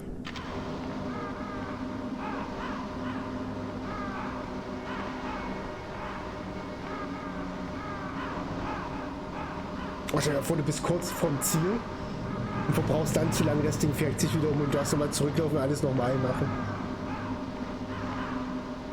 Ja, der übelste Hass. Ja. Snake, can you hear me? It's Naomi. Naomi? What the hell? Campbell and the others are busy right now. I'm on a different codec. Naomi, is what the Colonel says true? Yes. What? But not everything I said was a lie. Who are you? I don't know myself. I don't know my real name or even what my parents looked like. I bought all my identification. But my reason for getting into genetics was true. 'Cause you want to know yourself, right? That's right. I want to know where I came from. My age, my race, anything. Naomi. I was found in Rhodesia sometime in the 80s. A dirty little orphan. Rhodesia? What's now known as Zimbabwe? Yes. Rhodesia was owned by England until 1965, and there were lots of Indian laborers around. That's probably where I got my skin color from, but I'm not even sure about that. Naomi, you're too worried about the past. Isn't it enough to understand who you are now? Understand who I am now? Why should I? No one else tries to understand me. I was alone for so long, until I met my big brother. And him. Your big brother? Yes. Liquid? Frank Yeager. A Frank? What? Okay. He was a young soldier when he picked me up near the Zambezi River. I was half dead from starvation, and he shared his rations with me. Yes, Frank Yeager. The man who you destroyed was my brother and my only family. No. Gray Fox? We survived that hell together, Frank and I. He protected me. He's my one connection. The only connection I have to my past. And he brought you back to America? No. I was in Mozambique when he came. Who is he? You mean Big Boss? Yes. Oh. He brought us to this land of freedom, this America. And then he and my brother went back to Africa to continue the war. And that's when it happened. You killed my benefactor and sent my brother home a cripple. I vowed revenge and joined Foxhound. I knew it was my best chance to meet you, and I prayed for the day that I would. So, were your prayers answered? Yes. I waited 2 long years. To kill me? Is that all you cared about? Yes. That's right. 2 years. You were all I thought about for 2 long years. Like some kind of twisted obsession. Do you still hate me? Not exactly. I was partly wrong about you. What about Liquid and the others? I'll have my revenge on them too. Naomi, you didn't kill that doctor too, did you? The one that used Grey Fox for his genome experiments? Dr. Clark? No. That was my brother. Afterwards, I covered it up and helped him hide out. So that ninja, I mean Grey Fox, he's come here to kill me? I don't think so. I think he just came here to fight you. I wasn't sure before, but now I think I understand. A final battle with you. That's all he lives for. I'm sure of it. Fox? No. Naomi, tell me something. About Fox Die? Fox Die is a type of retrovirus that targets and kills only specific people. First, it infects the macrophages in the victim's body. Fox Die contains smart enzymes created through protein engineering. They're programmed to respond to specific genetic patterns in the cells.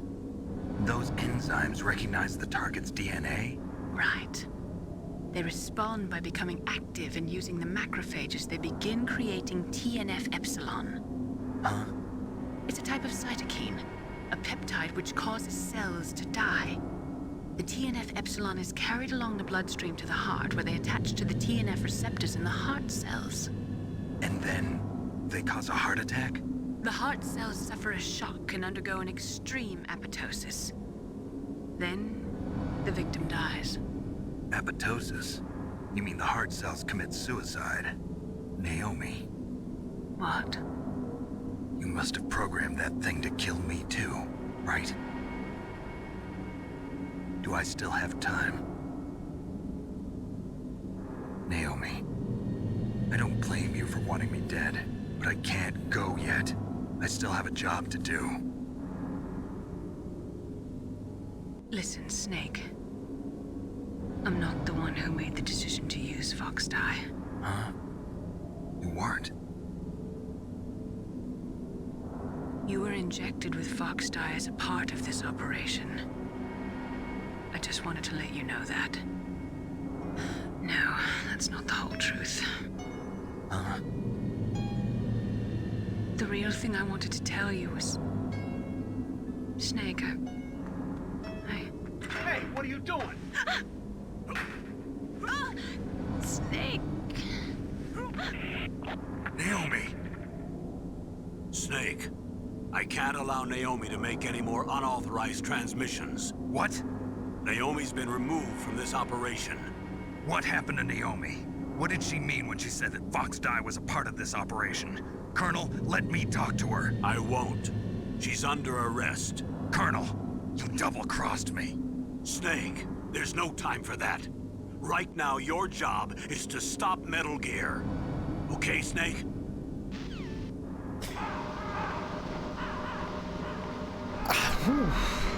Also war sie es doch, aber mit Grund.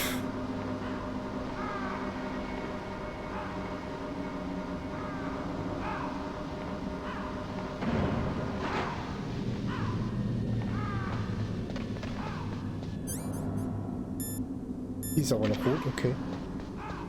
Das ist gut. Jetzt so schnell wie möglich hier irgendwie durchzirkeln.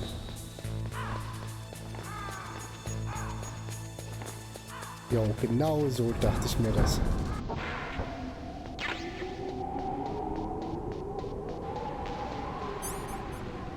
Ah, nee.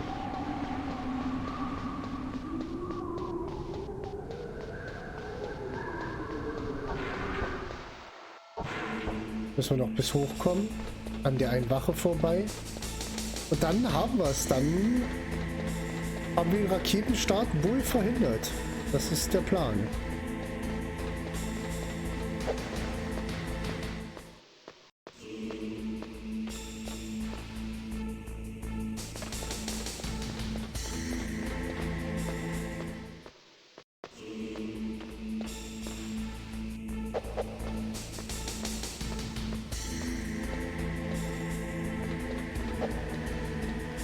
Mal gucken, was Liquid denn dazu sagt, wenn wir den Raketenstart verhindert haben.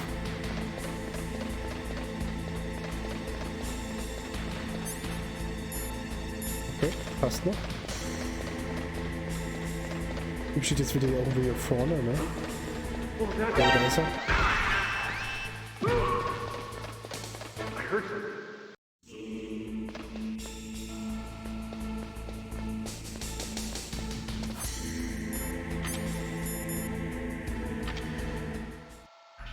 So. Palcode number 3 confirmed. Palcode entry complete. Okay. Aus jetzt. Detonation code activated. Aktiviert, okay.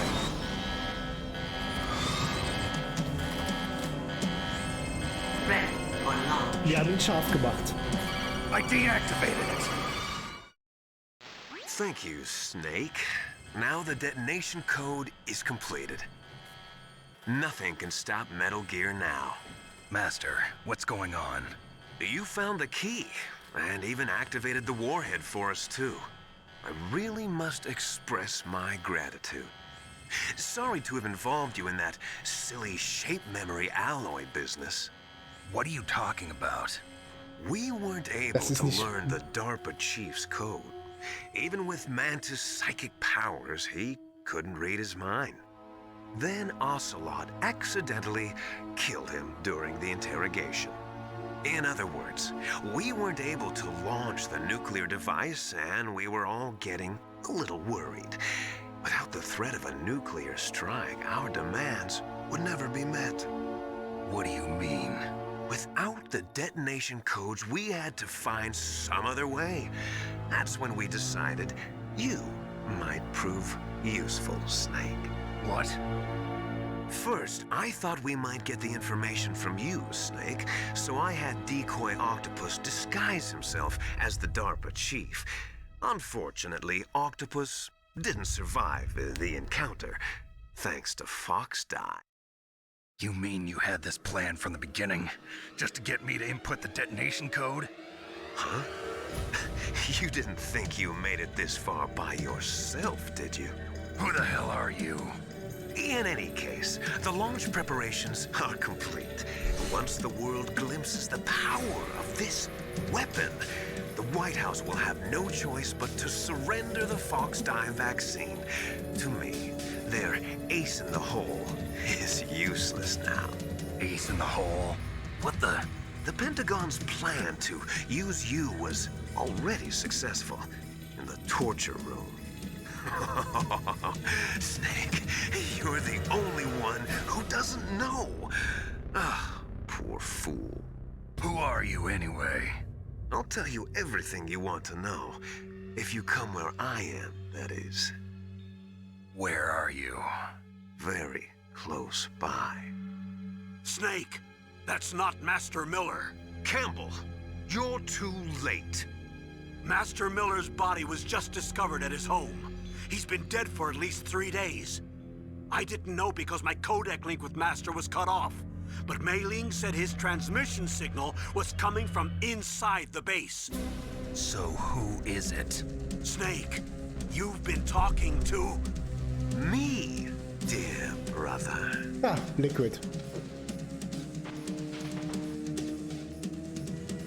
Liquid. How the... You've served your purpose. You may die now.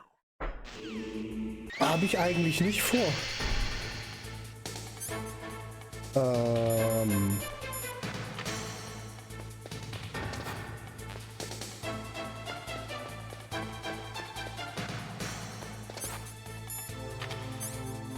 Komme ich jetzt hier raus?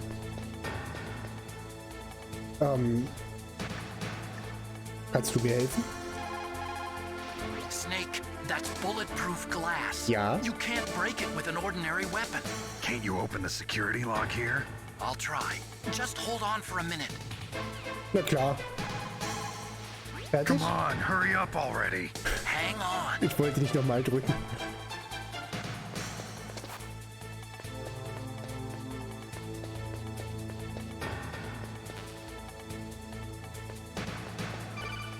Ah. I hacked into security. Snake, I'm opening the door. Quatsch doch nicht so lange, mach einfach. So. Da hier drüben noch eine Ration liegt, nehme ich die jetzt trotzdem einfach mal. Lass mal kurz die Zeit ablaufen.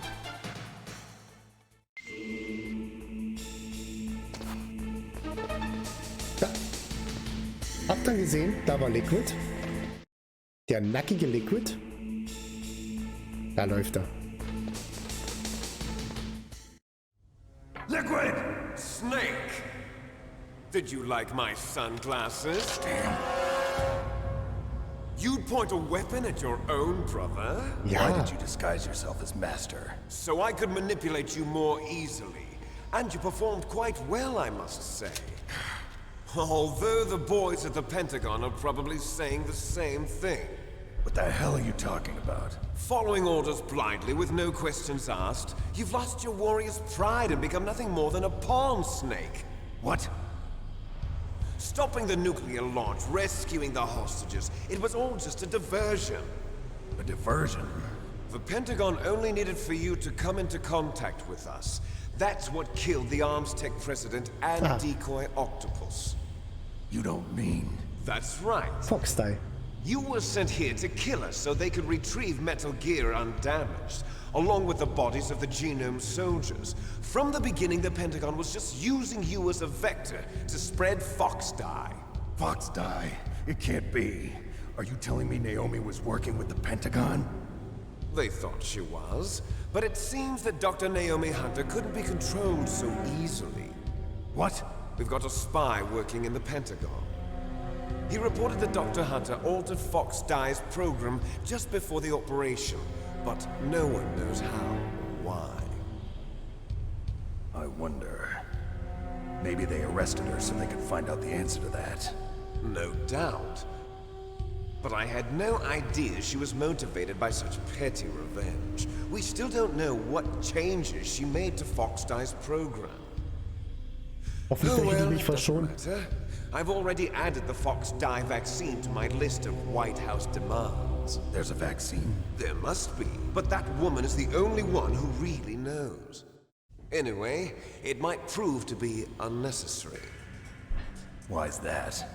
You were successful in coming into contact with all of us, so we must have all been exposed to the virus. It's true that the Arms Tech president and decoy octopus were killed by Fox Die. But Ocelot, myself, and you, the carrier, were apparently unaffected. A bug in the virus's programming? Could be. In any case, if it doesn't kill you, then I'm not worried either. After all, our genetic code is identical. So it's true. You and I are... Yes, twins.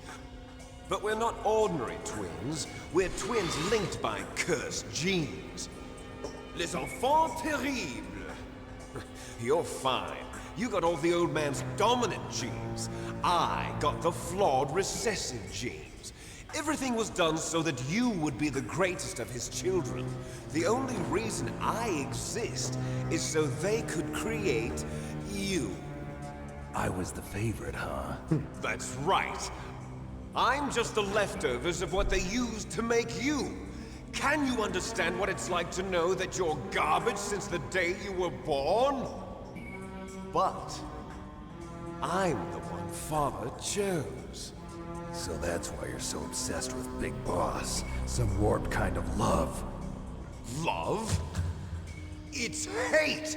He always told me I was inferior, and now I'll have my revenge! You should understand me, brother. You killed our father with your own hands! You stole my chance for revenge! Now I'll finish the work that Father began. I will surpass him! I will destroy him! You're just like Naomi. Well, I'm not like you! Unlike you, I'm proud of the destiny that is encoded into my very genes! Yeah! Okay, fährt jetzt Metal Gear. Your blood will be the first to be spilled by this glorious new weapon. Consider it an honor, a gift from your brother. Now I'll show you the power of the weapon that will lead us in the 21st century. It's moving. Okay.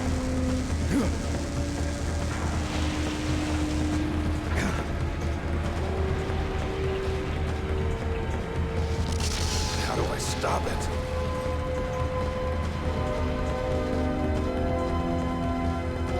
Das ist ganz schön groß.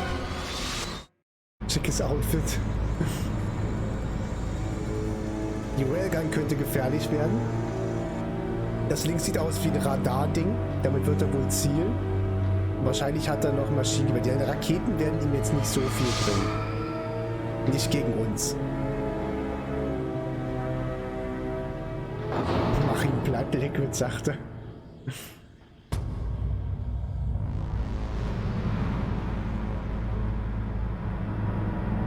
FYI, Liquid ist der Böse, ne? Nur so.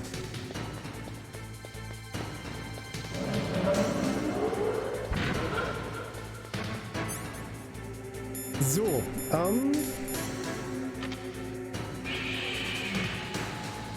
Kann man,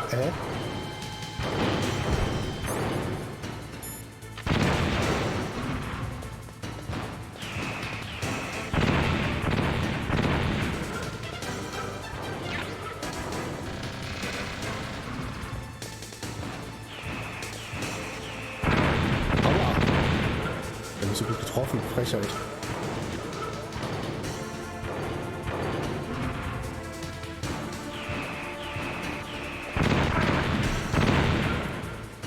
Die Raketen sind kacke.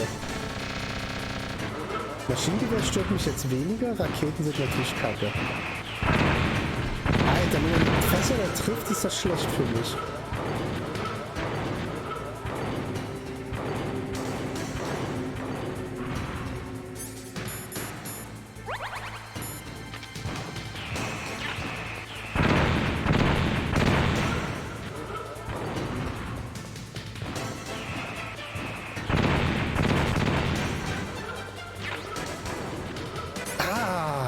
Gute Idee.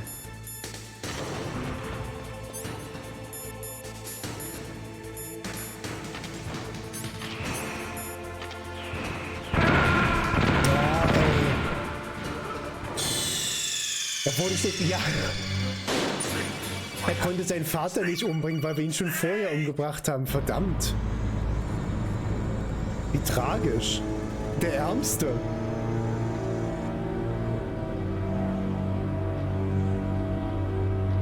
Er hat eine Basis übernommen, um einen Mega-Atom-Kampfroboter zu verscherbeln. Der Ärmste, dass wir was dagegen tun wollen.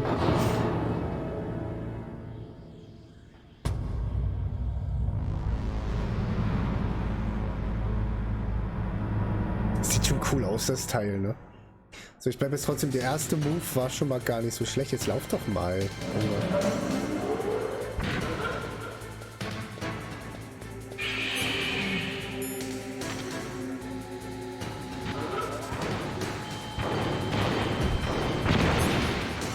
So, und jetzt... Warum trifft er mich denn da trotzdem?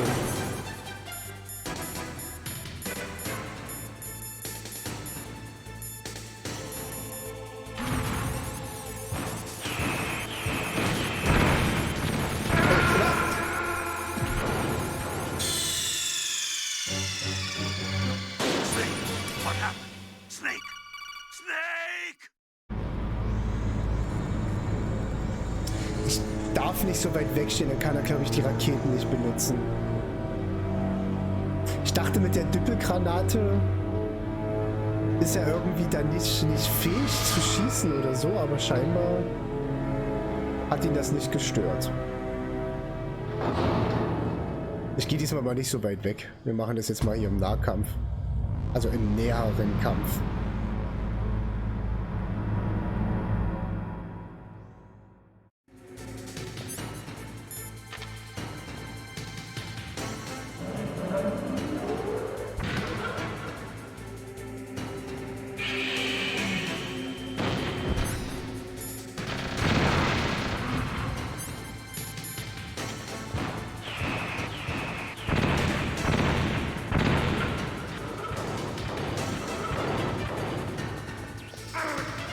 Der Laser.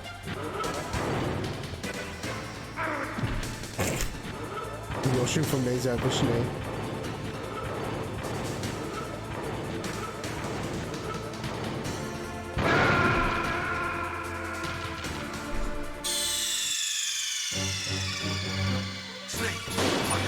Ich habe leider sämtliche Taktiken vergessen, ne? Sämtliche Taktiken dagegen.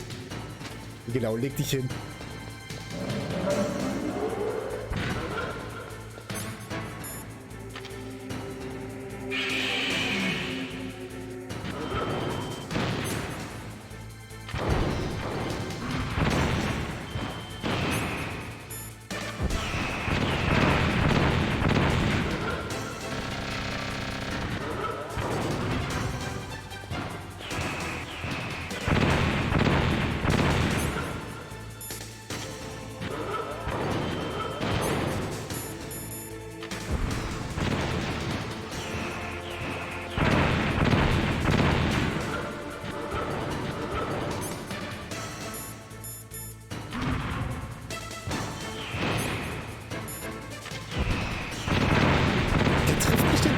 Jedes Mal mit diesen fucking Raketen, ne?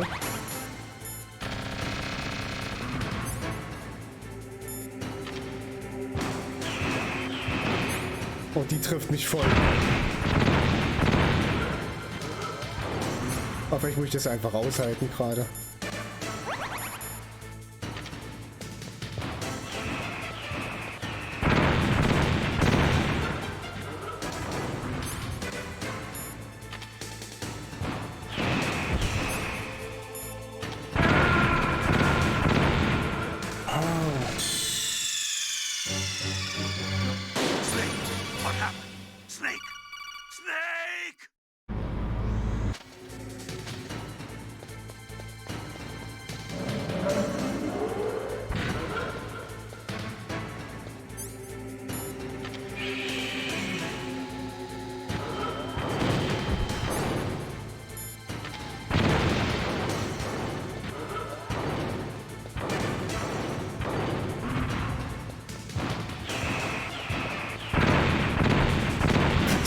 Aber auch immer, ne?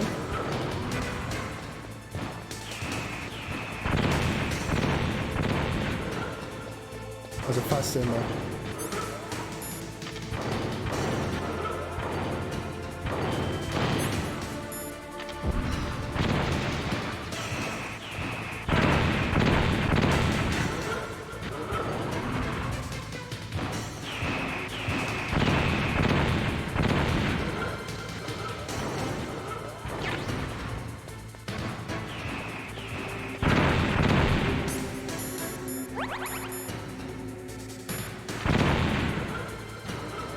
Steh auf.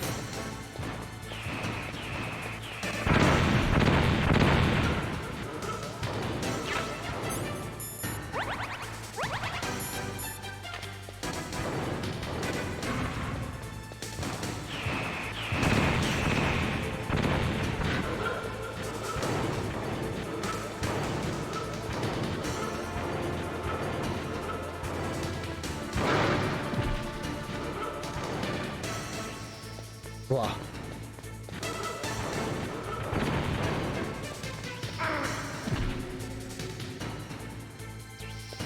Mann, jetzt treffe ich doch nicht hier so einen scheiß Laser. Wie denn? Warte mal.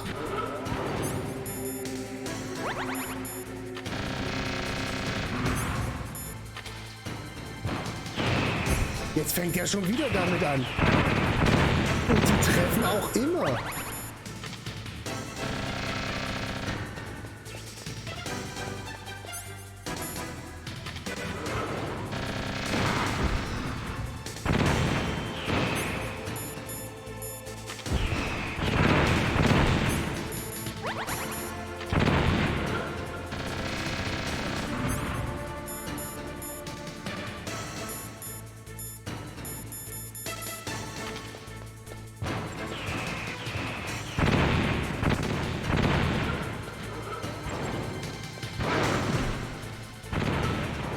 Das macht ihm keinen Schaden, oder?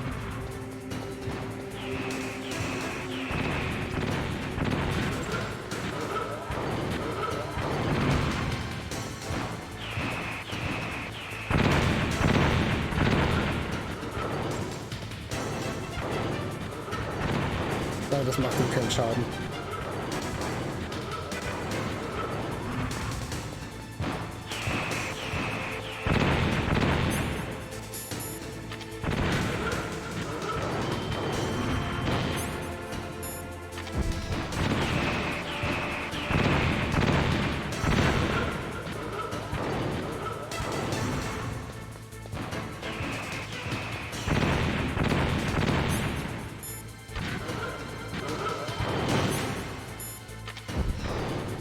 Ja.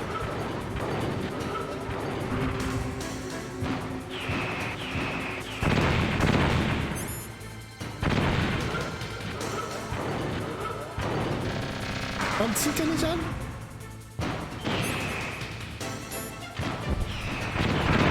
Warum hat er jetzt gerade nicht anvisiert? Kann mir das mal jemand sagen?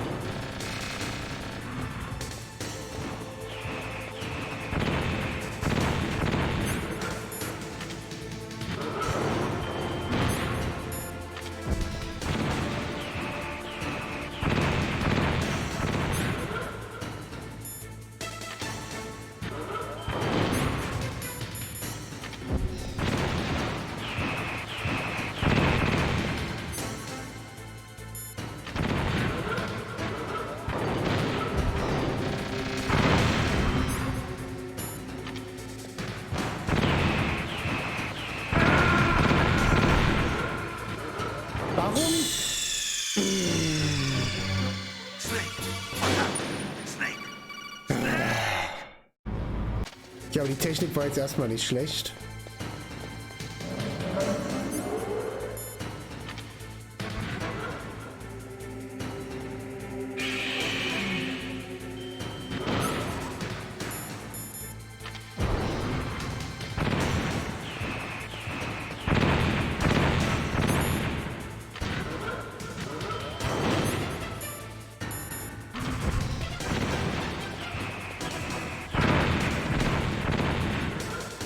Ich muss auf jeden Fall immer die Kreisbahn laufen.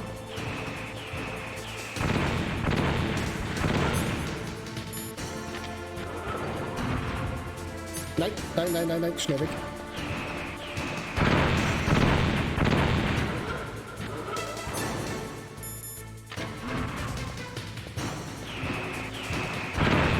Warum er mich jetzt schon wieder trifft?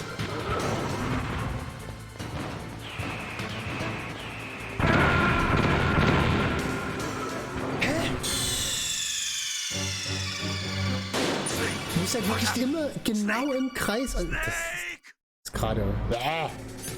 So, Body Armor an. Erstmal aufstehen, dann Stinger raus.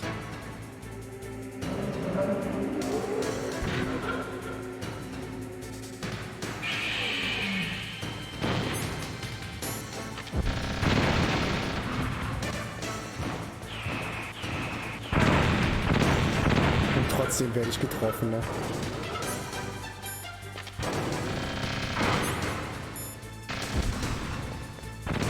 Ja, warum trifft's nicht? Warum trifft's nicht? Kann man das mir nicht sagen? Nein. Ich bin zu nah an ihm dran. Ich bin viel zu nah an ihm dran.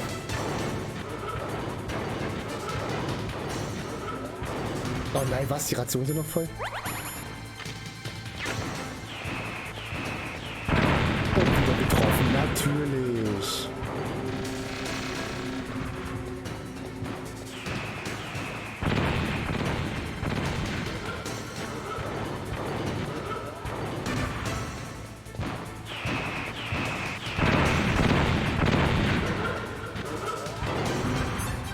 geht ja prinzipiell immer.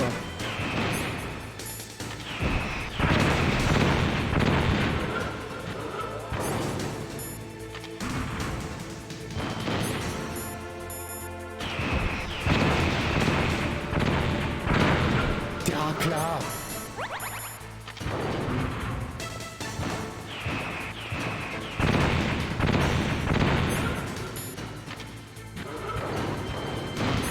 Scheiß Superkampfroboter, ey.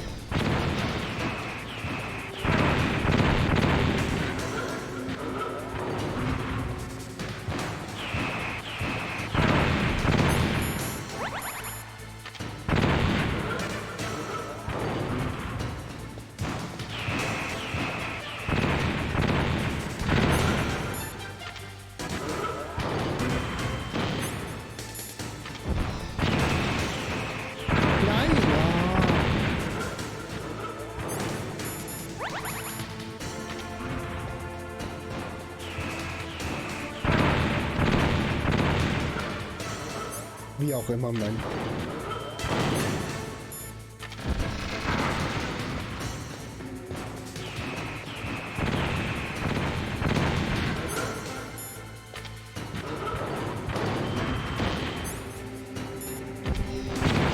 Na endlich. Meine Güte. Weil ich mir davon ausgehe, dass es deswegen nicht kaputt ist, ne? Weil das ist ein super Kampfroboter, also... Did that do it?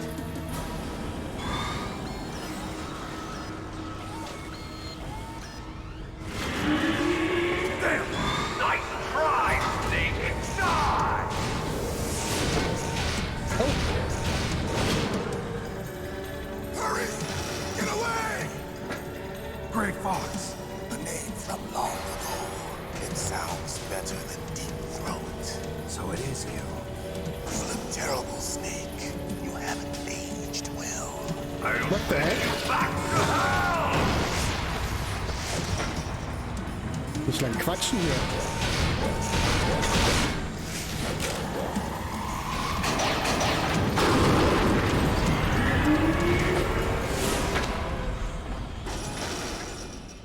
Fox, why? What do you want from me? I'm a prisoner of death. Only you can free me. Fox, stay out of this. What about Naomi? She's hell-bent on taking revenge for you. Naomi? You're the only one who can stop her. No, I can't. Why? Because I'm the one who killed her parents. I was young then, and couldn't bring myself to kill her too. I felt so bad that I decided to take her with me. I raised her like she was my own blood to soothe my guilty conscience. Even now, she thinks of me as her brother. Fox. From the outside, we might have seemed like a happy brother and sister. But every time I looked at her, I saw her parents' eyes staring back at me. Tell her for me. Tell her that I was the one who did it. There you are! We're just about out of time. Here's a final present from Deep Throat. I'll stop it from moving. Fox!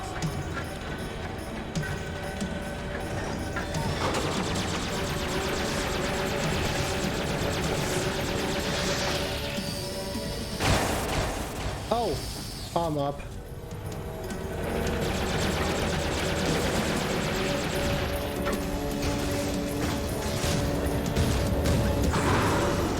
In the Middle East, we don't hunt foxes, we hunt jackals. Instead of foxhounds, we use royal harriers. Fox. How strong is that exoskeleton of yours? Snake, are you just going to sit by and watch him die? A cornered fox is more dangerous than a jackal. You destroyed the radome. Impressive! You are indeed worthy of the codename Fox, but now you're finished! No! the stinger! Fox, can you really shoot? You'll kill him too! Now, in front of you, I can finally die. After Zanzibar, I was taken from the battle. Neither truly alive, nor truly dead. An undying shadow in a world of light. But soon,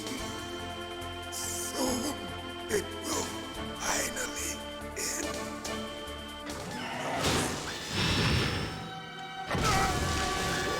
Die!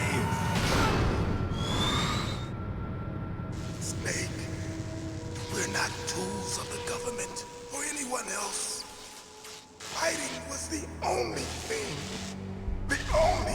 I was good at. But at least I always fought for what I believed in. Snake, farewell.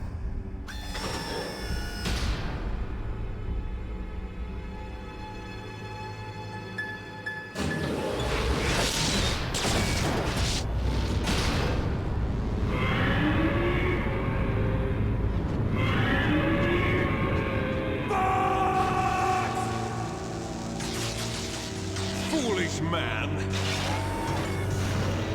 He prayed for death, and it found him. You see, you can't protect anyone, not even yourself. Die!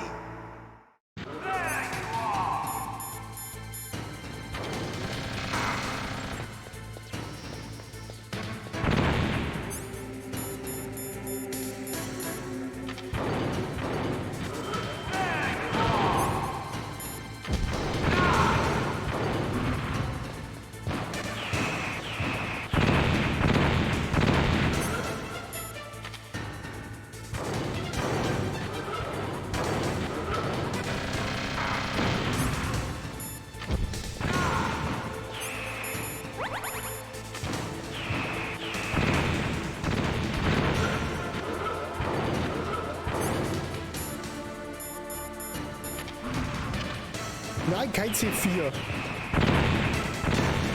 Und durch die Stun-Gun, Stun-Dings auswählen.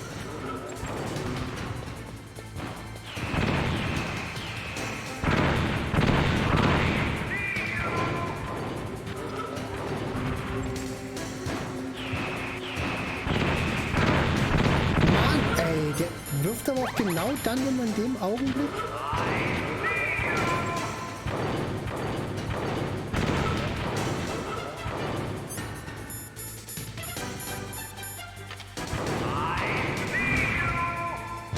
Oh, fuck. Und natürlich treffe ich wieder nicht, ey. Ach, das ist doch dämlich dann. Warum treffe ich dann nicht und er trifft? Und warum ist er nicht stunned von den Stun-Dingern? Snake! Snake! Oh, nochmal den ganz... Ernsthaft jetzt.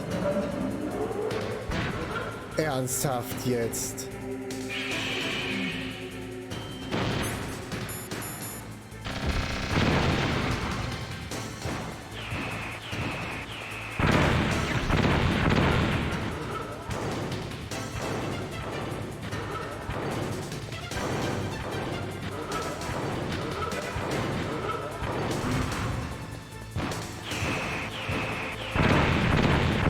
Ich weiß nicht, warum die mich manchmal treffen und manchmal halt nicht, ne? Es ist noch keine Konsistenz, habe ich da irgendwie reingekriegt.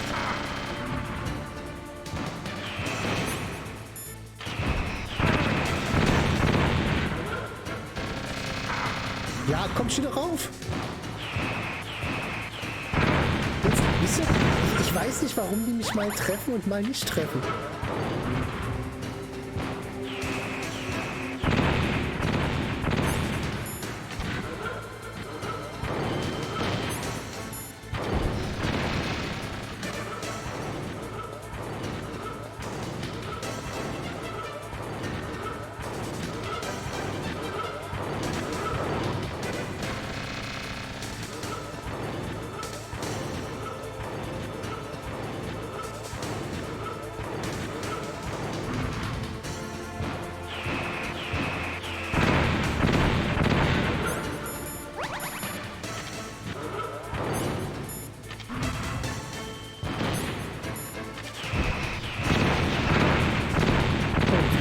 schafft er nicht, natürlich.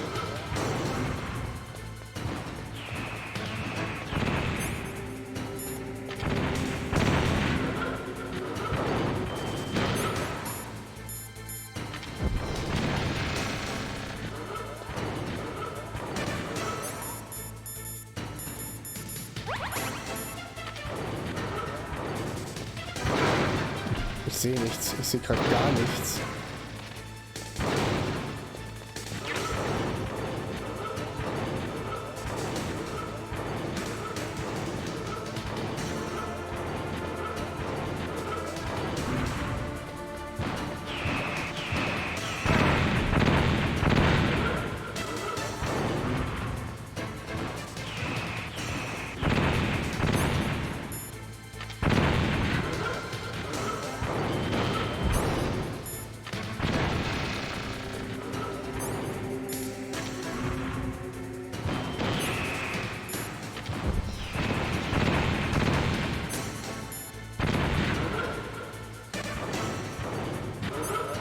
Upsa.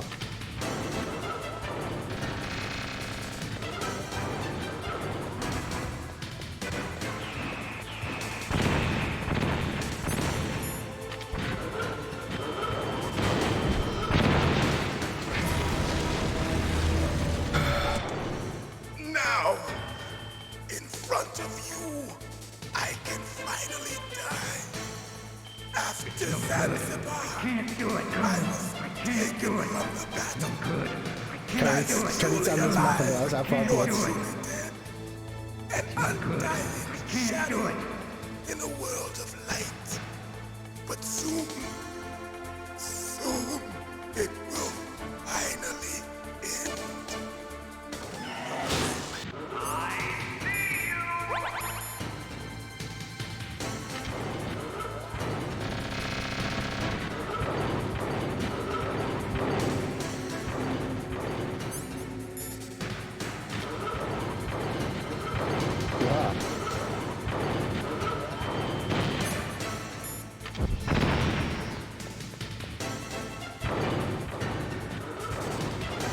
Warum habe ich jetzt gerade eben nicht getroffen? Nee, nicht die Nikita.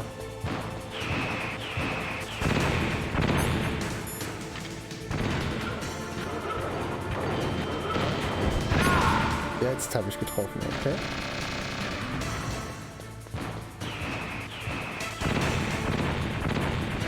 Ich muss mal ein Stückchen weiter weg, ich bin sonst so...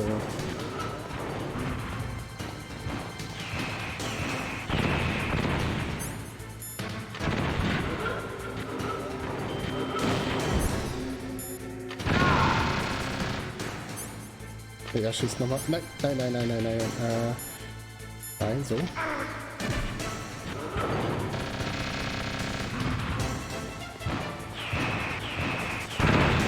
Warum auch immer. Unverständlich, aber gut. Mach halt.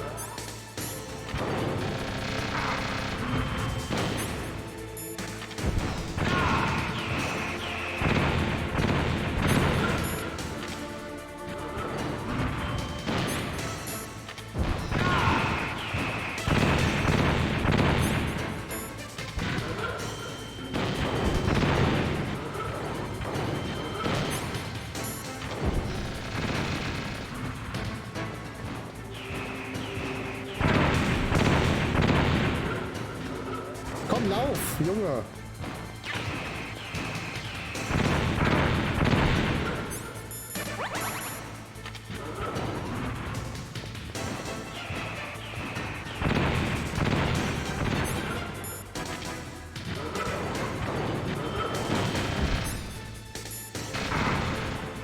Ich hab doch genau getroffen, hä?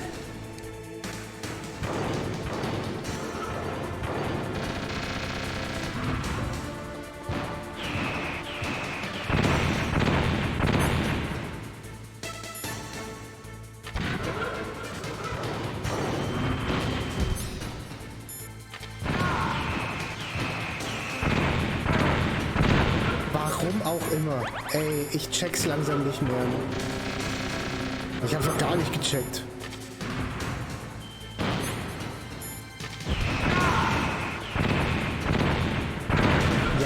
klar.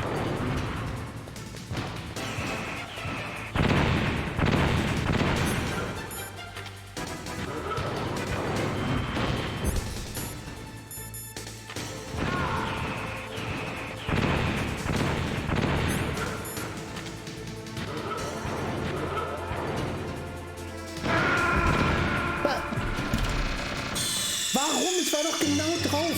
Mann. Oh, das nervt, dass man das alles noch... Nee, das hat nichts mit Salty zu tun. Schon wieder. Hast du gesehen, es hat rot geleuchtet, es hat gepiept. Ich habe drauf geschossen. Er hat es als nicht getroffen gezählt. Das ist dann irgendwo, wo ich sage so, ja, was sollst du denn sonst noch machen, außer genau drauf zählen und genau drauf treffen, nachdem es anvisiert hat. Was willst du mehr?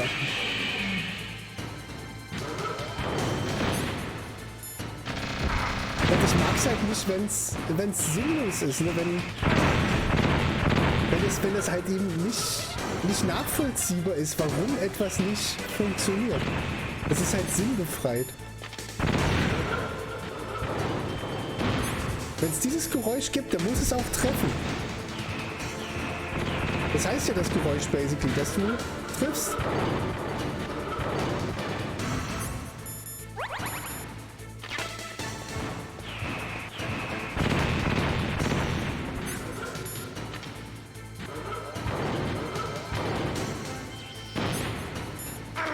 Oh, das war zu nah.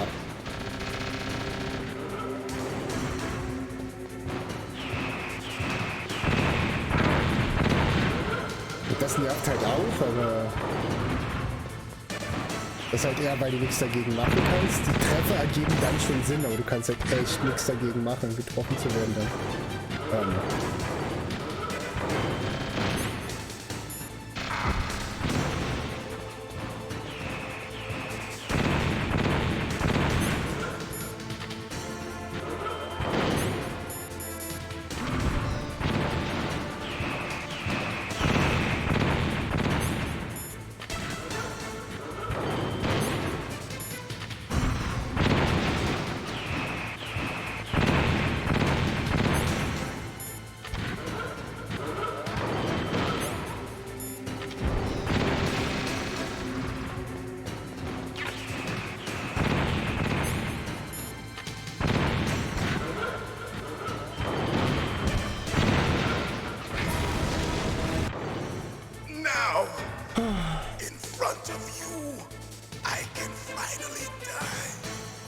After Zanzibar, I was taken from the battle, neither truly alive nor truly dead, an undying shadow in a world of light.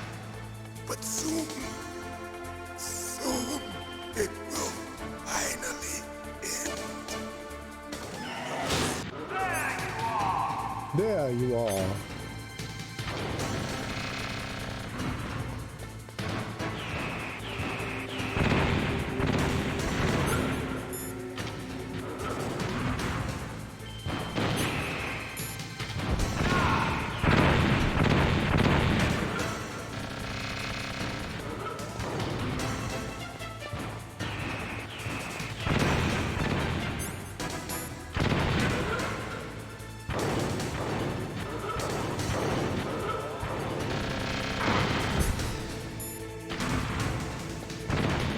Ja, wieder nicht getroffen. Warum auch immer.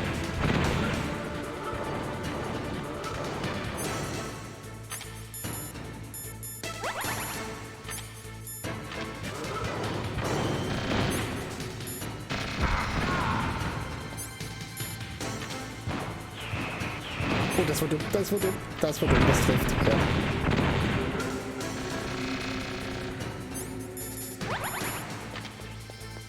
Was?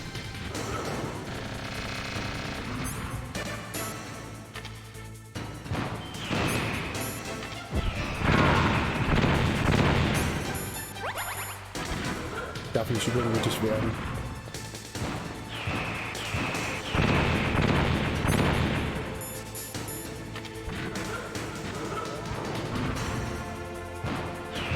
Es zieht sich irgendwie viel schlechter auf ihn.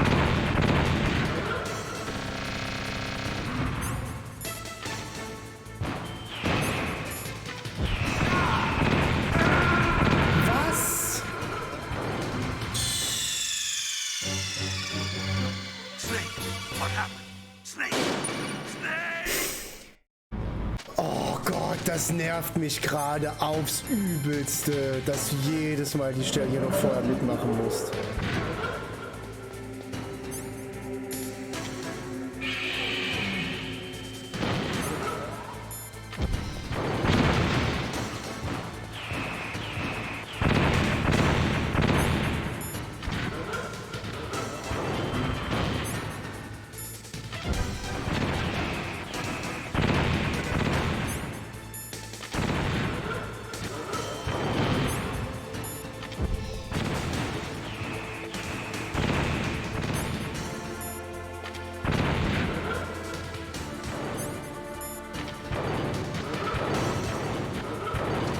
Ja.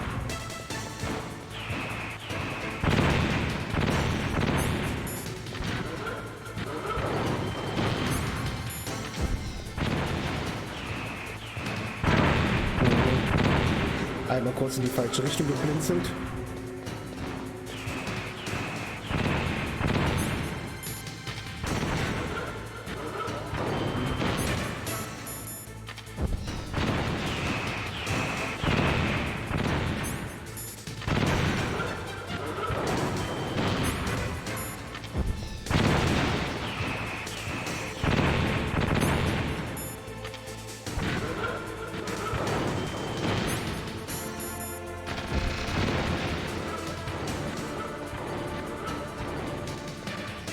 Ja, Laser.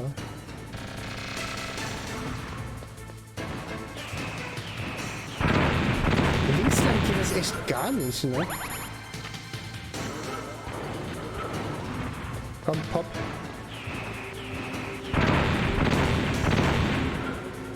Warum auch immer.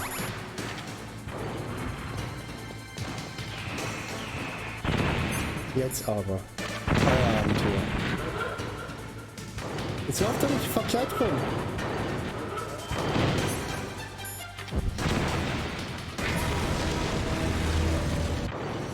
Now, in front of you, I can finally die. Ja, jetzt stirb schneller.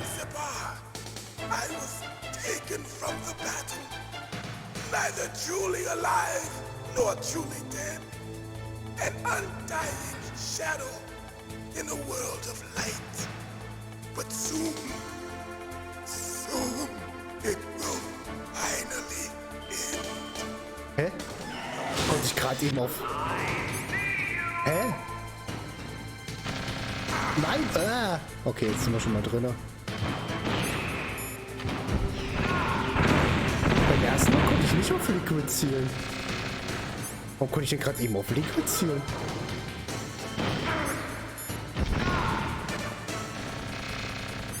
Mal.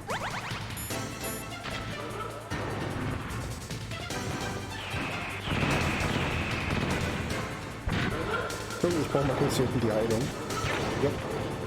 Kann weitergehen.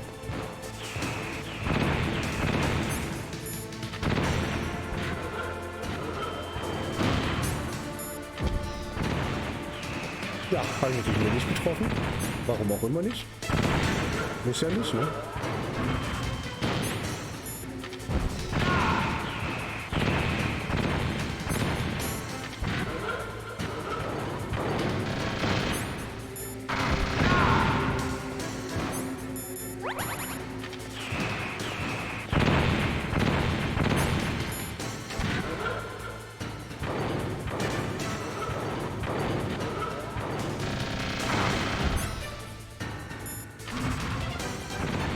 Wird er nicht getroffen? Natürlich nicht. Ja, natürlich werde ich getroffen.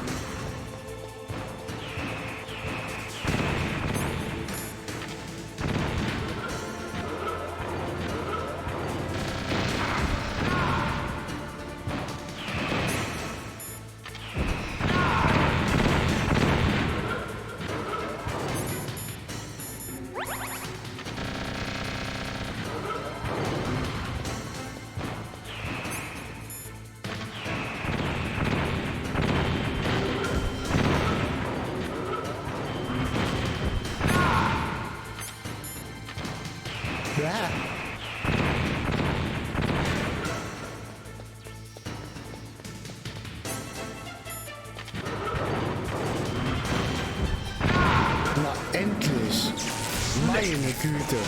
I'll crush you into dust. Au.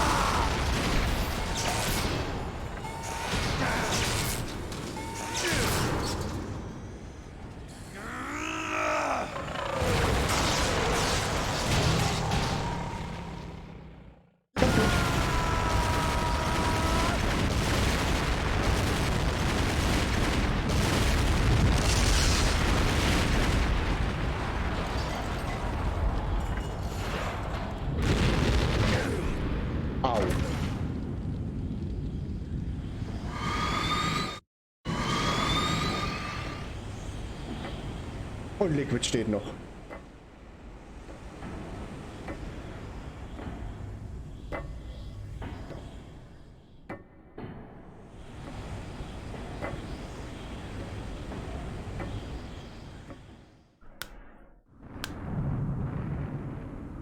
Sleeping late as usual.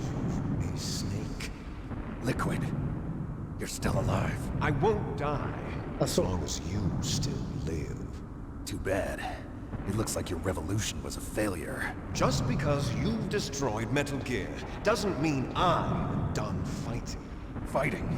What are you really after? A world where warriors like us are honored as we once were, as we should be. That was Big Boss's fantasy. It was his dying wish.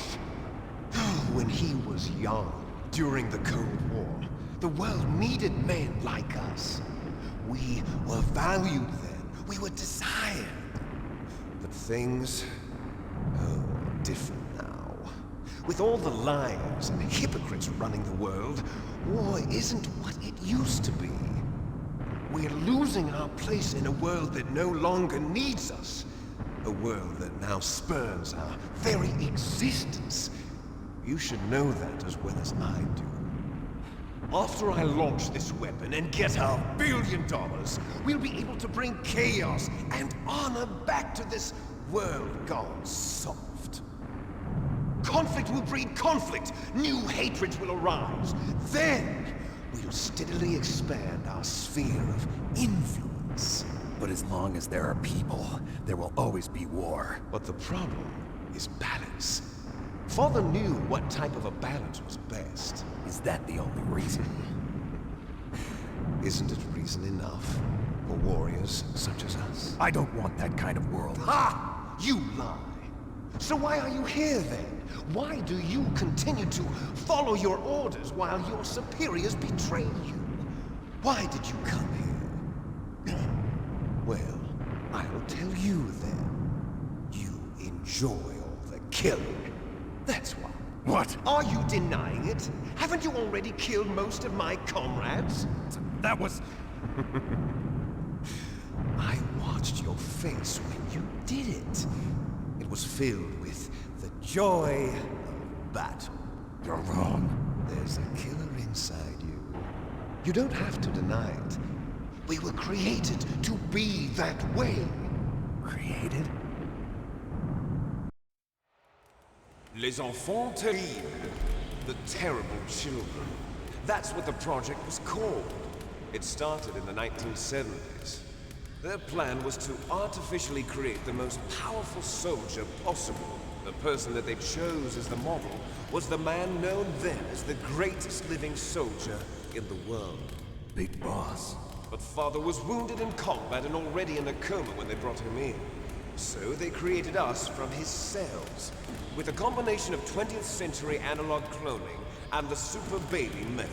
Super baby method? They fertilized an egg with one of Father's cells, and then let it divide into 8 clone babies. Then they transferred the clones to someone's uterus and later intentionally aborted 6 of the fetuses to encourage strong fetal growth. You and I were originally octuplets. Octuplets? Yes. The other 6 of our brothers were sacrificed to make us. We were accomplices in murder before the day we were even born. So it was you and I, 2 fertilized eggs with exactly the same DNA. But they weren't finished yet. They used me as a guinea pig to create a phenotype in which all of the dominant genes were expressed. to create you. I got all of the recessive genes. You took everything from me before I was even born. But you and I aren't his only children. What? The Genome Soldiers. They too are his progeny, carrying on his genetic legacy. But they're different. They're digital. With the completion of the Human Genome Project, the mysteries of humanity were laid bare. Thanks to Father's DNA, they were able to identify more than 60 soldier genes responsible for everything from strategic thinking to the proverbial killer instinct. Those soldier genes were transplanted into the members of the next generation Special Forces. That's how they became the Genome Soldiers. That's right. The Genome Soldiers that you've been killing are our brothers with the same genes as ours. The Genome Soldiers? That's right. They are our brothers, created artificially through the alignment of nucleotides to mimic our father's genes. They too are the product of numerous sacrifices. Sacrifices? Human experiments! 1991, the Gulf War.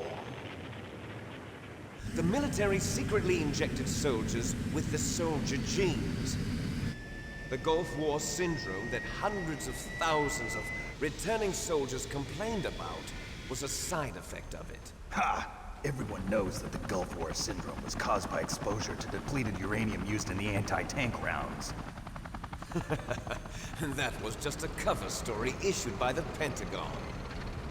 First they tried to say it was post-traumatic stress disorder, then chemical or biological weapons. The poison gas detection units and the anti-sarin injections, they were all just a cover-up of the secret genetic experiments. So then, the so-called Gulf War babies that have been reported by Gulf War veterans are... Yes. They too are our brothers and sisters. So the Genome Soldiers mean that the experiments were a success? Success? Don't be a fool. They're a complete failure. We are on the verge of extinction. What? Have you ever heard of the asymmetry theory? Nature tends to favor asymmetry. Those species which have gone extinct all show signs of symmetry. The Genome Soldiers suffer from the same problem, signs of symmetry. So do I. As do you. That's right. We are all on the verge of death at the genetic level. We don't know when or what type of disease will occur. That's why we need the old man's genetic information. You want Big Boss's DNA so you can save your family? It's very touching. In nature, family members don't mate with each other, and yet they help each other to survive. Do you know why? It increases the chance that their genes will be passed on to a new generation. Altruism among blood relatives is a response to natural selection. It's called the selfish gene theory. You're telling me that your genes are ordering you to save the Genome Soldiers? You can't fight your genes. It's fate. All living things are born for the sole purpose of passing on their parents' genes. That's why I'll follow what my genes tell me. And then I'm going to go beyond. In order to break the curse of my heritage.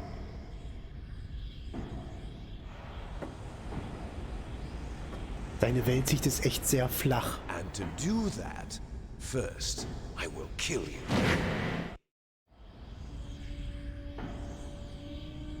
Look behind you.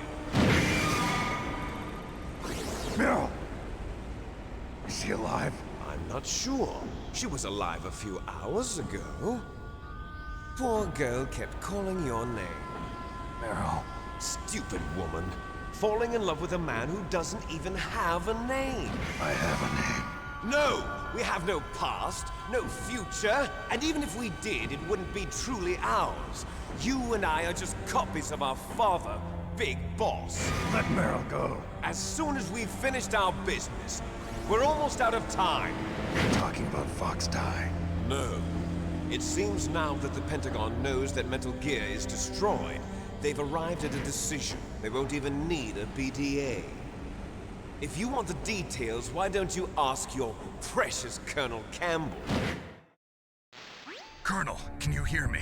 Yes, I'm listening. What is the Pentagon trying to do? Colonel, answer me. The Secretary of Defense has taken over active control of this operation. He's on his way there by AWACS. What for? To bomb the place. What? Not only that, B-2 bombers just lifted off from Galena Air Force Base. They're carrying B-6113 surface-piercing tactical nuclear bombs. What? Metal Gear is destroyed. Tell the Secretary of Defense. The Secretary of Defense heard that Naomi double-crossed us, and he's worried about Fox Die. Now that there's no more danger of a nuclear strike from Metal Gear, he's going to do whatever's necessary to cover up the truth of what really happened here. He's going to drop a nuclear bomb to vaporize all the evidence along with anyone who knows anything. Don't worry, Snake. I'll stop the nuclear strike. How? I may only be a figurehead here, but I'm still officially in command of this mission. If I issue an order to delay the strike, it'll confuse the chain of command and at least buy you some time. It'll give you a chance to escape. But, Colonel, if you do that... It's okay, Snake. The truth is, Foxhound was already the subject of an undercover investigation. Merrill was transferred to this base just before the terrorist attack as a way of manipulating me. Those bastards. I'm sorry. They forced me to cooperate in exchange for her life. You better get out of there, Snake. Are you sure? It'll be bad for you. Don't worry. It's the least I can do for you, after all the lies. Colonel. I'm ordering them to cancel the bombing run. After that, there's no turning back. What? What are you doing? What? Snake! Mei Ling, what happened to the Colonel? I don't believe it. What happened? Snake, the Colonel! Roy Campbell has been relieved of duty. This is the Secretary of Defense, Jim Houseman. Put the Colonel back on. He's been placed under arrest for leaking top-secret information and for the crime of high treason. Ridiculous. Yes, he's a ridiculous man. He truly believed that he was in command of this operation. You bastard. There won't be a speck of evidence left. I'm sure the President would want the same thing. President ordered this? President is a busy man. I have complete authority here. How do you plan on explaining a nuclear attack on Alaska to the media? Don't worry. We've prepared a convincing cover story. We'll simply say that the terrorists exploded a nuclear device. Smart. You'll be murdering everyone here. The scientists, the Genome Army, everyone. Donald, the DARPA chief, is already dead. So you didn't mean to kill the DARPA chief after all? He was my friend. And you could care less about what happens to everybody else, huh?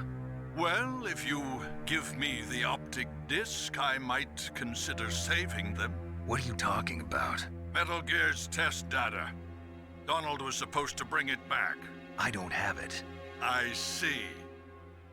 Oh well, that's okay. You two are an embarrassment from the 1970s. Our country's dirty little secret. You can't be allowed to live. Well, the bombs will be dropping soon, and you two have a lot of catching up to do. Farewell. There's no way out for us. Let's finish this before the airstrike. Also zumindest hatte Campbell eine gute Erklärung. You stole everything from me.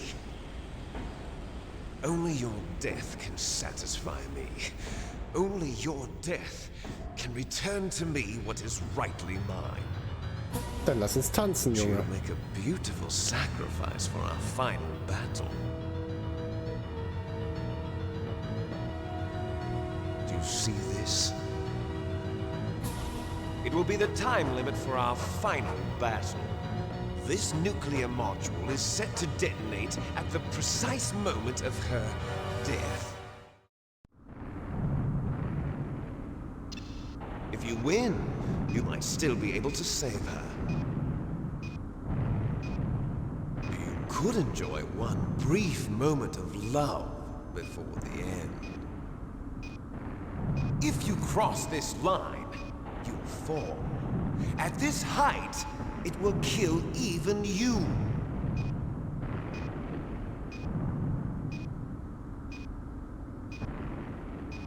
Have at you, Snake.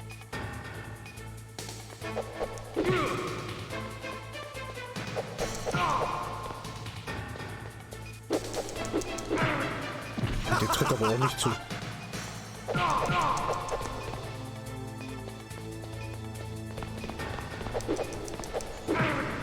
Alter! Hoch.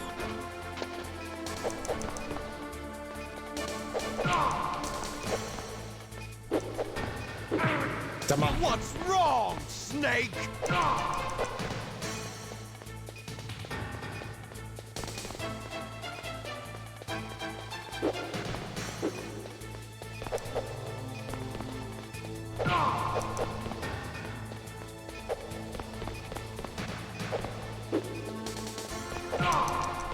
Ja, Mann!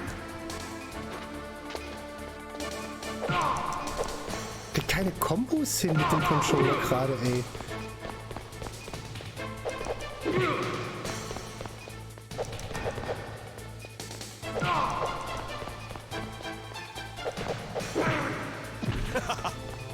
Oh, jetzt steh auf. Hoch mit dir. What's wrong, Snake? Ja, ich weiß nicht, der schlägt aber kein zweites Mal zu.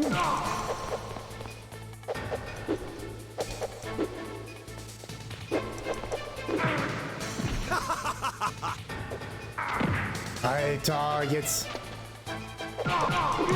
Jetzt hat's mal funktioniert. Snake, nice shot.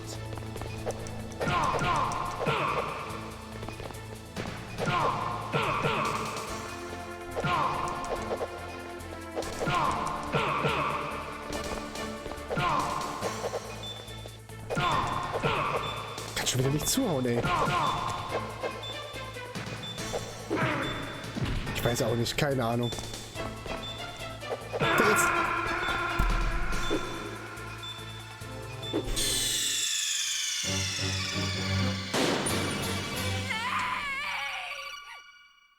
Wahrscheinlich ist es mit Tastatur besser. Have at you, Snake. Das hat ja schon bei der Querszene.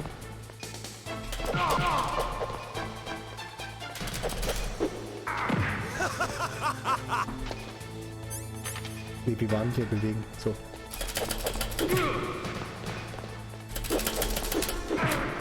Okay, keine Ahnung, ob das wirklich gut geht mit der... Ja, die Kombos funktionieren so schon besser. Aber ausweichen ist dann echt schwierig damit.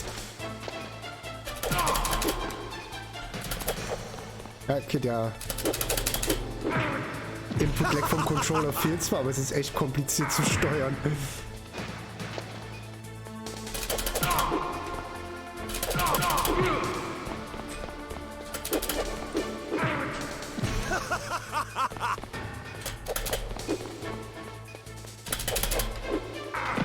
Ausgewichen.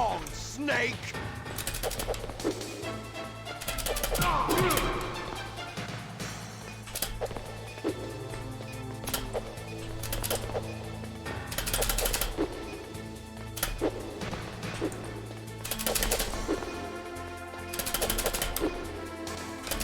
Oh, das Bewegen macht sich halt echt scheiße mit den Tasten.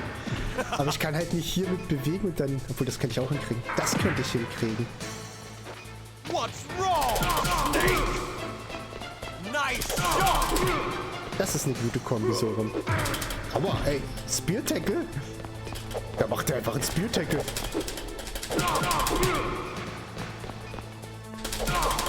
What's wrong, Snake?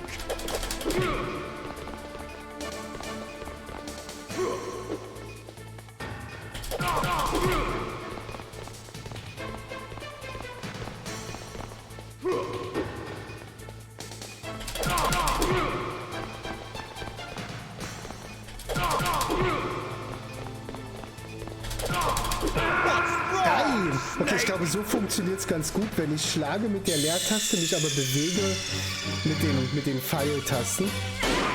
Mit dem Controller, mit dem Analogstick des Controllers. Have at you, Snake.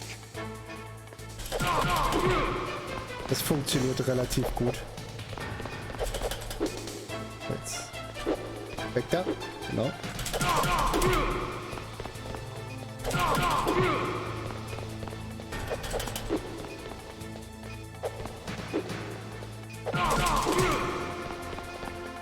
Wow.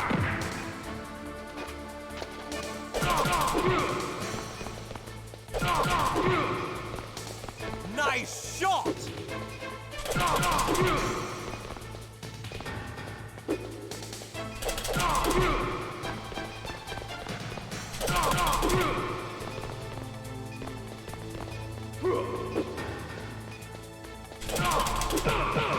Wow.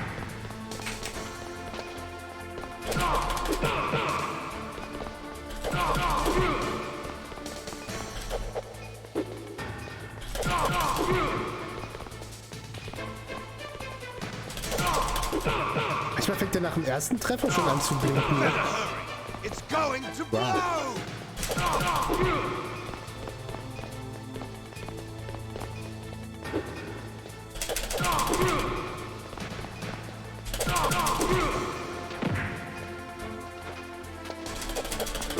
Da blinkt er wieder.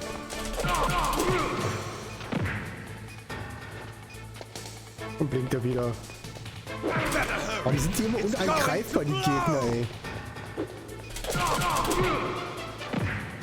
Jetzt komm hoch, ich will dich fertig machen. Blink, blink, blink, blink.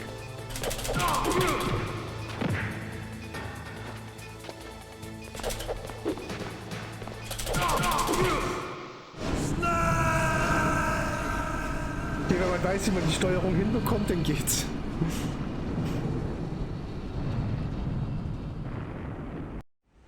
Meryl.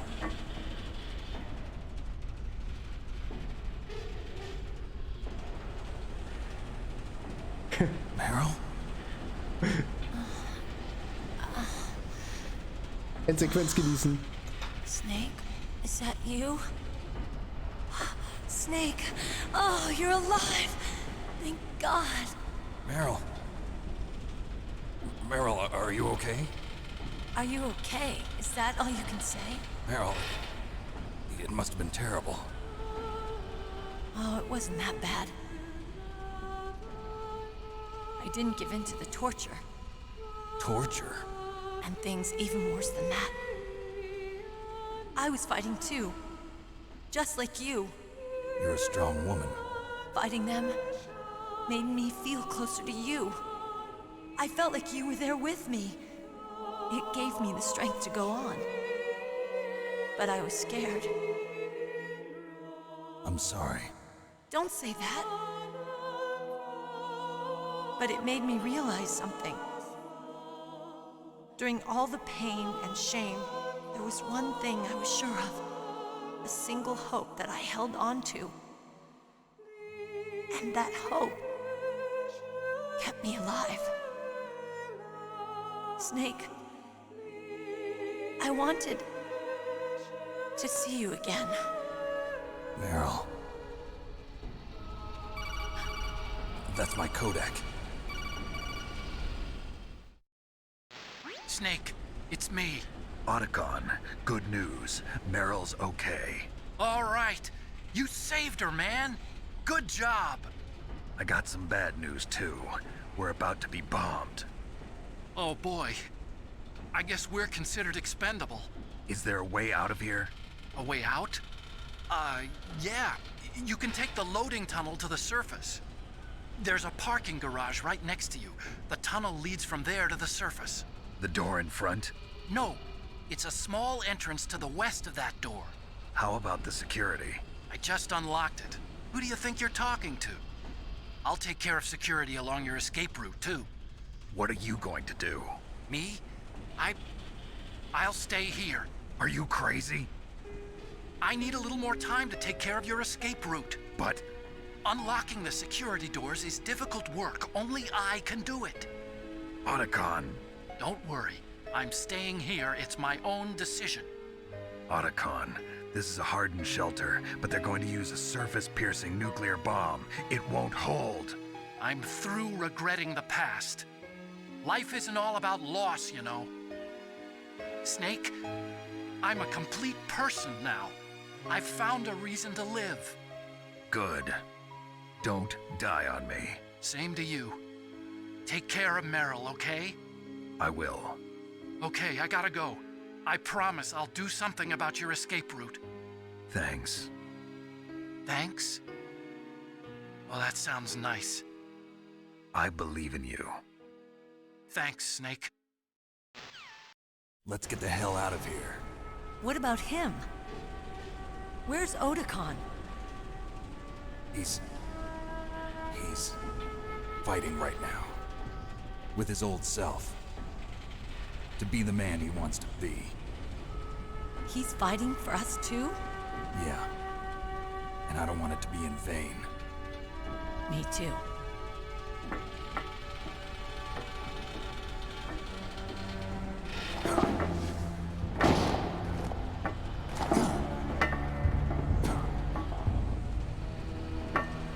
Meryl.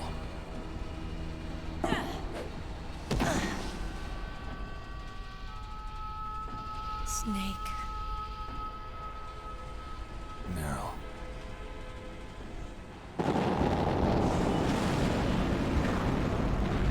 It started.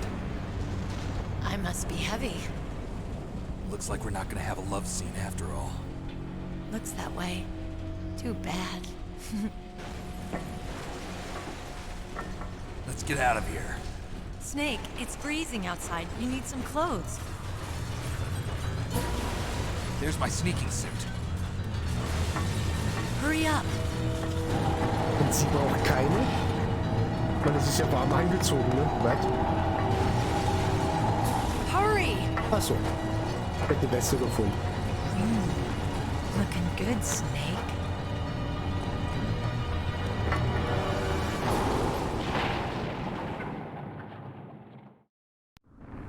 Hurry! Hurry up! Ich dachte, wir sind durch. Oh, da liegt eine Ration. Brauche ich die gerade? Nein. Hab sonst nichts mehr. I'll drive. Okay. Damn, a surveillance camera.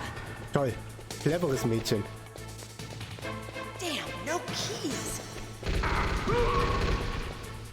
All right, keys.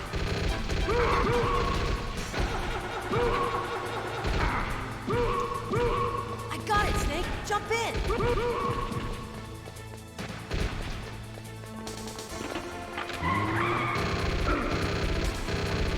Fire that machine gun with your Ja, ich versuch's gerade. Das Ding dreht sich ja.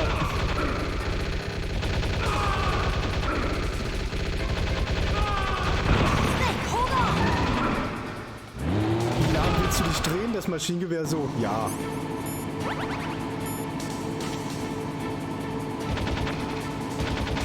Oh, ey.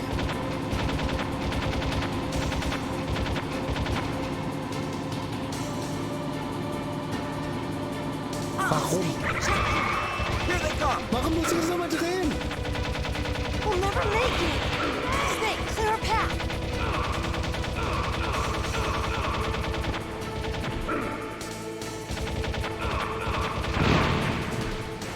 Okay, Snake, let's go. Warum immer das jetzt nochmal sein muss? So eine Szene hier. Ey, das steuert sich wie ein Küchenschwamm. We're not out of the woods yet. Here they come. We'll never make it. Snake, clear a path. Ja, ich versuch's ja gerade.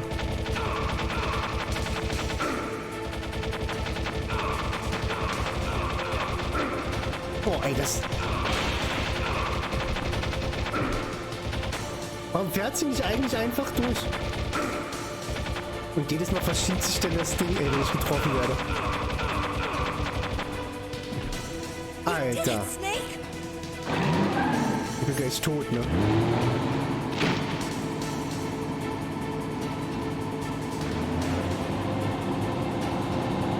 Not yet, Snake! Ja, geil. It's not over yet! Warum lebt der denn noch? Wie waren schießen hier weg? Den. Achso. Ja, okay. Ey. Wie ein Küchenschwamm steuert sich das ganze Ding. Versuch das auch noch mit der Tastatur. Na, jetzt mal von hier aus. Ja. Quatsch nicht.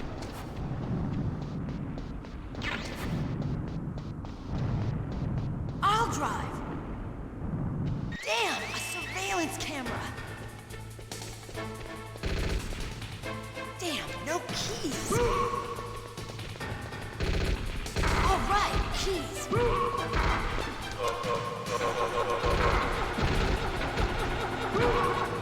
I got it, Snake. Jump in.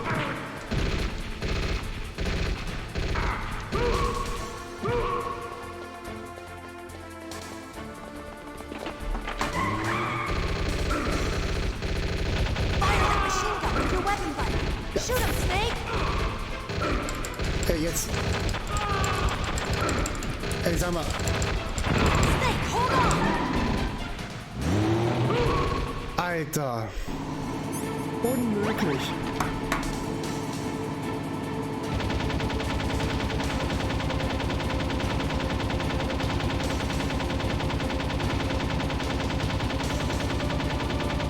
Uh-oh, Snake. Here they come! We'll never make it! Snake, clear a path! Okay, Snake, let's go!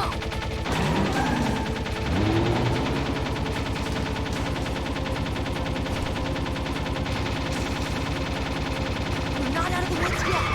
Here they come! We'll never make it! Snake, clear a path!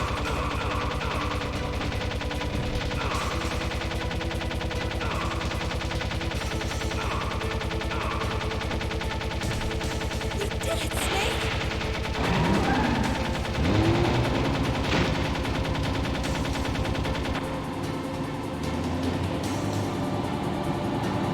Not yet, Snake! It's not over yet! Liquid!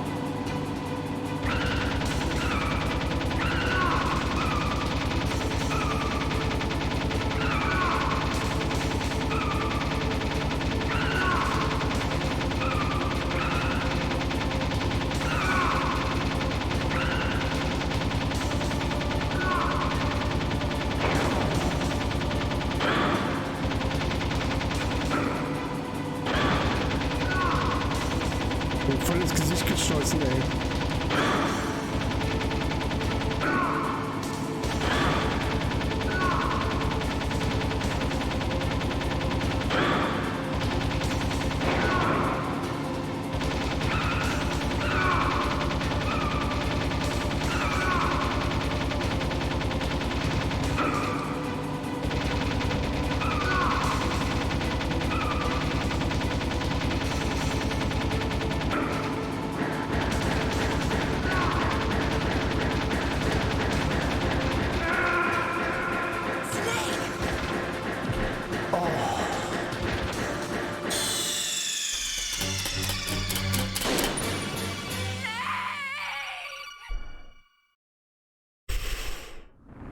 Hurry!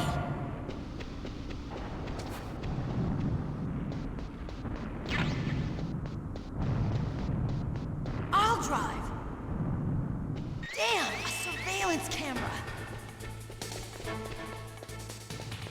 Damn, no keys! Nein! All right, Alter. keys!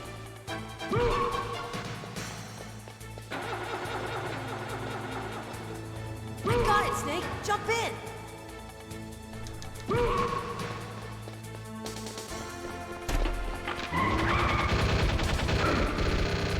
Fire that machine gun with your weapon light! Shoot him, Snake!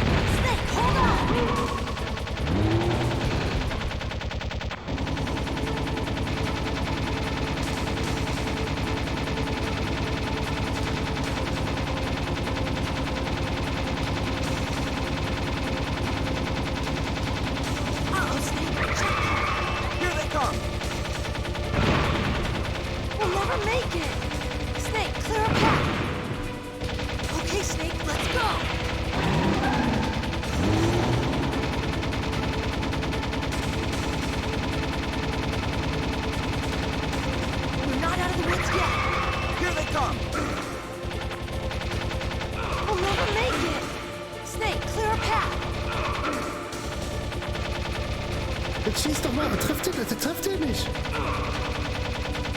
Hä? Warum trifft ihr?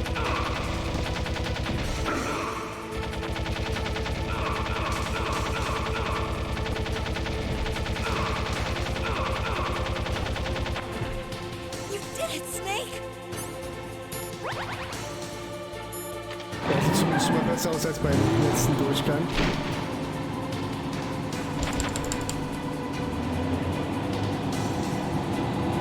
Not yet, Snake! It's not over yet! Liquid!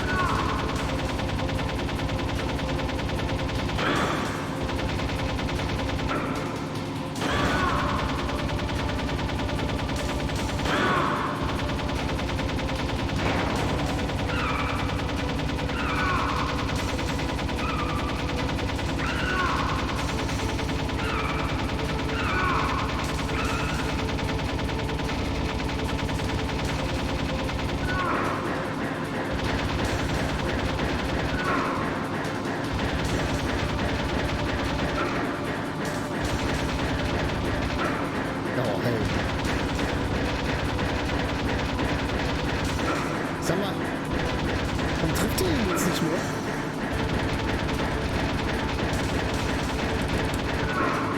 Jetzt hat er trifft ihn halt einfach nicht mehr. Er trifft ihn halt erst jedes Mal drüber, hat mir immer getroffen. Oh. Ich hab das nicht so scheiße in Erinnerung, ne? Das ist ja übel scheiße gerade. Hurry!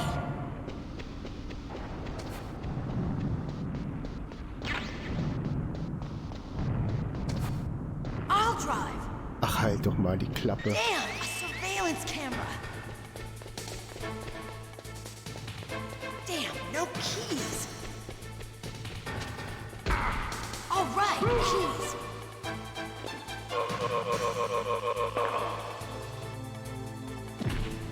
I got it, Snake. Jump in.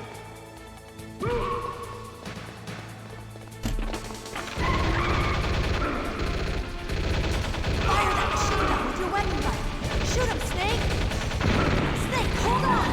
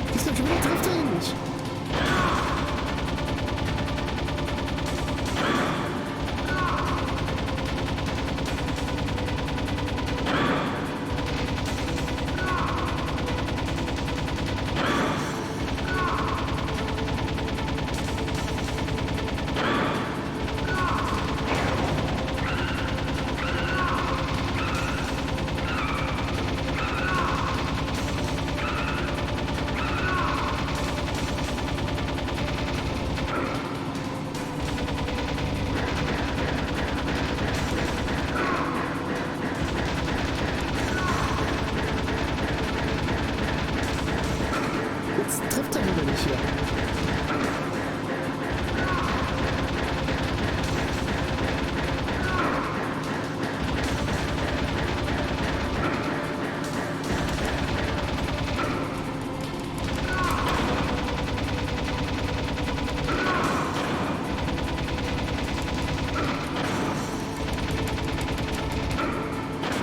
Ey, jetzt trifft doch einfach. Jetzt lass es endlich mal zu Ende sein hier.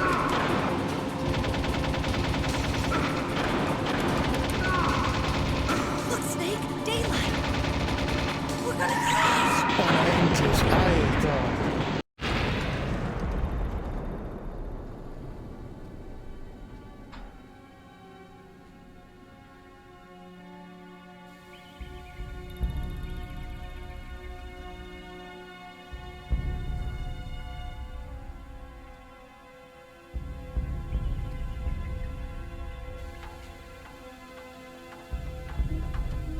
Meryl. Are you okay? Yeah, just a little shook up. Meryl, can you move? It's no good. I can't move. What happened to Liquid? I can't see him either. Liquid's dead. Uh-oh. Snake!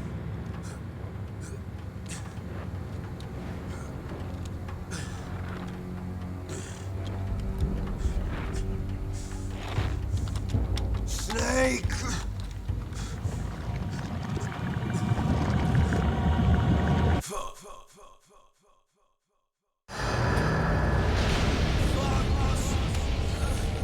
Fox die. Hey.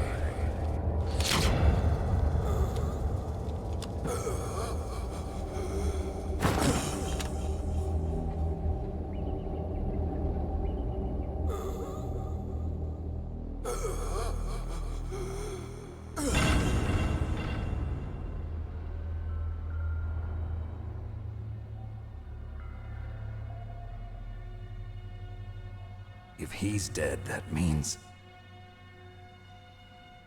Don't say it, Snake.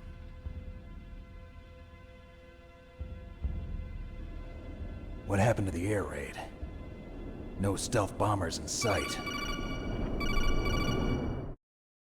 Snake, can you hear me? Colonel. Are you okay? Colonel, what happened? The Secretary of Defense has been arrested. Early retirement. Arrested? I was able to get into contact with the President. Metal Gear, the training exercise, all of it.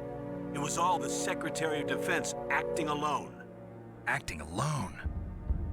What happened to the air raid and the nuclear strike? The orders were rescinded. The F-117s and the B-2 Spirits have returned to the base. Once again, I have complete authority over this operation. I see. Washington isn't stupid enough to use nukes to cover up a few secrets. I wonder about that. In any case, the danger's over. Thanks, Snake. Colonel, you can rest easy. Meryl's fine. Really? Thanks. Thank you, Snake. Snake, I'm sorry. I kept a lot of things from you. It's okay, Colonel.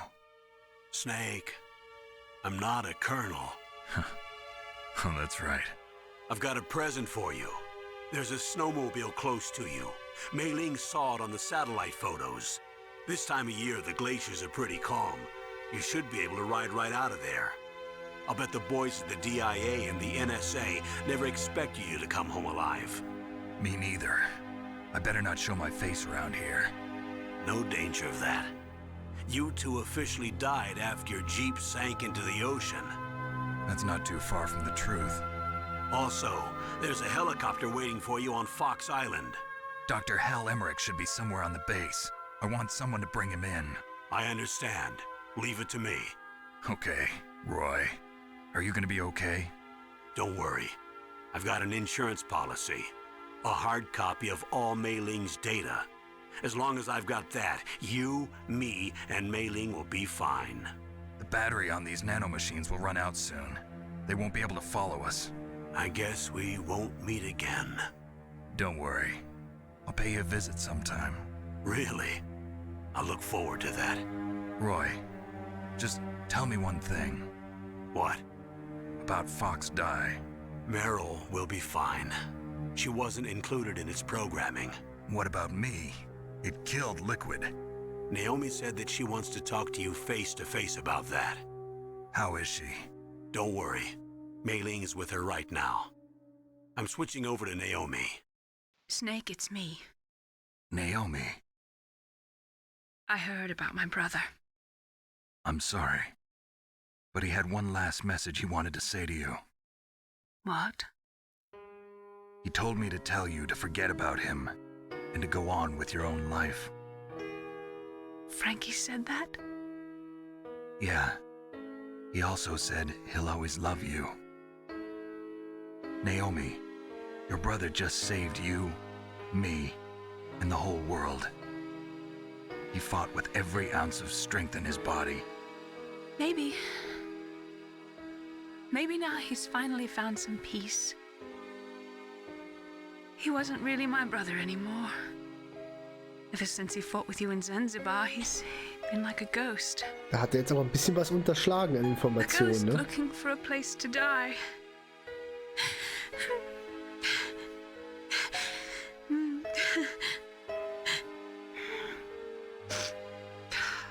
Naomi, Liquid died from Fox Die too.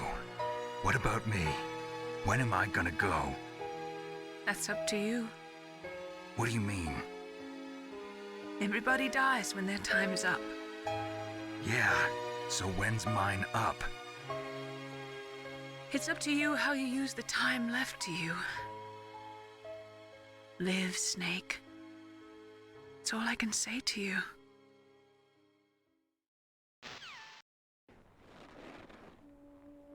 Das war nicht hilfreich. Each person is born with their fate written into their own genetic code. It's unchangeable, immutable. But that's not all there is to life. I finally realized that.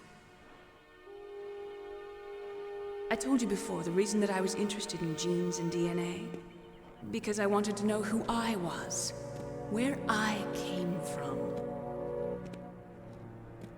I thought that if I analyzed my DNA, I could find out who I was, who my parents were. And I thought that if I knew that, then I'd know what path I should take in life. But I was wrong. I didn't find anything. I didn't learn anything. Just like with the genome soldiers, you can input all the genetic information, but that doesn't make them into the strongest soldiers. The most we can say about DNA is that it governs a person's potential strengths, potential destiny. You mustn't allow yourself to be chained to fate, to be ruled by your genes. Humans can choose the type of life they want to live. Snake, whether or not you're in the Fox Die program isn't important. The important thing is that you choose life. And then live. Don't you think, Snake? Don't worry. I'm going to choose life too. Until today, I've always looked for a reason to live. But from here on, I'm going to just live. Genes exist to pass down our hopes and dreams for the future through our children. Living is a link to the future. That's how all life works. Loving each other, teaching each other. That's how we can change the world. I finally realized it. The true meaning of life. Thank you, Snake.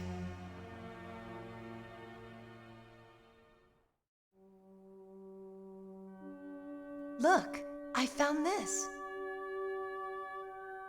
Let's keep it as a reminder. Of what? A reminder of a successful mission?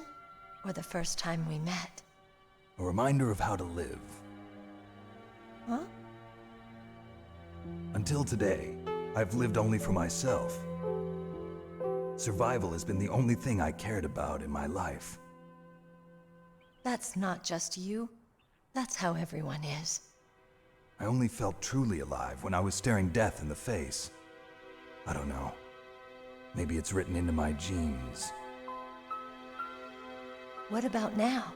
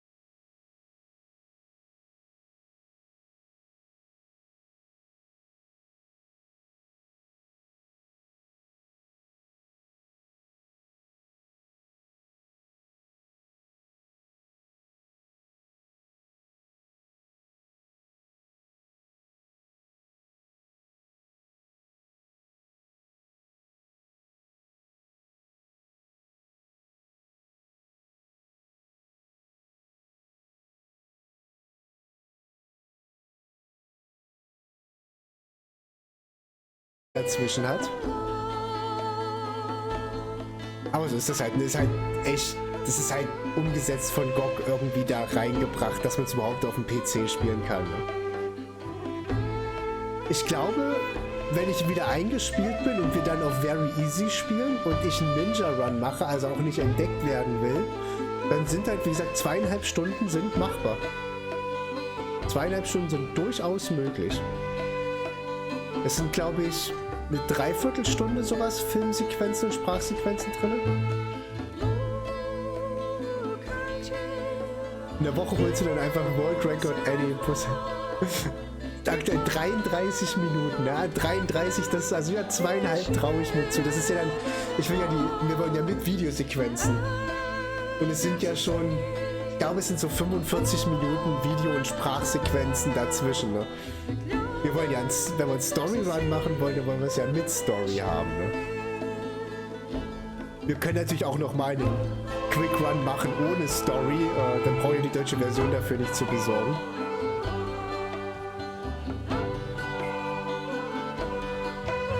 Wir können es ja auch einfach noch mal auf Extrem durchspielen, also wenn normal nicht schwer genug war, ne, geht ja auch noch mal Extrem. Muck ist natürlich jetzt auch gerade wieder geil. Das wird bestimmt geclaimed werden auf YouTube dann. Also ich find's gut, ich habe es so oft gespielt. Es war jetzt wieder so ein bisschen so schön zurückversetzt, dann fällt einem auch, während man das spielt, fällt einem das dann halt alles wieder ein, was da so passiert ist, ne? Wenn man jahrelang halt nicht drauf geguckt hat, ist das schon nice. Ich muss aber ehrlich sagen, dass ich eigentlich lieber das Hal Emmerich Ende gehabt hätte. Und eigentlich lieber Meryl hätte sterben lassen. Aber wenn man dann den Tarnanzug bekommt. Mit dem Tarnanzug so cool. You mustn't allow yourself to be chained to fate, to be ruled by your genes. Humans can choose the type of life they want to live. The important thing is that you choose life. And then live. Choose life and then live. So ist das. Ich will das Leben entscheiden und dann auch leben. Yes, sir. The entire unit was wiped out. Those two are still alive. Erkennt ihr die Stimme? Victor? Yes, sir. Fox Die should become activated soon. Right on schedule. Yes, sir. I recovered all of Rex's dummy warhead data. No, sir. My cover is intact. Nobody knows who I really am. Yes, the DARPA chief knew my identity, but he's been disposed of. Yes, the inferior one was the winner after all. That's right. Until the very end, Liquid thought he was the inferior one. Yes, sir, I agree completely. It takes a well-balanced individual such as yourself to rule the world. No, sir. No one knows that you were the third one, Solidus. What should I do about the woman? Yes, sir. I'll keep her under surveillance. Yes. Thank you. Es ist Revolver Ocelot. Mr. President. Und Solidus Snake ist das Third Child, also es gibt noch ein drittes Kind, es wurden nicht 6 getötet, sondern nur 5 und 3 Kinder ausgetragen. So, Codename Iguana, weil wir echt scheiße gespielt haben. 9 Stunden 12, 7 Mal gesaved, 27 Continues, 34 Mal gefunden, 143 Enemies und 100 Rations. Das ist nicht gut. Das ist wirklich kein wirklich guter Run gewesen. Normalerweise, also bei Ninja, darfst du, glaube ich, viermal töten. Ich glaube auch 4-mal entdeckt werden, da bin ich nicht ganz sicher. Eine Ration benutzen. Du darfst nur eine Ration benutzen und nicht speichern. Oder einmal speichern, irgendwie sowas. Also müssen wir gucken nach dem Ninja Run. Also das ist dann. Aber das Game Level kann very easy sein. Wir sind Iguana geworden. Das klingt nicht so gut. So, jetzt haben wir.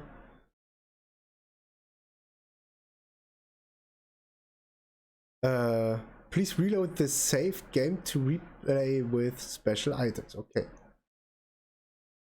Huch. Was war das denn jetzt? Warte kurz denn. Wenn wir jetzt Late Game machen, genau, dann können wir jetzt das hier nehmen und können dann am Dock mit dem Bandana anfangen. Und wenn man das dann durch hat, dann kann man noch sich das andere Ende holen und kann es dann nochmal mit dem anderen durchmachen. Aber du musst es halt immer auf derselben Schwierigkeit. Ich glaube, es ist automatisch auf derselben Schwierigkeitsstufe. Ich probiere das jetzt mal aus. Ja, das ist automatisch, glaube ich, auf normal. Ja, jetzt haben wir das Bandana dabei. Und das Bandana, wenn du das halt anhast und an der anderen Hand eine Waffe, dann hast du halt unendlich viel Schuss. So ist das gedacht.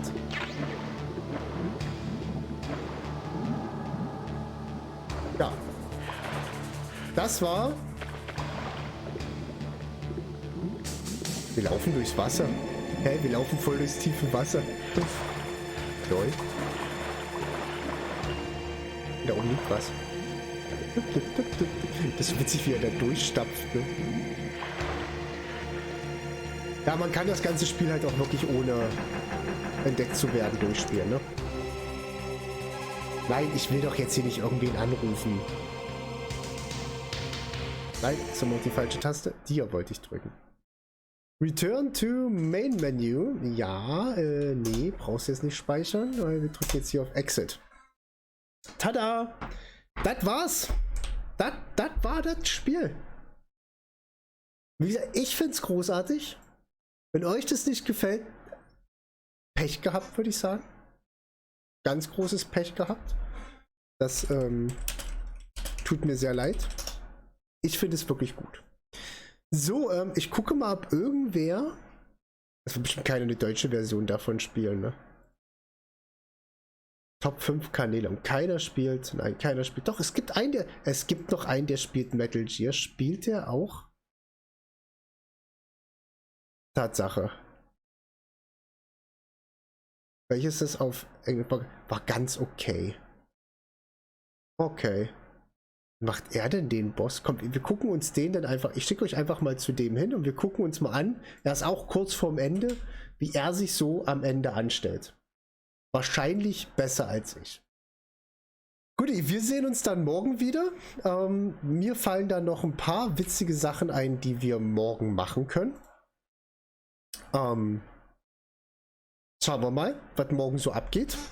Dann wünsche ich euch erstmal einen wunderschönen Abend. Vielleicht spielen wir noch mehr Spiele aus der Jugend.